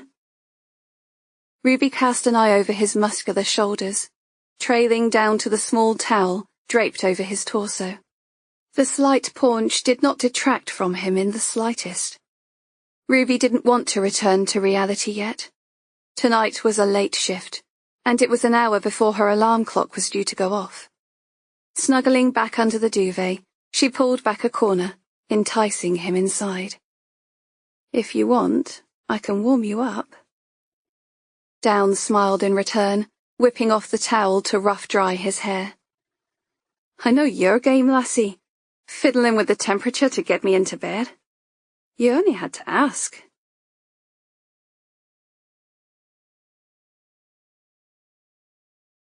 Chapter 53. The battered computer processor whirred as it fought to keep up with the programs she had opened. Ruby clicked on the search engine, typing in scenes describing how the bodies had been found. Forensics on the memorial cards had been disappointing because whoever sent them had covered their tracks. But it gave Ruby the incentive to clear the paperwork from her desk. She had declined Downes's offer of a cooked breakfast, her mind too occupied with thoughts of Lucy to spend the morning relaxing in a cafe. Today was a late shift, which afforded her more time. But Ruby did not want to be anywhere else. A quick visit to her mum, and she was back at work, 4 hours before she was due in. Her search history consisted of some very strange phrases, but eating cucumber sandwiches in lounge scene had to be in her top 10. But the return was so vast, she did not know where to begin. She clicked on the images, pausing to change the search term. Victorian, book, movie, scene in lounge, cucumber sandwiches. Like her other searches, it was random, but worth a shot. She found it on the 3rd page of results. The image of a woman on a patterned chaise longue made Ruby's heart patter in her chest. A table was displayed in front of her, triangular cucumber sandwiches on a neatly laid tray. This was it. This was the reenacted scene. A memory resurfaced of a movie Ruby had seen over 10 years ago, Lucy's Christmas.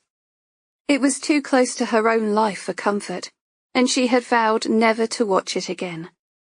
A corny, feel-good story set in Victorian times, it featured a little girl that had been given up for adoption. A blonde-haired, blue-eyed little girl named Lucy. The first time Ruby had watched it, she'd sobbed the whole way through.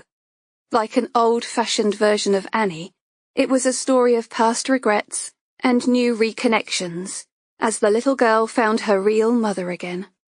A tragic parting, a fairy tale reunion, with both lives intertwined. The movie began as Lucy's biological mother sat sadly in her living room, mourning the loss of her own mother. The death notice, the Victorian mourning traditions, they were all part of the scene. Having lost the one person who made her give up her daughter, the woman vowed to reclaim her little girl. Several obstacles crossed her path, but all was resolved on Christmas Day. Ruby hated that movie, because real life was not made of fairy tales, and she couldn't bear the fact her child shared the same name. She grimaced as she looked up an online movie site to find more information. The details were vague. She would have to watch it again. But Ruby did not cry when she saw the film again, because this time she was in her office watching with the eye of an investigator. The mother figure, named Melissa, looked nothing like victims Emily and Monica. But the scenes were exactly the same. Ruby held her breath as the film began with Melissa staring mournfully at a death notification, a black-edged card, just like the ones delivered to Ruby's desk. The scenes could not have been any more exact. Melissa, in a floral dress, having tea and cucumber sandwiches, a temporary respite after being misdirected to her daughter's true whereabouts. Falling asleep in her Victorian nightgown, her hair spilling out on the pillow, as she dreams of being reunited with her daughter. Ruby watched through to the final scene. A touching moment, when the woman was sitting in the car, ready to drive away into the sunset with her little girl. It had all been focused around that special Christmas day, when Lucy asked Santa for her true mummy. At last they were reunited, and the wicked woman who ran the orphanage was taken away, replaced with someone kinder to care for the children who were left behind. It was an old-fashioned, heartwarming fairy tale. Ruby could imagine her suspect watching it over and over until she knew every word, every scene, every detail off by heart. But nowhere in the movie had glass baubles found their way into the mother's stomach. Was it an action born out of anger, because Emily had not reenacted the scene to perfection? And had Anita Devine ever watched this movie too? If so, it might give her a slim hope of survival. Ruby looked up a number and picked up the phone. Mr. Devine, this is Detective Sergeant Ruby Preston from Shoreditch Serious Crime Unit. We've spoken before. Yes? Joseph breathed down the phone, his panic audible. Ruby could have kicked herself for her insensitivity. It was obvious he was expecting bad news. It's nothing, really. Just a quick question. Has Anita ever seen the movie Lucy's Christmas? It's an old feel-good film, not very well known. Joseph started speaking before Ruby had even finished her sentence. Yes, she must have watched that movie 100 times or more. She ordered it on DVD from some obscure website and tortured herself with it. In the end, I threw it away. Why? What's that got to do with anything? It's just a line of inquiry I'm pursuing. And Joseph, if we have any real news, good or bad, we'll tell you in person. It won't be delivered over the phone. Ruby bid her goodbyes, grateful for the lead. It was also a small glimmer of hope. And right now, it was Anita's only chance of keeping her and Sophie alive.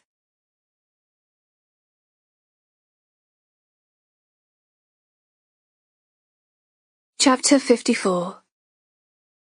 La la la la. Lucy danced down the steps, giggling as she reached the last one, and jumping with both feet together. Her voice carried in a forced, high-pitched tone, and Anita prepared herself for her visit. She wanted to scream. She wanted to cry, to bunch her fists and launch herself at her captor until she broke free.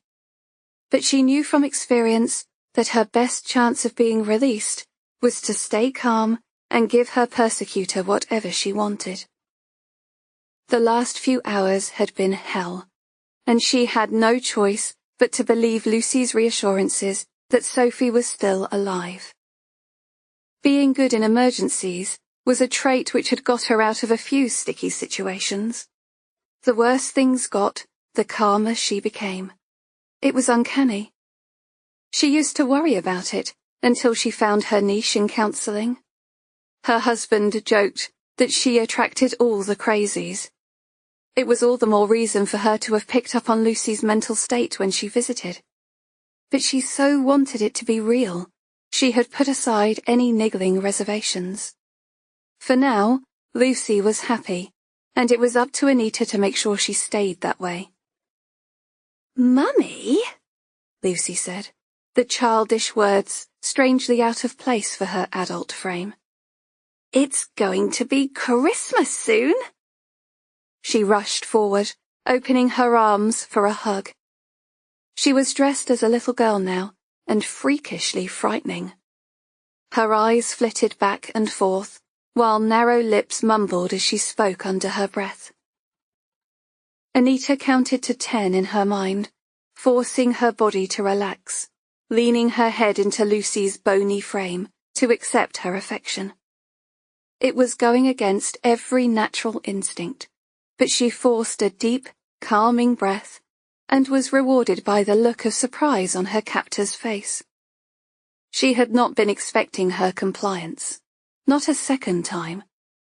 But Anita would do what it took to keep her baby alive. Lucy stepped back and clapped her hands. "Oh, Mummy, this is so exciting! Do you like Christmas? Do you?"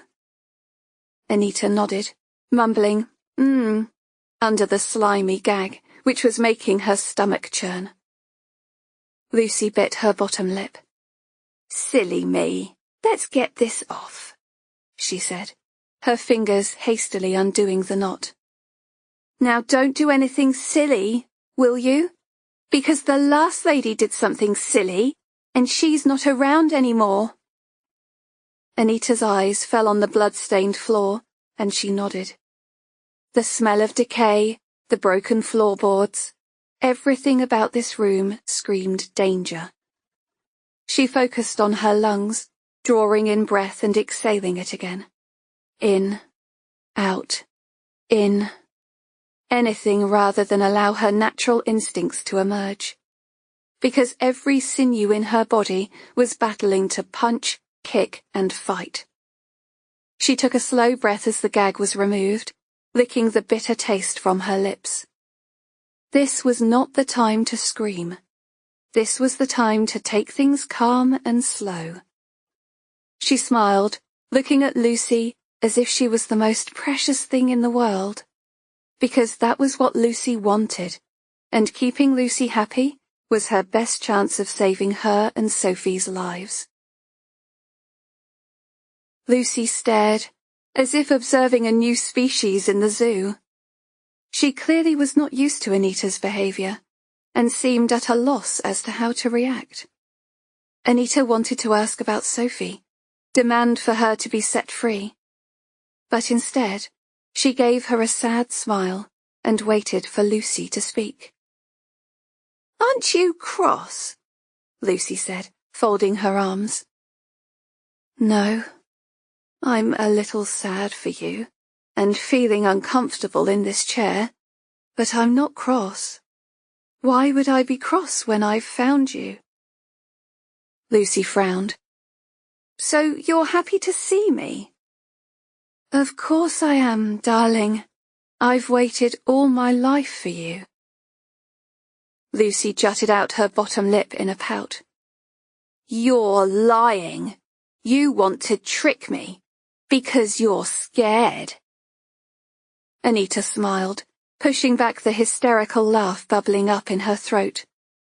She swallowed it back, emitting a gentle chuckle, her words calm and even. "Don't you remember how happy I was when you turned up at my door? I said I'd waited all my life for you to come knocking. Seeing you was the happiest day of my life." Lucy nodded. "I remember. But this is different. I took you here. You must hate me for that. The others did." "Sweetheart, I don't know about any other people, but I do know this. You're my daughter. From the second I saw you, I knew that it was true. You must have been hurt by some very bad people to bring you to this dark place, and that breaks my heart. So it doesn't matter how I got here. You don't even have to tell me why, because now we start our lives afresh. Forget those other people who let you down. It's you and me now." Lucy eyed her suspiciously. It was the longest conversation she had ever had with her guests, and it was way too good to be true. Lucy's childish tone had dropped for now, as she spoke with the voice of an adult. "What about your other family? Your husband, your son and daughter?" "They've had me all their lives, and I'm guessing that you've had no one. This is my chance to make things right. But there is something I need you to do for me, so we can start on the right foot." "What do you want?" Lucy said, her voice flat. "I need you to tell me where Sophie is." "She's asleep upstairs." "Good girl. Now we have an exciting adventure ahead, don't we?" Lucy nodded, a slow bob of the head, her eyes uncertain. "But it needs to be just you and me, nobody else, right?" Anita said. Lucy nodded faster this time. "You want me to get rid of Sophie?" She flashed a smile, as if she had just been waiting for permission all along. Anita cleared her throat, feeling as if she was drowning on the inside. "No, I need you to see that she's returned home safely to her father. She's just a little girl, just like you, And we don't want anything bad to happen to her now, do we? If Sophie gets hurt, then the police will be looking for us, and we'd be all over the television and in newspapers in all the countries. But if she is returned home, I could write a letter saying I'm safe and I want to be left alone. Do you understand what I mean? So you want me to take Sophie back home alive? Yes. Then we'll be free to start again. And how exciting would that be? Because that's what you want, isn't it? I guess I could do that. But there's something we have to do first. You have to pass the test. If you don't pass the test, then you're not my mother. Anita's stomach grumbled. All she'd had to sustain her was a glass of water, which brought with it the understanding that if she'd had nothing to eat, then neither had Sophie. Was she still under the influence of the same drugs that made their capture possible? Anita realized that Lucy was staring at her. Fists clenched, they rested on the hips of that ridiculous outfit. She looked like a reject from Oliver Twist. Oh, I do hope I pass, Anita said, grateful she couldn't read her mind. I've got my hopes up now. I can't imagine us not being together. She considered asking Lucy to untie her, allow her to speak to her daughter. But slowly, catchy monkey. Her senses told her to take things slowly. Lucy could change with the click of a finger, and she had made it quite clear that the other women had met a bad end. There was no doubt that this was a life-and-death situation. All she wanted was for Sophie to be returned home, safe and well. "Do you like Christmas?" Lucy said, her face illuminated by the flashing lights on the tree. "It's my favorite time of the year," Anita replied, hoping it was the right answer. "And do you like my clothes? Strike a chord, do they?" "They're beautiful.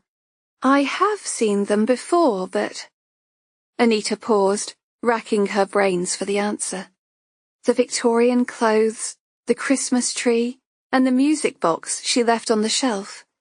She had recognized something about her. Silly me. Can you help? Lucy shook her head.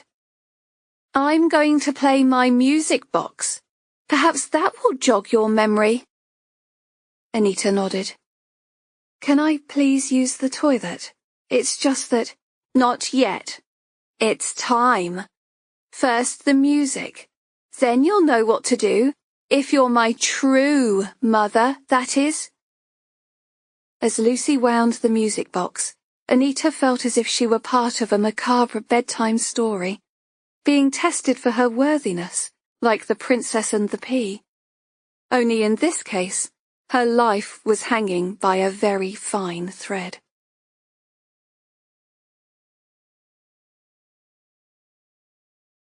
Chapter 55. Ruby stared at the phone number, kicking herself for missing the call. It was not one she recognized, yet the recording of the young woman's voice left her in no doubt. It was Lucy, and she was trying to get in touch. Lenny had promised he would find her. Had he passed her phone number on?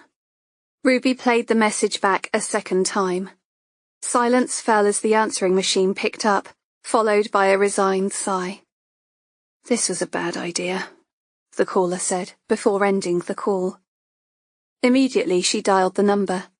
Her heart cranked up a notch in her chest as she waited for an answer.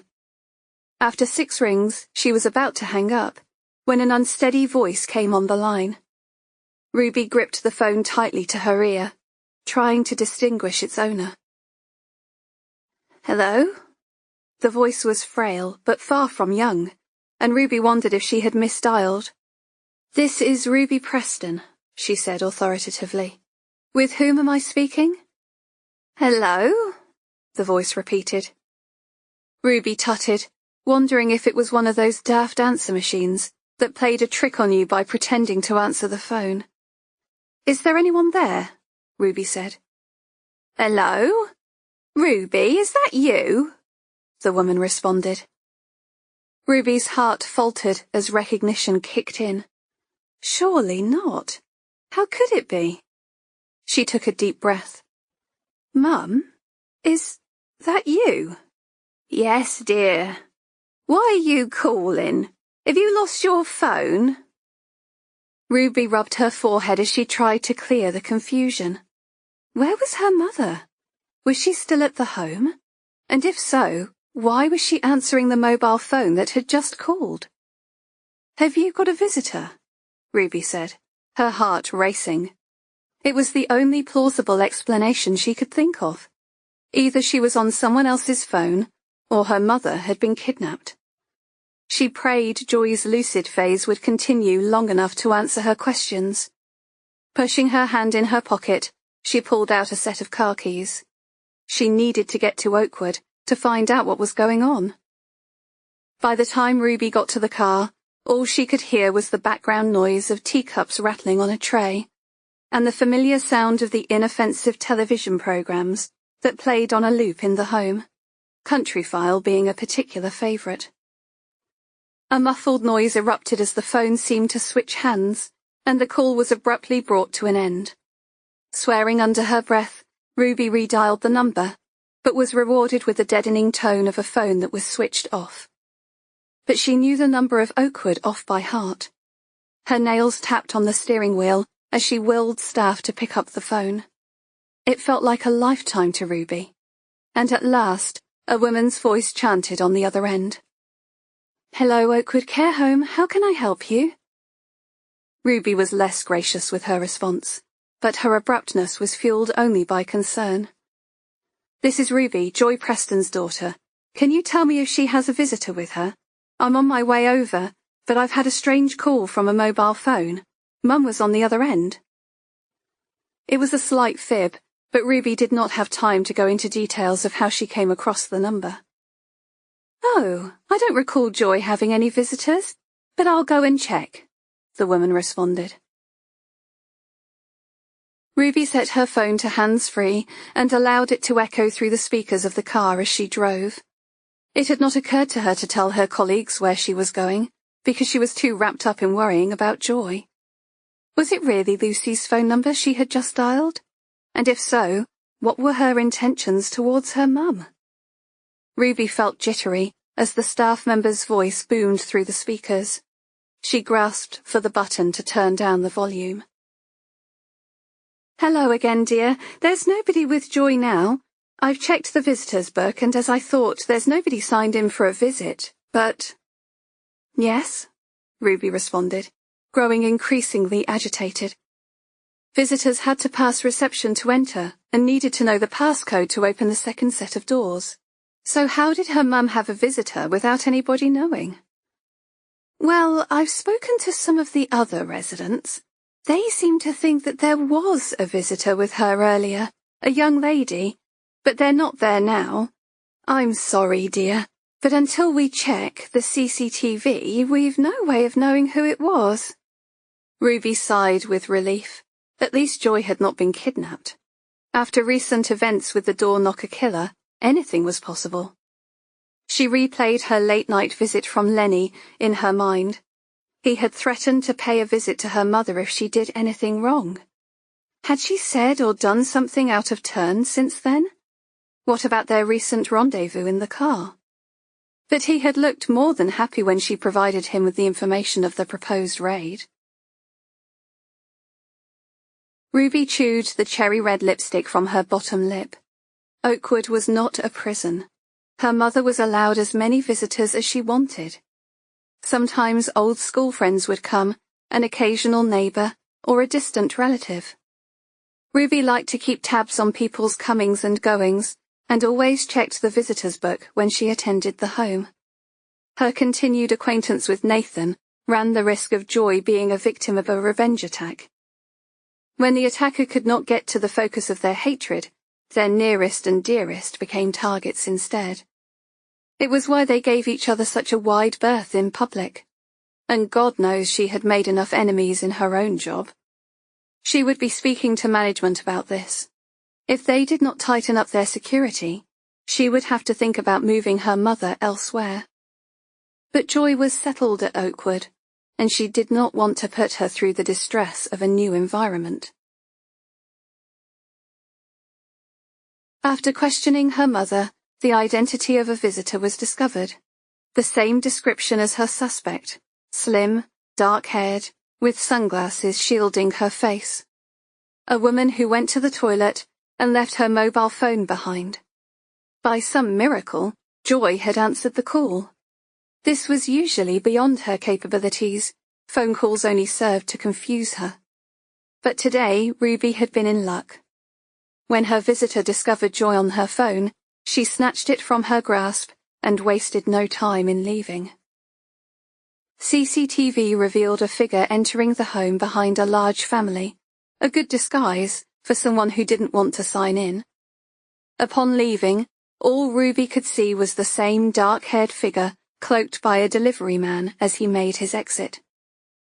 That was someone who was aware of CCTV and how it worked, and they had bypassed the door code by tailgating someone on the way in. Ruby did not hesitate in recommending that the home tightened their security. But for what purpose was the visit? Was it to shake Ruby up, or test the waters for what lay ahead? After a quick goodbye to her mum, she headed outside.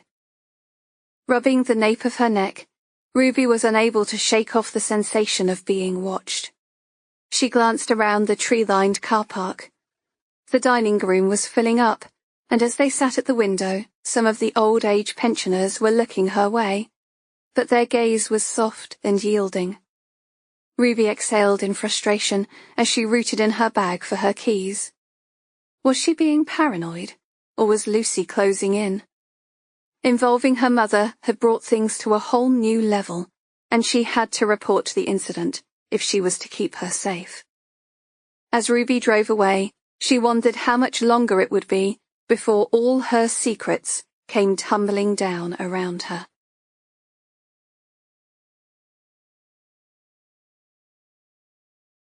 Chapter 56.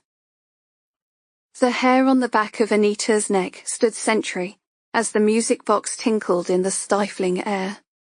Each pin slowly plucked the steel drum, enhancing the terror of her surroundings. As the tune slowly wound down, Anita took in Lucy's hopeful features, her eyes roaming over her clothes. The blonde wig, the old-fashioned clothing, and a little girl in search of her mummy. A spark of recognition lit in her brain. Could it be? She replayed a movie soundtrack in the confines of her mind. Lucy's Christmas, of course. She had watched it dozens of times. It was the music box that had put her off. The tune wasn't the same. But it was close enough for her to recognize the meaning. Her pulse quickened. So this is what her captor meant. Images flashed in her mind, aiding her recollection, as if she herself was in a scene of a movie. But there was no kidnap scene involved. She had to find her own way out of that. I remember, Anita said, her voice raking through her dry throat. A raspy breath cooled her cheek. Good. Then you'll know what to say. The others could not have known what Lucy meant, and perhaps Lucy had set them up to fail all along. But as the music box was tightly wound for the second time, the answers instantly appeared to Anita. For it was a movie she had cried over many times, her lips forming soundless words as she replayed each scene. Lucy's eyes flitted up to the basement door, which had been left tantalizingly open. Anita jerked against her bindings as Lucy looked away. But it was no use. She could barely move. Frustrated tears sprang to her eyes, and a sob escaped her throat before she could close her mouth to stop it.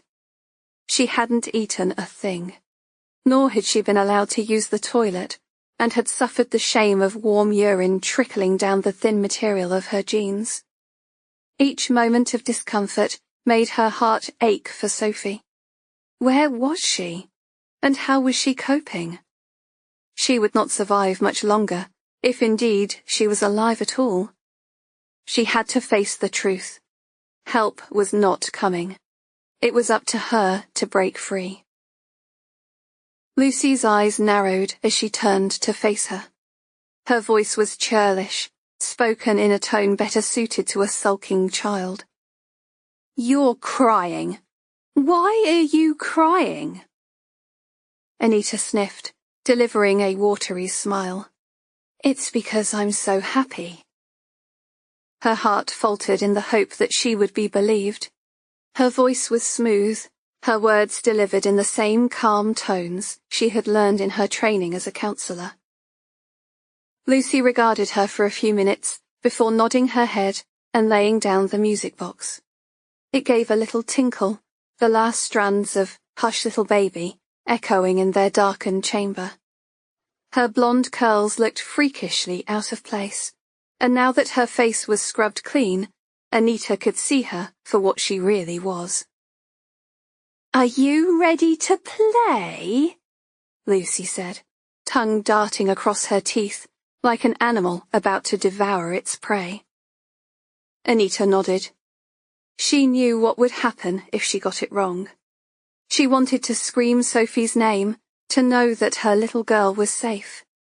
She told herself that she was still alive. Their bond was strong, and in the depths of her being, she felt her daughter's life force pulsating faintly, just as it did when she was pregnant. Her flesh and blood, unlike the creature before her. She stared at the back of Lucy's head, sending invisible daggers of hate. There was something about their demeanor that told Anita this would not end well. The least she could do was to give herself a fighting chance as the final moments drew near. "Could you untie me?" The woman in the movie was standing beside the tree. "I think it would be better if we got it right, don't you?" Lucy frowned. Her childish voice dissipated as she spoke, and her tone was low and guttural. "You better not play any tricks. If you play tricks, I'll kill Sophie, I mean it." Anita's heart pounded in her chest, surging a shot of adrenaline through her veins. Her body was preparing for the fight, and she fought hard to portray an expression of calm. She was weak and dizzy, and needed time to gather her strength. She made a silent vow.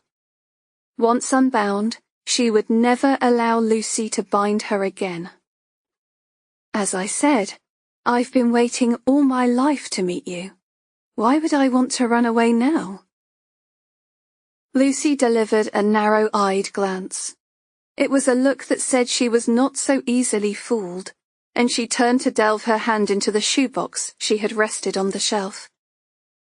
Anita caught the glint of steel as Lucy drew near.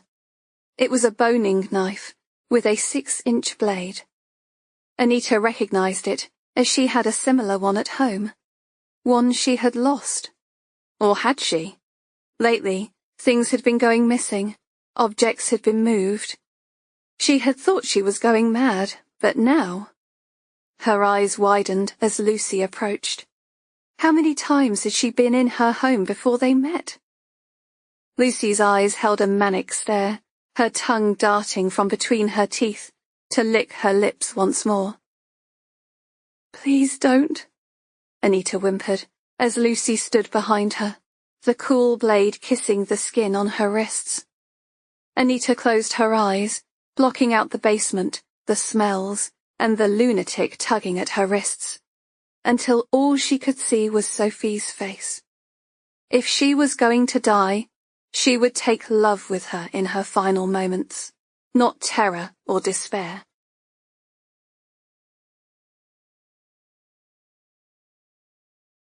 Chapter 57. Flecks of rain sprinkled Ruby's face as she ran down the narrow path. Being fit added another layer to her armor. She had good legs and strong biceps, and wanted to keep it that way. With her fitness test coming up, her superiors did not begrudge her a run during her break. but her mind was on the figure behind her, who had been following for some time. The grate of their heavy breath came thick and fast, as they struggled to keep up with her pace. Coming to an abrupt halt, Ruby bent to tie her shoelaces. Her follower was close. Extending her foot, Ruby knocked them off their feet, sending them stumbling to the pavement below. Launching herself upon them, she wasted no time in pinning their wrists to the ground. The person did not put up a fight, as Ruby pushed back their hood. "What are you doing here?" she said, glaring at Helen with disbelief. It was not the first time Ruby had bumped into a journalist, but never while she was out on a run. "It's not illegal to exercise, is it?" Helen said, between breaths, sweat clinging to her mousy hair. Patting her down for weapons, Ruby sprung to her feet. "Don't give me that bullshit, I know you've been following me." Grabbing the front of Helen's hoodie, she pulled her back onto her feet. Keeping hold of her sweater, Ruby gave her a quick shake. "Come on then, I'm waiting." All right, let go of me, will ya?" Helen blurted, smoothing back her sweater as Ruby released her grip. "I just wanted to see where you were going. There's a lot of buzz around this case, and I heard you might have some contacts."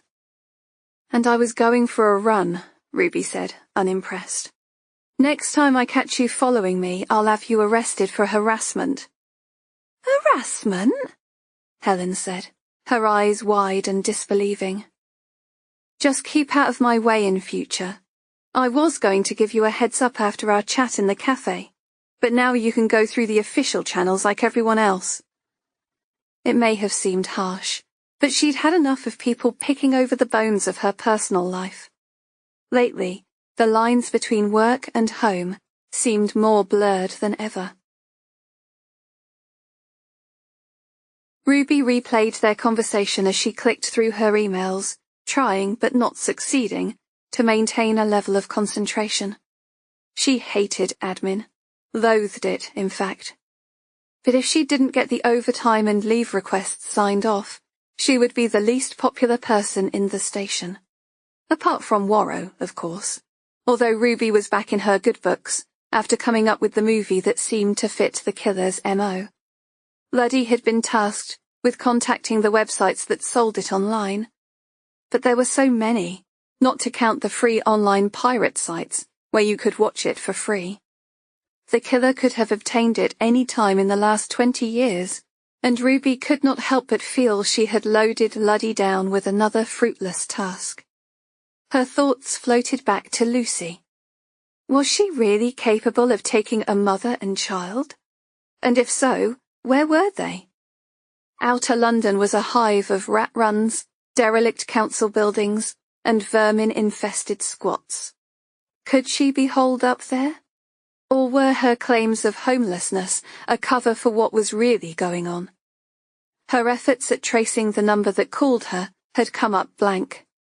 Like Nathan, the caller had used a pay-as-you-go. It was now permanently switched off. There was no doubt that Lucy was playing games with her, and communicated at a time only of her choosing. The information she obtained from Goldie had not been worth the trade-off for her integrity, and Ruby buried her head in her hands, feeling the magnitude of it all. This wasn't just about Anita. Sophie's life hung in the balance as well. She should be doing more. She drummed her fingers against the desk, resisting the urge to call Nathan. Lucy was his daughter too. If anyone could trace her, Nathan could. But what if he found her? What then? She would go underground faster than a rabbit at a chute, along with any chance of locating their missing people. But there was someone else who could help, someone who owed her. She plucked her mobile from her blazer pocket, straining her neck through the open door to ensure 5 minutes of privacy while she sent the text. She drew up L for Lenny on her contacts list, trying to keep the words as ambiguous as she could. Found her yet? Fed up chasing my tail. Ruby chewed her bottom lip. It was the politest way of getting across what was playing on her mind. "Let's see what you make of this," she mumbled under her breath, pressing send before she changed her mind. 2 seconds later, she deleted the sent text and prayed it would not come back to bite her. She diverted her attention to her computer and the work screaming out to be completed.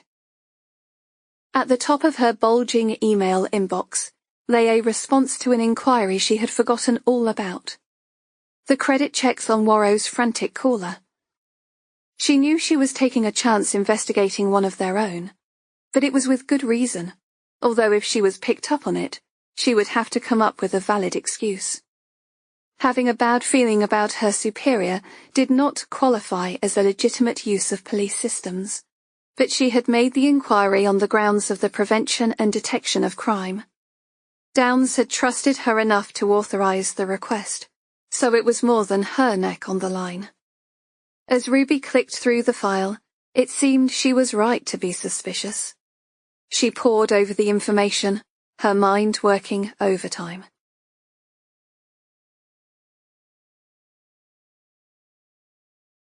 Chapter 58.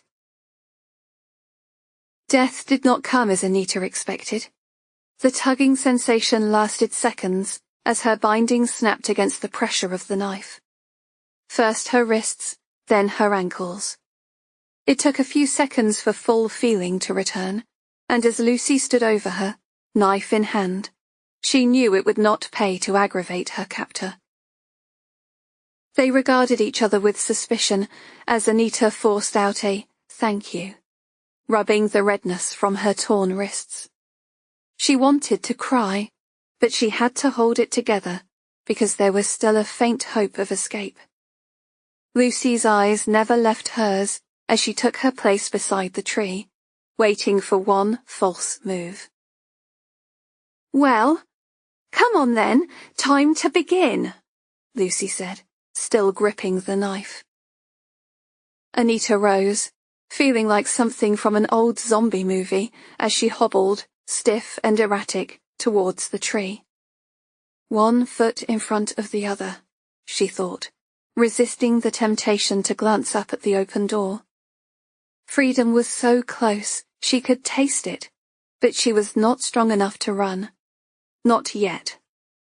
Her jeans had dried of their own accord, and the damp canvas swished as it rubbed against her thighs. Hunger consumed her. Her parched throat cried out for water, but, most importantly of all, she needed to find her daughter. Lucy grinned lewdly, as Anita pretended to admire the decorations so carefully applied. It was only then that Anita noticed the painstaking attention to detail. Shiny baubles, tiny wooden rocking horses, and glossy candy canes. They all graced the bent-up branches of the cheap synthetic tree. Anita imagined the previous victims cloaked in terror and confusion as they tried to understand their task. She suppressed a shudder. It was too late for them now. She had to focus on saving Sophie. It was just her and Lucy now, whoever or whatever Lucy was. Anita was a naturally compassionate person, but she had carefully removed any remnants of pity for her captor. It was the only way if she was to kill without mercy in order to survive. She was confident there was nobody else involved. Lucy had made it very clear that she wanted it to be just them. Lucy smiled that lewd grin as she fingered the decoration. There was a thirst behind her eyes, and a storm cloud passed her face as light and dark battled for supremacy. Anita averted her gaze as panic rose in her chest, crawling like a long-legged spider up her throat, and threatening to release the scream she had been suppressing since she awoke. She pressed her fingernails into her palms. If it were just her, she might accept her fate, but the involvement of her daughter was something entirely different. She had allowed this woman into her home, and she would be the one to end this. It's almost Christmas, Lucy said, staring at the tree. Anita touched the wiry green branches and smiled. Lucy was still holding the knife, and she wondered if she was waiting for the excuse to plunge it into her chest. Yes, it is, and I'm so excited to be spending it with you. But what if Santa doesn't bring me what I want, Mummy? Lucy's knuckles whitened as her grip on the knife grew tighter. The music box played eerily in the dim light. Like Lucy, it was off-kilter, but Anita did not miss a beat as she recited her lines.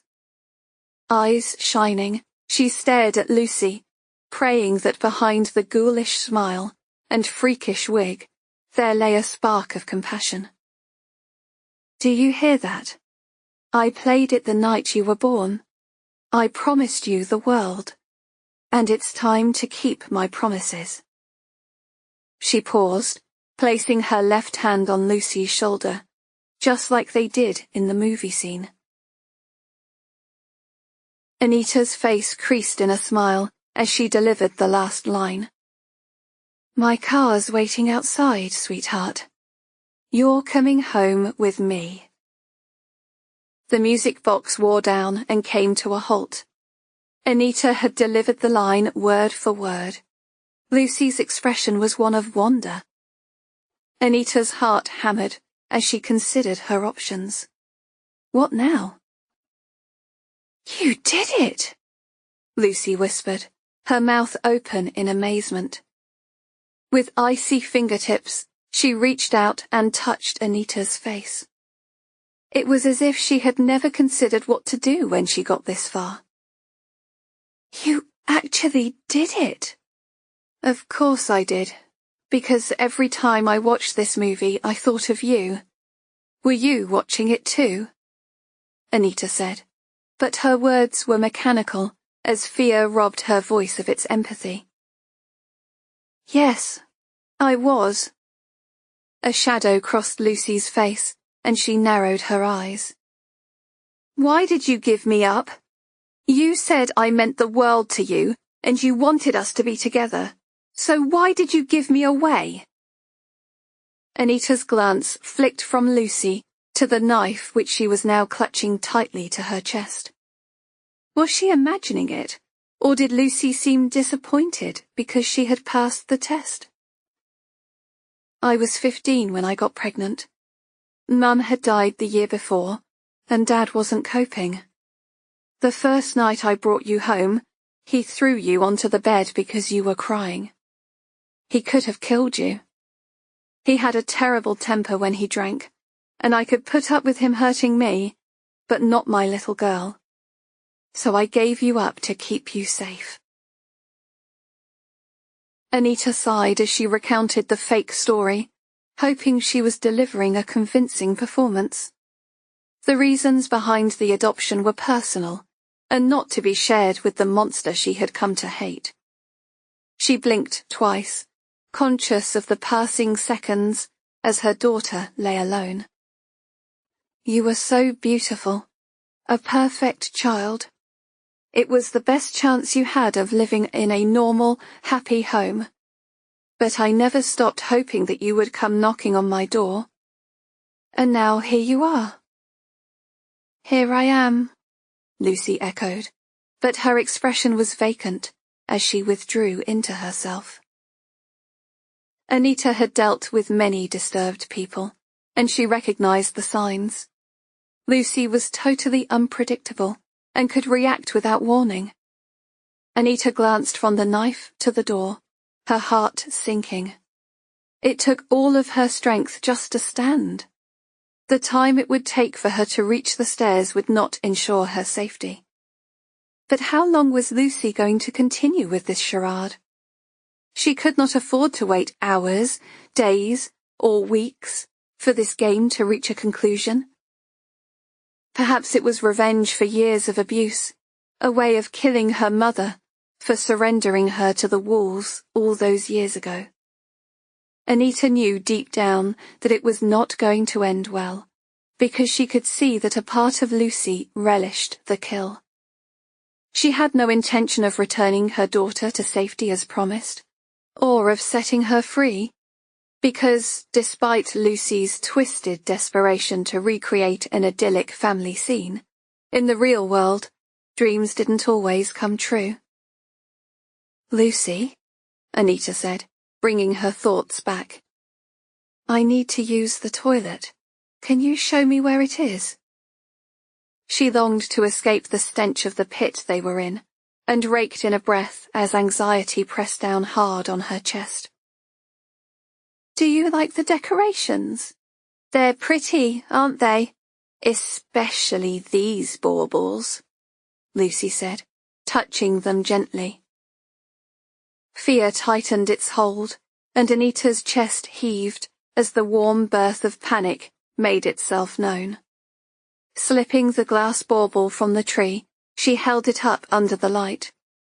"I like this one the best. See how it sparkles, just like the one in the movie." Anita allowed it to slip through her fingers and fall on the floor. She knew it would provoke anger, but just a few seconds of distraction was all she needed to make her escape. It was now or never, because she knew that Lucy would never let her go. "What have you done?" Lucy said, bowing her head to stare at the bauble, which had broken into 100 pieces against the wooden floor. Drawing up all of her strength, Anita brought forward her knee, smashing Lucy hard in the face.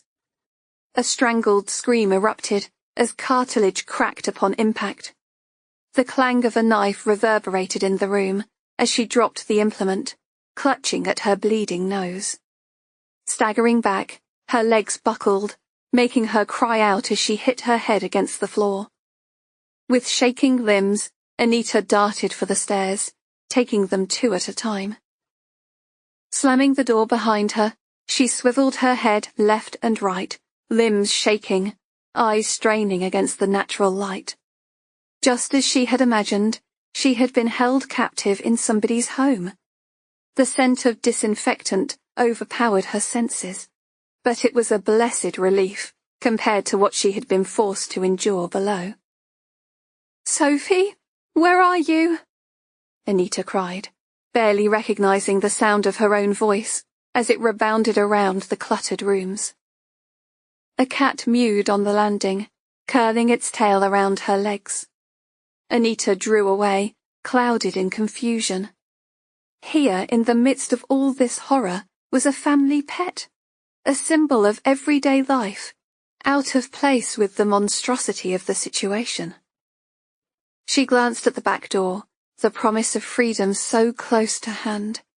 But she was not leaving without her daughter. Lucy said Sophie was asleep. She had to be upstairs. Stumbling into the hall, she forced her legs up the narrow stairs. If she could just grab Sophie and run, there was still time to get away. Turning left and right, she flung open doors, peering inside each room before moving on. Hot press, bedroom, bathroom. With each empty room, her despair mounted, until she came to the last door on the right. Her eyes fell on the protruding metal padlock. For once, luck was on her side.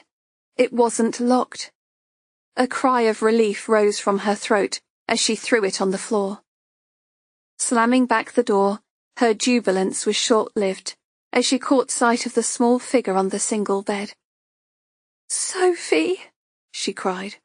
"Oh, my baby, what has she done to you?" Relief and anger rose in equal measures.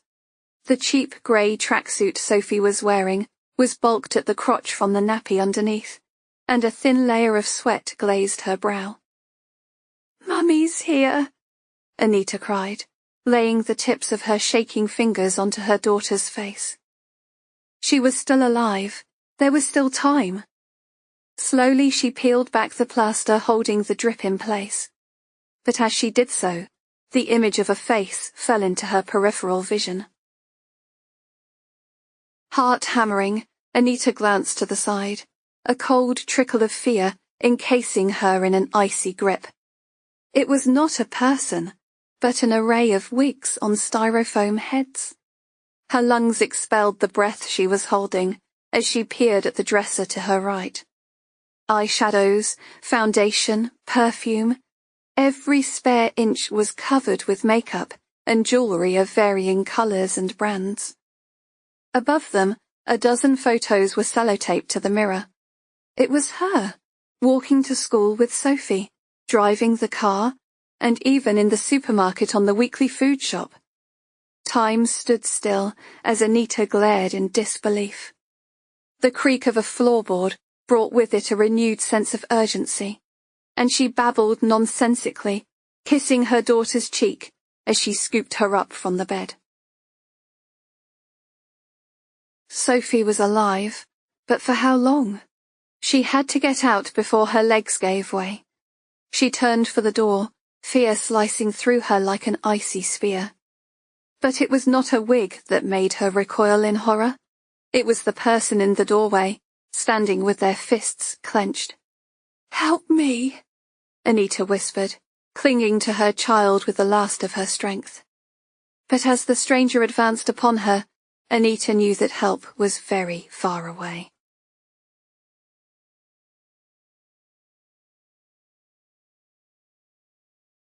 Chapter 59. "I knew you were going soft," Lenny Crosby said, cracking his knuckles as he paced the polished oak floor. "She's like a drug to you, isn't she? Why else would you turn your back on your own family for a stinking copper?" "Fuck off, will you? I don't need this right now," Nathan replied, knowing it would take more than a few expletives for Lenny to pack it in. Tweedy Steve stood, a giant of a man, closely monitoring the arguing brothers. But Nathan had no intention of getting him involved. He would allow Lenny to rant until he ran out of steam. No doubt their mum had sent Lenny over after Leona had gone around there crying that she had been dumped.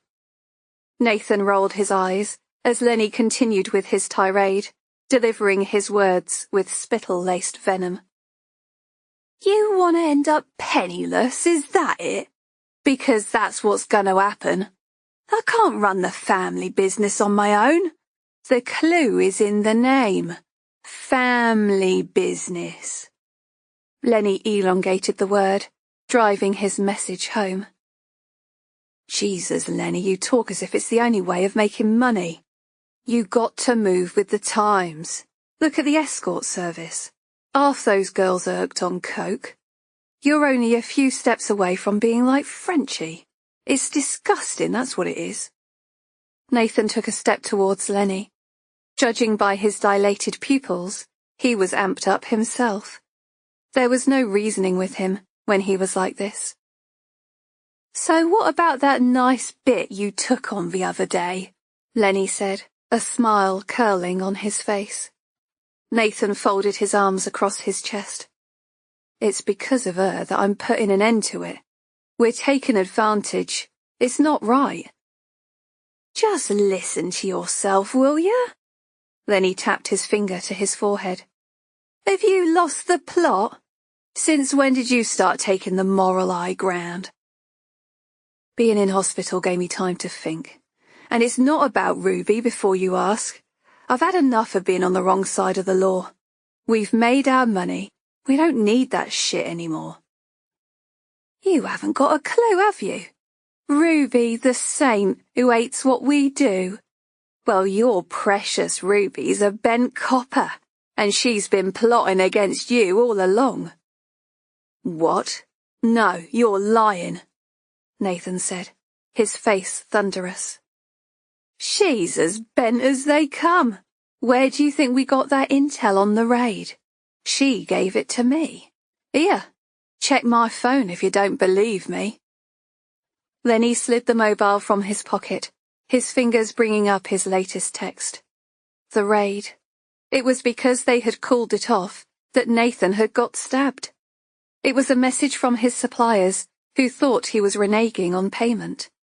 In his line of business, crossed wires could cost you your life. Nathan looked at the text as Lenny shoved it under his nose.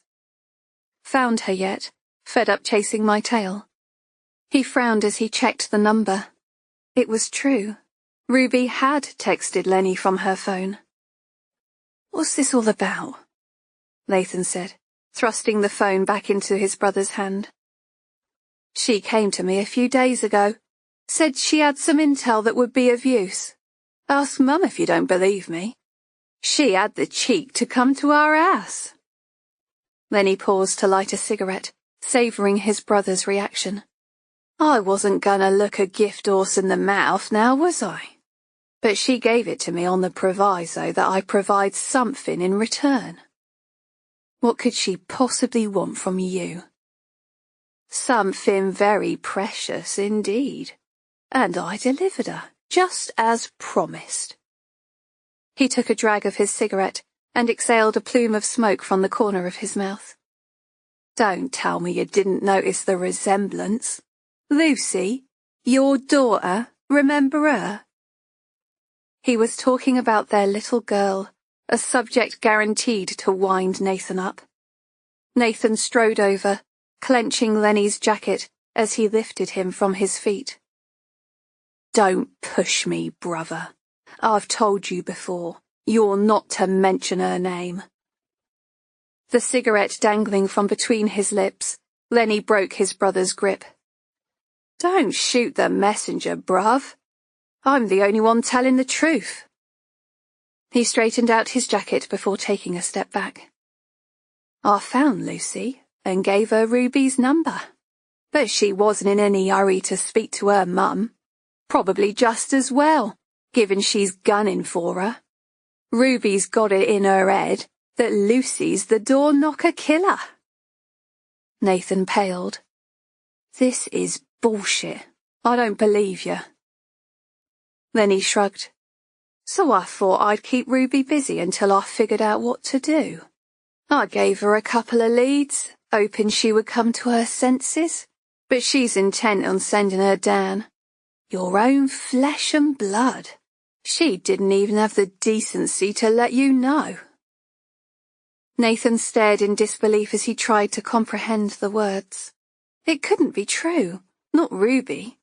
She was the one good thing in his life. The only person that could pull him out of this murky world. Now she was up to her armpits in it, just like the rest of them. Questions rose in his mind amidst the confusion. Why hadn't she told him of her suspicions? But the answer was clear, because she knew he would stop her. Where is Lucy? You've already met her. She's been right under our noses all along. Just a street urchin, although she looks like she's been around the block a few times.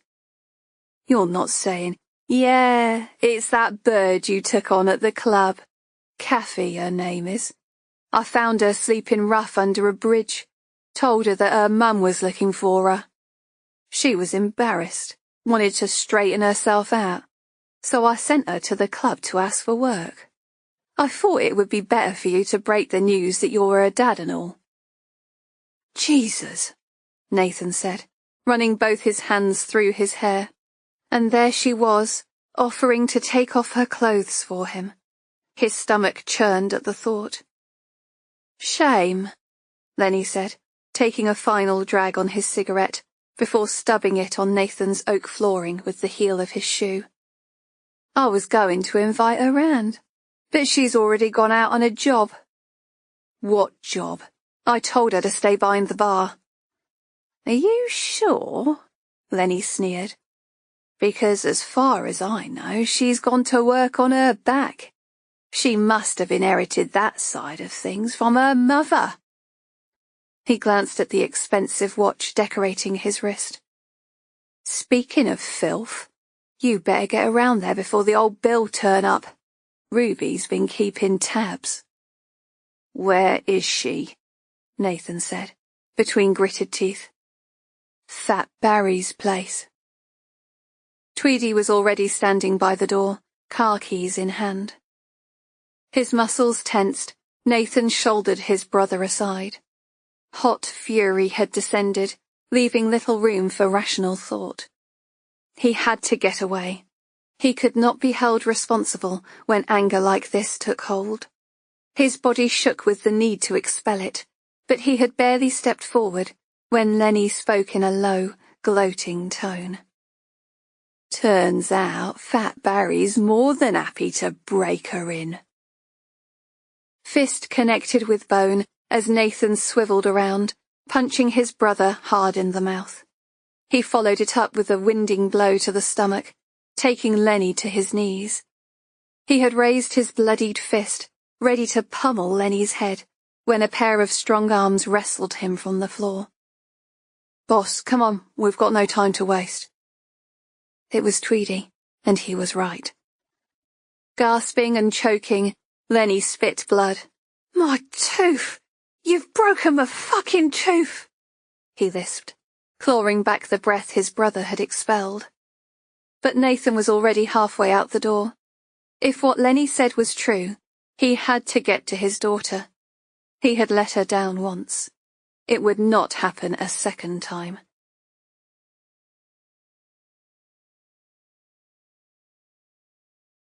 Chapter 60. Ruby pushed down on the stiff doorbell, the noise producing a delicate chime out of place with the surroundings. Lenny had surprised her by texting the address, although he was the least trustworthy source of them all. Her heart skipped a beat as she contemplated meeting her daughter. Just how was she going to handle this? Flash her warrant card and blag her way inside? And what if her daughter was there? Could she arrest her own flesh and blood? It would end all ties with Nathan if he found out. Ruby took a deep breath as footsteps approached the door. The thought of losing her one constant in life made her scared. But a child's life was at risk, and she had no choice but to try. Yet it was not Fat Barry Sedgwick opening the door, but Nathan, and his face was like thunder. Grabbing her by the elbow, he pulled her inside. The long, narrow corridor offered little room for movement, and she found herself with her back against the wood-chip paper. Nathan stared with an intensity that frightened her, and her heart picked up a notch as she tried to break free. His breath fell warm and heavy against her skin as his hands pressed against the wall, either side of her face. Why is he here? Ruby thought, listening out for signs of Lucy, but the only sound was of the traffic outside. If her daughter was here, she was being very quiet about it. "What's going on?" she said, keen to get moving. She was not here to play games. "I could ask you the same question," Nathan growled, every sinew in his body tensed. Ruby had seen him like this once before, and in times like these, he was best left alone. But she had come here for a purpose, and she needed to know. "I'm here to speak to Barry Sedgwick. What's your excuse?" She could tell by his demeanour it was not a social visit, and she was not in the mood for an argument. Lenny had sent her the address. Had he been setting her up all along? Ducking under Nathan's arm, she checked the downstairs rooms before making her way up the stairs. "If you're looking for Lucy, she's not here. Neither is Fat Barry.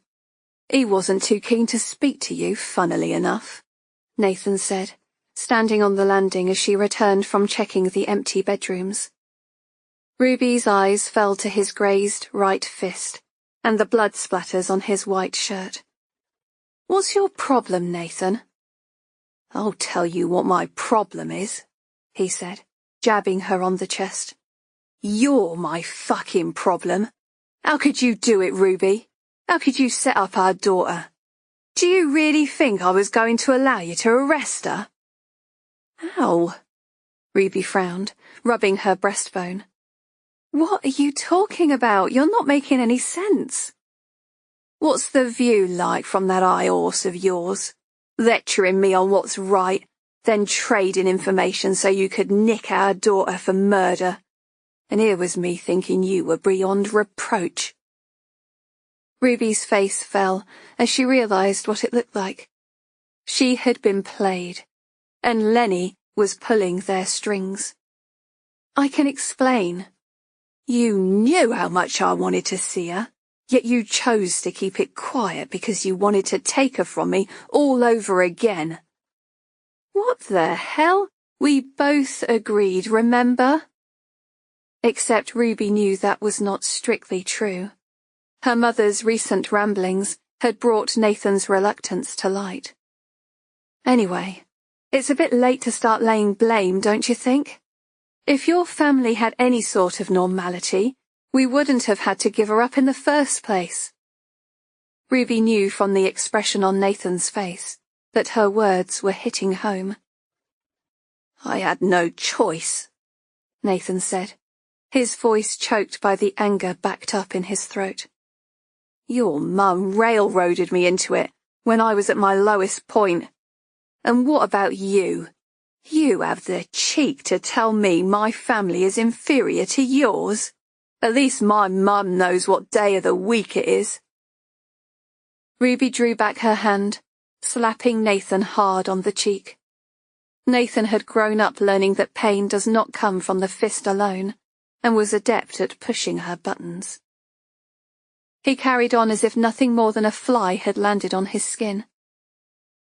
I should never have listened. If I did, then Kathy wouldn't be in the state she's in now. Kathy? Who's Kathy? And what do you mean, the state she's in? Ruby said, touching the stairwell to ground herself. Her phone buzzed in her pocket. No doubt it was work, wondering where she was. Her adoptive parents changed her name, and it's a bit late to start acting the concerned parent. First you abandon her, then you try to nick her. And you have the cheek to lecture me about blood money. You disgust me. You're nothing but a joke. How dare you talk to me like that? Ruby said, her voice rising. You know nothing of this investigation. There's a child's life on the line here. If you just took the time to hear me out... Well, I'm too busy looking out for our own flesh and blood. Go and find your killer elsewhere, because I can tell you now, it had nothing to do with her. Now fuck off back to the job you love so much. We don't ever want to hear from you again. Nathan, you've got this all wrong, Ruby said, following him down the stairs. It's Lenny. He set this all up. Just give me the chance to explain. We're not interested. Kathy's safe now. Somewhere you'll never find her. Please, just ask her one question. Has she ever watched the movie Lucy's First Christmas? Nathan looked at Ruby as if she was speaking a foreign language. What are you on about? What movie? It's part of the investigation. The killer's recreating scenes from the film. I've got to know. Has Kathy watched it or not? You're a piece of work, do you know that? Even now, you're taking the side of the police. Nathan made towards the door, wrenching it open until it rebounded against the wall. I'll never forgive you for this, Ruby. You can go to hell. Ruby flinched as he slammed the door, leaving her alone in the hall. The energy of their disagreement still hung in the air, and she could not bear to leave it like this. But there was little point in chasing after him, and who could blame him for being mad? It was bad enough that she hid Lucy's contact from him, but to hear it from Lenny... Ruby had walked straight into his trap, and had nobody but herself to blame. She went crawling to him, and she should have known better than to trust Lenny Crosby. A wave of grief rose from within, as long-buried feelings of shame and regret made themselves known. She should have been stronger.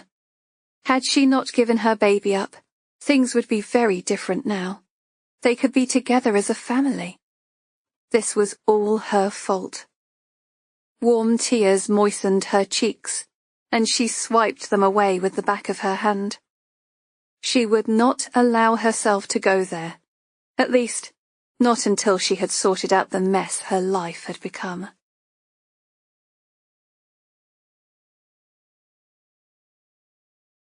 Chapter 61. Lavender bath salts mingled with the scent of warm, sticky blood. It rose with the steam clouding the glass, blotting out the outside world. Lucy inhaled deeply, drawing it deep into her lungs. This had been her best yet, and the most satisfying. She had fooled herself into thinking that it would end any other way. She didn't want to find her mother. She wanted to end her. And once was never enough. She had to pay her whore of a mother back 10 times over for abandoning her as a child. Trying to recreate a happy ending was a facade. She understood that now. But every cloud has a silver lining. The nearer she came to perfection, the more exquisite the payback. Her body shuddered from the afterglow of her satisfaction. Who was she to deny that part of herself? Deep down she had known, even as Anita recited the lines, word perfect, that it would never work. How could Lucy live a normal life when everything about her was an aberration? At first she turned the blame inwards. She was a freak who had committed crimes in the eyes of society. Her happy ever after was never going to come true. But who wanted normality if all it brought were rules and boundaries? It was easier to give in to the longing rising within her. Inflicting pain on others made the horror go away. And the reward, oh, what a bounty that had been. Wave upon wave of ecstasy as she purged herself in a bath tinted with blood. But now she had another problem to deal with. Sophie. The little girl was still sleeping on her bed. Now Anita was gone, she was just a stranger, no longer a competitor for her mother's affections. Like her, she was motherless, cast adrift in a cruel world for wicked men to do what they would, and there were plenty of wicked men. She pulled the plug, allowing ribbons of blood to swirl into the void. What was she going to do with her indeed? She was not a child killer. But Sophie had to be disposed of, and there was no way she could return her home. She knew from the start that was never going to happen, despite her reassurances stating otherwise. If only she could just make her go to sleep, a deathless death, never to awaken. She was only a little thing, soft and pliable, free of the threat of rigor mortis. A slow, thin smile spread across Lucy's lips. She thought about the final death note which lay on her dresser.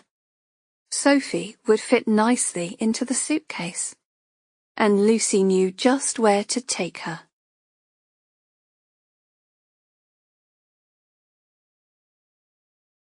Chapter 62. Ruby slammed the office door behind her, digging her hand into her leather jacket to check her phone. Yes? She answered it stiffly, heat still inflaming her cheeks from her encounter with Nathan. I take it things didn't go as planned, Downs said. It was with great reluctance that he had offered to cover for her, but only on the proviso that she would call if she got into bother. No. And I'm beginning to wonder if Lenny wasn't just playing with me all along. Where are you? Downs said, an echo in his voice. Back at work. Where are you? Oh, he gave a soft chortle. So you are. Ruby turned her head to see him enter from the corridor. He sank back the last of his Diet Coke before scrunching up the can in his fist and throwing it into the waste paper bin. How was evening briefing? Ruby asked, trying to keep the scowl from her face. Did Warrow miss me? I told her you were called out to Oakwood because of an emergency with Joy. Sorry, it's all I could think of. How did she take it? She had a face on her that had cut tin, but that's her usual expression, so I wouldn't worry. Ruby sighed.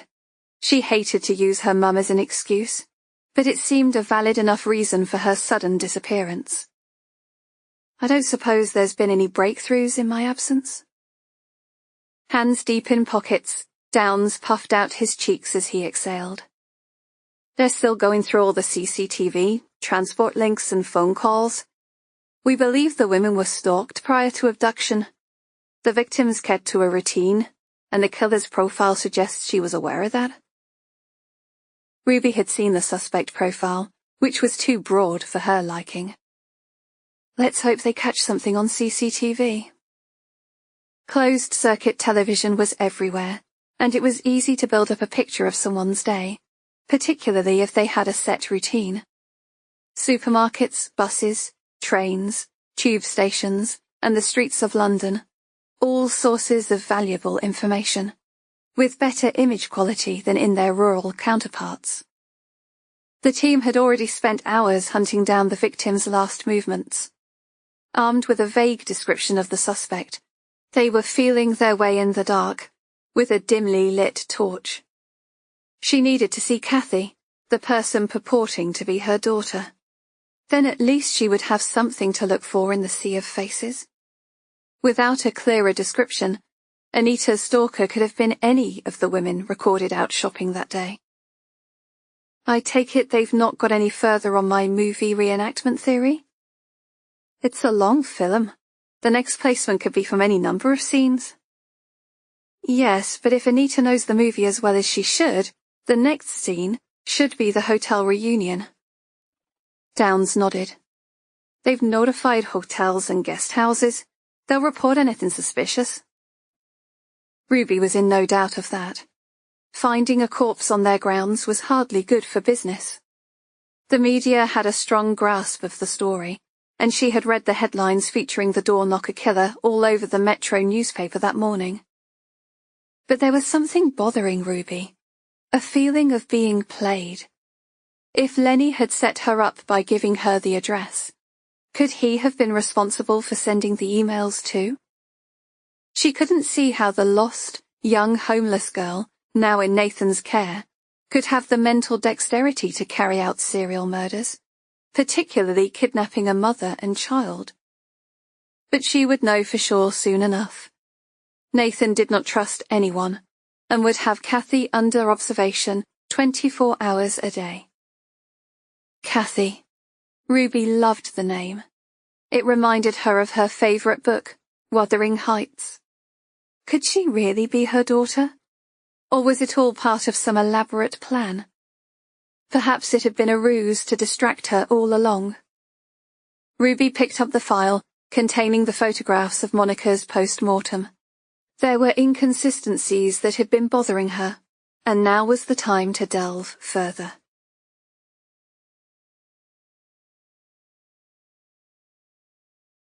Chapter 63. You need to give up the smokes, Downs said, as he took the stairs 2 at a time. The lift was out yet again, and Ruby was made to feel wholly inadequate as she clambered behind him in between heaving intakes of breath. I'm working on it, Ruby said, the craving stronger than ever. Now, if you just let me catch my breath. Fumbling in her pocket, she produced a shiny new key. It wasn't good enough that she had replaced the locks. Downs had insisted on walking her back to her flat, reasoning that her daughter could be waiting to pounce. Given that Nathan had taken her in, it was highly unlikely. In fact, the idea of Kathy being the killer was sounding more ludicrous by the minute. But there was a personal connection.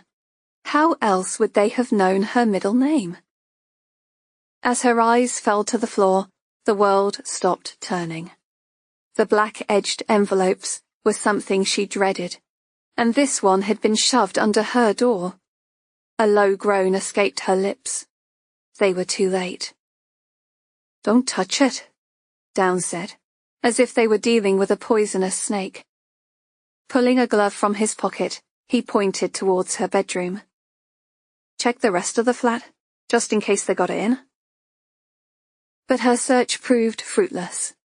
She returned just as Downs gently plucked the card from the envelope with the tips of his gloved fingers. In memoriam, Anita Devine, died in her sleep. Rest in peace. Oh, God, Ruby groaned.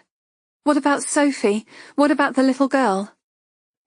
Downs checked both sides of the card before sliding it into an evidence bag. There's no mention of her, he said, his voice low. Pausing only seconds, he slid his phone from his pocket and updated control. Ruby clasped both hands behind her neck, bowing her head as responsibility formed a physical weight on her shoulders. A thought lit like a beacon in her mind. I checked the flat after Nathan took Kathy in, which means she couldn't have sent the death notice. Someone could have sent it for her, Downs said. But it's not just the notice, is it? She's been with him all morning. Anita's out there, waiting to be discovered. It would have taken time to stage the body, put it in place. They'd need transportation too. It couldn't be her. As you said, she's been with her father. How far would Nathan go to keep her out of prison? You're so bloody cynical. It wasn't Nathan, all right? Ruby snapped, unwilling to allow the thought to cross her mind. As far as she was concerned, her ex would never hurt a woman. Growing up in a cycle of domestic violence repelled him from any such act. Steady on, girl. I'm just saying keep an open mind. Downs lumbered towards the door. I'm heading to the Park Royal Hotel. It's on the watch list as a possible dump site. You coming with me? It was the name of the fictional hotel featured in the movie. There were a few variations of the name in several London hotels. The Park Royal, the Royal Park. Police were attending them all, and judging by the updates Downs had received, they had all turned up blank. Has it been under surveillance? Yes, Downs said. And it's a no-show so far? Downs nodded in affirmation. Then there's got to be another location. For once, Ruby asked Downs to drive. He negotiated the traffic with as much haste as he could, while Ruby tapped on her phone, seeking out possible dump sites. The hotel in the movie. It could be any number of places. How would someone dump a body if they're all on high alert? Don't you think we've been asking ourselves that? How did they get into those houses and leave Emily and Monica for us to find? Those houses were empty. Ruby's voice trailed away, unwilling to admit that they were all on the Crosby estate agent's books. Of course. Turn left here. Where are you taking me? This isn't the way to the Park Royal, Downs said. Ruby tapped on her phone, indicating he'd take the Marylebone flyover. Bear with me, boss. I have a theory.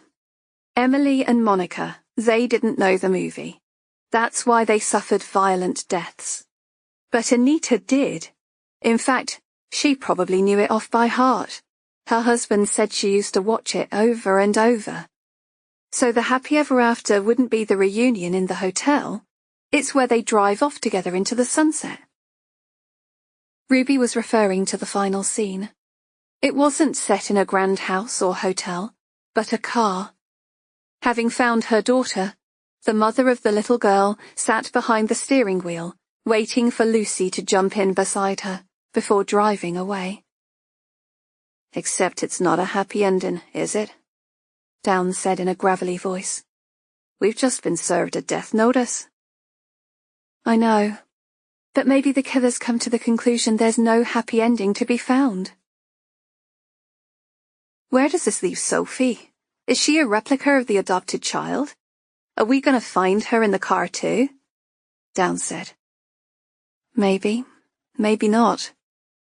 Ruby replayed the final scene in her mind. Mother and child driving away, Lucy's suitcase on the back seat of the car. A chilling thought surfaced. Emily had been found in the fetal position, the forensic pathologist surmising she had been kept in a box-like space. What better way to transport a body in broad daylight than in a suitcase. All the local hotels have been on high alert, Downs said. I can't see how our killer can just turn up and dump a body in a car with people walking by. Neither do I, Ruby said. That's why we're going to a derelict hotel. It's empty, just like the houses where the other bodies were found. It doesn't matter if it's no longer in use. They can park outside and still be in keeping with the theme. I never thought of that. I could be wrong, but it's worth checking out. She could have asked a local unit to attend, but she had an unofficial ownership of the case and could not relinquish it now. The hotel in the movie was grand. The building looming into the view looked anything but. The Magnat? Downs said. Why have you brought us here? The Magnat Polish pub had been derelict since 2012, closing down after numerous reports of violence. The drab two-story building was a shadow of the once beautiful 1930s hotel. It hasn't always been a pub, Ruby said. It used to be called the Park Royal Hotel. The same name as the one in the movie, Downs said. Good thinking. I found it on a site on my phone, Derelict London. Downs pulled up a small distance away. Let's walk, he said. We don't want to spook them if they're already here. But as Ruby's heels echoed on the gritty pavement, all she could see was a lone, rusted Fiat Panda. And in it was a blonde woman wearing sunglasses, her face tilted in the direction of the road ahead. Her hands gripped the steering wheel, as if she was waiting to drive away. Ruby's heart plummeted as she drew near. Dressed in a black netted hat and skirt suit was the body of Anita Devine. Don't touch anything, Downs said, signalling he was returning to his car. There's crime scene tape in the boot. We'll cordon the area off and call for backup. Soon the street would be buzzing with crime scene investigators and police. But for now, it was deathly calm. Nobody had noticed that the woman sitting behind the steering wheel was a corpse. Ruby peered through the dust-streaked car window. Her pallid face, her bloodless lips. It was a heart-breaking sight to see such a young woman trussed up in this way. Cable ties looped around the steering wheel, under the black leather gloves, tied Anita's hands into position. A thin rope looped under a neck scarf, attached to the headrest, kept her upright. Blood bloomed from the center of her suit jacket, difficult to see against the dark fabric. I'm sorry, Ruby whispered, her words sticking in her throat, as she noticed a thin layer of fog on the inside windscreen. Could it be? Wrenching back the door, she pushed her 2 fingers against Anita's carotid artery. The faint, soft pulse of a heartbeat. Shit, Ruby whispered, ripping open her blouse. The wound was superficial, but the bruises on Anita's neck told a different story. Had an attempt at asphyxiation brought her to the brink of death? Ruby swiveled her head to call for Downs. She's alive! Call for an ambulance, she's alive! Downs raced towards her, his radio pressed to his ear. Wasting no time, they performed emergency first aid. But one thought was drowning out all others in Ruby's mind. Where was Sophie? Ruby felt a jolt in her chest as she caught sight of the oversized suitcase on the back seat. Please don't let that be what I think it is, she thought, as Downs's radio broke the silence behind her. Death had almost touched Anita, but what about her child? She thought about what Anita must have gone through, and the panic she must have felt for her daughter. We've got to get that suitcase open, Ruby said, turning to her superior for permission. Sophie could be in there. Downs nodded, handing her a set of PVC gloves. Do it. Pulling back the door, Ruby forced herself to take cool, steady breaths. She didn't know if the killer had meant to finish Anita off, but after seeing what she did to Emily's husband, Harry, little sympathy would have been afforded to her child. Kneeling on the seat, she leaned over the brown canvas suitcase, her heart sinking as she felt its weight. Her internal voice shot a warning down the corridors of her mind. Prepare yourself. It's a dead weight. She glanced around the car, her heart beating against her ribcage. She was encompassed by the promise of death. The tar-stained ceiling felt like it was closing in. She tugged the zip across the jagged silver teeth. Discovering Anita was harrowing enough. The thought of finding her dead child was horrific. Ruby pulled the zip harder, cursing under her breath as it jammed. These were the times she wished she worked as a school teacher or in a supermarket checkout. To have the luxury of falling asleep in bed, worrying about simple things, such as telephone bills, and if the bins had been put out, not whether the suitcase she was opening was going to house the corpse of a murdered child. Finally, the zip became free. She opened the suitcase, preparing for the worst.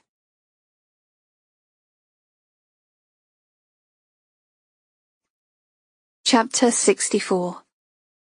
Fucking bastard, Ruby exhaled, as a pile of bricks wrapped in a blanket tumbled out. Lucy had done it to taunt her, weighing down the suitcase to mimic the weight of a child. A pinprick of light lit her troubled mind. Sophie may still be alive. Staggering from the car, Ruby took Downes's arm when it was offered. The paramedics were here now, talking in urgent voices as they worked on getting Anita from the car onto an awaiting stretcher. Evening was closing in, and people were gathering behind the police tape. This was not the time to fall apart. I'm okay, Ruby said gratefully, taking a couple of deep breaths. iPhones were lifted, her distress filmed for other people's viewing pleasure. Ruby's glance fell back onto Anita. She wanted to tell her that everything would be all right, and she would save her little girl. But there were no guarantees in a world where God did not listen. By the time she got back to the station, Ruby knew where her focus lay. Taking a sip of tea that had gone cold, she worked her way through the recent updates on the case. The list of key holders for the body dump sites had been spoken to, but there was one name that stood out from the rest. Her brow furrowed as she turned her attention once more to the post-mortem photos. And now, peering at the images, a piece of the puzzle fell into place. The truth was, she had had a suspect in mind. The idea had seemed preposterous. She had kept pushing it away. But how many times does someone need to pop up on the periphery before you start taking them seriously? She could not ignore the facts. But what if she was wrong? Ruby knew exactly where she had to go. An unknown number flashed up on her mobile phone as she climbed into her car.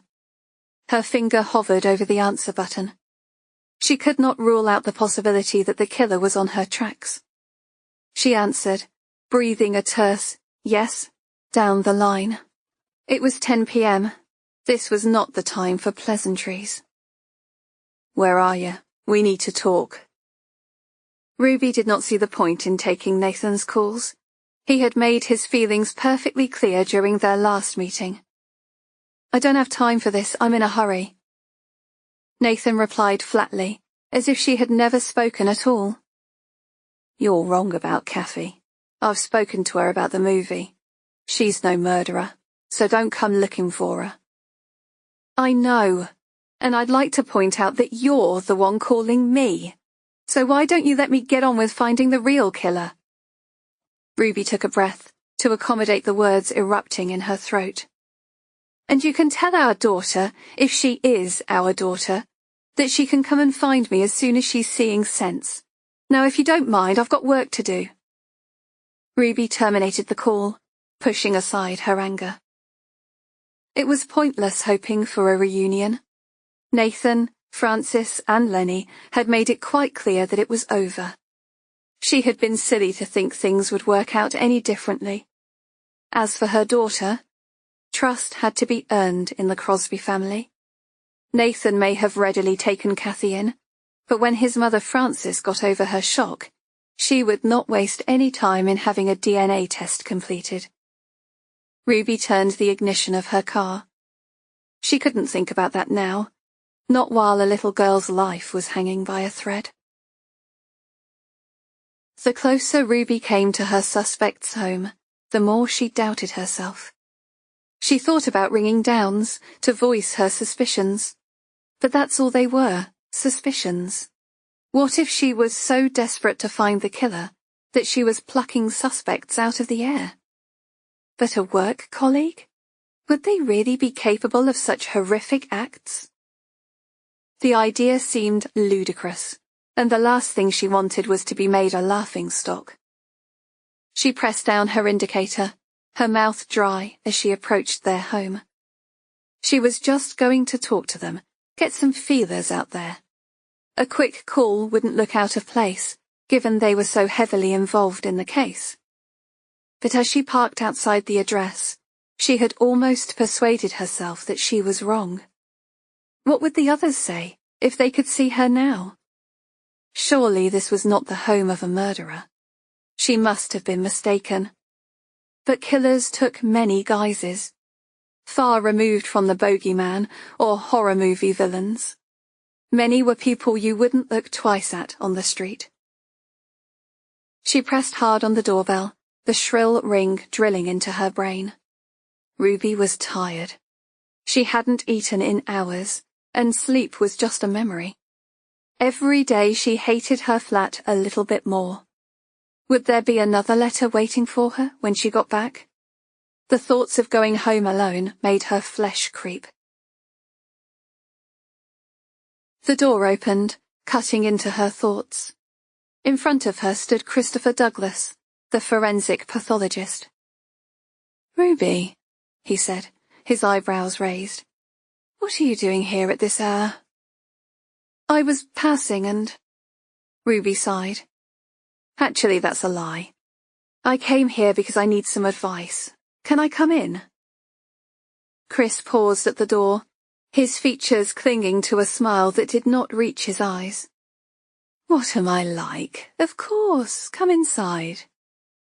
Steady, Ruby told herself. He was surprised to see her, that's all. Being shifty was not a prelude to guilt. It certainly was not enough to gain access via a warrant, which was what she needed to search his house. Such an old building was bound to have lots of hiding places.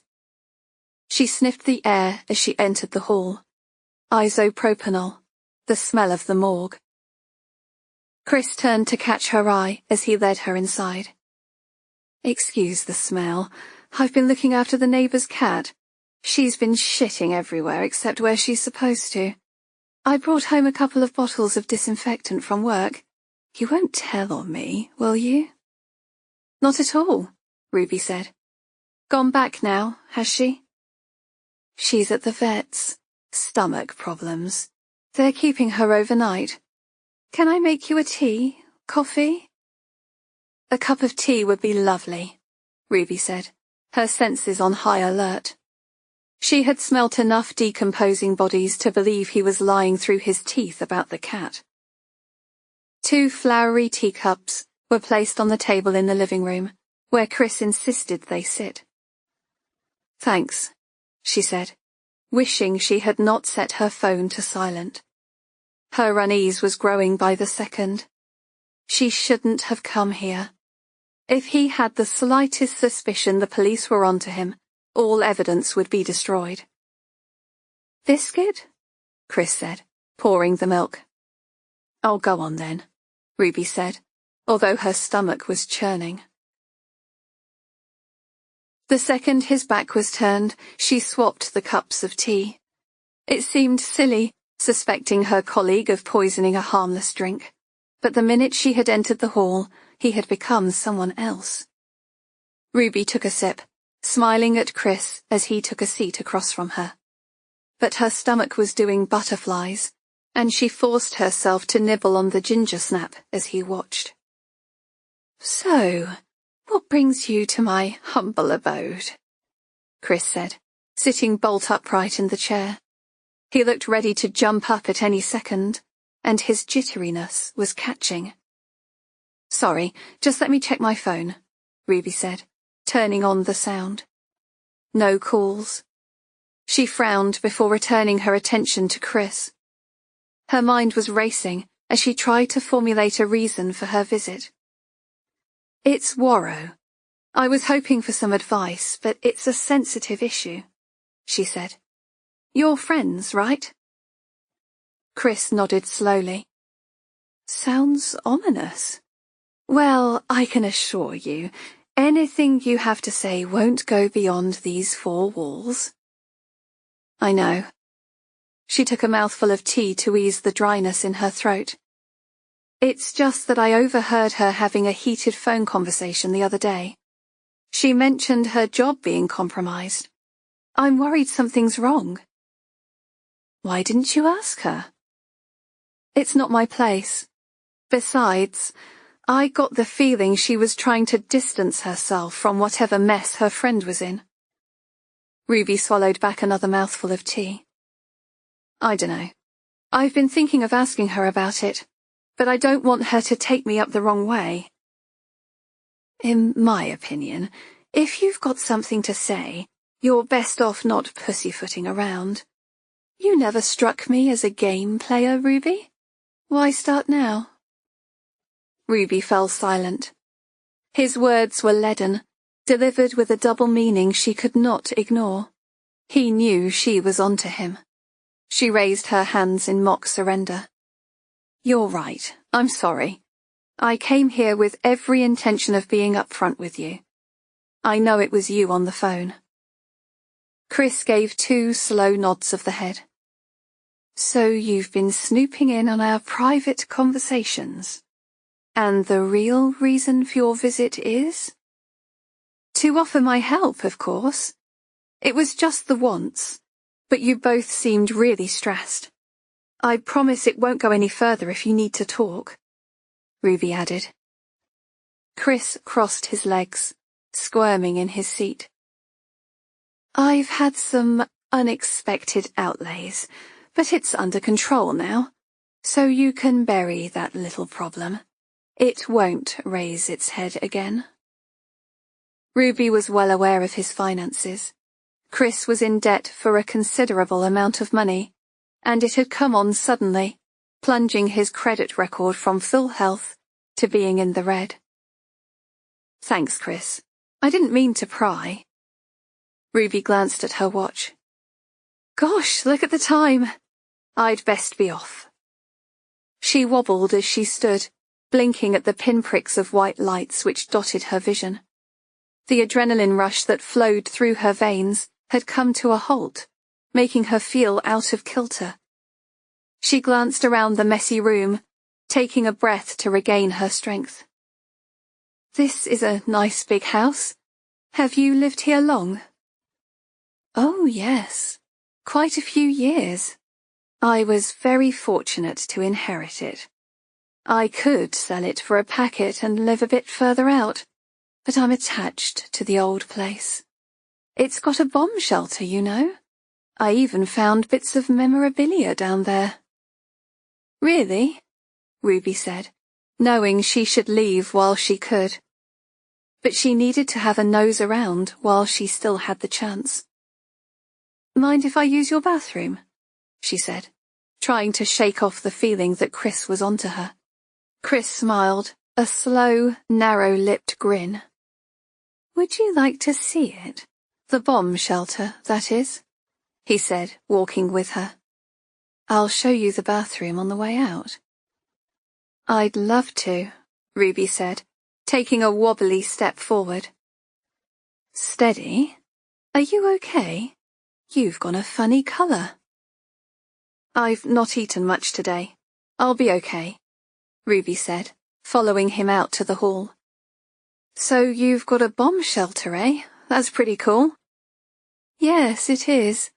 Good for storage, gardening tools. Handy for all sorts of things, really.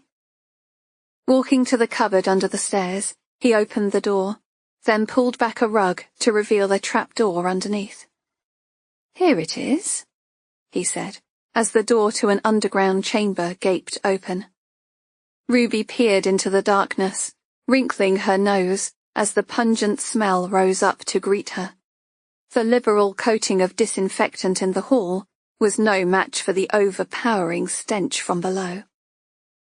"Go on then," he said, gesturing for her to go first. "You wanted to see it, didn't you?" Ruby peered in. She should go down, and if enough evidence was gained, she might be able to arrest him. But every fibre of her being was screaming at her not to do it. There was no way she was turning her back on Chris, who was now carrying a maddening look in his eyes. "You go first," Ruby said. "It's a bit too dark for me. Don't want to fall arse over tit." "No," Chris said. "I insist, you first. It's what you came here for, isn't it?" "I'm sorry," Ruby said, unease creeping up her spine like a long-legged spider. "Come off it, Ruby. You really think I'm buying that lame story about Warrow? As if you'd come all this way just to talk about a stupid phone call. I know why you're here." "Chris, I don't—" "You saw, didn't you? The dirt on Monica's feet. You noticed it at the scene when you looked under the duvet. I had a feeling you did." There was no going back from that admission. Ruby nodded. She didn't want her colleague to be under suspicion for murder. She didn't want any of this. But the sooner she could get an admission, the quicker she could trace Sophie's location.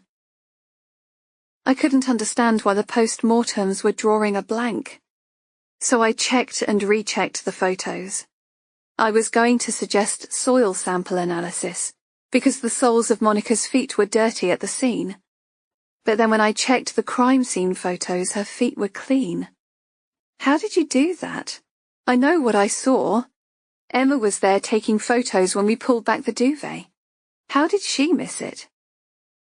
Chris folded his arms. Emma was thrilled when I told her your DI had a soft spot for her.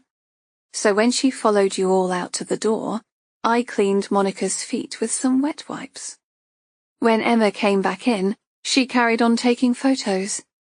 People don't question the forensic pathologist. It's one of the perks of the job.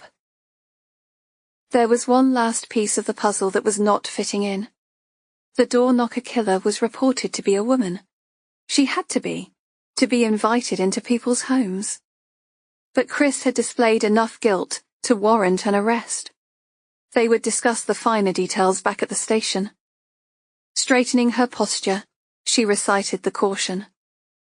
"Christopher Douglas, I'm arresting you on suspicion of murder. You do not have to say anything." A wave of nausea passed over her, and she swept her hair from her face. "You do not have to," she repeated, trying to focus on the figure before her. His image split in two, and he blurred in and out of focus. Ruby swallowed, taking a step back to support herself against the wall. "Did you really think I wouldn't notice you switch the teacups? You can't kid a kidder, Ruby. Isn't that what you always say? Oh, and by the way, they were both laced with sedatives. It's why I didn't fancy mine." Reaching into his back pocket, he pulled out 2 black-edged envelopes and waved them in her face. "I'm playing postman today. Guess who these are for? One for you and one for Sophie. Perhaps I'll deliver them to Jack Downs instead." Jack. Ruby slipped her hand into her pocket and pressed the call button on her phone. For once, she was grateful for the push-button pad, and could only pray that some kind of call went through. She had to get out, but as the sedatives hit her system, every step felt like lead. "Where's Sophie?" she asked, her words slurred, as what felt like the world's worst headache wrapped around her skull. She's safe, for now. But the question is, what are we going to do with you?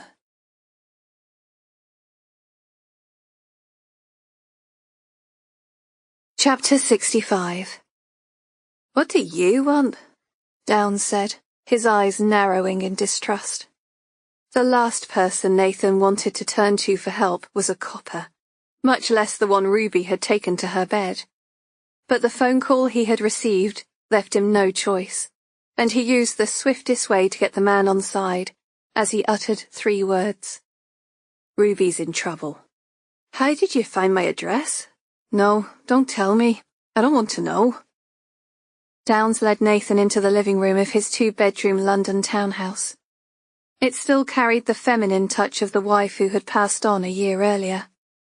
Floral patterned wallpaper, soft furnishings, and a collection of Swarovski crystals in a cabinet. Hardly the decor of a bachelor pad. Nathan knew all about Downs, because he made it his business to investigate Ruby's closest friends.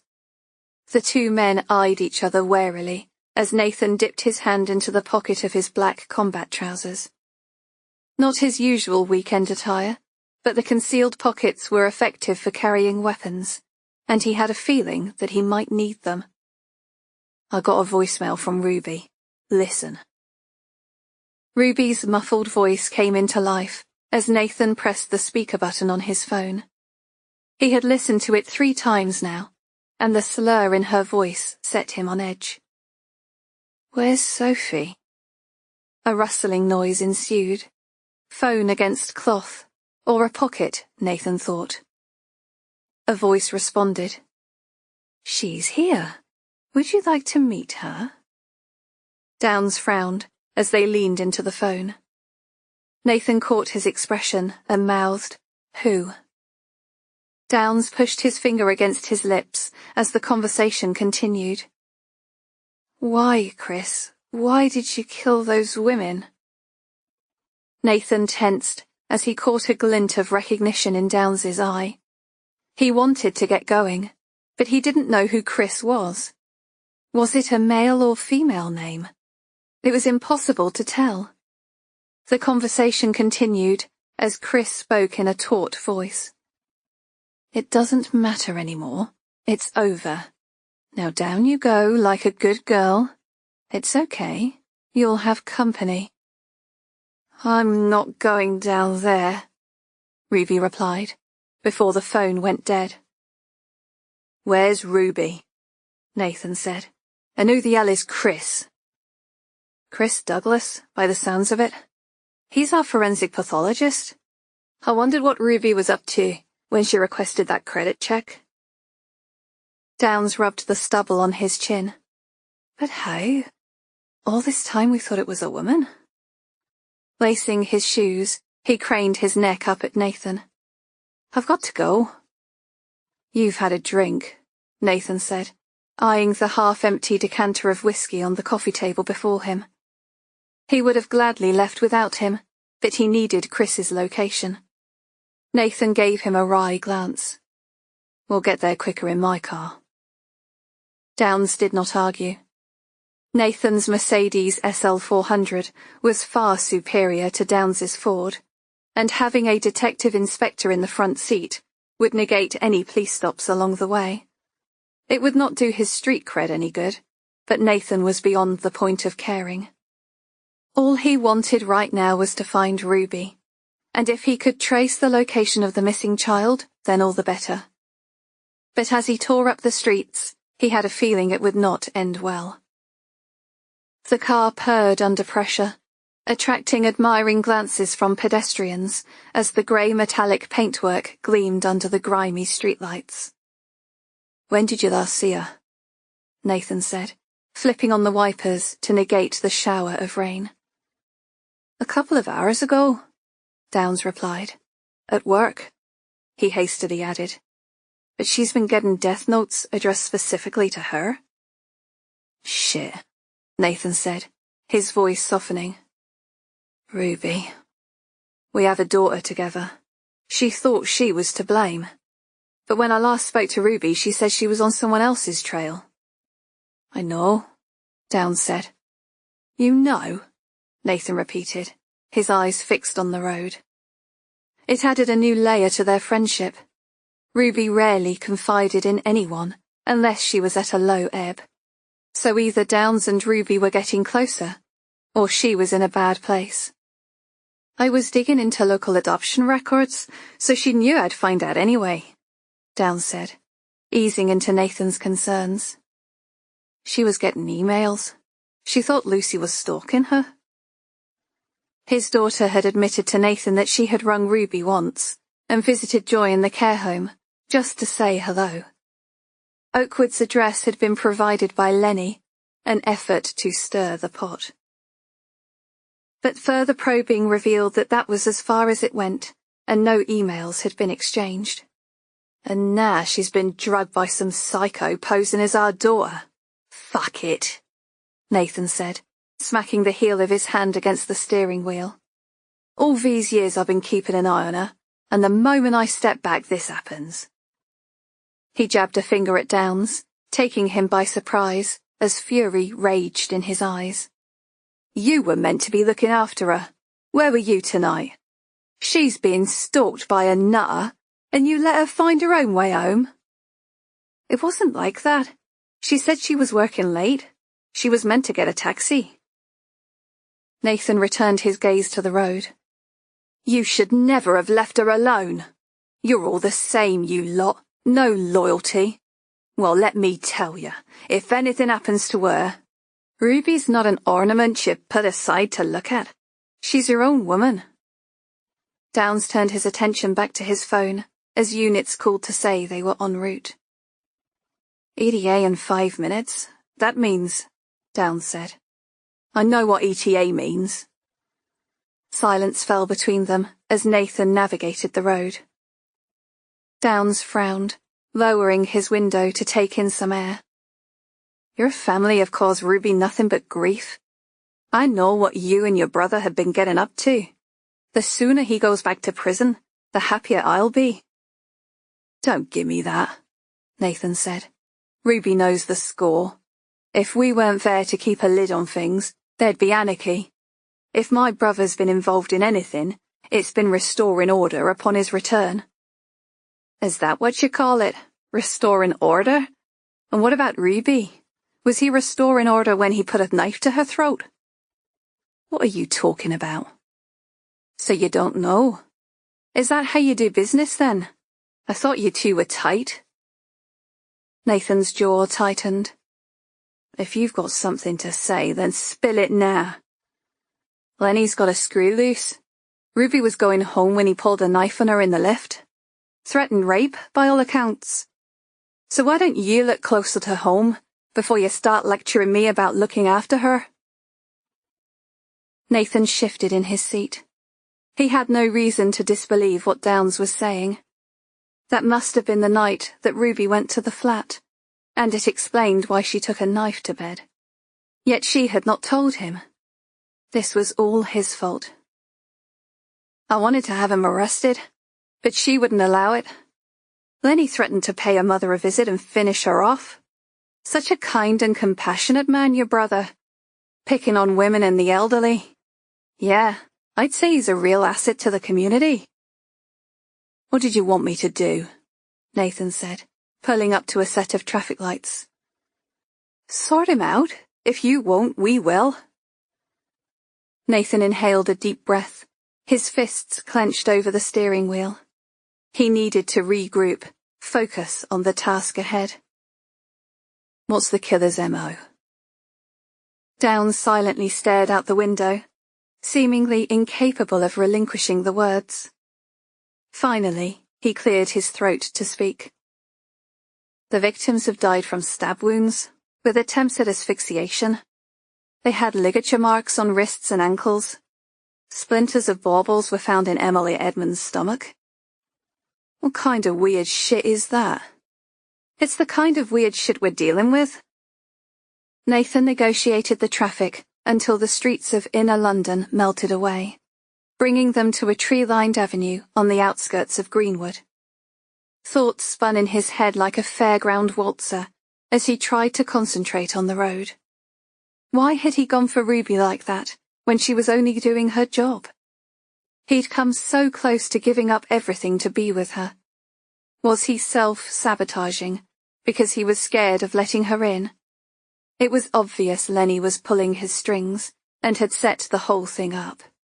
And if he hadn't got to his daughter in time, and she was his daughter, the DNA test had made that clear. She was holed up in a spa with his mum now, trying to comprehend the situation.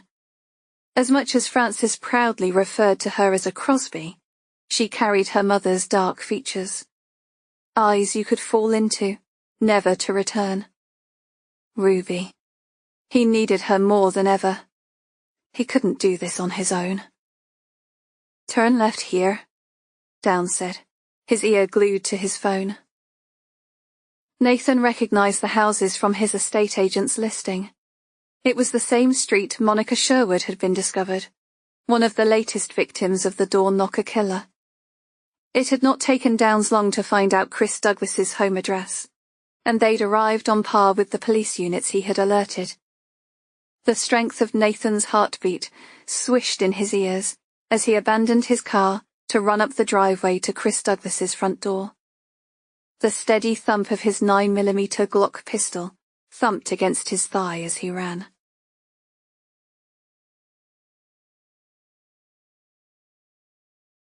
Chapter 66.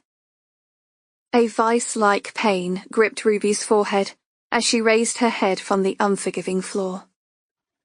"Where am I?" she said, her voice echoing in the darkness.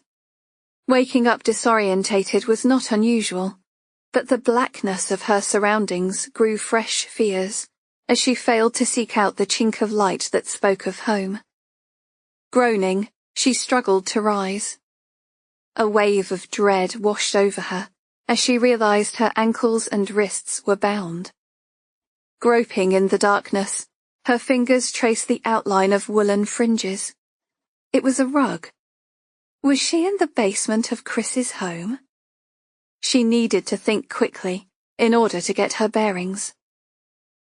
Sliding into a sitting-up position, Ruby scooted back until she felt a bare brick wall, leaning against it long enough to ease the dizziness penetrating her brain.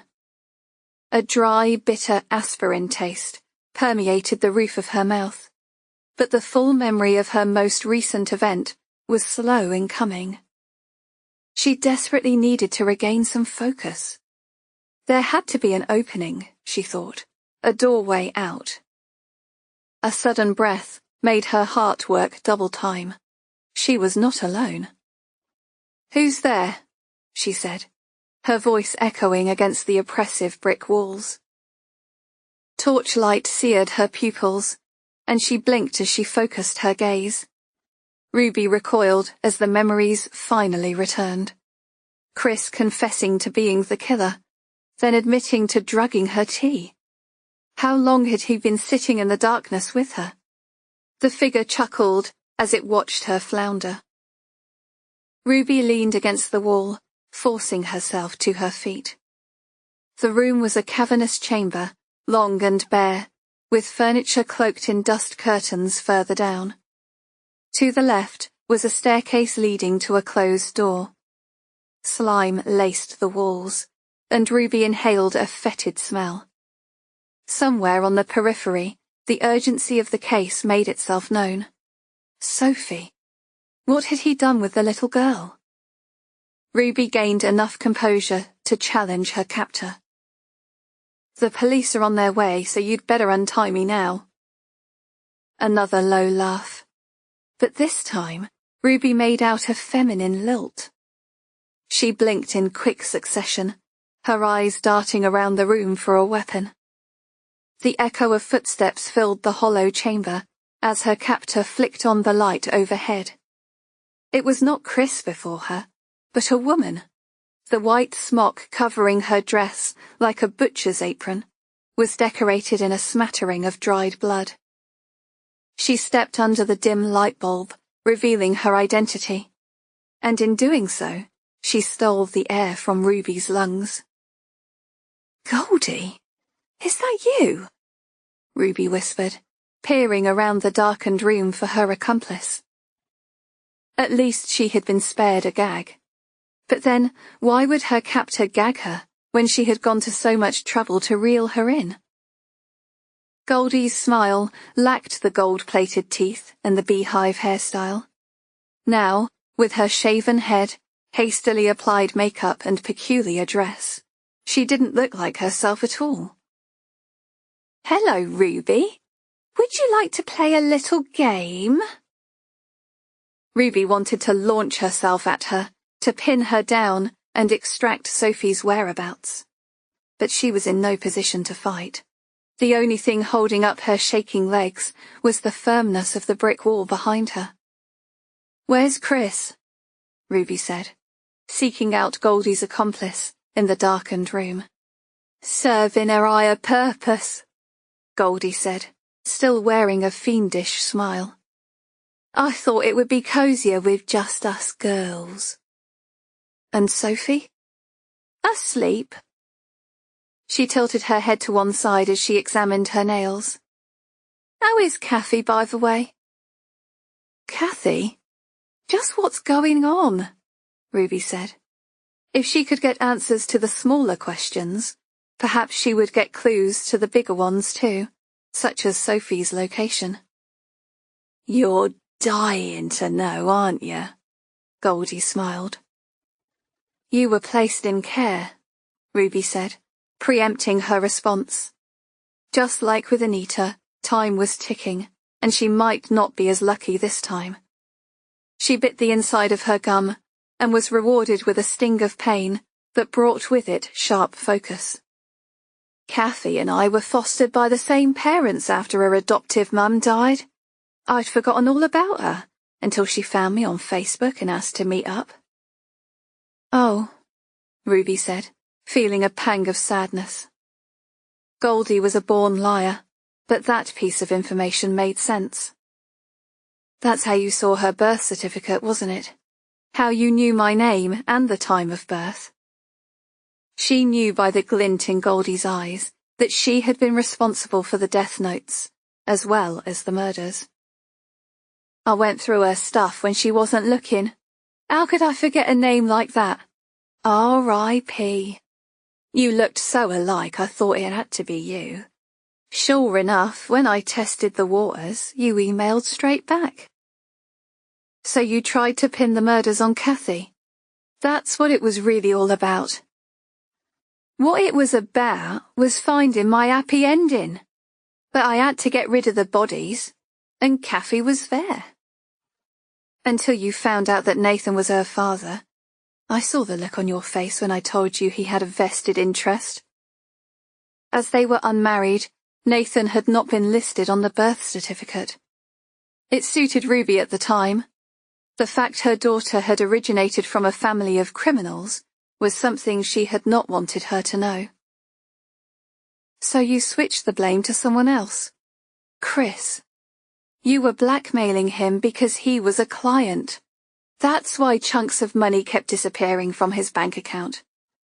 "I'm impressed," Goldie said, pushing her hand into her apron pocket and pulling out a lighter and packet of cigarettes.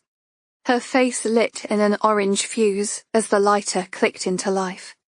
Closing her eyes, she dragged on the cigarette, blowing the smoke towards the cobwebbed ceiling. "You want one?" she said, holding out the cigarettes. Ruby nodded. Anything to escape her bindings. She had grazed her knuckles from rubbing the rope against the wall, but it was showing no signs of loosening. "Well, tough," Goldie said, pushing the packet back into her apron. "Chris had mummy issues. Liked to do it in all sorts of places, including his workplace. He would have paid anything to keep me sweet. So when the money dried up, he let me use his place instead." She took another drag of her cigarette. "Want to know a funny thing? He got a kick out of that too. Started advising me on how to cover up my tracks, told me where to dump the bodies. Even came to the house after I killed Harry Edmonds. Then he'd turn up later on, with you, ready to make sure nothing was traced back to me.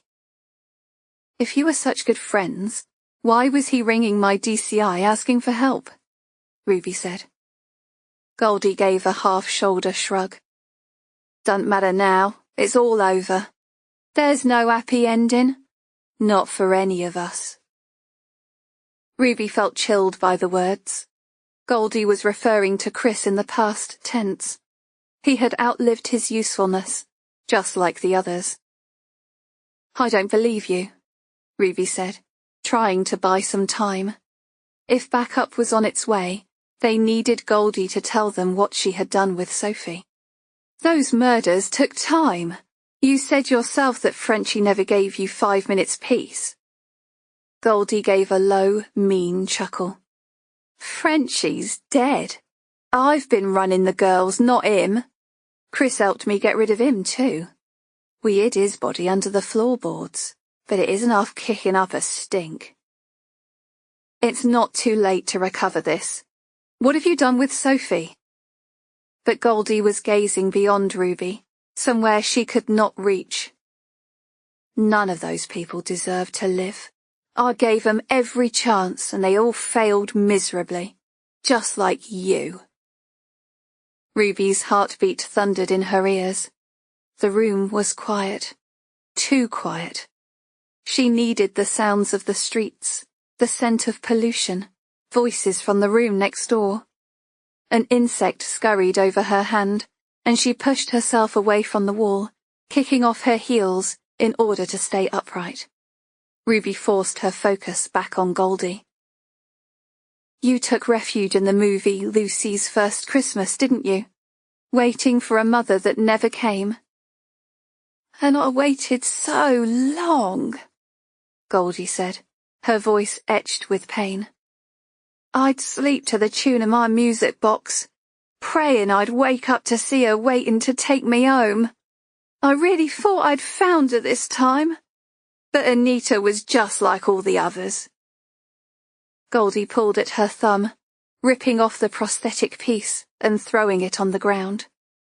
I made myself look nice so she'd take me in, but she only cared about her perfect little girl. There was no room for me. Where is she? Where's Sophie? Ruby said, her words falling on deaf ears. She wrestled with her bindings, loosening them a fraction, then realized that Goldie was staring at her. Silence passed between them, two souls forced into solitude. My birth mother's dead, Goldie finally spoke. Suicide. Couldn't live with the disappointment, I suppose. A bitter laugh escaped from her mouth. But then, I've done some terrible things. Goldie sighed, a smile touching her lips as she briefly closed her eyes. Have you ever killed anyone? No. Let me tell you, the rush of a kill is better than any drug. It surprised me in the end. The reward became more important than fulfilling the dream. So the childhood fantasy was not so innocent after all, Ruby said, the disgust evident on her face. It's over. Untie me and take me to Sophie. Goldie extinguished her cigarette with the sole of her lace-up boot.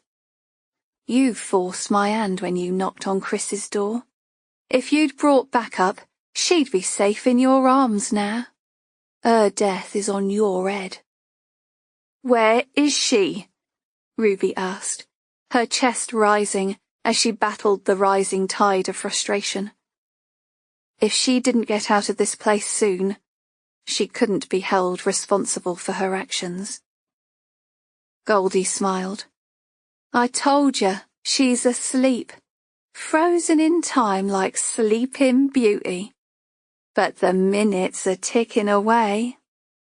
She waved a finger from left to right. Tick-tock, tick-tock. If she's not dead already, she soon will be. And you've nobody but yourself to blame. You monster! She's just a little girl. Ruby raged, unable to hold it in. Within 3 strides, Goldie was upon her, and it was only then that she caught sight of the scalpel, an instrument Chris must have used countless times before. Get back! Ruby pushed herself back against the wall. With one sweeping kick, Goldie took her legs, and the floor rose up to meet her as Ruby's face connected with a thud. Dropping to her knees, Goldie dragged Ruby's head onto her lap. Shh! Hush now, Mummy, Goldie said, stroking her hair. It's time. I have to make the bad stuff go away. Get off me, Ruby said, wriggling her entire body. But her movements were halted as the metal blade was thrust under her jaw. Ruby gasped and became very, very still. But unknown to Goldie, her hands were still moving. Inch by inch, she twisted her wrists against the bindings, loosening the badly tied knot. It's good that we're together. You wouldn't want to die alone, would you? Goldie said sadly. I don't like the thought of that at all. Think about what you're doing. Please, I can help, Ruby said, staring up at her face. She worked her wrists against the prickly rope, her flesh stinging against the insistent pressure. Beads of sweat broke out on Ruby's forehead as the knot loosened. She needed time. There was still hope. Briefly closing her eyes, Goldie re-emerged with a smile. It was a clown-like grin, which spread across her features in fetid glee. My name's Lucy. Are you my mummy? The childlike voice echoed around them. I can be, if you want, Ruby said, wearing a tight smile. Then say it, Mummy, please. Say you love me. Tell me you'll bring me home. Ruby did not think twice. She would say anything to extend precious seconds of their time. She took a deep breath. But her words were cut short as an arterial spray of warm blood slapped against her skin.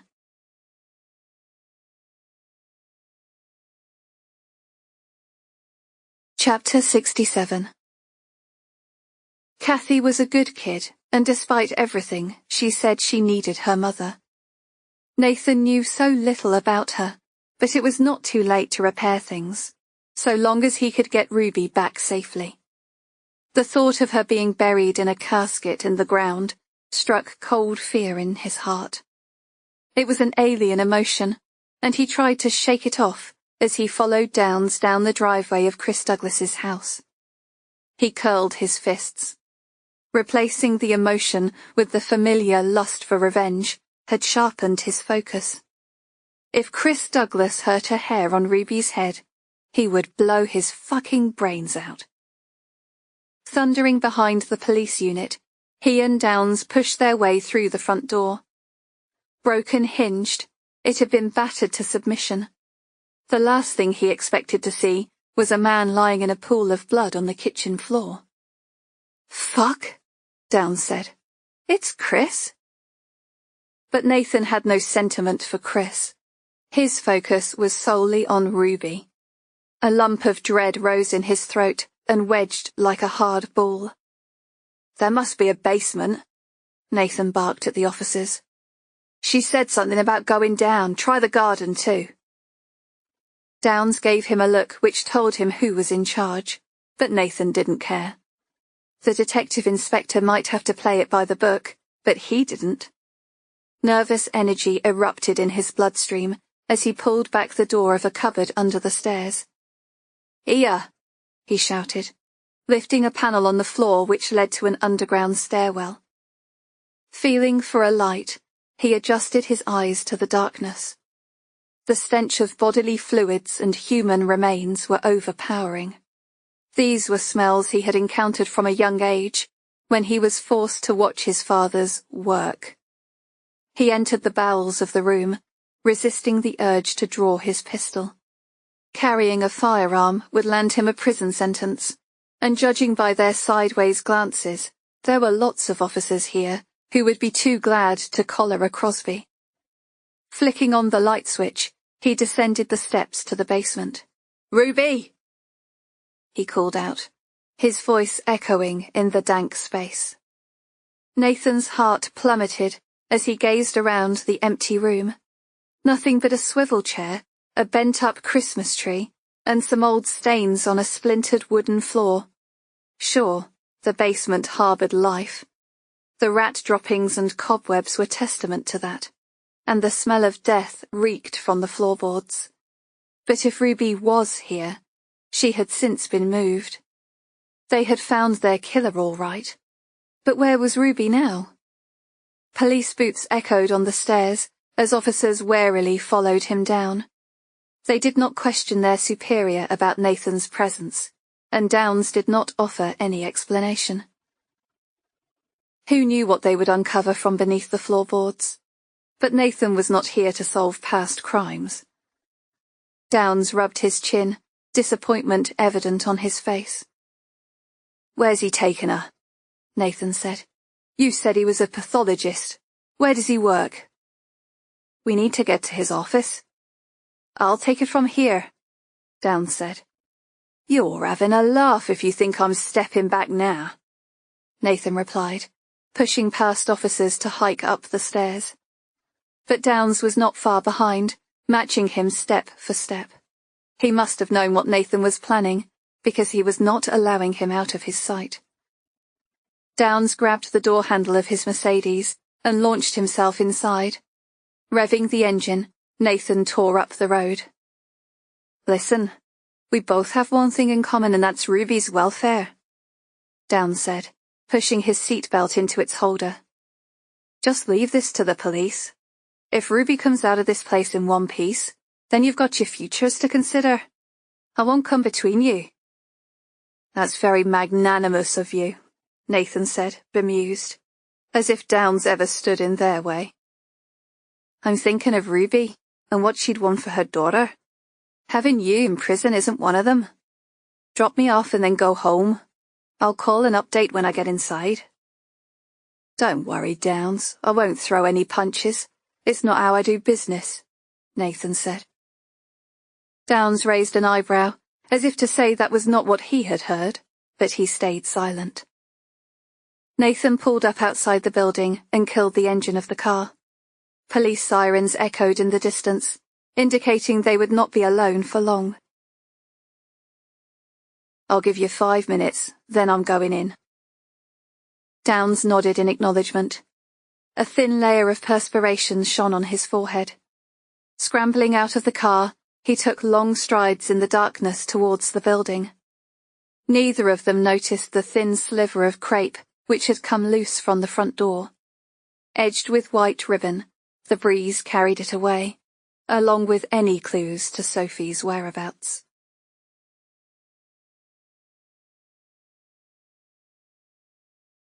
Chapter 68.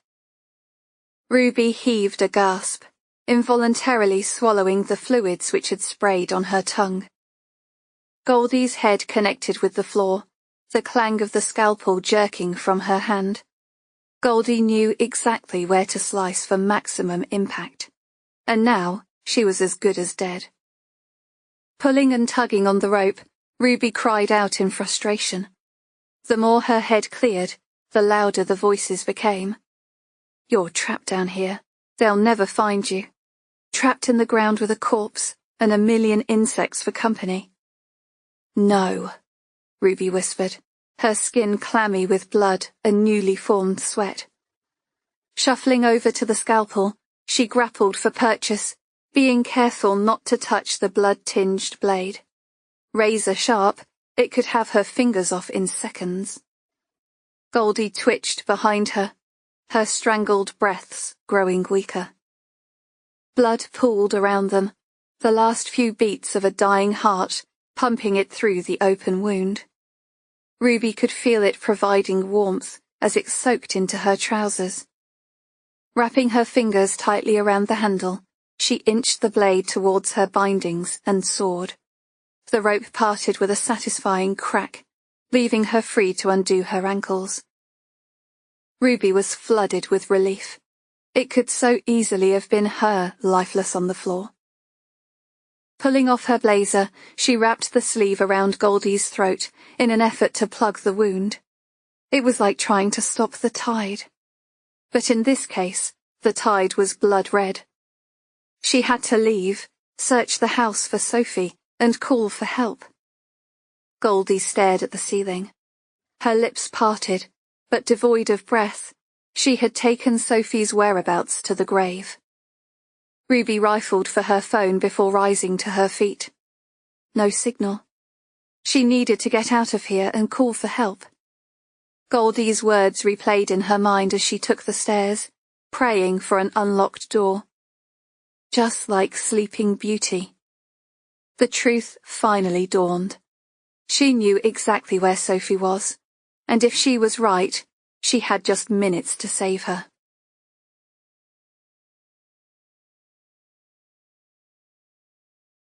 Chapter 69.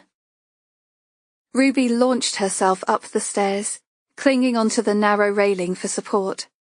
After checking Goldie's pockets, there were no keys to be found, and she prayed that the door had been left unlocked. Pulling back on the door, she was met with resistance. Without a phone signal, she had no way of alerting anyone of her whereabouts. She had pinned all her hopes on the fumbled call she made, but it must not have gone through. Banging on the door with clenched fists, she pounded the wooden barrier between her and the outside world.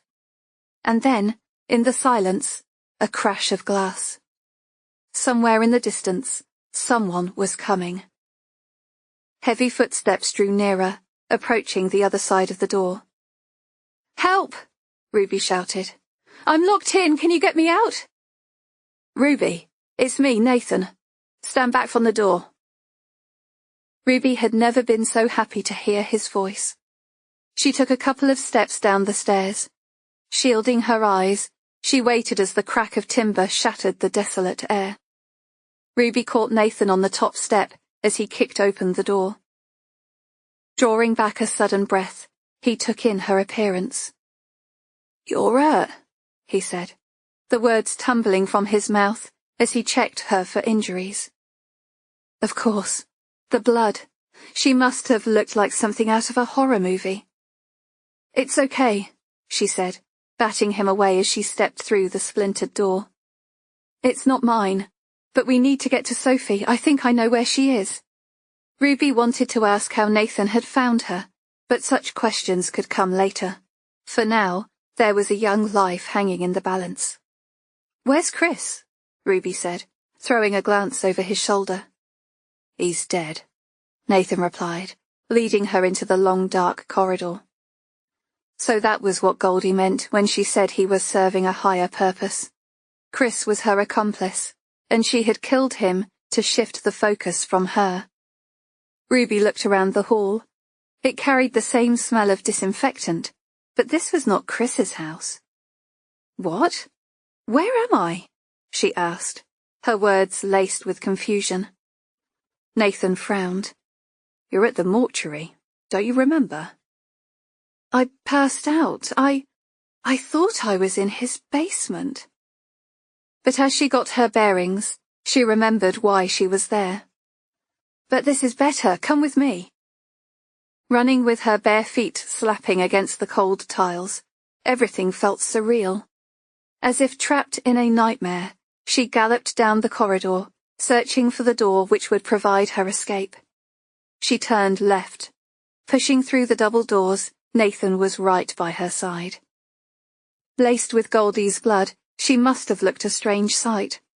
Wild-eyed, she pushed her way through downs and attending officers, their faces clouded in confusion as they stared at her bloodied face. "Call an ambulance," Ruby shouted. "Goldie's in the basement. She's cut her throat. I think she's dead." "Goldie?" Downs said, holding his hands out in front, as if he was calming a wild animal. "Ruby, stop for a minute. Tell me what's going on.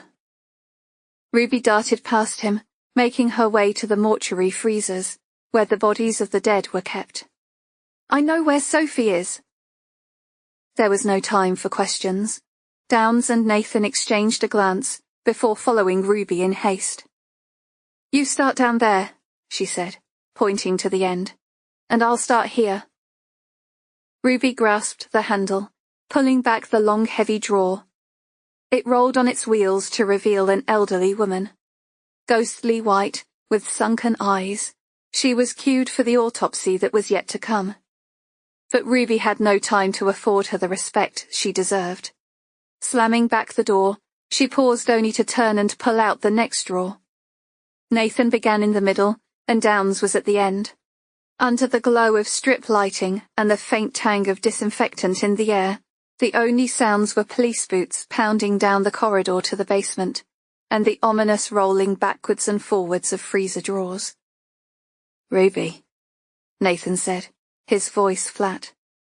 Pulling open the rest of the drawer, he revealed a waif-like little girl who was lying fully dressed, with hands bound in prayer.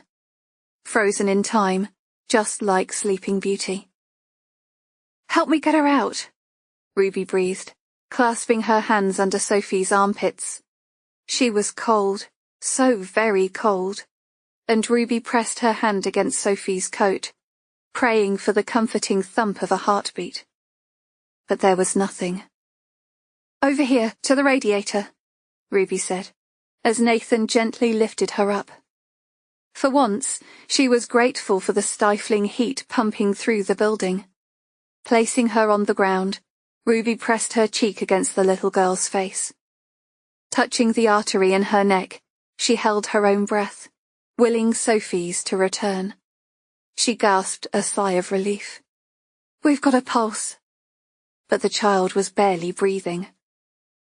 Nathan pulled off his jacket, wrapping it tightly around her, as Ruby drew the little girl into her arms. Like a life-size doll, she lay with blue lips and hands forced together.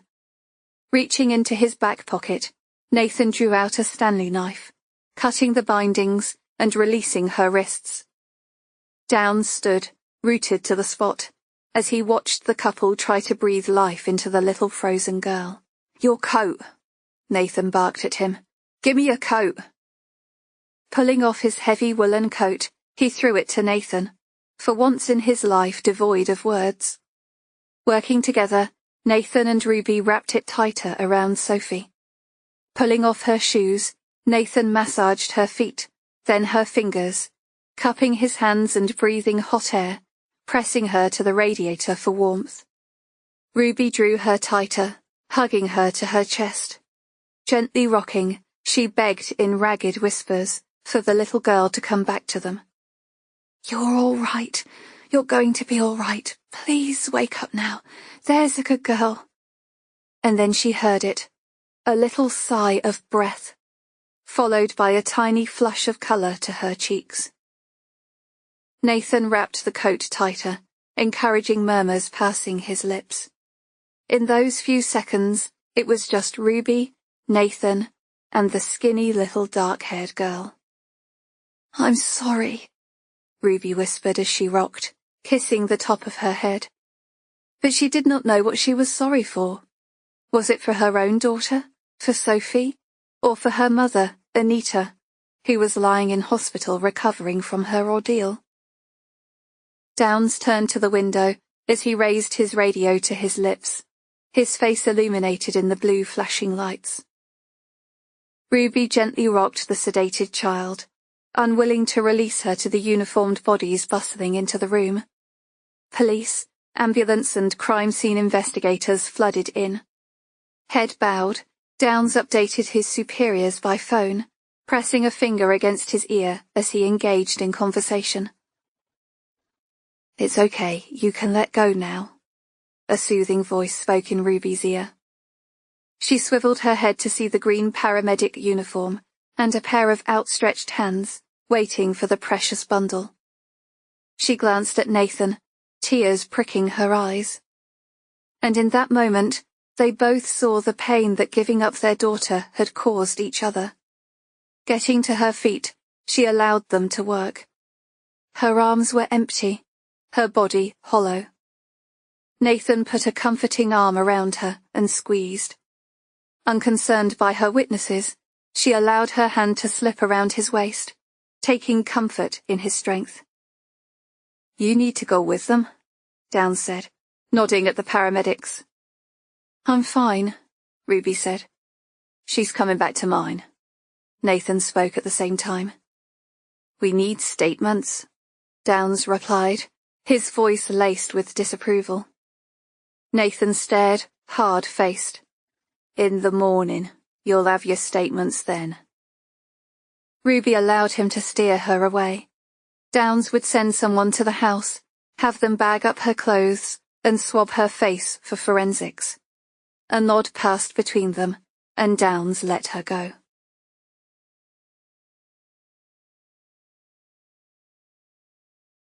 Chapter 70. Switching off the hairdryer, Ruby gasped as she caught sight of a figure in the bedroom mirror. Nathan. A jittery laugh escaped her lips as she caught her breath in relief.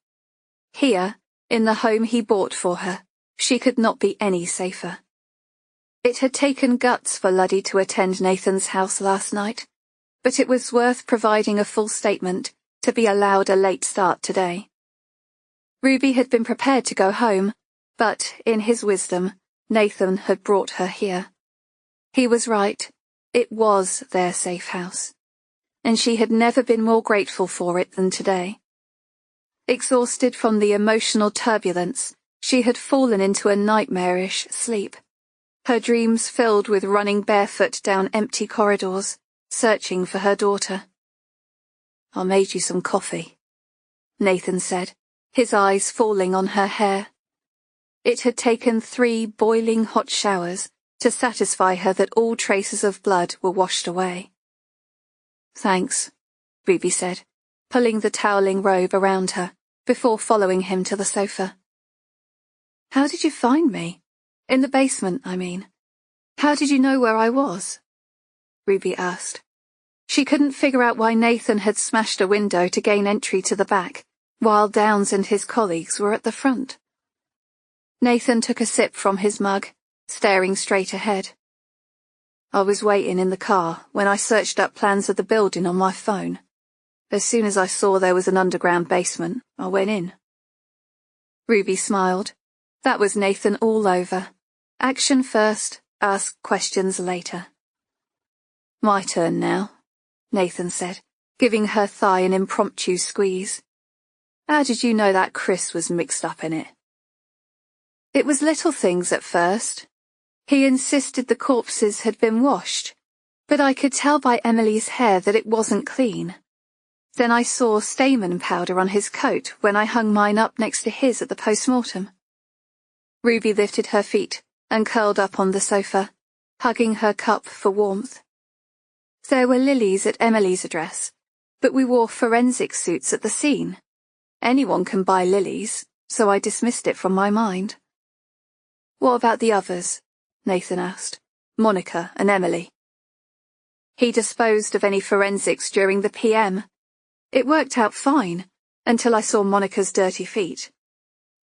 It didn't help that the bodies kept turning up in properties on our books," Nathan said. "That was just a coincidence. Chris lived a couple of doors down from where Monica's body was dumped. Then I read the witness statement, saying he used to be a key holder for the last lot of homeowners when they went on holiday. That's when it all started coming together." Nathan shook his head. "I've come across some messed up shit in my life, but that, why do it? And why did Goldie kill herself afterwards?" "Because she never found her happy ever after. I think all she really wanted was for her mum to love her for who she was, just like in the movies." "Lots of us have crappy childhoods," Nathan said, giving Ruby a knowing glance. "We don't all turn out to be serial killers." "Think about it. Why do you carry a gun?" Ruby asked, staring intensely into his blue-grey eyes. Silence fell between them, and Ruby took another breath before delivering her next question. "Have you ever used it?" Nathan averted his glance. His reluctance to respond was answer enough. "I'm not excusing what Goldie did," Ruby said. "Ending those women's lives, and almost costing Sophie hers. It was a brutal and needless waste of life. But if you're brought up to believe that someone's warped viewpoint is the absolute truth, it's hard to shake it off. Goldie carried the scars of her childhood like a cancer. They infected every aspect of her life. It was the best example she could give to make Nathan understand. Nathan carried a gun. Goldie unleashed her demons. "I heard they found Frenchie's body buried in Chris's basement." Ruby nodded. The excavation of Chris's home was ongoing. "It's why she sent me the death notices. When she saw I had given up my daughter, I think it triggered something inside. Deep down, she wanted to be caught. Or she hated you for what you did and was messing with your mind. Why do you always see the good in people, even after all these years in the police? Why can't you see these nutters for what they really are?" Ruby delivered a teasing smile, stretching like a cat as she kissed him on the cheek. "I see the good in you, don't I? Thanks for coming to my rescue, Action Man." Nathan tried but failed to hide his smile. He looked at his watch and rose. "I'd better get going.